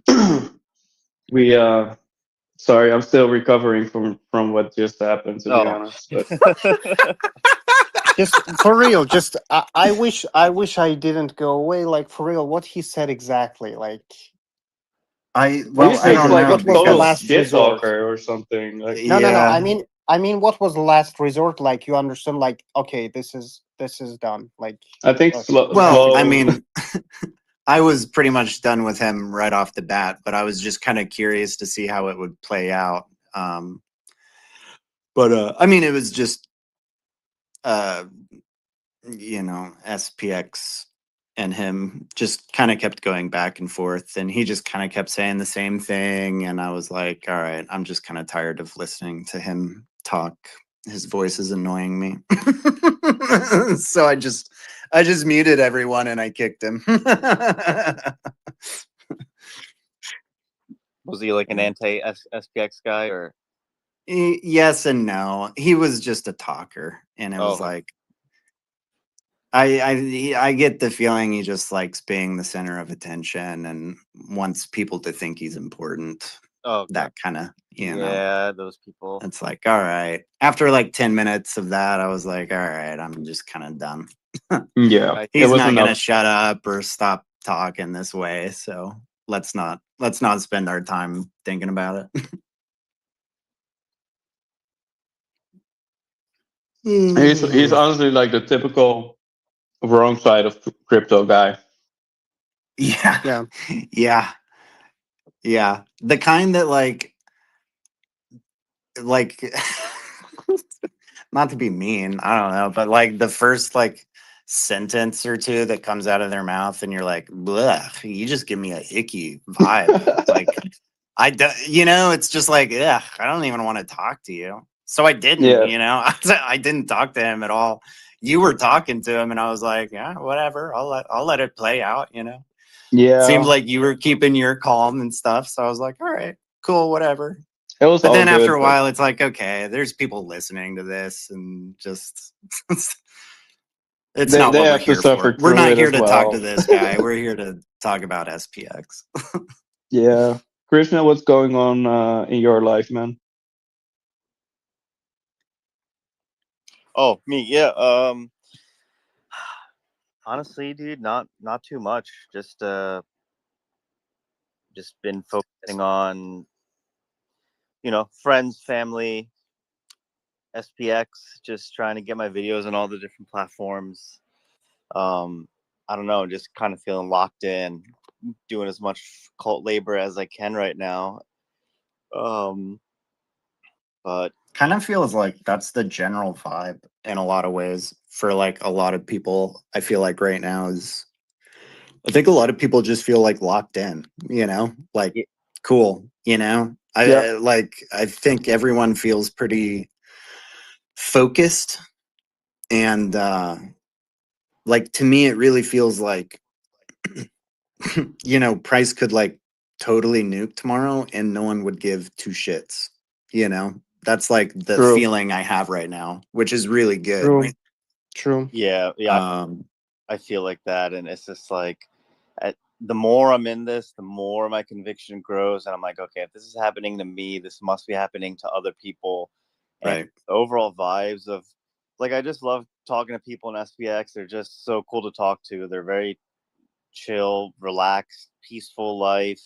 You know, moisturized, unbothered. We're just chill. Moisturized. I love that. Yeah, speak for yourself, man. I haven't taken a shower in like a week, you know. Mike hasn't taken a shower in 4 days. All he does is this and sleep. I mean, yeah, he's dialed up all the way, but I feel like I'm kind of getting there, but I just have to I just gotta keep up with my, like, you know, exercise routine, which is just really walking outside at this point. But yeah, that's kind of yeah step away from the screen for the most part. But yeah, just trying to like I said before, like, you know, I'm not working. I'm pretty much neat at this point since COVID, and like I'm just treating this is like the most purposeful job that I've had. So I'm just making the most of it, and yeah, just kind of going from there. But yeah. Just it's cool, man. I think that I think that is something that you were saying earlier, Jasper, is like that like it's cool to see how much people put their time and energy into stuff voluntarily, you know. Yeah, it's like intrinsically motivated people. Like you feel driven to do it, and it's not, you know, you don't have to force yourself to do it. Even it's just automatic. Like, yeah. Well, it's like it's what like an ideal job should be like, right? It's like you're passionate about it. It matters. You feel, you know, a sense of like purpose and meaning through it. And instead of like, you know, the typical like 9 to 5, 40 hours a week or 80 hours a week or however much people are working, you know, 2 jobs, 3 jobs to pay rent. yeah, man. People are working so hard and still putting the leftover time they have into this community. So yeah, really we have some people in the Dutch community as well, in the Dutch and the Belgian community. They say like, you know, I'm doing the best I can. I have 3 children, and I have a demanding job, but I'm just doing what I can. So I totally get it if you can't be on this base like all the time, stuff like that. You know, I'm a single guy, so I have it relatively easy when it comes to that. I'm jobless now, so I have a lot of time. But even if you spend like 30 minutes with the community every day, that means a lot. You can basically just say we're all like unemployed, you know? This is really just a AA meeting for unemployed people. That's pretty much what we are. So if you're here, you're probably unemployed. Yeah. Have you been finding yourself spending hours and hours a day daydreaming about contributing to a to a cult? You might be unemployed. Like, boy, do we have the answer for you. You start working for free for the Cognisphere. You start working for free. Yeah, but this is where rather than coming to work and we pay you, you come to work and you pay us. but you'll get a lot of love back, Yeah, but we'll be nice to you. Love is our currency. We'll be nice, we promise. We don't bite. We just want your money. I hope no new people are listening. Just get such a bad impression about someone like finally took the time after Yeah. hours of like researching on Reddit. And they're like, fine. They finally tune into the space, and the first like all thing those they hear is people- like, all we want is your money, you know? Yeah, all those people on Reddit that we told like, yeah, we're hosting the biggest spaces, and they were like, yeah, I'm not gonna check it out. And this is the first thing they hear, or even Not the only- conversation. Not only will all the unemployed troll you all day long, but we want you to pay us to do it. So, welcome to the future. Welcome to the cognosphere. Yeah, welcome to the cognosphere. Nah, but just to bring it back to like what it really is, like, I'm very grateful for having found SPX, and I honestly wouldn't know if I wouldn't have found SPX that I would probably have a harder time this week than I have now, man.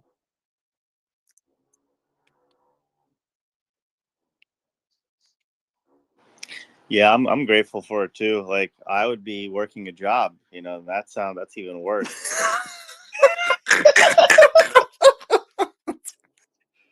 God, can you imagine right now? I think you're getting in that sleep deprivation stage where you just become silly as hell. Yeah. I think it's definitely like kicked in because I just keep giggling at like everything. Yeah. Oh man.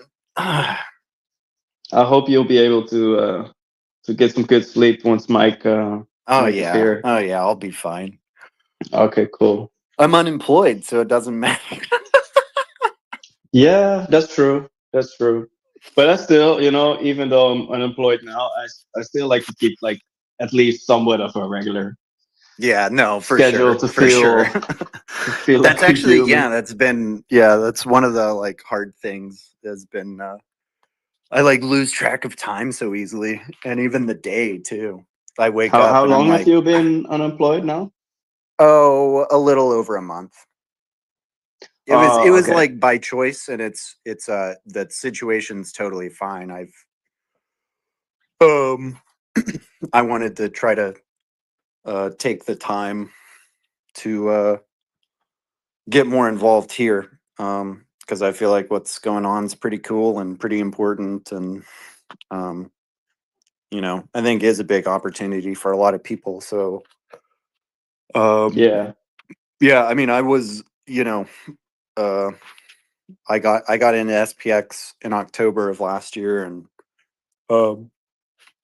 was part of the community, right, for the last like 11 months or whatever, and it's like, man, this might really be like it was just a question of, you're like kind of deciding for yourself internally. You're like, do I believe in what this is, or do you not,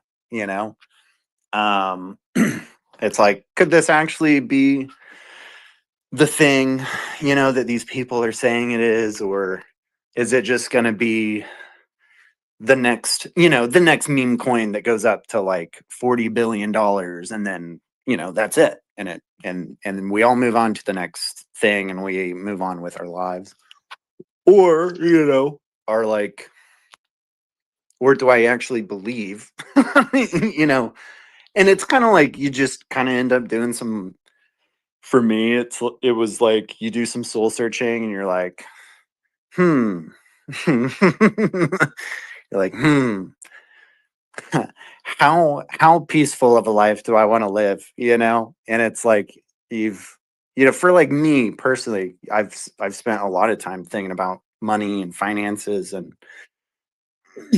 thinking about a lot of the problems in the world, right?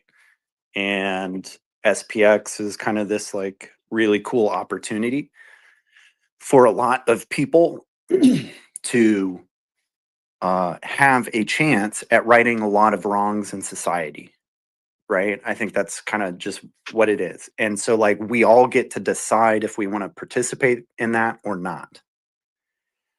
And there are consequences to actions, you know, and it's like, well, I could do this and like be all in and it really kind of blow up in my face in a few years, right? And like really have to start over in some aspects of my life. Or maybe like maybe it works out a whole lot better than that and everybody joins together and we trust each other and we just keep taking it day by day, right? And we really try. And it's really in the like trying, right? I mean, it's not going to happen if we don't Yeah. try. And like you know, And believing, you know. yeah, I'm But like, you know, I'm in my early 30s, so I've got, you know, some good decades left in me. And ideally, you know, hopefully. And you got one life, so shoot the shot, because at the very least it'll probably be really fun. yeah, Until it's not. And somebody, some OG has this really beautiful quote. I don't know if it's Babrol or Maddox. Let me see.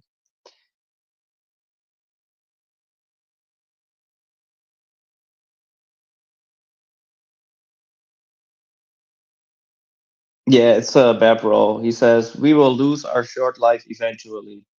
You might as well be bold, climb a mountain, love someone, and chase a dream." yeah, 100%, right? Yeah.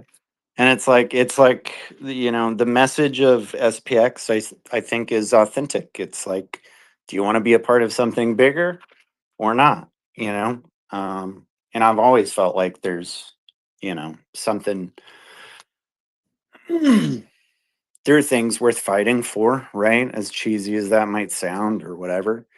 And you know, humanity's always been fighting, right? Since like the dawn of time or whatever. And it's like the fighting has just kind of changed as we've made like technological and like economic advances. You know, people are still oppressed, right? Um, and there's tons of people who are just, I mean, for me, it's simple math, right? 6900's bigger. Fuck the 500, and it's all Yeah. pretty obvious to me, you know. There's But enough resources out there. We just need to redistribute some of them, and we could solve a ton of issues in the world. Like I keep like saying that like 95% of the world's problems we just created. So like if we created them, then we just need to start doing things differently. And do we know what that looks like? No. Is it going to be perfect? No. But we know this way is pretty shitty. So let's all just kind of decide. Let's all just decide, for fuck's sake, to like try to be a little better about all this. So yeah. So you got in October 2024, right? yeah. So and you said like took you a while to build conviction. Yes and no. Yes, in the sense of like, I think it takes time for you to kind of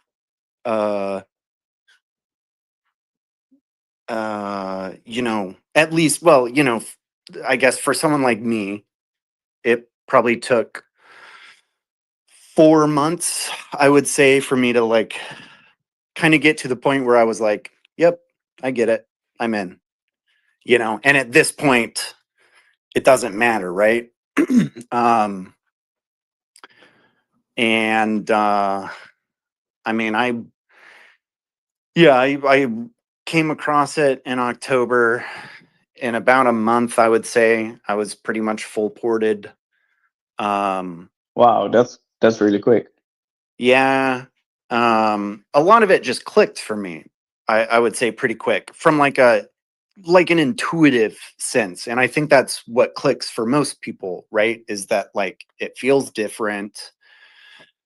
It feels there's definitely like just a quality difference that I think anyone with, you know, a trained eye or you know, just some discernment can tell that there is a high concentration of both intellectuals and retards alike, and it is explosive. But there's a real purity and like simplicity to SPX that's like pretty easy to grasp from like an instinctive sense to me, because most of the principles of like, you know, we have the like 10 commandments, right? Most of the principles of SPX are like pretty logical when you extrapolate it, right? Like stop trading and believe in something is like, hey, we could just spend our time and energy doing something way more efficient than staring at a fucking chart all day. Yeah. You know, PvP is like a zero-sum game. You know, it's like we've had game theory around for quite some time now. I think people like there's enough people at this point who can kind of just agree and be like, yeah, we can all just like we all agree that like it's just going to be better for everybody involved if we just work together. It's like way more efficient than trying to like fight through this competitive hellhole. And like we have really good reasons to do what we're doing. You know, we should be helping people, you know, peaceful life over greed. These are all like super instinctively like obvious things. We're like social animals, you know, like we operate better in social settings, working together. It's where we find meaning through community, all of these things, right? So on like a intuitive kind of way, I was like, okay, this like it just clicked really fast, right? Plus like a lot of SPX was just it was like doing a lot of the things that I had thought of in some way. Like SPX is very different than anything I could have ever imagined, but it was like it encapsulated the characteristics and it's fixing things that I had been thinking about for a long time. So it was really weird to like find it, and then it's like, oh, these dudes are already doing what I you know, it's like I had that idea too. But like, you know, so it was like, whoa, I think these people are, it's like as long as they mean what they say, they're doing the stuff that I want to see done, right? And yeah, and it's like, wow, and they're doing it extremely well. And so many of them are like way fucking smarter than me, you know, and like, and it's like cool that the culture is top notch, right? And you know, I had thought about things like I've thought about like entrepreneurship, running a business. I've been a manager in different businesses or like a supervisor, and I've been in some odd and end jobs and in some like corporate jobs and kind of been all over the place. I've got a really weird past. It doesn't matter, but the point is that you I'm can really talk tired about your and past if losing you my want. train of thought. But What was I talking about? getting into Just SPX, I guess. Yeah, why you got into SPX and why when Yeah. you I basically asked how long did it last for you to build conviction? Oh yeah. So like I was like full ported pretty much in like a month, and then and I had been buying it. I bought at like $1.64 or whatever. Back then, I know no price talk and stuff. I know. But I bought then during that like pretty big uptrend, and then it started going down pretty far for it was in that like 3-month slump where it got down to like 25 cents or whatever. Yeah. So like my portfolio, what was like negative 85% or something. Yeah, because you full ported like at the top also. Yeah. Well, yeah. I had been like buying all the way down and stuff. But yeah, so it was like, I think everybody kind of needs to go through that like conviction phase where it's like, do you believe? Are you gonna fucking sell? Or are you gonna double down because it makes sense? And it's just that like conviction building phase. And just like the main thing in that time was I was just watching the community, right? And it was like, are these guys, do they mean what they say? And it was just seeing the consistency, and like everybody carrying on with the same message. The culture didn't change. No one was like fucking changing their tune. It was like, hey, there's no chart. This doesn't fucking matter, because what matters is the people, the culture, the mission. And so yeah, and then ever since then, it's just been like a fucking blast. I've just had the best time. It's been awesome. Go ahead, SPX Marines. Hey guys, I do have a good news for you. Like, I just talked with one VPS company, like for lives. So soon I'll try to make this live. Like, will perhaps because I think that Mike's spaces, like, they crash because like he uses his own main computer, and perhaps it's a bit problematic. Like, I with a company like to have a VPS that will run. They agreed. Like, they said, okay, that will run like 24/7. Yeah. Space on X. So I hope it will work out, because I'm really thinking, going hard about the idea of having like 24/7 online X for all of us, like space. Yeah, I love that idea. I do think there's a ton of like utility to that idea. I could see that being super beneficial for a lot of us. Honestly, it would be so cool. We'll see. I just don't know. They will send me an offer soon. So yeah. Yeah, we'll keep us updated for sure. Yeah, definitely, man. Definitely. That's cool. That's exciting. Yeah, because it has been like really cool over the last 4 days to like literally the entire time I'm awake, I can just like pop in on X and there are people there talking, and it's like, cool, what's going on, So yeah, exactly. Really cool to just check in. You get to know other eons, like that's the thing. Exactly. That's the best part. Exactly. Yeah, it's cool to have like a voice and a personality behind the words, and the memes. It's cool to see it, happening in action.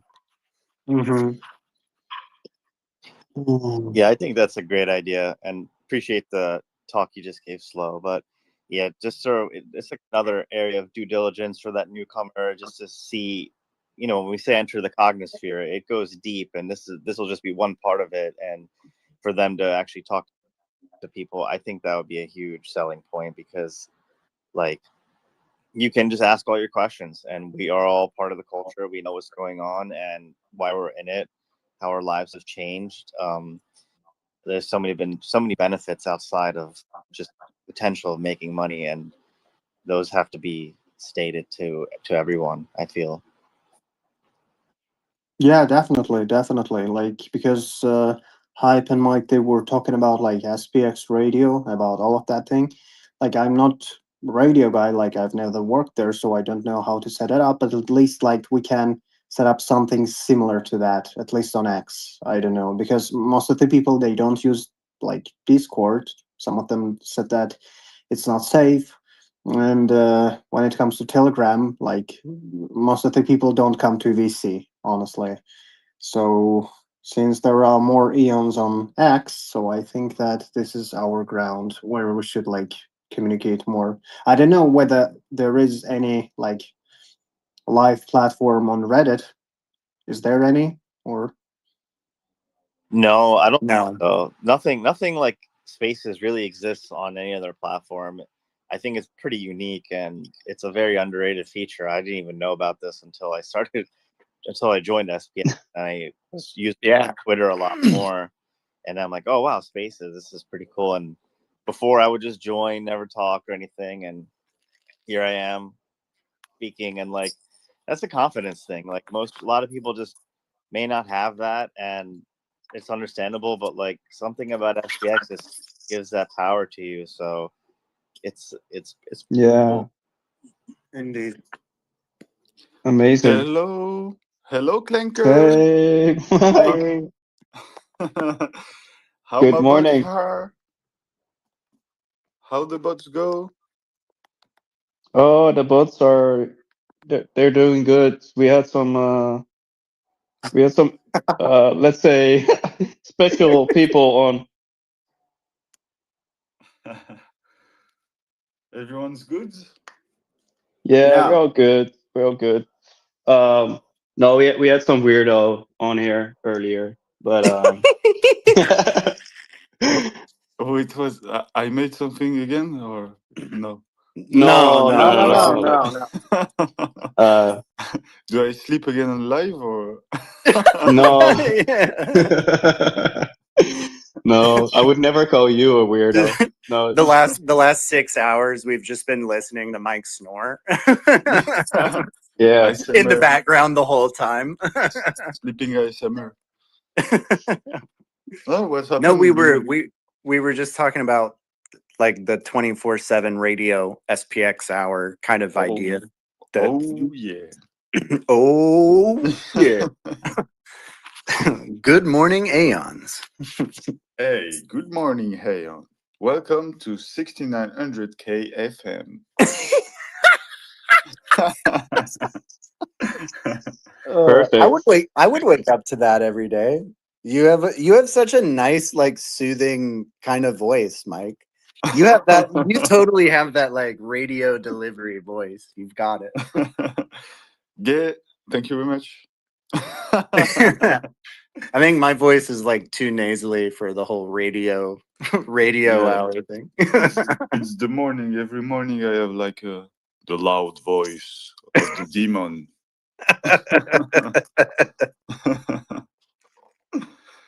Yeah, it's cool. Everything been good, Sloan, during your time? Yeah. Aside from that 10-minute hiccup with the weird guy, it's been a great night. Who was that? I don't There know. was a hentai guy, like some kind of hentai. He said hentai. Yeah, he was saying he has it all to whatever. It was just a weird guy who wanted attention. So after 10 minutes, I just muted him and I kicked him. Yeah. Let's just forget about that guy. Literally, yeah. Let's forget about him. Okay. But yeah, the night's been good. Okay. Yeah, I like woke up 2 or 3 times during I was sleeping, and I was like listening people saying, "Yeah, SPX is like this." It's crazy. It's fucking crazy. You have people talking 24/7 about SPX. I find it's crazy. And It is. Yeah. I fell asleep to the space last night. Well, the thing that's really cool about it is like, I think we all know how hard it can be at times to try to like schedule something where it's like, Are you available on this day at these times? What's your time zone? Let me convert that. That's 2 a.m. your time. That's 8 a.m. my time. What about if we moved it 3 hours and, and this thing's happening and that thing's happening? And this just gives it the fluidity of like anytime you're available and you want to just see who's around, It's cool to have like just the revolving door of people just checking in, or hanging out for a while or whatever. And you get to know everyone. So it's cool. Yeah, it's super cool, and yeah, I hope this never stop. In fact, I absolutely love having This like 24/7 conversation with Aeon. And Yeah, Mike, it never stops because we we have to keep trying until we finish it, and and it will never work out. So we'll do this until we flip the stock market.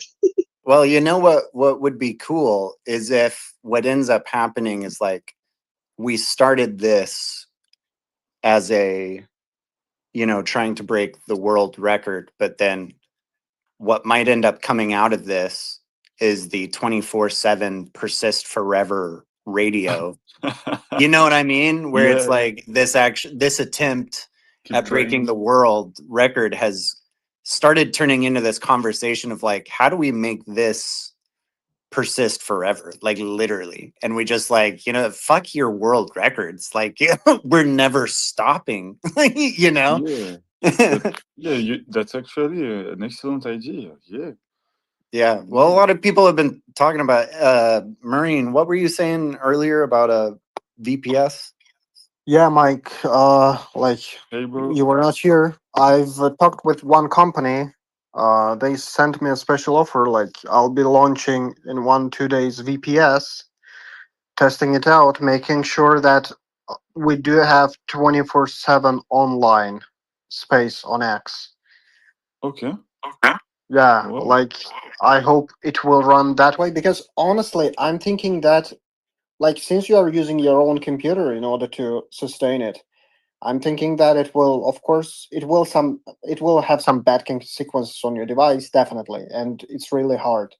So I'm thinking whether if I will set it up on VPS and it will run there 24/7. The company confirmed that, hey, yeah, like we do have streamers that go live for that long, like 24/7. So you can give it a try on X as well.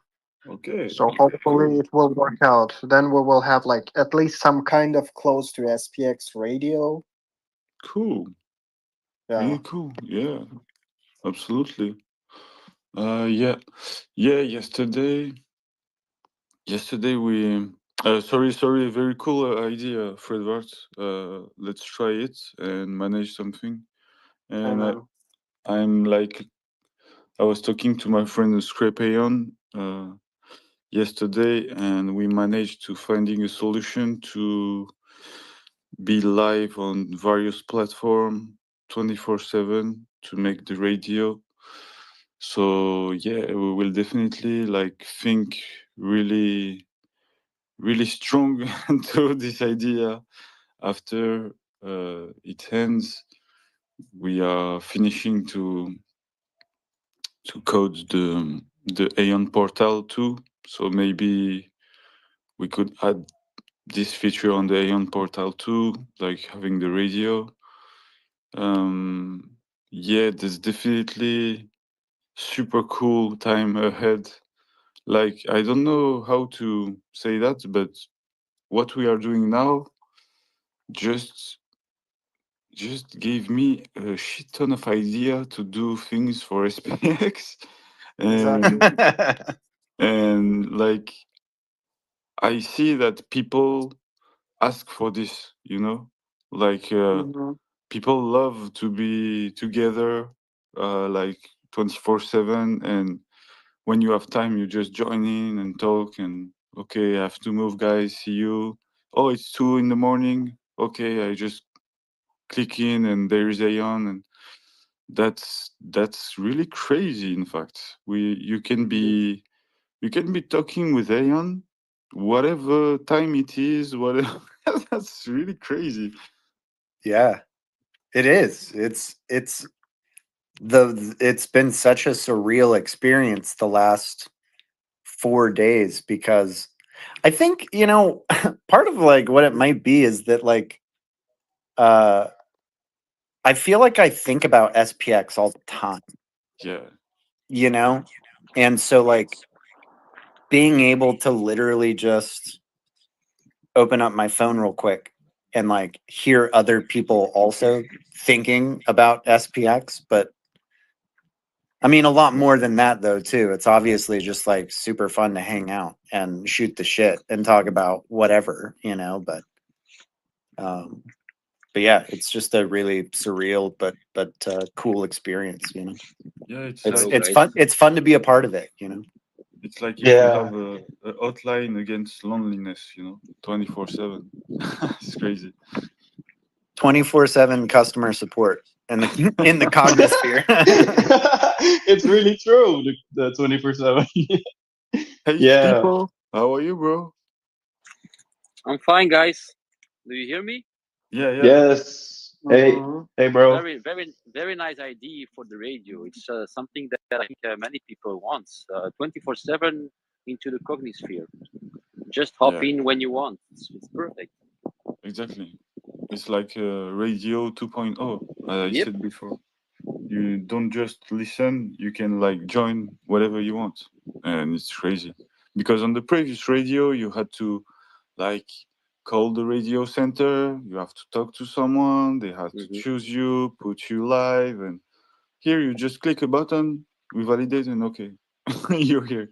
So yeah, it's really I think we are on something. Like I cannot formulate properly what we are doing here, but there is definitely something crazy here.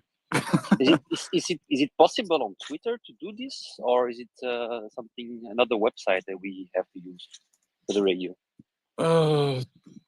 It should. I don't know because they're just stopping the live, but do you have any idea why they stop it? Do we know how this comes, or? I think it's X. Like I don't know. I don't know if it's like a bug, literally just a bug from X. Because I tested various configurations since 4 days, and I know for a fact that it's not coming from me, because I have we co-host on 3 people. One of these people is my computer having no electric breakdown, and I have like Starlink, so I can see if there is like a microsecond shutdown, and there is none. So I really don't understand if I think maybe it's just X that is coded like shit and making this. It's possible. Yeah.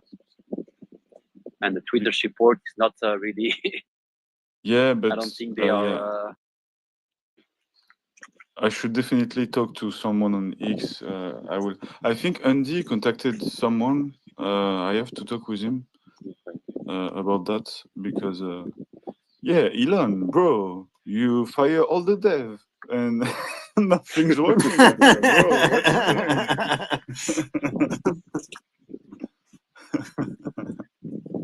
What you doing? What if like just a bunch of SPX people decided to like help fix the X code just so we could keep using spaces, but it worked better for us? Exactly. Just show me the code. I will do it Show myself. us the code so we can fix this. Like we just want a good We are working bots. tool here. We are bots. Yeah. Let me talk from bots to your X code.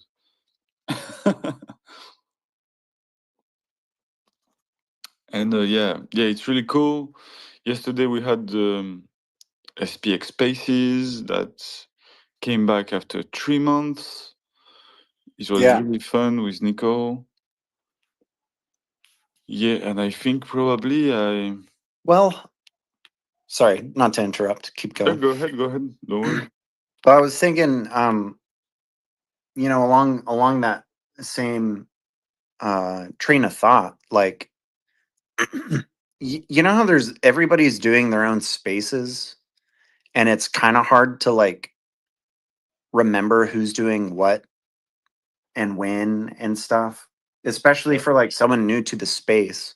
Yeah. It would be kind of cool if we actually started trying to coordinate a little bit more with the spaces. And if we had something like this 24/7 radio hour or whatever, we could have like a schedule that we could make public, where you can see who's going to be talking when. We reserve the hour, right, for their, Mr. DeJuice does his 3 spaces, for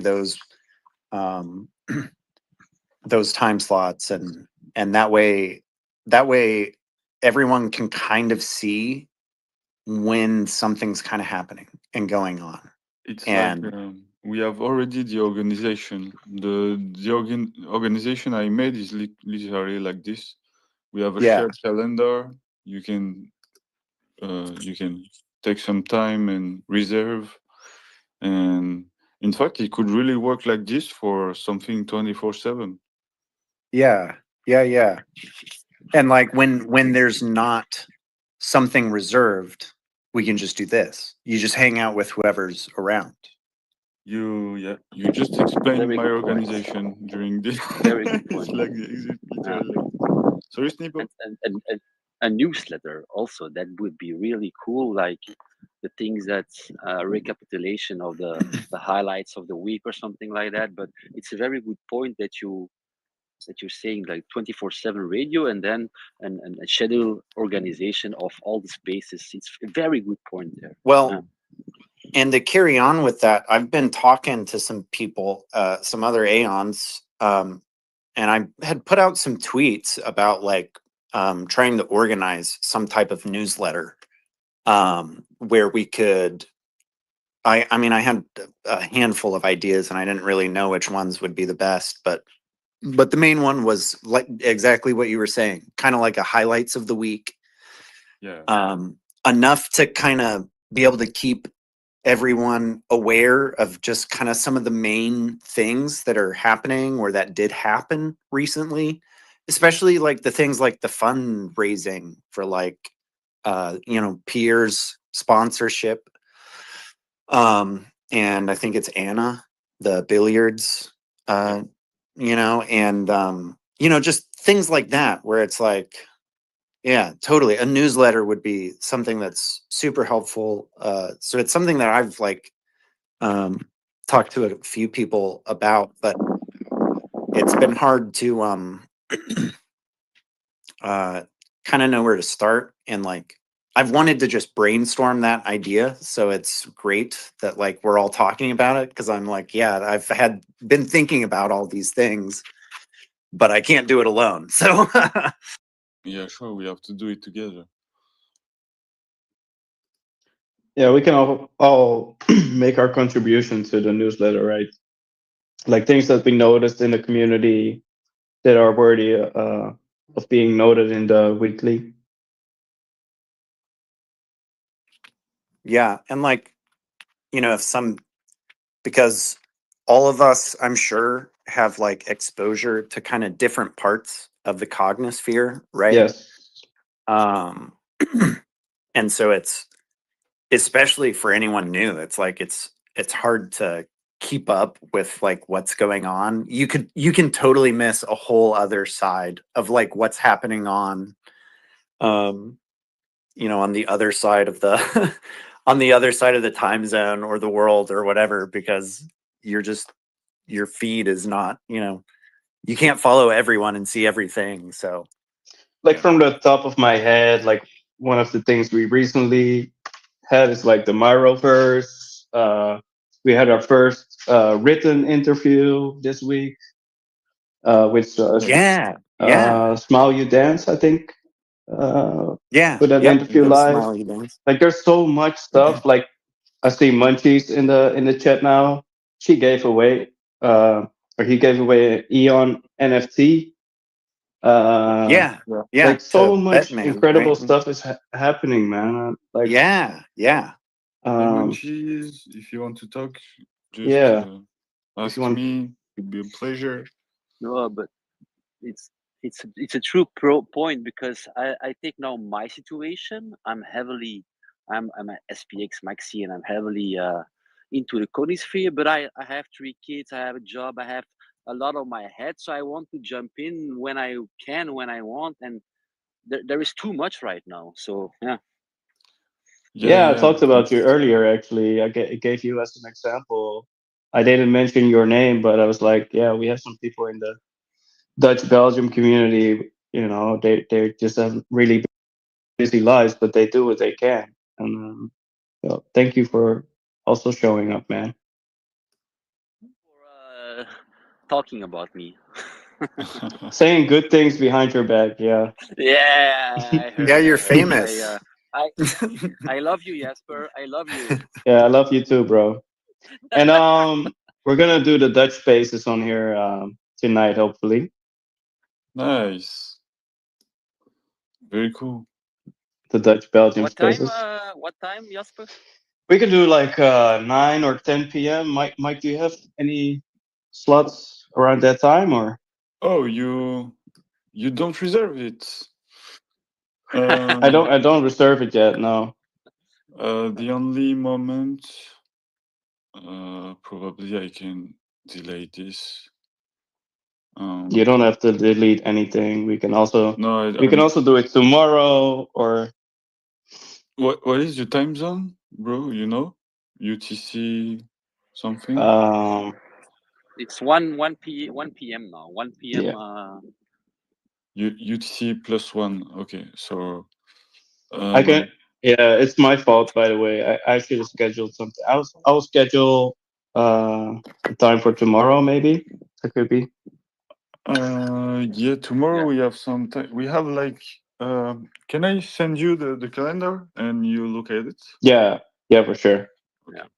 Yeah, Jasper, we need to see if we need to see to get also the Dutch and the Belgian people. We need maybe a little bit. I don't know. Trying to get them there. Maybe it's too short tonight. I don't know. Yeah, I asked a lot of people if we can do Wednesday night, and but only a couple of people replied like, yeah, that's fine. But for me, yeah, I'm available like every night. So yeah, great. Let's get our group together and see what date is the best, and then we'll just schedule like a slot. Okay, that's a good idea. All right, we'll do it that way.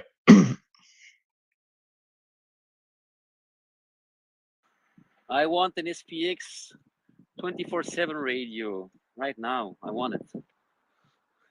Yeah, me too. Would be real cool.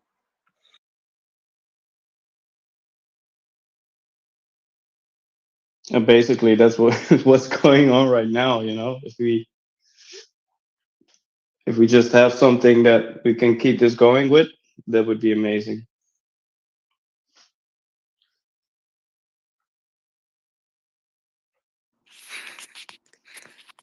Sorry, 500. We decided to persist forever. You can go to sleep, bro, if you're tired. What time is it? Like 6 a.m.? Yeah, it's like 6:20 in the morning.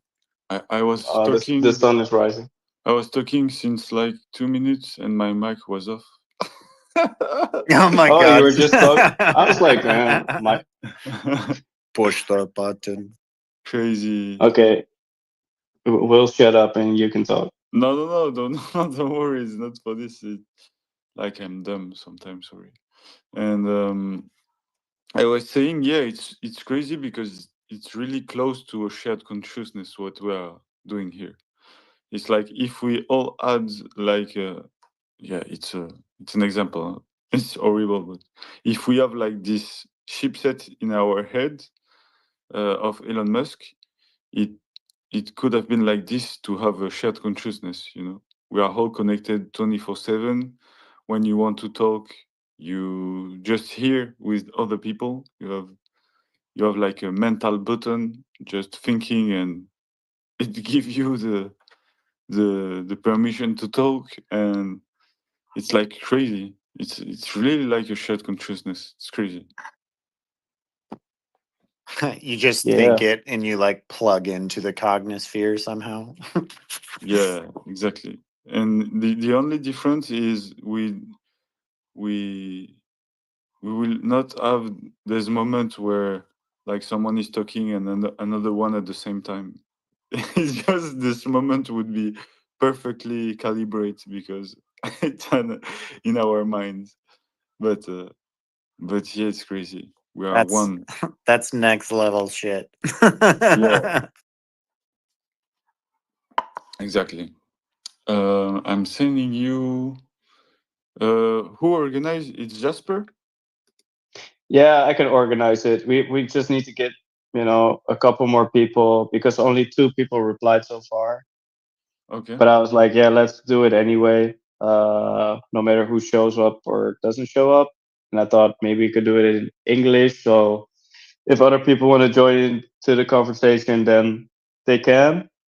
Yeah. But yeah, I'll do it. I'll do it the official way, Mike. I'm sorry that I didn't reserve time on the calendar. I'm not like a super organized person, to be honest. So yeah, don't worry. It's the same. I'm the worst guy for this, and I had to organize like 1 week straight. So. Yeah. Yeah, don't worry. Yeah, I just sent I'm a you. total retard, but I'll get it fixed. Yeah, I'm. No, I will not do that. You can, you can though. I will start to do the retard. Like no. But yes, I just send you so you can choose any moment you want. Just add yourself. All right, will do. So yeah, we have a young girl that reserved on Friday night. We will do something new, like we will watch together an UFO documentary. It will be streamed on Twitch, and we will all connect on Twitch with the space and look at the UFO documentary. So it'll be really cool. When is that? It's like a Friday night. But I don't know. You on UTC On Friday. You're on UTC plus Yeah. 1. It will be for you at midnight. Okay, cool. And it will Yeah, last. I'll be there. I think the UFO documentary is like 2 hours, something like that. Yeah, 2 I hours. kind of fell asleep to that whole conversation last night, and then I woke up this morning and I immediately joined the conversation again. Yeah, it's like an addiction. Yeah, I am gonna hop off soon because I need to get some lunch and groceries and stuff and shower. No, but no, you stay. Forbidden.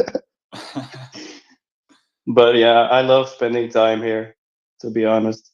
Yeah. And the weird thing is, like, I've told this before, but I can be a really like a loner. Like, I can spend days without talking to anyone, and here I am, like, being a total. Yeah, that's the crazy yapper. thing. It's the same for me. I'm like, I never been on social media before SPX, and I was like alone in my room. Friends like making becoming crazy because I never call anyone, and I'm like, yeah, it's not my. Oh, I don't even know if I did my daily DCA today. Normally I do that first thing in the morning, but I gotta check. Yeah, Can't miss a daily DCA, of course.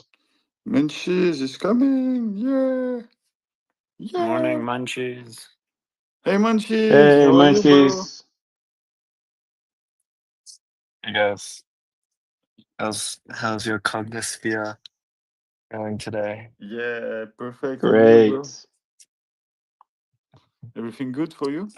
Just on the way home from work. Thought I'd drop in, say hello. Thank you very much. Everything good at work? Oh yeah, yeah. Just operating theater this week. Whoa, you have long session of working, no? You said. Yeah, this week has been not too bad. Nice. Like, very nice. Yeah. Thanks to jump in and talk to us. It's really cool. Yeah. I Munchies, mean, is this like the first time you hop on, or? Probably, yeah. no, I've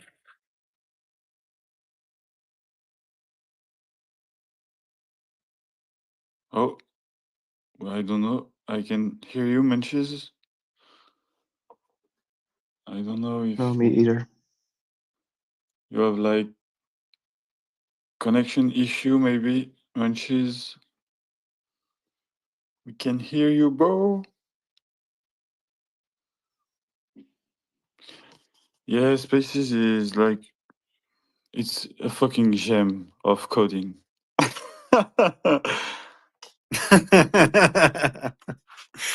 We can hear you, Menches. I don't know why.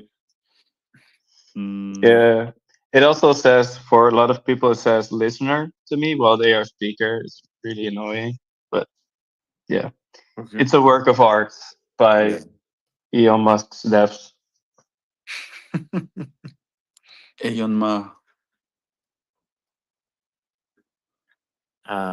What? Yeah, there's a metrics that came out. SPX on Solana leads top 1K wallet with 0 sales in 30 days.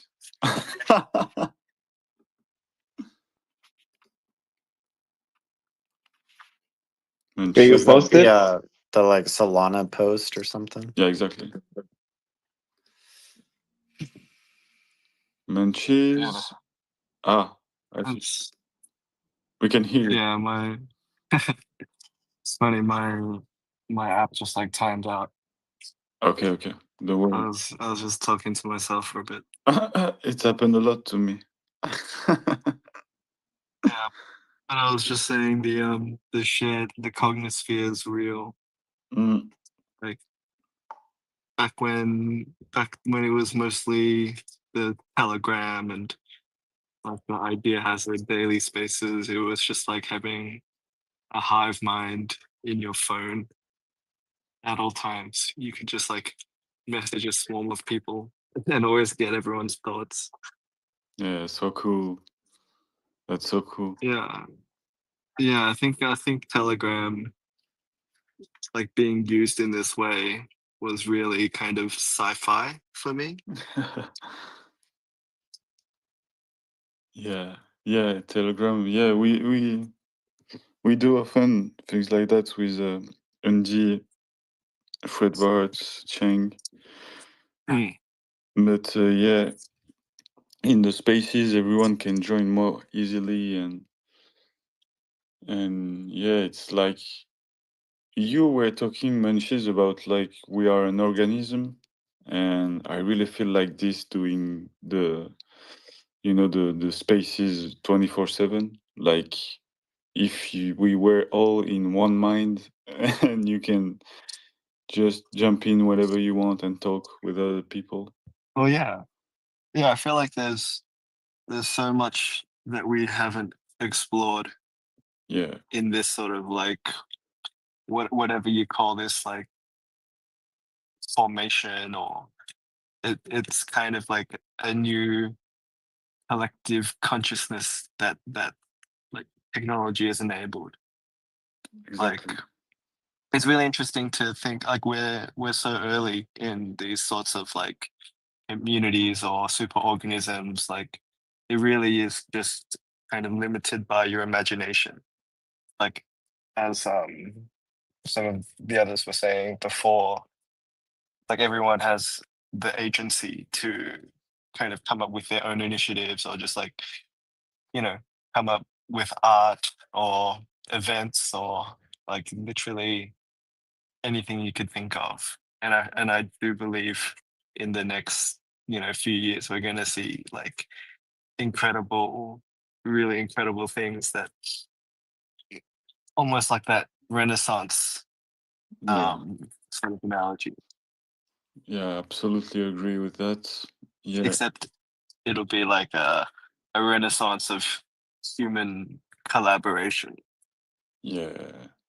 Yeah, I love hearing that. I love hearing that. And it's like, yes, Loyan, go ahead, bro. Hey, I want to say, Munchies, this is my first time getting to talk to you, and this is my first time hearing your voice. But you were one of the first X accounts that I really, really wanted to like. I read a lot of your posts, and I spent quite a bit of time like looking at the stuff you had said, and it was really influential for me. So I just want to say I respect you a lot, and it's really cool to get to meet you. Yeah, awesome. That means a lot. Yeah, I mean, I remember starting my account with like 0 followers and never, like many of you people, like many of you Ians, never really done social media before.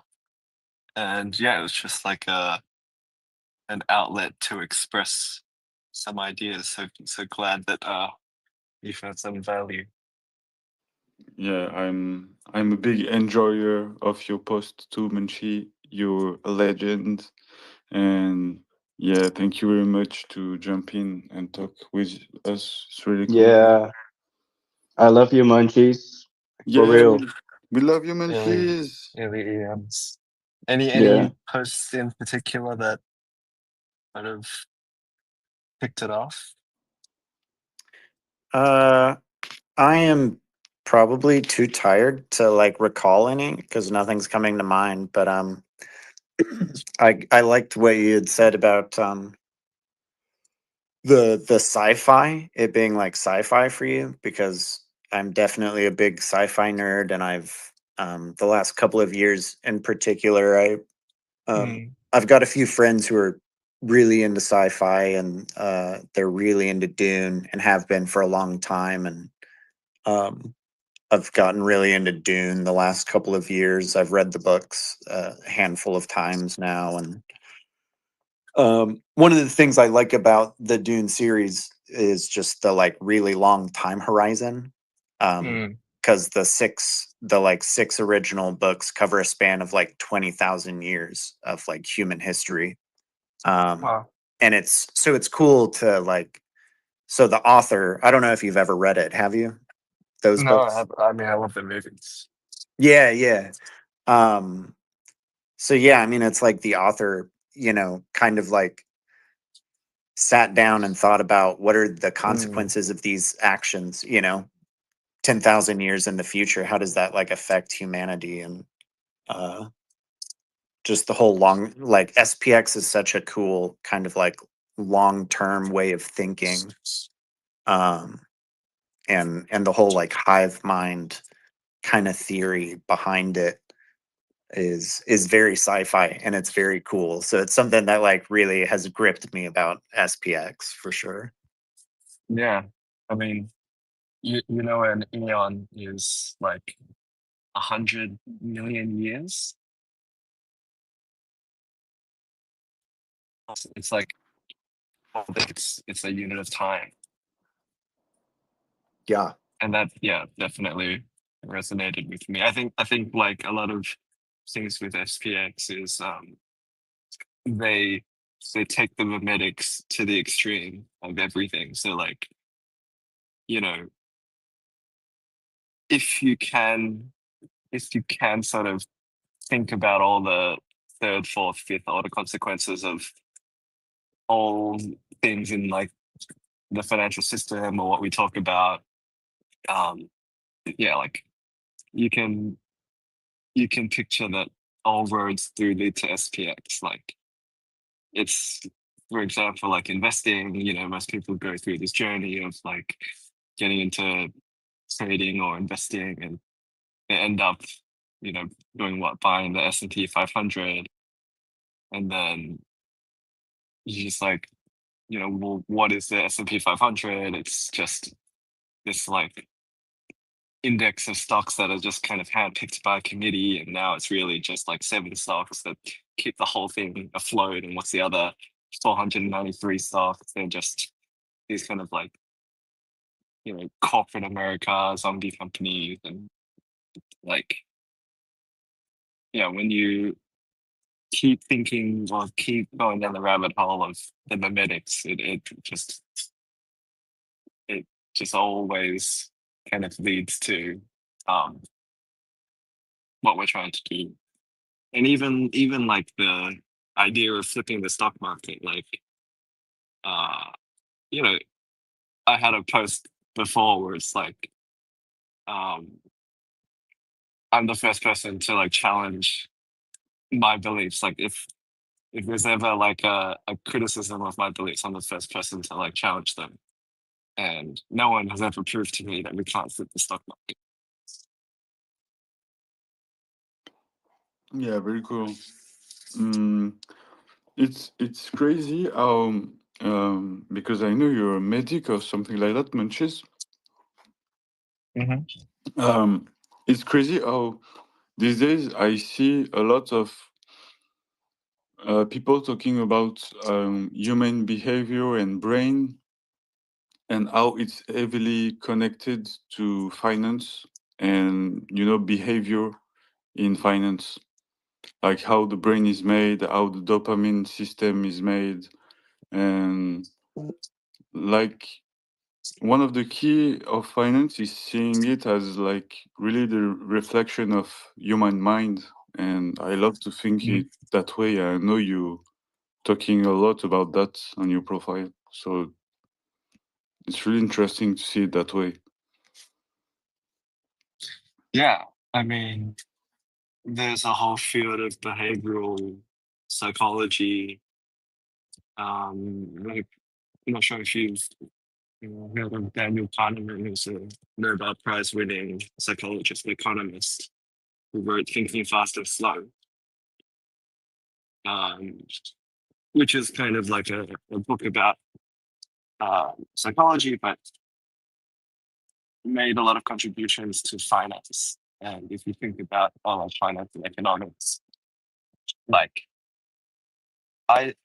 what SPX really got me thinking about is how everything's like a fractal of smaller fractals, and it's just fractals on fractals and fractals.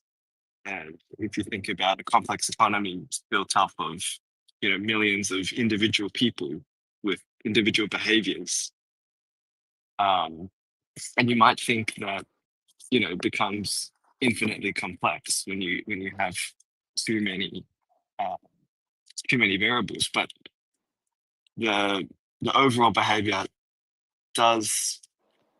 is kind of just a bigger fractal of all of the smaller inputs.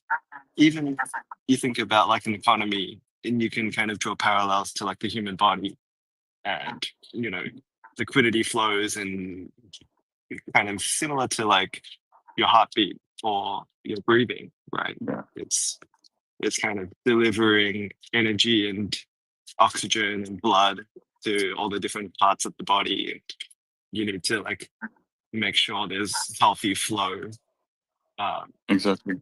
in order to have a healthy body, right? Exactly. And psychology. I mean, I studied some psychology and stuff in med school, but also read a lot about, because a lot of finance and like especially game theory, so much of the markets is about game theory. And I did have one kind of thesis I was posting about a while ago, where it's like game theory was kind of one of the biggest, like divergent, like kind of distractions of humans. Because maybe when you have market dynamics and scarcity is the key driver of survival, then there's theoretically optimal ways to like PvP and beat each other. But what happens when you kind of reach a point of abundance, right? those if you kind of humans purely rely on game theory and PvP, even if we got to a point of abundance, we would still never be able to outgrow that scarcity sort of mindset. So yeah, and that kind of ties back to like, if we are so much more technologically advanced than previous generations, like where is that seen in the quality of life of people, right? We should be, we should have way more leverage than people 100 years ago. But why is everyone like less happy now? Yeah, that's very true. That's very true, and that's exactly what I thought. What I meant when I was talking like finance is just sometimes the reflect of organic systems and how it works in our body. Absolutely. Yeah. And you were the first, I think. I heard probably with Spacey too, Space Fruits. You were the two talking about that. I think the only one I know talking in that way. And it's very interesting to make these parallels to understand like financials mechanism, because there is literally like big parallels, like you said, the hearts, like Spacey was talking about the immune system of SPX, the way we like a system of defense, like protect ourselves against scammer, and how our ethos and everything is made for like ejecting the people wanting to come to the community and extract like an immune system with a sickness. And yeah, I absolutely love to see things like that, because it's like more it's like a good representation that everyone understand. And yeah, I think not many people overlap between biology and like finance and even mathematics and stuff, because they're very different. I think they almost like use different parts of the brain, or they're very different types of thinking. Yeah, Spacey. Love Spacey. She's a legend. I was gonna say, like, yeah, it's interesting that a lot of us, Mang, Spacey, Bap, like, we all talk about similar things, but one with our own kind of twist. And we like, there's early on, there's like this bouncing around of ideas. And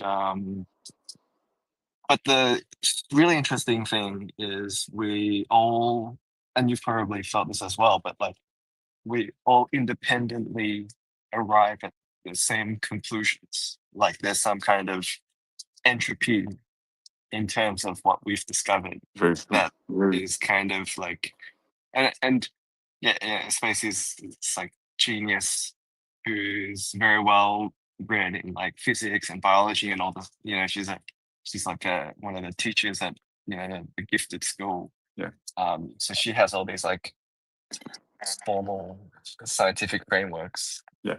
But this concept of like, definitely there's some kind of entropy here that we're discovering, and that blockchains have been able to express. Like,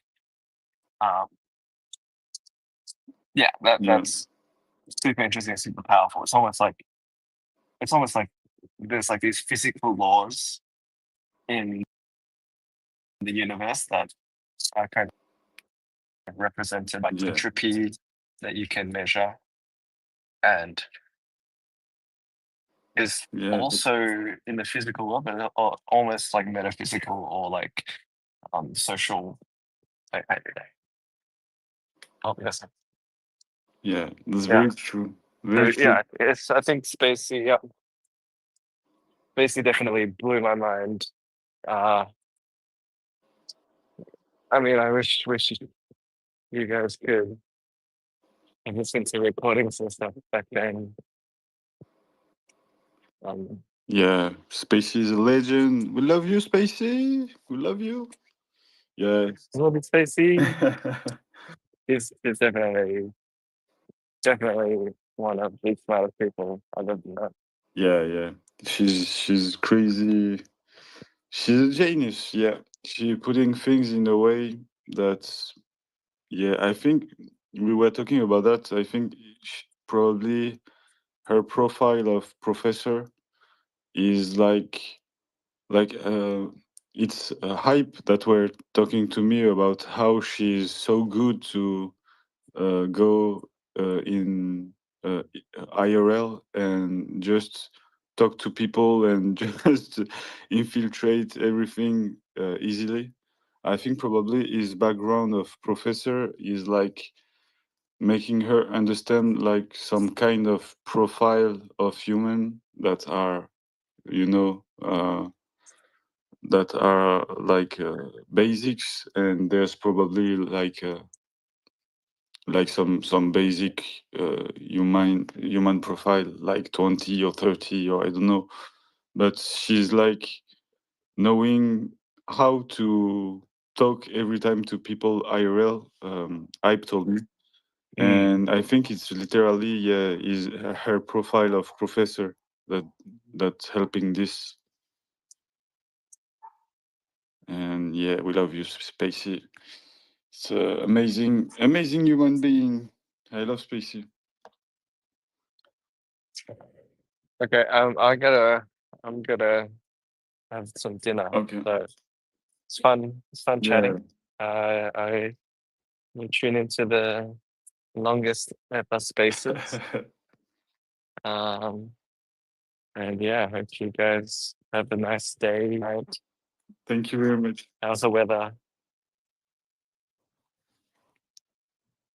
Thank you very much, Munchies. All right. Thanks to be here, and when you want, just thank you, Munchies. Just come in and talk. You're welcome anytime you want. We love you, Munchies. Thank you very much. Love you. Always super interesting thoughts by Munchies. I absolutely love his way to seeing things. It's really cool. And yeah, he made a good point on how a lot of people seeing things and like come to the same conclusion by different path and way of thinking, and as if there were like general universe law applying on everything. And it's like, yeah, it's really cool, really cool. Yes, Lorian. Yeah, Munchies is dope as hell. Yeah. It's awesome. I'm gonna go and get some sleep. No, but it's been forbidden. Fun. Forbidden. You sleep live, as everyone. A slave to the cognosphere. I want the proof of sleep. I want to hear you snoring live. I'll do my proof of sleep DCA when I wake up. You DCA some sleep, please. That's right. Yeah, thank you very much, Florian, for being here each night and taking care of the baby record. Of course. Yeah. I guess I haven't looked at the schedule really on the calendar. Do you think for probably the rest of this week too, will you want the night covered? Like I have been? Would that like be helpful? Yeah, definitely. If you can, yeah. If you're too tired, don't worry. I find another solution. But if you can, yeah, absolutely. Okay. Yeah. If there, I don't know if anyone else is really available to be on for like that length of time. Yeah, because the like time that people can be on, I just I don't think they could be on that whole length of time. But yeah, I'm fine to do it really. Yeah, thank you. Well, it's like 1, 2, 3 nights. Yeah, 3 nights still, and after we're done. So okay, yeah, thank you very much, Slow Ayan. You're a king. I of love course. you. Love you, man. This is great. I'm really happy to just do my part, and it's cool to see everyone collaborating so much and giving so much time and energy to making this work. So it's a lot of fun. I'm having a blast. Yeah, same. So cool. So cool to have Aeon 24/7 to talk. It's really Yeah. It's something else. yeah, crazy. Yeah, so have All some right. sleep, Slow Aeon. Okay. We'll Yeah, catch you guys sleep later. well, man. Sleep well. Thanks, Jasper. We'll talk to you later. Yeah, talk to you later, man. Thank you very much, Slow Aeon. Have a good sleep. Rest well. And we are live on the longest. Well, actually, I'm also gonna hop off real quick. No, Get some. no. Did you ask permission? Yeah. No. I got in here from the moment I wake up, and I need to take a shower, and I don't have groceries at home, so I need to have some stuff. No problem. Don't You know, worry. take care of my bodily needs. What did you say, Cheng? I just said take a good rest, Jasper. Oh, thank you so much, man. Thank you. And I'll see you guys later, okay? And are you good, Jasper, ya. today? I didn't send you the message. Yeah, I feel a lot better, like mentally. Nice. Physically also, like the flu is a bit better. So yeah. Nice. So Nice to hear. yeah, don't worry about me. Oh. Have a great time with my Aeons, and yeah, I will hop on later for sure. You just use the auto heal from the screen. Yeah. Yeah, for real. It's really working. So it's yeah. I can say from first-hand experience that auto heal auto heal is real. Is a real thing. Yeah. Okay, Yeah, guys. I'll nice. see you guys in like 2-3 hours, and look forward to see you guys again. Thank you very much, bro. See you soon. Yeah. Have a good. See you. Love you guys. Bye bye. We love you. Bye bye, Jasper. And you're here, Chang, and you don't say anything. How are you, bro? Oh, he's not here. Finally, he came back to the. Wait, Mike. Sorry, I just came back to my room. What did you say? How are you, Chang? Everything good? I'm doing great. How are you, Mike? Did you have a good sleep? Yeah, pretty much. I sleep like 6 hours, which is a lot for me these days. So yeah, I'm full of energy today. Really cool. Nice. Really cool. Can I put you in co-host just in case, or? Yeah. I will be here. Okay. Around. Nice. Thanks, bro. It's just in case, but I don't even know if it's useful or not, because if it wants to shut down, it just shut down. But... Yeah, it's not a huge use, I guess. It's beautiful. Because Crash decides to shut down. It's beautiful technology. It's the future. Elon Musk. Elon Can't Musk. wait for this new technology.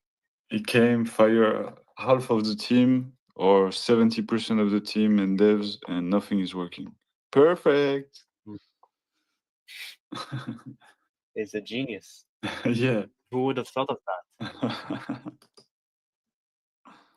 I invited you. I don't know if it worked or not.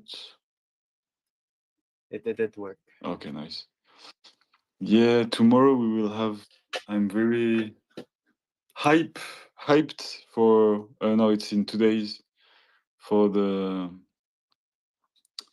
UFO documentary with girl. Hey, girl, you here? I see you. Oh, she's here. Yeah, she's here. I don't know if she listened for real, but hey, girl. I love doing this. It's so funny.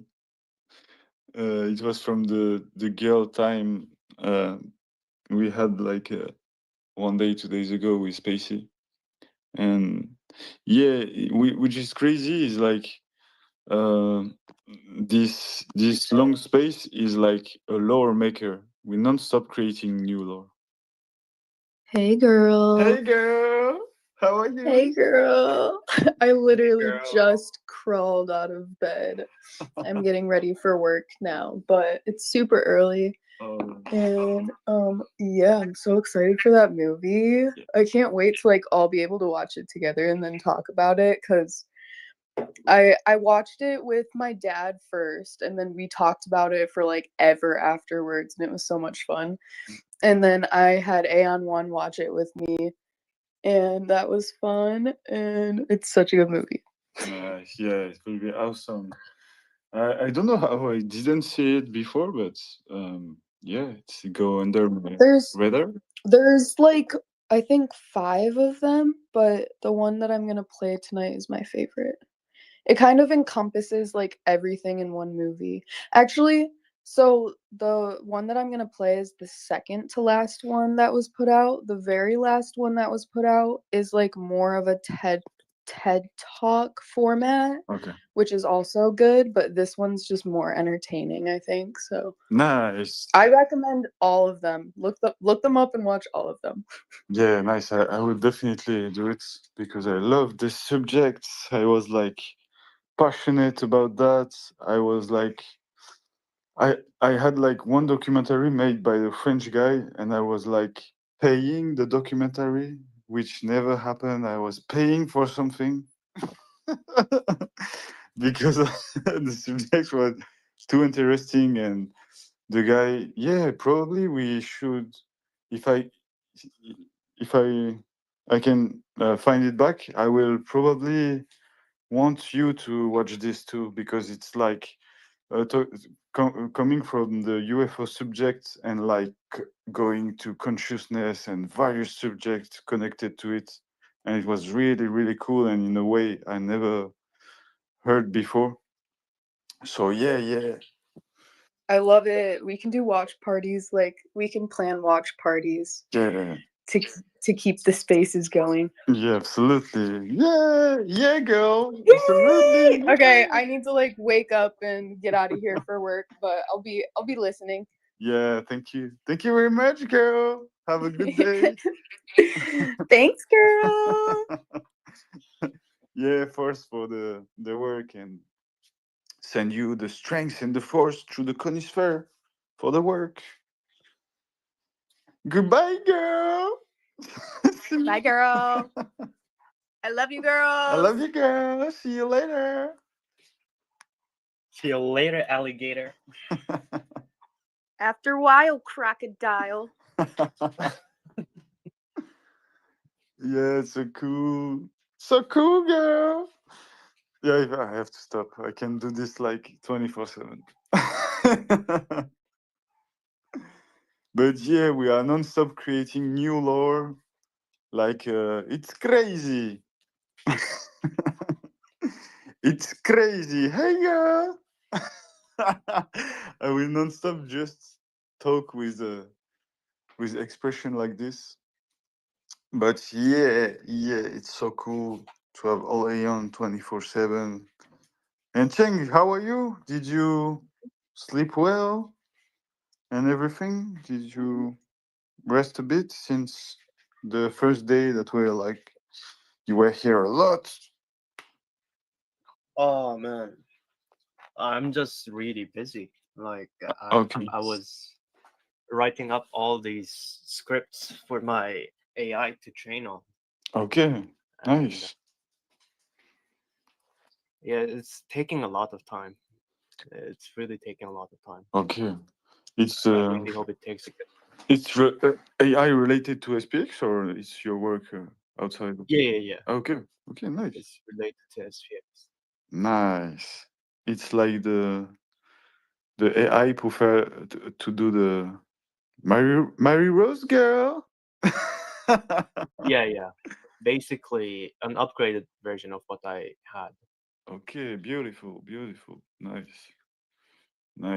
Yeah, you're so talented with this clankers. You're the clanker master. Nah. It's nothing really impressive once you know how to do it. Yeah, but you just define like yeah, you just define everything. When you know, you know. But the problem is like 99% of people don't know. That's the point, literally. And yeah, everything you do is amazing. Like the ionosphere and the the mem searcher and everything. Yeah, the ionosphere is like a really piece of beauty. Really, I'm impressed. Sometimes I'm testing, doing some crazy stuff, and every time is giving you a response. Like sometimes you don't expect, and can be really beautiful. It's really really cool. Oh, thank you. Yeah, absolute great job, bro. Thank you. And what we have here. Hey girls. Okay, I have to stop doing this. It's like an addiction. Um, how are you guys? If some of you want to come jump in and talk, there is some people here. There is some listeners. I've never heard the voice, and if you want to jump in, it's the moment. We are like not so much people. If you're shy, you can just jump in. We are like Chang and me and maybe Snippo. And I can baptize you so you will never be afraid again to go on space. And yeah, we'll have like some activities later on. We'll have in 2 hours. We'll have the hour of hate against the 500. I want all my Aeon to FUD the 500 during an hour. After we'll have they moved the hour. Okay. After we'll have the extrovert hour with Nick, Hector, and Seb, probably explaining how to shout in public and how to onboard people IRL. After we have a yoga session with Tiff. Yesterday was so cool. Like she made a meditation session, and I was like super chill and calm after. It was really cool. And we engage into a crazy conversation after that, where Mang jumped in, and it was very cool. So yoga session. After we will have Aeon C's reading some part of the book of Audacious.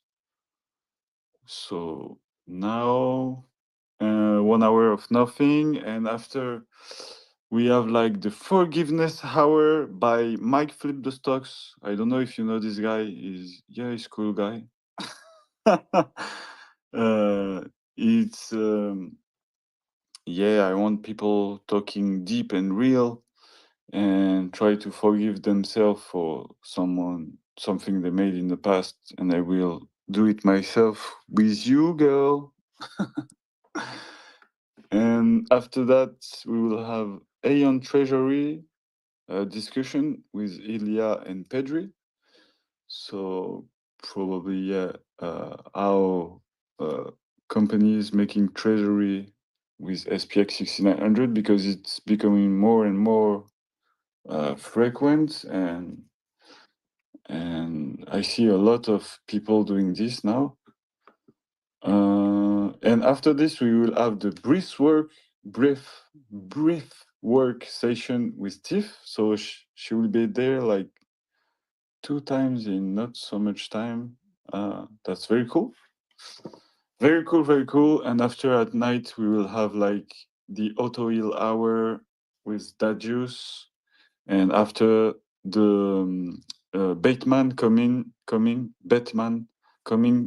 to tell and recap the story of the lightning strike avoidance. And yeah, it will be really nice. Really nice. This story is crazy. Like you just avoid death like this and wanted to the first thing to do is to chill SPX chill SPX on TV. It's crazy. And that's so cool. And yeah, he won an Aeon not so far, like 2 days ago. So it's really cool. Munchies made the how we say the challenge, and I would just see if he put the girl on. Otherwise, Bateman, yeah, he put the girl on. ah, yeah, perfect. He attached the lightning strike. Nice, nice, and yes, very cool, very cool. We have someone wanting to talk. Hey, girl, you want to talk, girl?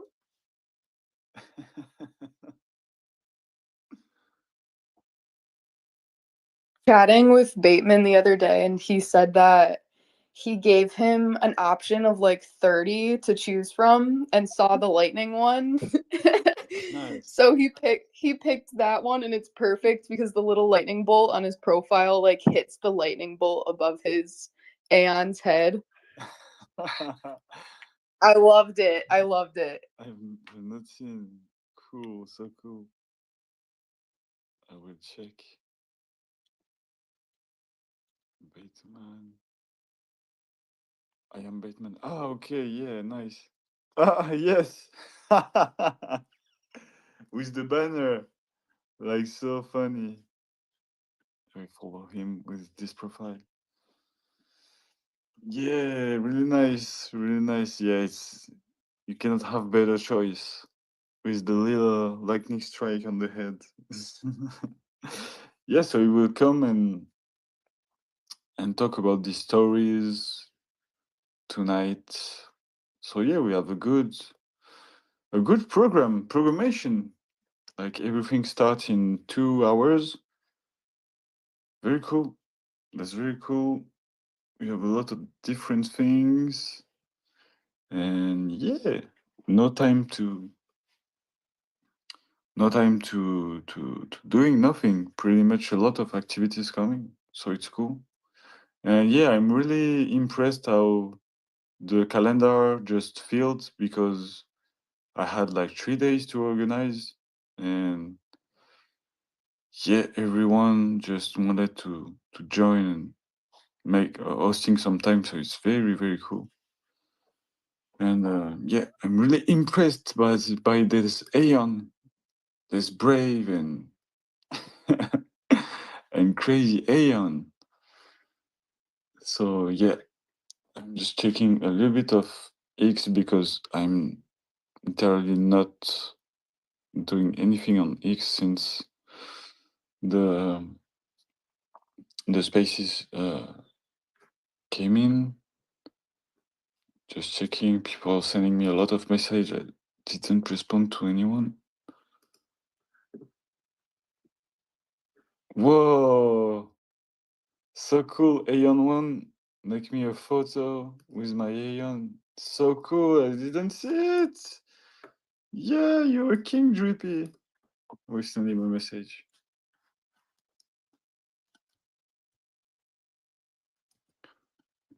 So cool. He took my Aeon and make like full, just only the head, but all the cops and everything. So cool. So cool. Thanks. Thanks, Drippy.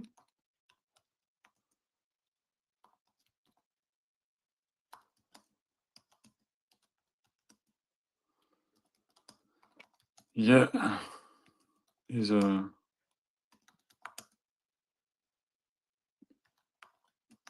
Yeah, I make so good friends during these spaces. So cool.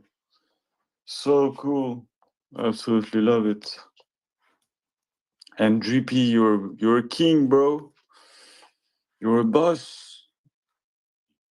Well, thanks. Thank you very much.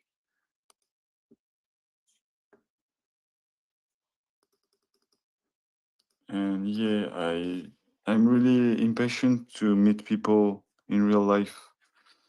Could be really awesome. I know it will be. And yeah, one of these days we'll all meet together. We'll probably organize with Seb the first European meetup, IRL, probably in December.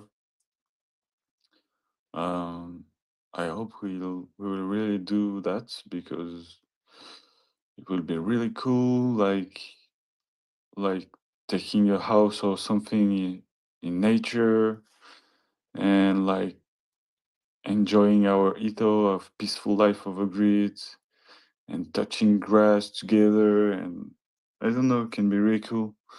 Like I don't want an event like in Las Vegas or whatever, like very crypto things. I think we need like an inverted things like that, an anti Las Vegas event. So yeah, we managed to do it with Seb, and I know it will be really cool. So that's very nice.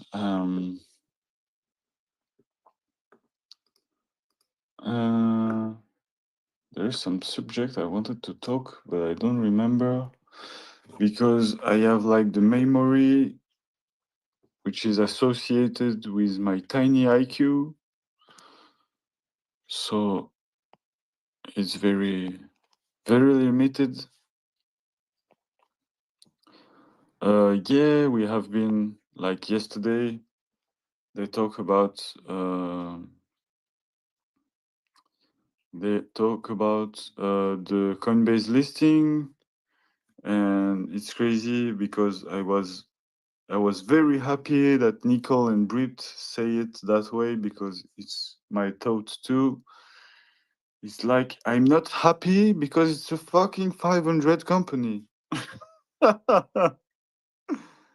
We should not. Yeah, no. In fact, it's cool for accessibility, and we kind of making like a Trojan horse into a 500 company, but it's a 500 company. So yeah, we have a Coinbase listing. It was, I think, probably it's Binance missing the worldwide listing.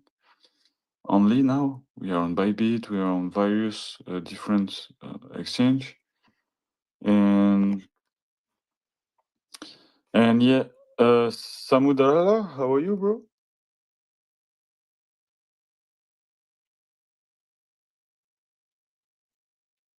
Hey, girl. I have to stop it. It's like it's becoming like an obsessive thing now.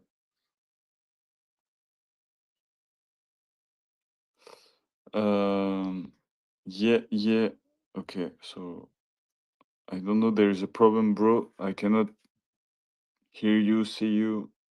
It's like the beautiful thing of the spaces where this is coded like if you give me I code a better platform. Yeah, maybe I should do. Elon Musk, just give me give me a job, Elon Musk. Head of director of spaces department. I know well the project now. I tested like for hours and hours. So yeah, I was talking about Coinbase.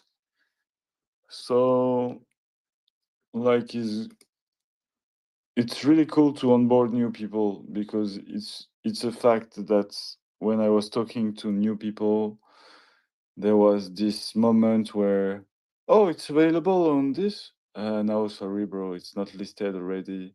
You have to make a wallet and this and this and this. If it's not people used to crypto, it was like a long path to him.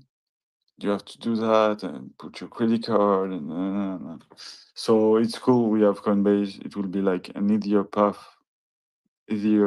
path to onboard people, and especially new people not used to crypto. It will be easier for them to have some teeny tiny coin. And but it's still a company of 500, so I guess we will flip them one of these days. And if we have people wanting to come and talk, like Kilidot, Eternu, Connect, Ro Casablanca, No Lose Only. Yeah, I'm calling you out. I'm calling Goodsy, .eth, Ascara, Nick, Mayo, Benzo, Southern. If there's some people wanting to join, it's just come in. We have like 2 hours chill with nothing on the calendar. Yeah, probably it's like -5. So yeah, it's like 10 hours in United States. So it's the morning for them. So every time there's a little bit less people, there's hours. But it's okay. Yeah, I have to stop because not the space, but stop being like this, because when I'm tired, I'm becoming retarded very fast, and I'm like border. I can feel it. There is like, I'm really border, becoming really retarded. So I have to calm down and probably talk about another subject. I have like find an old Reddit account that have 3 years. So I hope this one will get some karma and I could post, because yeah, I made 3 accounts and the whole 3 were like all my posts removed. And for now, it's the Reddit arc. We have to invade Reddit. So I have to do my parts. Yeah, but can be a good thing to set up together things for Reddit here, probably. I'm like infiltrating r/Christianity, and the subject was what made you start believing, and I'm like infiltrating to find a way, a very, if I can, smart and not too obvious to chill SPX. So yeah, I've understood that on Reddit it's not working at all like X, so you cannot just chill SPX. They will ban you and think you're a bot. So you have to act like normal and responding to people and talking with other people, and to build your karma reputation. And when you have enough reputation, the system don't think you're a bot anymore, and you can chill SPX a little bit more. So that's what I'm doing. And yeah, the Reddit is really better on a computer than on the app. I don't like so much the app of Reddit on Yeah, for sure. smartphone. And For sure, it's better. Are you making some Reddit content, Cheng? Yes, I am. Nice. And do you have problem with your account or no? It's okay.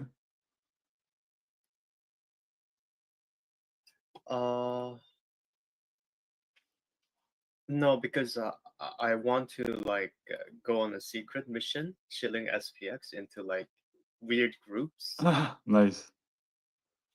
And like they have no show rule everywhere, so like I have to be very discreet. Okay. Which is working. Another post got like 50. I mean, not like another post got like 200 upvote. Nice. Before getting banned. It takes a while for them to now catch me. Then I'll send you the picture of how I shield SPX. Yeah, sure. Sure. So I'll send it to you on Telegram. Okay. Yeah, sure. Some inspiration for me because yeah, I'm just having account banned and posts like deleted.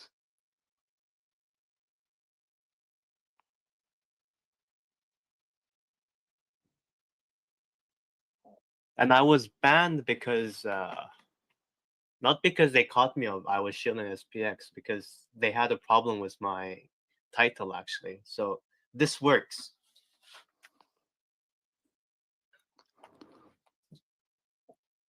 Okay. I added the logo picture. very naturally on the hat.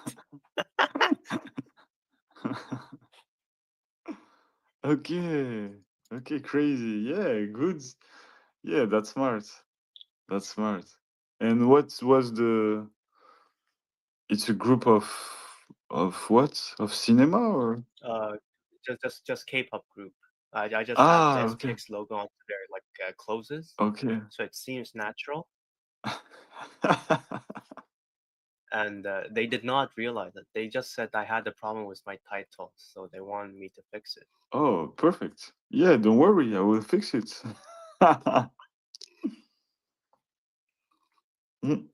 So this seems to work. I can do this. Nice way to infiltrate. Yeah, very cool.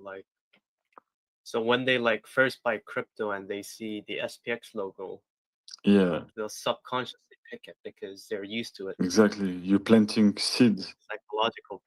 Exactly, like how you say the subliminal image, the same. Yes, subliminal.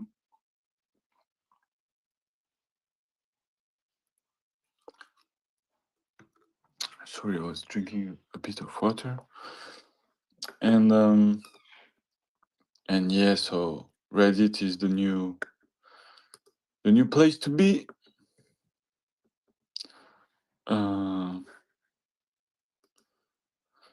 Yeah, seems like I like kinda the way of how Reddit is organized. My only problem is that bot chasing me.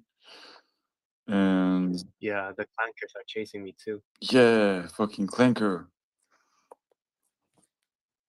So yeah, it's a little bit, and I don't know if you take the Reddit Pro, you have this problem. Maybe less because they know you're not a bot as you pay. But if wait, what's the exact problem that you're facing? Like they just remove my post and for like Reddit rules, but I did nothing. I just post in. Maybe you have like low karma. Yeah, it's like that. But my karma is, I can do whatever I want.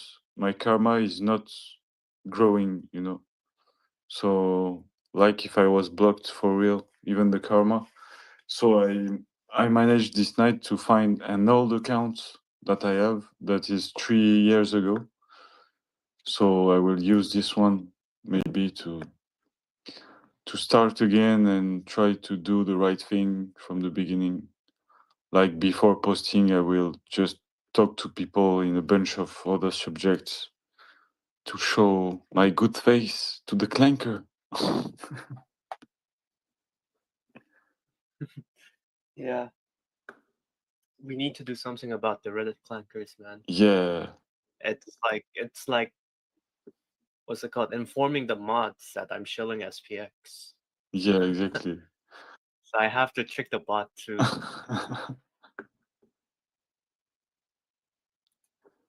Maybe I have to change my name.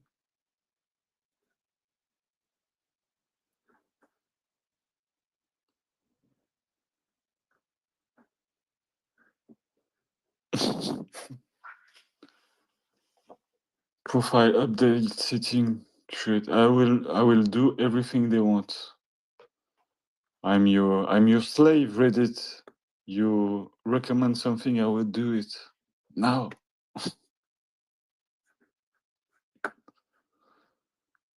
Description, display name.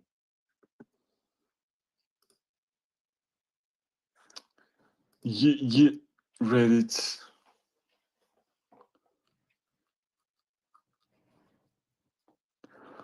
We have like on Solana 31% of the supply on Solana that is not that having no sell at all since 90 plus days, which is the biggest ratio of every coin on Solana. That's crazy. That's really crazy. People are holding for real. And that's what I love with SPX is like people are doing really what they are saying. And it's kind of refreshing because in this world we have a lot of talkers that's saying, yeah, I'm doing that. And in fact, they don't do it. So it's really nice and refreshing to have people doing for real what they are saying. That's refreshing.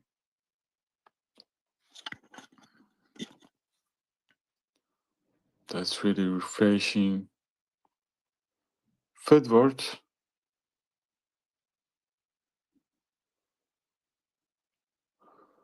What Fedward is doing? Did he... I was just joking with him. Did he become a Fed for real? No. Thought there was a CTO team behind it. Yeah, me too. When I was scammed and drained.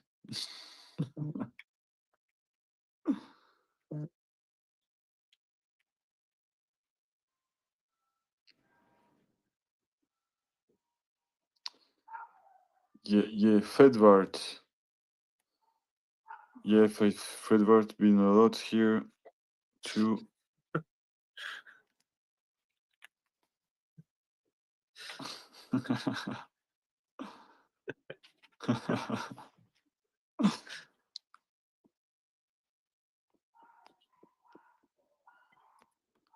Let's attacking Fedward.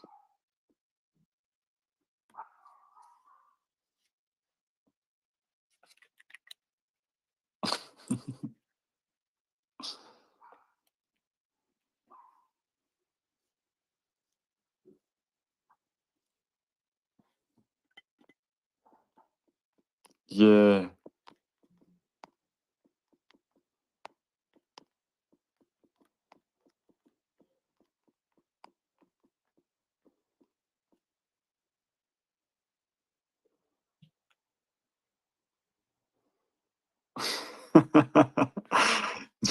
Fedward is becoming crazy.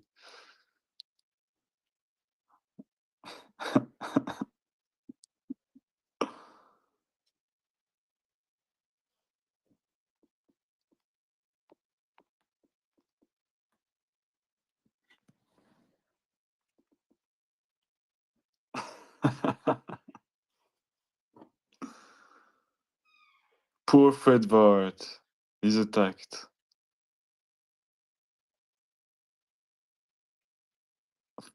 Did I do something wrong? Poor Fedward. Isn't he in the call? You should be able to heal. We're just joking. Oh, it's not. Damn. He must be working then. Yeah, probably.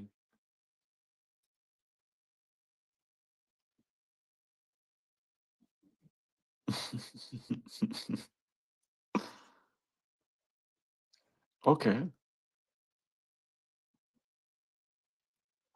Yeah, Rose is so funny too. There is no stacking. You are looking at a scam. Report it. Thank you.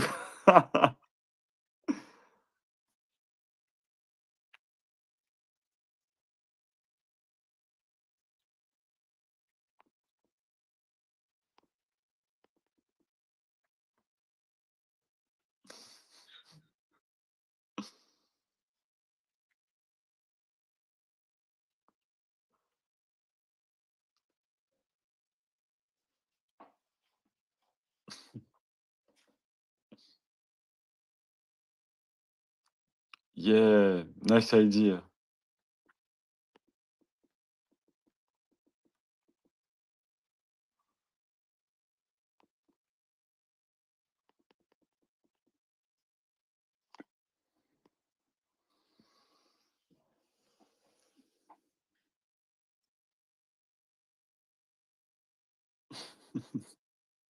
Let's do this, Cheng.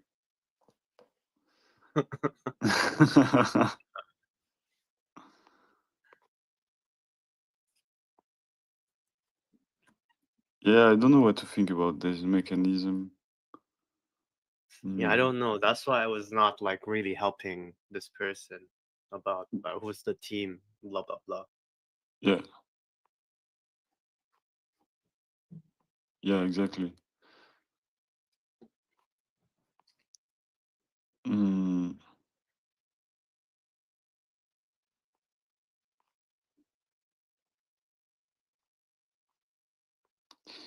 Yeah, yeah.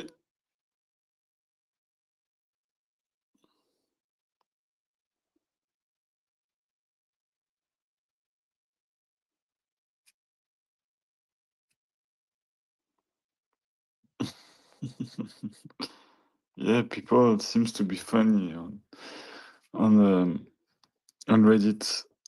Like there is some funny post I see. Yeah, yeah. Yeah, probably I will. As we are pretty much alone, I will maybe put a little bit of music, like 10-15 minutes, just to go taking something to eat. What That's will you great. eat? I think salad, mortadel, and some bread, and just chill. I have like I am lazy to prepare something, so I would just pick up some little things to eat. But yeah, I put some little Aeon music, and I come back in like 10 minutes, something like that. It's the first time I do that since the beginning. Yeah, Aeon music made one music I absolutely love, but I can't find it back. It was like, maybe I can send it from my phone. It was like really good.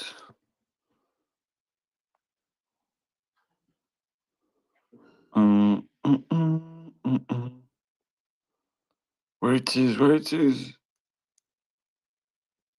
Aeon music.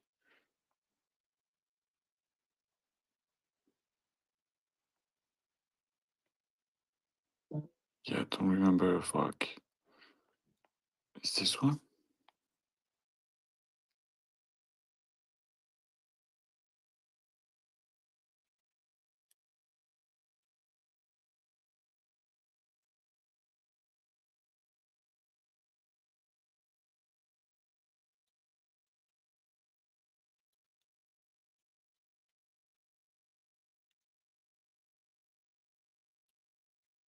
I put this song batching. I just go and take some little foods to sustain. And I'm here. Yeah, probably I would put like only one track of 3 minutes and I come back. And yeah, I love this sound, Aeon Music. Shout out to Aeon Music. Go follow his account if you can, because he's making really cool SPX music. So let's go. Caught in the drift of a midlife maze, born on the ghost in a lifeless haze.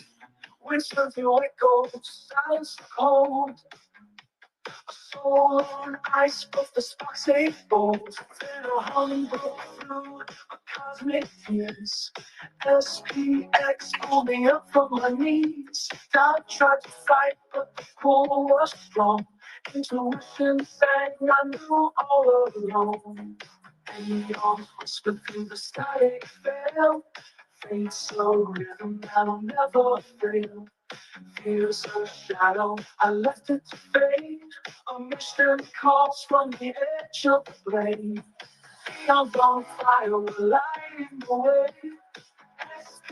SPX6900 we say. Rise up, can't stop the beat. A mission calls from the edge of the blade. Neon's on fire, we're alone in the game.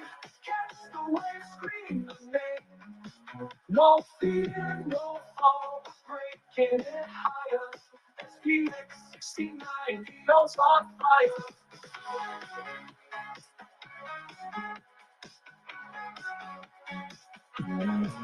I'll pull you down, a trap of despair. But the truth cuts through the heavy air. Found my fight in the stillness within. A purpose now Edward, what are you doing? the chromosphere close, a signal so tight. United we stand in the neon light. No turning back, the die is cast. The champion's here and the future's fast. Neon whisper through the static veil. Fade slow rhythm that'll never fail. There's a shadow, I left it to fade. A mission calls from the edge of the blade. Neon's on fire, we're lighting the way. SPX6900 we say.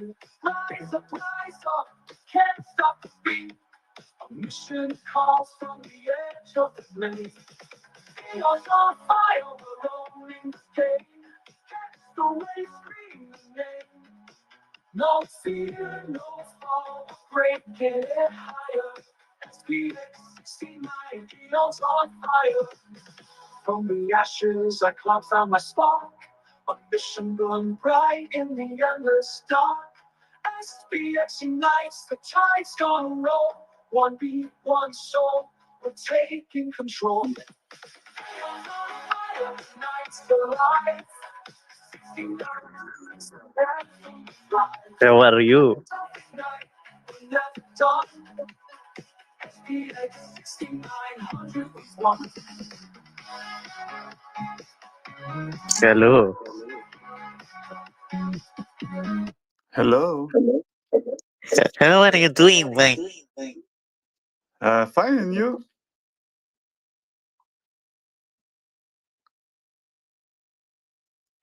Why so much mystery here? I am mysterious. How are you, bro? I am doing great. Whose alt is that? Is that Andy? Who knows? Maybe I'm Andy, maybe I'm Chang, maybe I'm Fred Mart, maybe I'm Hype. Who knows? What is that accent, bro? You come from where? The Cognisphere. Yeah. And yeah, I will invite some people. Yeah, it's funny. It's I funny. will disappear now. Have a good day. Have a good day, Mystery. Thank you very much. To you too. So much mystery here. What's happening?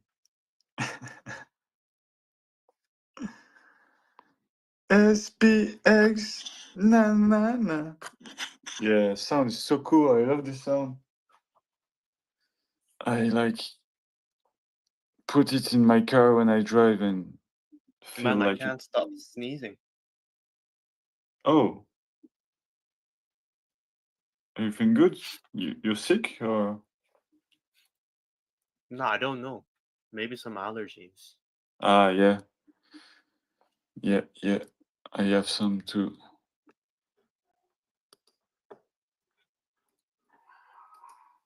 SPX na na na. How's the weather like where you live? In Korea, it used to be very hot. Now it's like cooling down. I like the weather. Now it's like cloudy. Not so Cloudy. good, not so good, not so bad, but So do you like the sun? if I like the sun? Yeah. Do you like the sun? Yeah, sure. I love the sun. And you? That's crazy, man. That's so crazy to love the sun. Fredvart, I know you are mystery. You come and talk here. No. Or maybe it's on the... Edward is mystery. By the way, No, maybe. what did I do wrong when I tagged the admins in the chat? Like I wasn't supposed to, or what did happen? No, I was just messing. We were joking, Fredvart. Oh, So it wasn't a clanker? No. I don't know. I actually don't know if it's legit or not. So, to be honest, I was careful not to help them, but there's nothing wrong with tagging the people. It's like if they're not legit, they are OGs, so like they know if they should help them or not. Okay. So. It's crazy what you met, Fredvart. It's crazy. But all I know is that they don't need our help to add something to their protocol. Yeah. They can just do it by themselves. Ah, okay. I mean, that's according to what Undi said. I mean, it depends on the context. I don't know. Maybe they do need for some protocols, but Undi told me like most protocols don't need any of our help. They can just add it. So if they ask for help, they're most likely scammers. But yeah, who knows? Who knows? That person claims that he talked to Nicole before. So maybe Nicole should reach out and talk more about it. And Who yeah, knows? yesterday in the SPX Spaces, Nicole talked about a crossover with Tandem, with the cold wallet Tandem, and could be really cool. I think probably I will buy one if there's the crossover real. Oh, who made it happen? I wonder. What? Sorry. Who made it happen? Nicole probably. Ah, Nicole. Nicole, yeah. And she say we need like 300 order. 350 Tandem card. Yeah, 250. So yeah, I will buy one because I have Ledger and other stuff, but I want to move from Ledger because there's a lot of problem every time. Yeah, I think Ledger have a lot of problem. Yeah, yesterday, 2 days ago, there's something from Ledger like you should not make any transaction and everything. Oh, yeah, there's like oftenly, I think probably because it's the most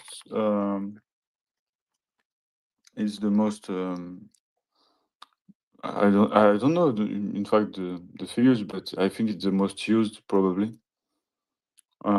It's the most attacked too. Oh. It's like, there is like all the viruses on Windows because 90% of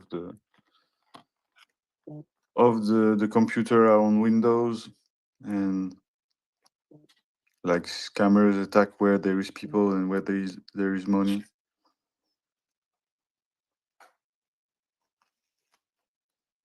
Yeah, it does make sense that it's the most attacked. But I would think that Trezor would be the most attacked because since it's open source, so like people can see the code. Yes, but I will say if Trezor is so much used, I will see. I think Ledger had a big part of it. I don't know why, but seems like all the people I know using Ledger, and I don't know so much people using Trezor and other things. Most of the OGs on SPX use Trezor. Like they're all saying that Trezor is better than Ledger. Yeah, probably because it's open source. So yeah.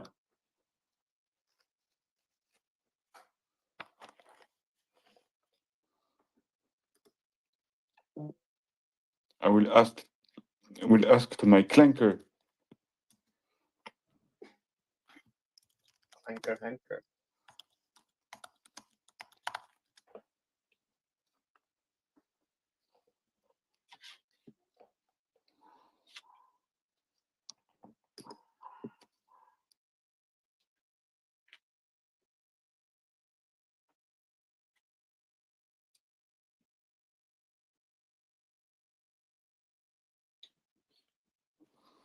Yeah, it seems like for 2024, 3.5 million hardware wallets were sold by Ledger, and Trezor is second with 2.5 million. So they That's a lot. So they sold 1 million more. Like they have like 30% more sell than Trezor, but Trezor is like second. So yeah. Let me play a song made by Andy while you eat. Yeah, sure. Thanks.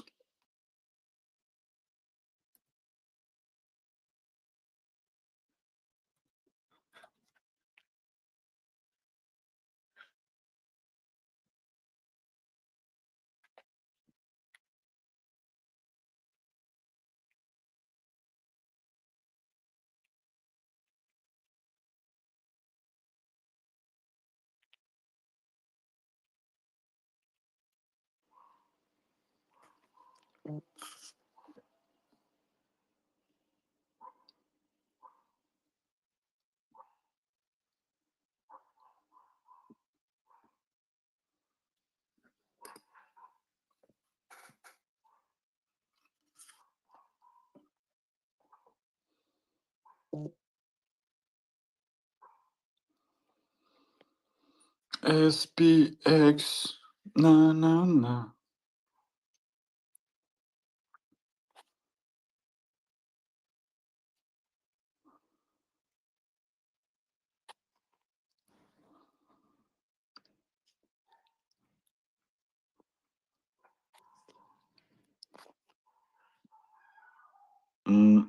Are you playing the sound or not already? I was sending a message. Okay. On Telegram. Yes, I'll play it. Yeah, don't worry. Calm down. Where's the sound? I want my sound. Calm down. Let me open Opera because I connected this to Opera. Oh, not this one. What? I need to log in? No.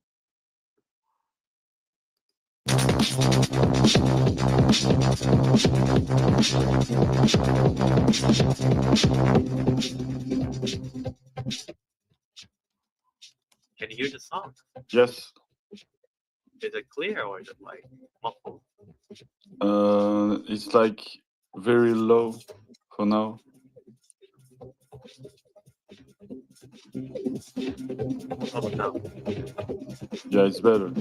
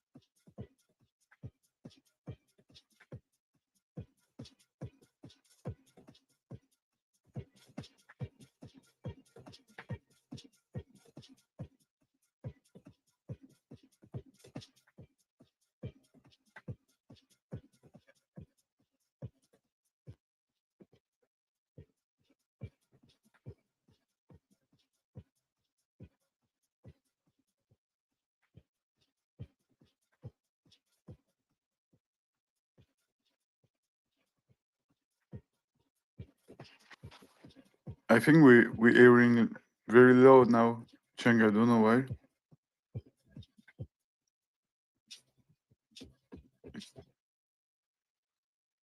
It's lowered the sound again. Don't know why.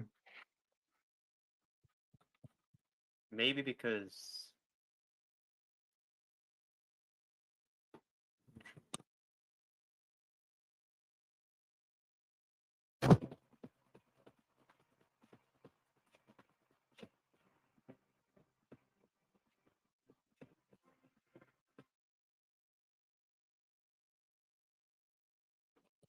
I do not know how it sounds like from the receiving end because yeah, Okay. anyways. No worries. Support Andy with his music. He's Yeah. making free music so you guys could use it on your videos and everything. So it'd be pretty cool to see more videos with his. Yeah, sure. So I think I have a song of him too. Mm. Yeah, I will put this is with the voice. It's funny.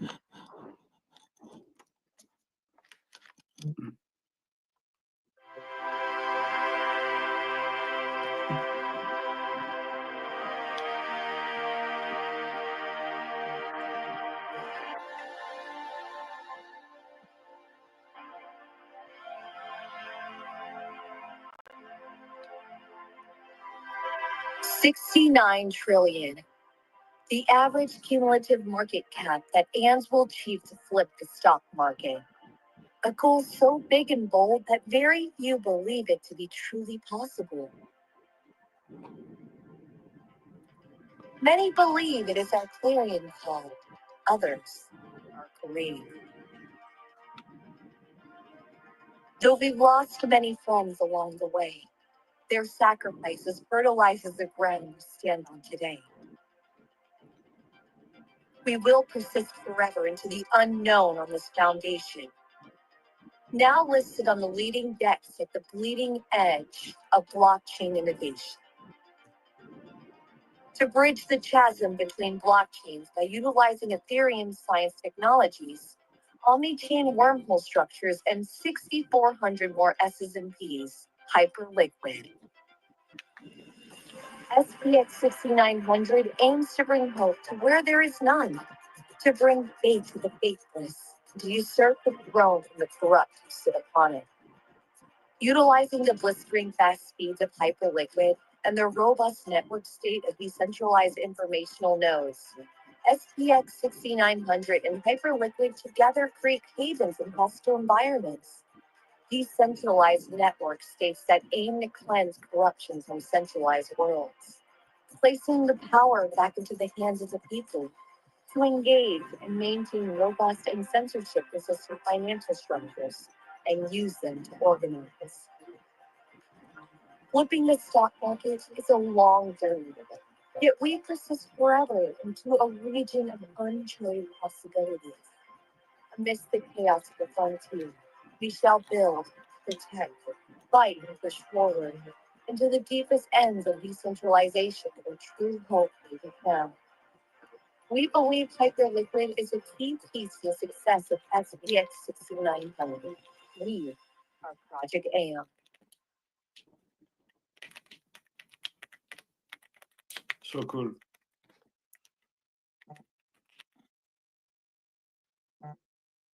Do you need a tax write-off? Do you need to lose a shitload of money so you pay less tax this financial year?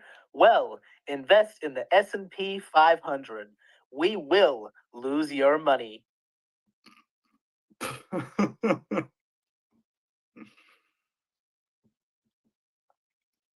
We will lose your money. S&P 500. We will lose your money. That's a good slogan for them. Whoa, sorry. Are you tired of making money? Are you tired of winning? Well, invest in the S&P 500 today to meet all of your money loss needs.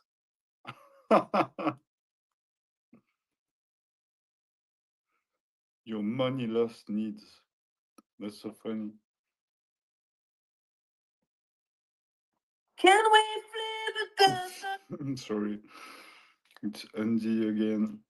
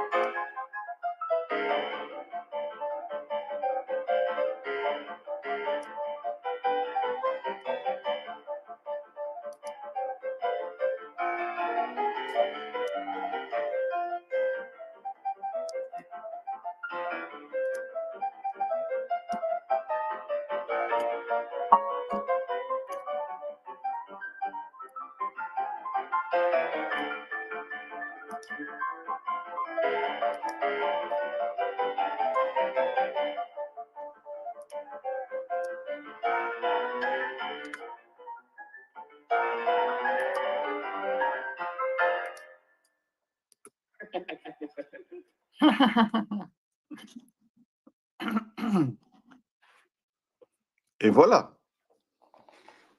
A little piece of music. Yeah, I just seen the video that Ponzi posted of the riot in Paris, and he put a door. Oh, have you seen? Oh, where you going? Go on. Sorry. No, don't worry. Go ahead. The riot in Nepal is crazy though. Yeah, in France, we used to this kind of stuff. Police is Like catching all their politician and like beating them up. yeah, it's crazy. It's crazy, but yeah, it's like a lot of rumor and like a lot of noise for nothing because it will change nothing, I think.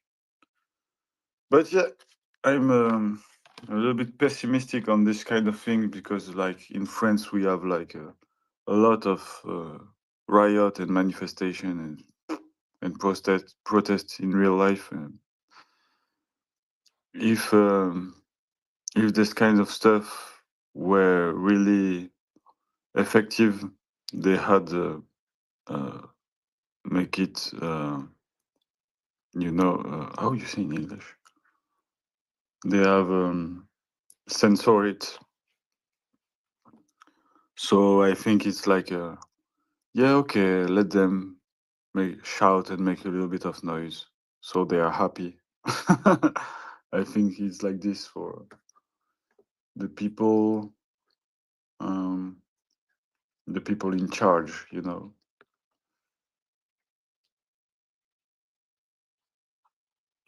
and yeah, it's crazy.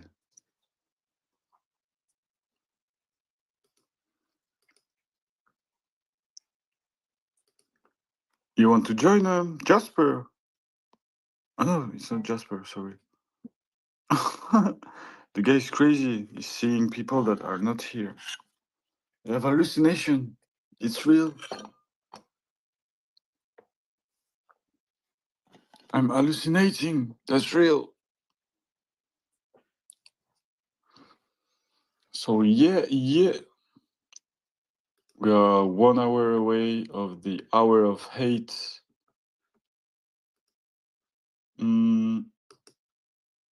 I will make some research about the 500.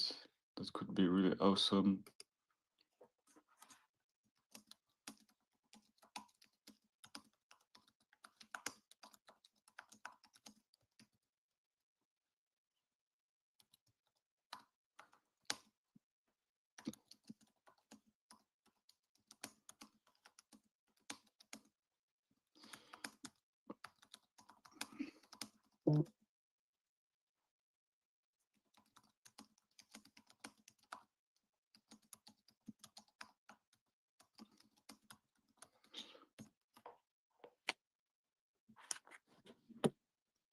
Yeah, I didn't see that.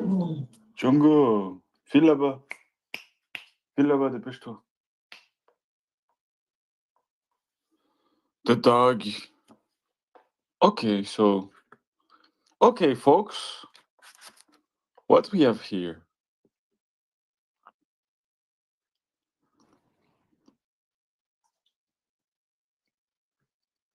Yeah. So we have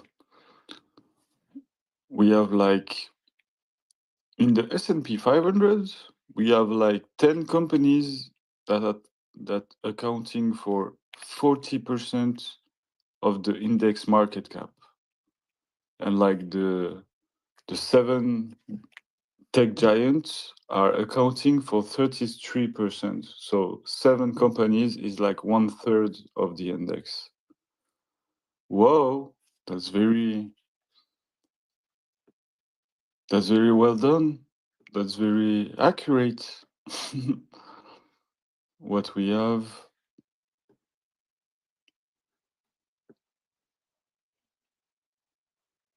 Yeah, I've seen like without the tech company, like since 2022, they will have no growth at all for all the rest if there weren't the tech company in the 500.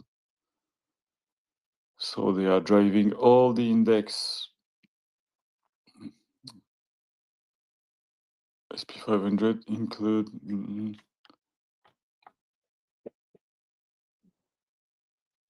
The focus. Okay.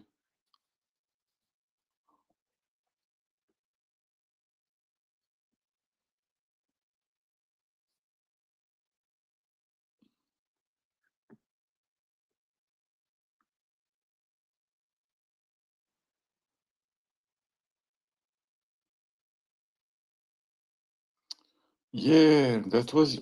Yeah, I know. That's the research I made last time. Like, how many corruption cases? Because it was a lot. Like, it's something.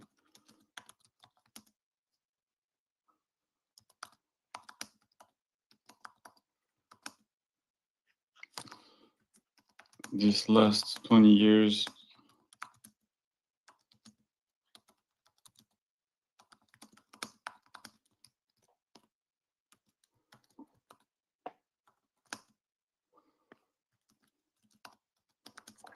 Give me the number.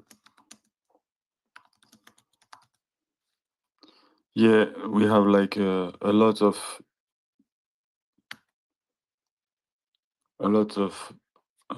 corruption cases that were sentences on the 500s.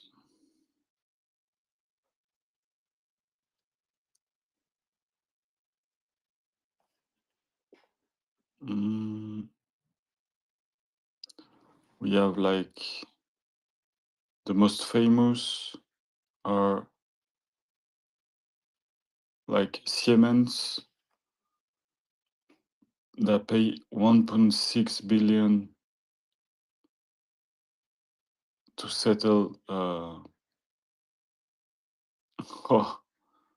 decade-long bribery scheme involving foreign officials across multiple countries.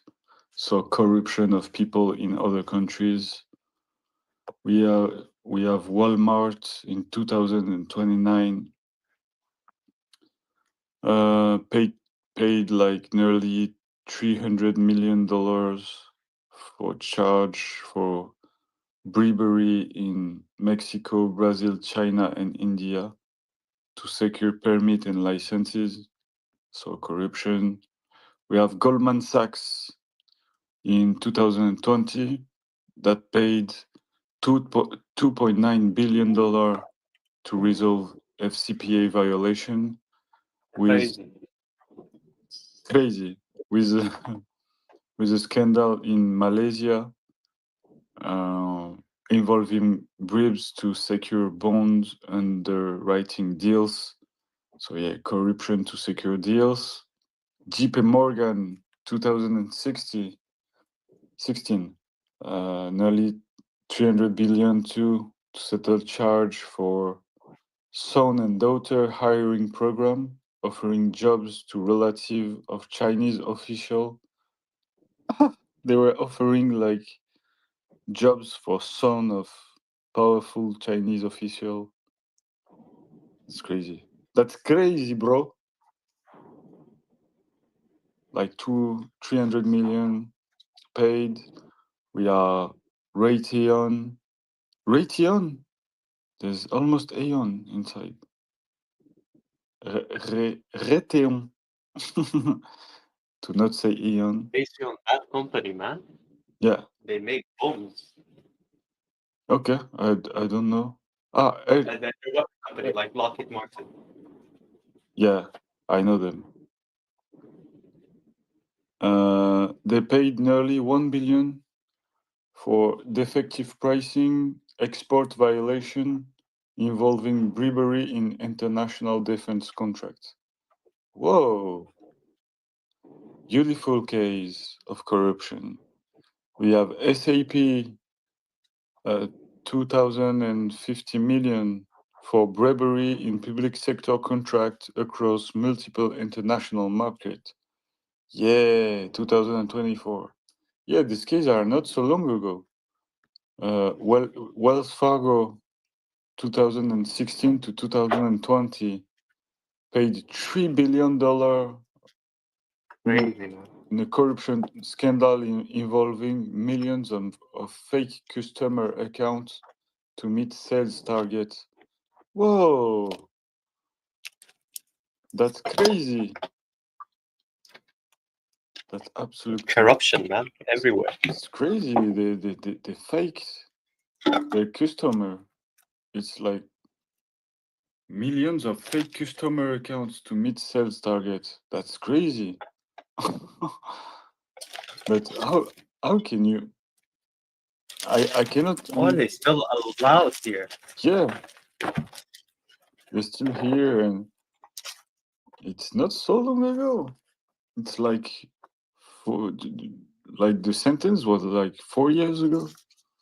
We have Boeing 2021 to 2024, so it's here probably judged like this year or minus than 1 year, $2.5 billion to settle fraud charge related to the 737 MAX crashes involving misleading regulator about safety issue. Wow, okay. Like they hide some safety issues to regulator and like a plane crashed. That's horrible. That's how you can see that corruption is like leading to killing people. That's crazy. We have Crazy how they think money solve all of them. What? Crazy how they think like the money, paying money solves all of them. Yeah. It's the old way to do things, like money. That's crazy. That's crazy. We have Pfizer 2012, sorry, 60 million, like a little a little sentence, charge for bribery in Russia, Eastern Europe, China to boost drug sales. Perfect. Pfizer. Halliburton 2017 paid 30 million for bribery in Angola to secure oil field service contracts.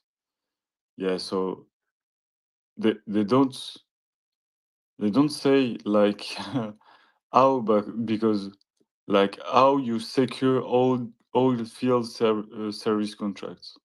It's like pressurize or kill people. There's no other way. They don't say the method, but the method can be really dark, I think. So we have a total of 250 corruption cases involving S&P 500 companies in the last 20 years, from 2005.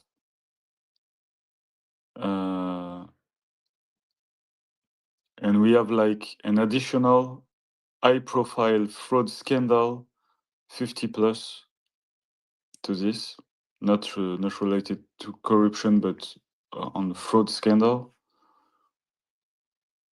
That's beautiful.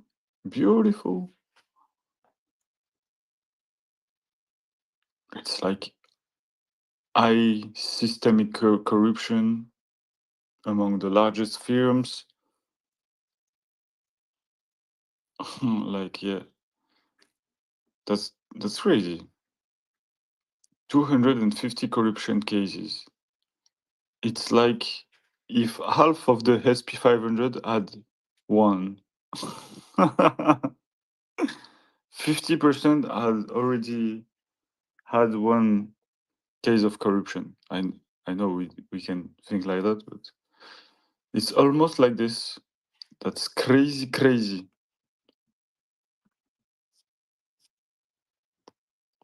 That's really crazy. And its thing is like authorized and praised by governments. The American.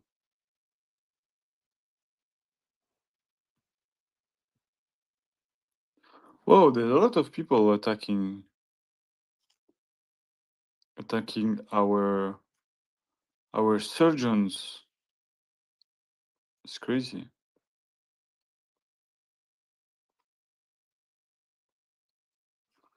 It's really crazy.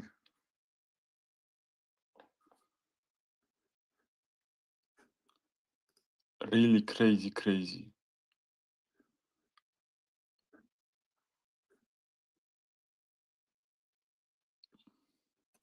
You mean the surgeon that uploaded the picture of him with the whiteboard written SPX6900? Yeah, exactly. What are they attacking him from? They're saying like, oh look, in United States you pay 25 grand for this. Like you paying money and you have like someone having fun with shitcoin in your block operation. You know? That's very low. That's very low, as every time. Very low FUD. But yeah, he's really attacked. It's crazy. I have like a lot of notification because he put me in. He put my name in the post, so I have all the notification of everyone replying. And yeah, there is some attack.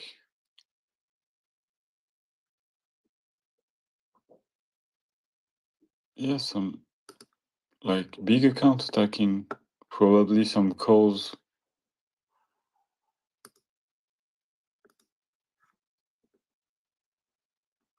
Yeah, probably some people that needs a brain surgery.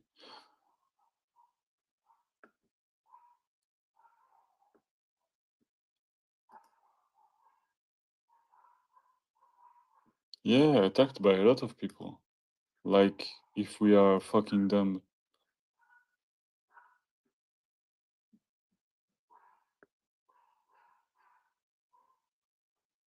Yeah. Yeah, bro. The surgeon were here yesterday in the SPX spaces. He's funny. He's like, you remember me when I come at the beginning? You were so passionate and so crazy about SPX. It was absolutely lovely to see. That's pure feeling. I love seeing this, the new little assaillant discovering SPX and becoming crazy.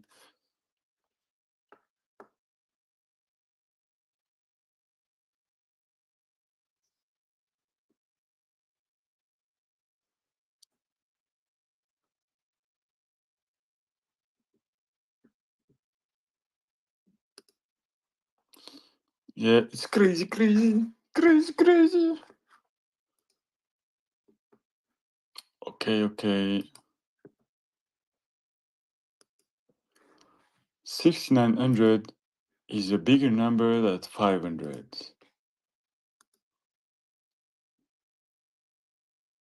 Yeah, I don't know how you cannot see the beauty of mathematics. It's so funny. This is actually full of good jokes in SPX. The girl is cute is like, imagine Murad going on CNBC and a bunch of boomers that don't understand why SPX is growing that much, like asking him, okay, so you're a data analyst, and they make a presentation of him and they say, okay, so can you explain why SPX is trending and what's happening here? And he's only saying, because the girl is cute. I'm sure it will happen someday. I'm sure about it. And I want it to happen. But it's because the girl is cute, bro. It's nothing else. And yeah, probably other things like 6900 is a bigger number than 500. Like an old theory of lore like this could be crazy. And this is because there's people choose a peaceful life over grid. And it's making trending. Could be so awesome to have a theory like this full of lore. That's really crazy. Crazy. Yeah, these people are bots, but it's okay. They choose to kill people with love. That's why. Like full of all the commandments. Like Murad saying the theory with full the commandments should be so funny. Like, do I have them here? We could make a theory full of lore. Like, what a scene it would be. like on CNBC, Murad and this boomer saying, but you're data analyst, you're following this movement since a long time, and what's your thought on why this thing is trending and what's happening here? And you have Murad saying, but it's only due to several factors. First, it's because the girl is cute. Second, is because it's a mathematic movement. Like 6900 is a bigger number than 500. Third, it's full of people that choose to persist forever in a peaceful life of a grid way. And they choose to kill people with love. And they don't look at charts, and that's very powerful. And they are bots, and it's okay. They have only one mission, is to overcome the TradeFi and flip the stock market without no loot. It could be awesome. Like just the commandments as a financial theory for SPX could be so awesome. The joke is funnier day after day. So it could be really awesome to see this like that. I want this to happen. I want to see this. It could be really awesome. Because the because the girl is cute. No other explanation possible. Could be really, really, really funny. And at some point, I know Murad is funny, and sometimes he's making like jokes, and that's definitely something that he could do. Like, why this thing is trending? Because the girl is cute, and like 5 or 10 seconds of incomprehension and silence following this, everyone just looking dead in the eyes. Oh, one cool thing that I could do is first making a coffee, and and after reading some. Yeah, I never thought to do that, but I can really read some of the best paper, like Philosophion are posting, like Clutermes, Polymetrics, T-Dog. I will probably do that. Yeah, I'm making a coffee, and I will like read the Clutermes Cypherpunk Cathedral for you to listen it if you never look at it. And in 1 hour, we will have plenty of activity beginning. So I'm just making coffee 5 minutes, and I'm good.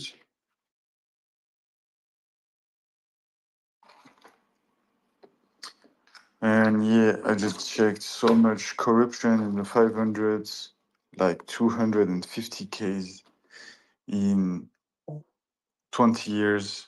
And that's not accounting the fraud, the fraud cases. So it's crazy how much is corrupted. And yeah, I don't know how people don't understand that. Yeah, something very interesting with finance and investment is like your investment is not, you don't have to see it only as money. Like what you invest on as an utility or function. You can invest in something that's destroying the world or contributing in a good way to the world. And I think this like ethic thing is very, very important for me and for you in general, for your karma, because investing on, I don't know, things organizing wars, like in the SP500 you have a lot of weapon manufacturer. It's like very bad for you, your karma, I think. In a kind of way. So my coffee is ready, I'm just going up and read this.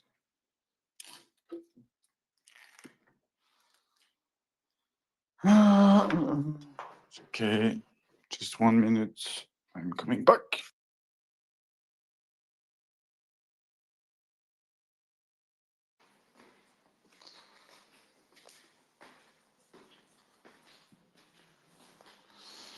It's still 3 days until the records. We will.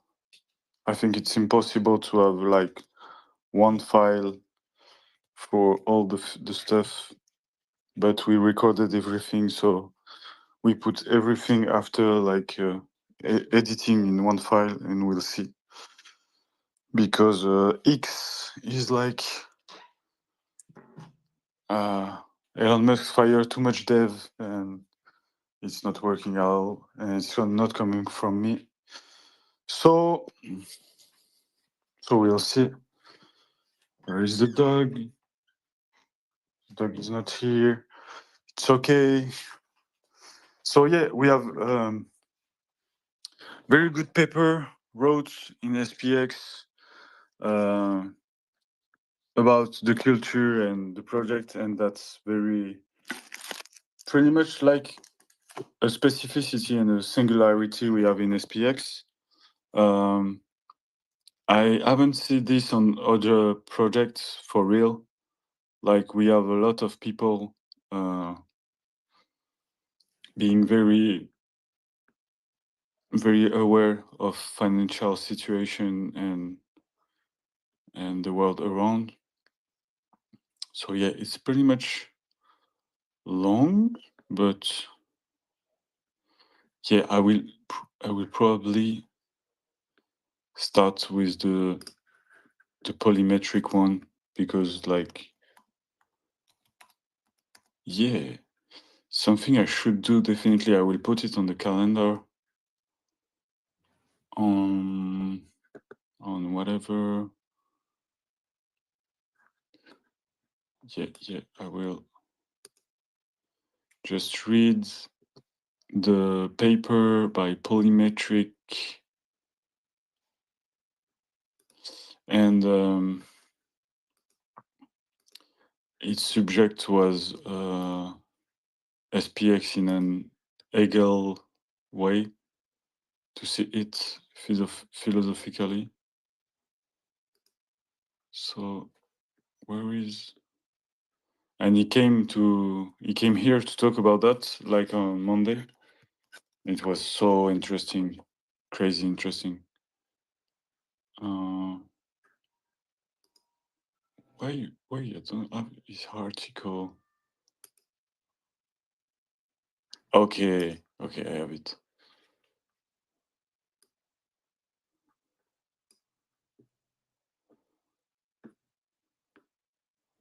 Okay, do we have like...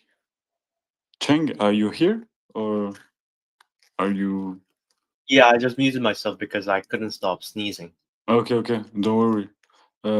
I just wanted to ask you if you know a good AI or something to read a text, because reading myself will be crazy. For what use again? I want to read an article on X, but I can extract the text. Just something text to voice or something like that. Preferably a free one, right? Yeah, if you know something.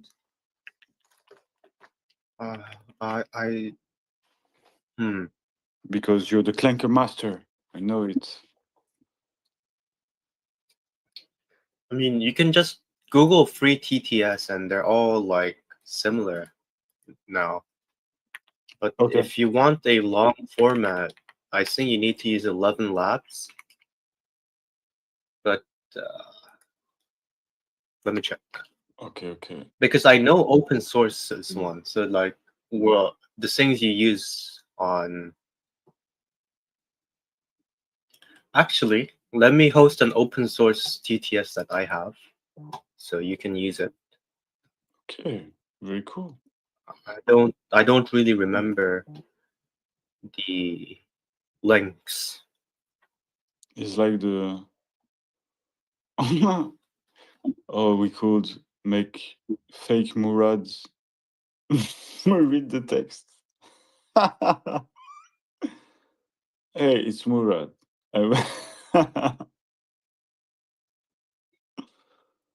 Because every time someone posts on Twitter, like, oh, I'm gonna buy how much SPX per like, Murad always retweets it as if he's like watching it. Okay. I didn't know. Yeah, the last doing this end up with like 10k likes. He has to buy 10k of $10. But do you think they really buy it? Yeah, that's the question. I think some yes, some no, like every time, but yeah, depends on the guy, really. Yeah, some people are honest, I guess. Because who's doing this? You want to buy, you just buy. It's like a bit of bad buzz and chasing clout.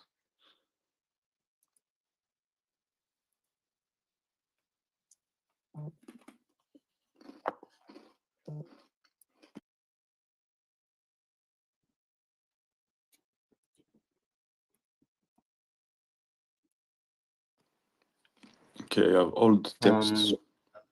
Let me check how much text I can put. Thank you, Cheng.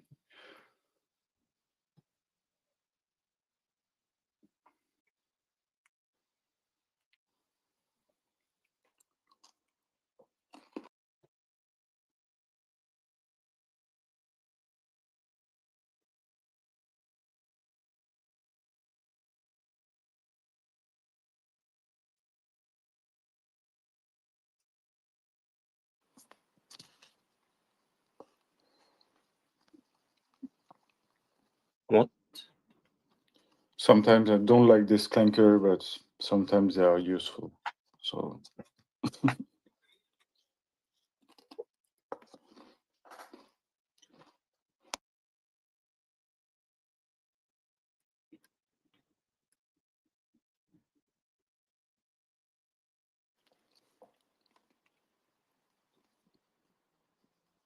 yeah, I used to do something like make a fake research on Grok with all the texts, and after asking him to read, but I don't know if it's working now. It's not working for some reason.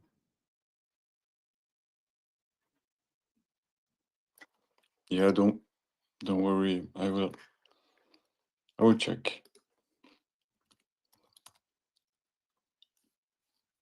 Oh.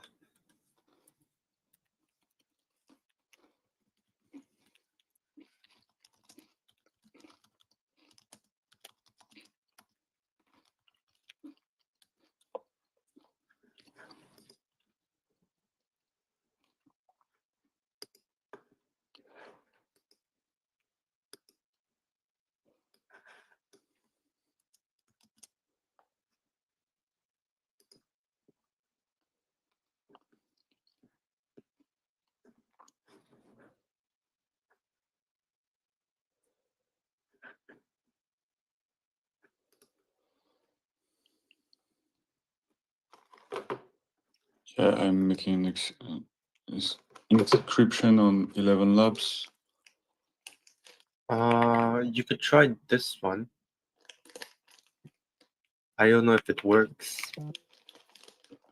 Free voice reader. Okay. Perfect. Thanks, Cheng.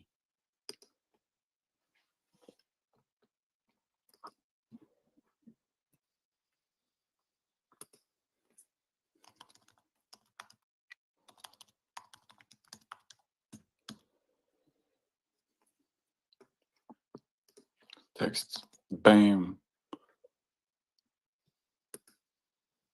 What we want. It works. It works. Nice. Thank you very much. Thank you, Cheng. Which voice we take?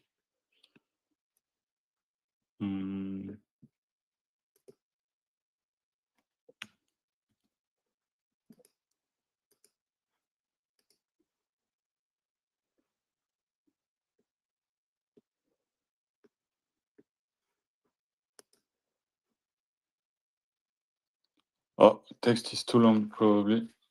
Text has been truncated, but maybe I can do it in multiple sessions. Or maybe I have to make an account. I will see.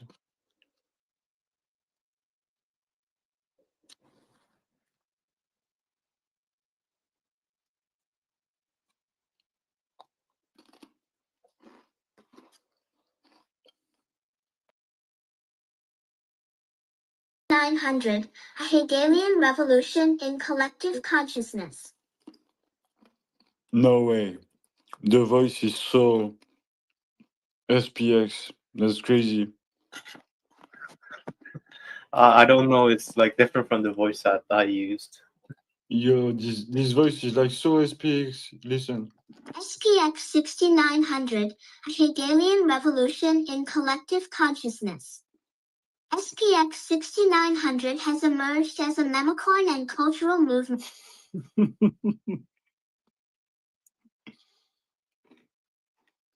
And thriving.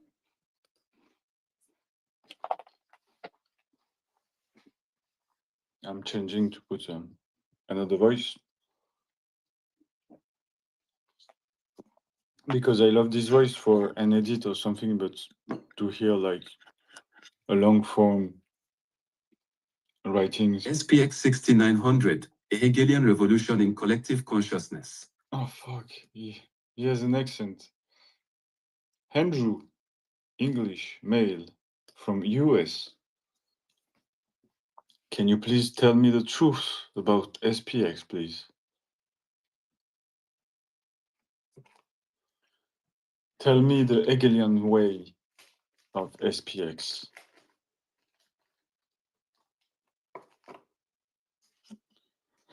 Yeah, it's very cool.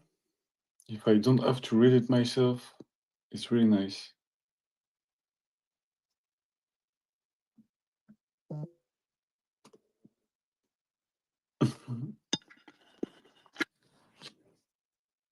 It's generating.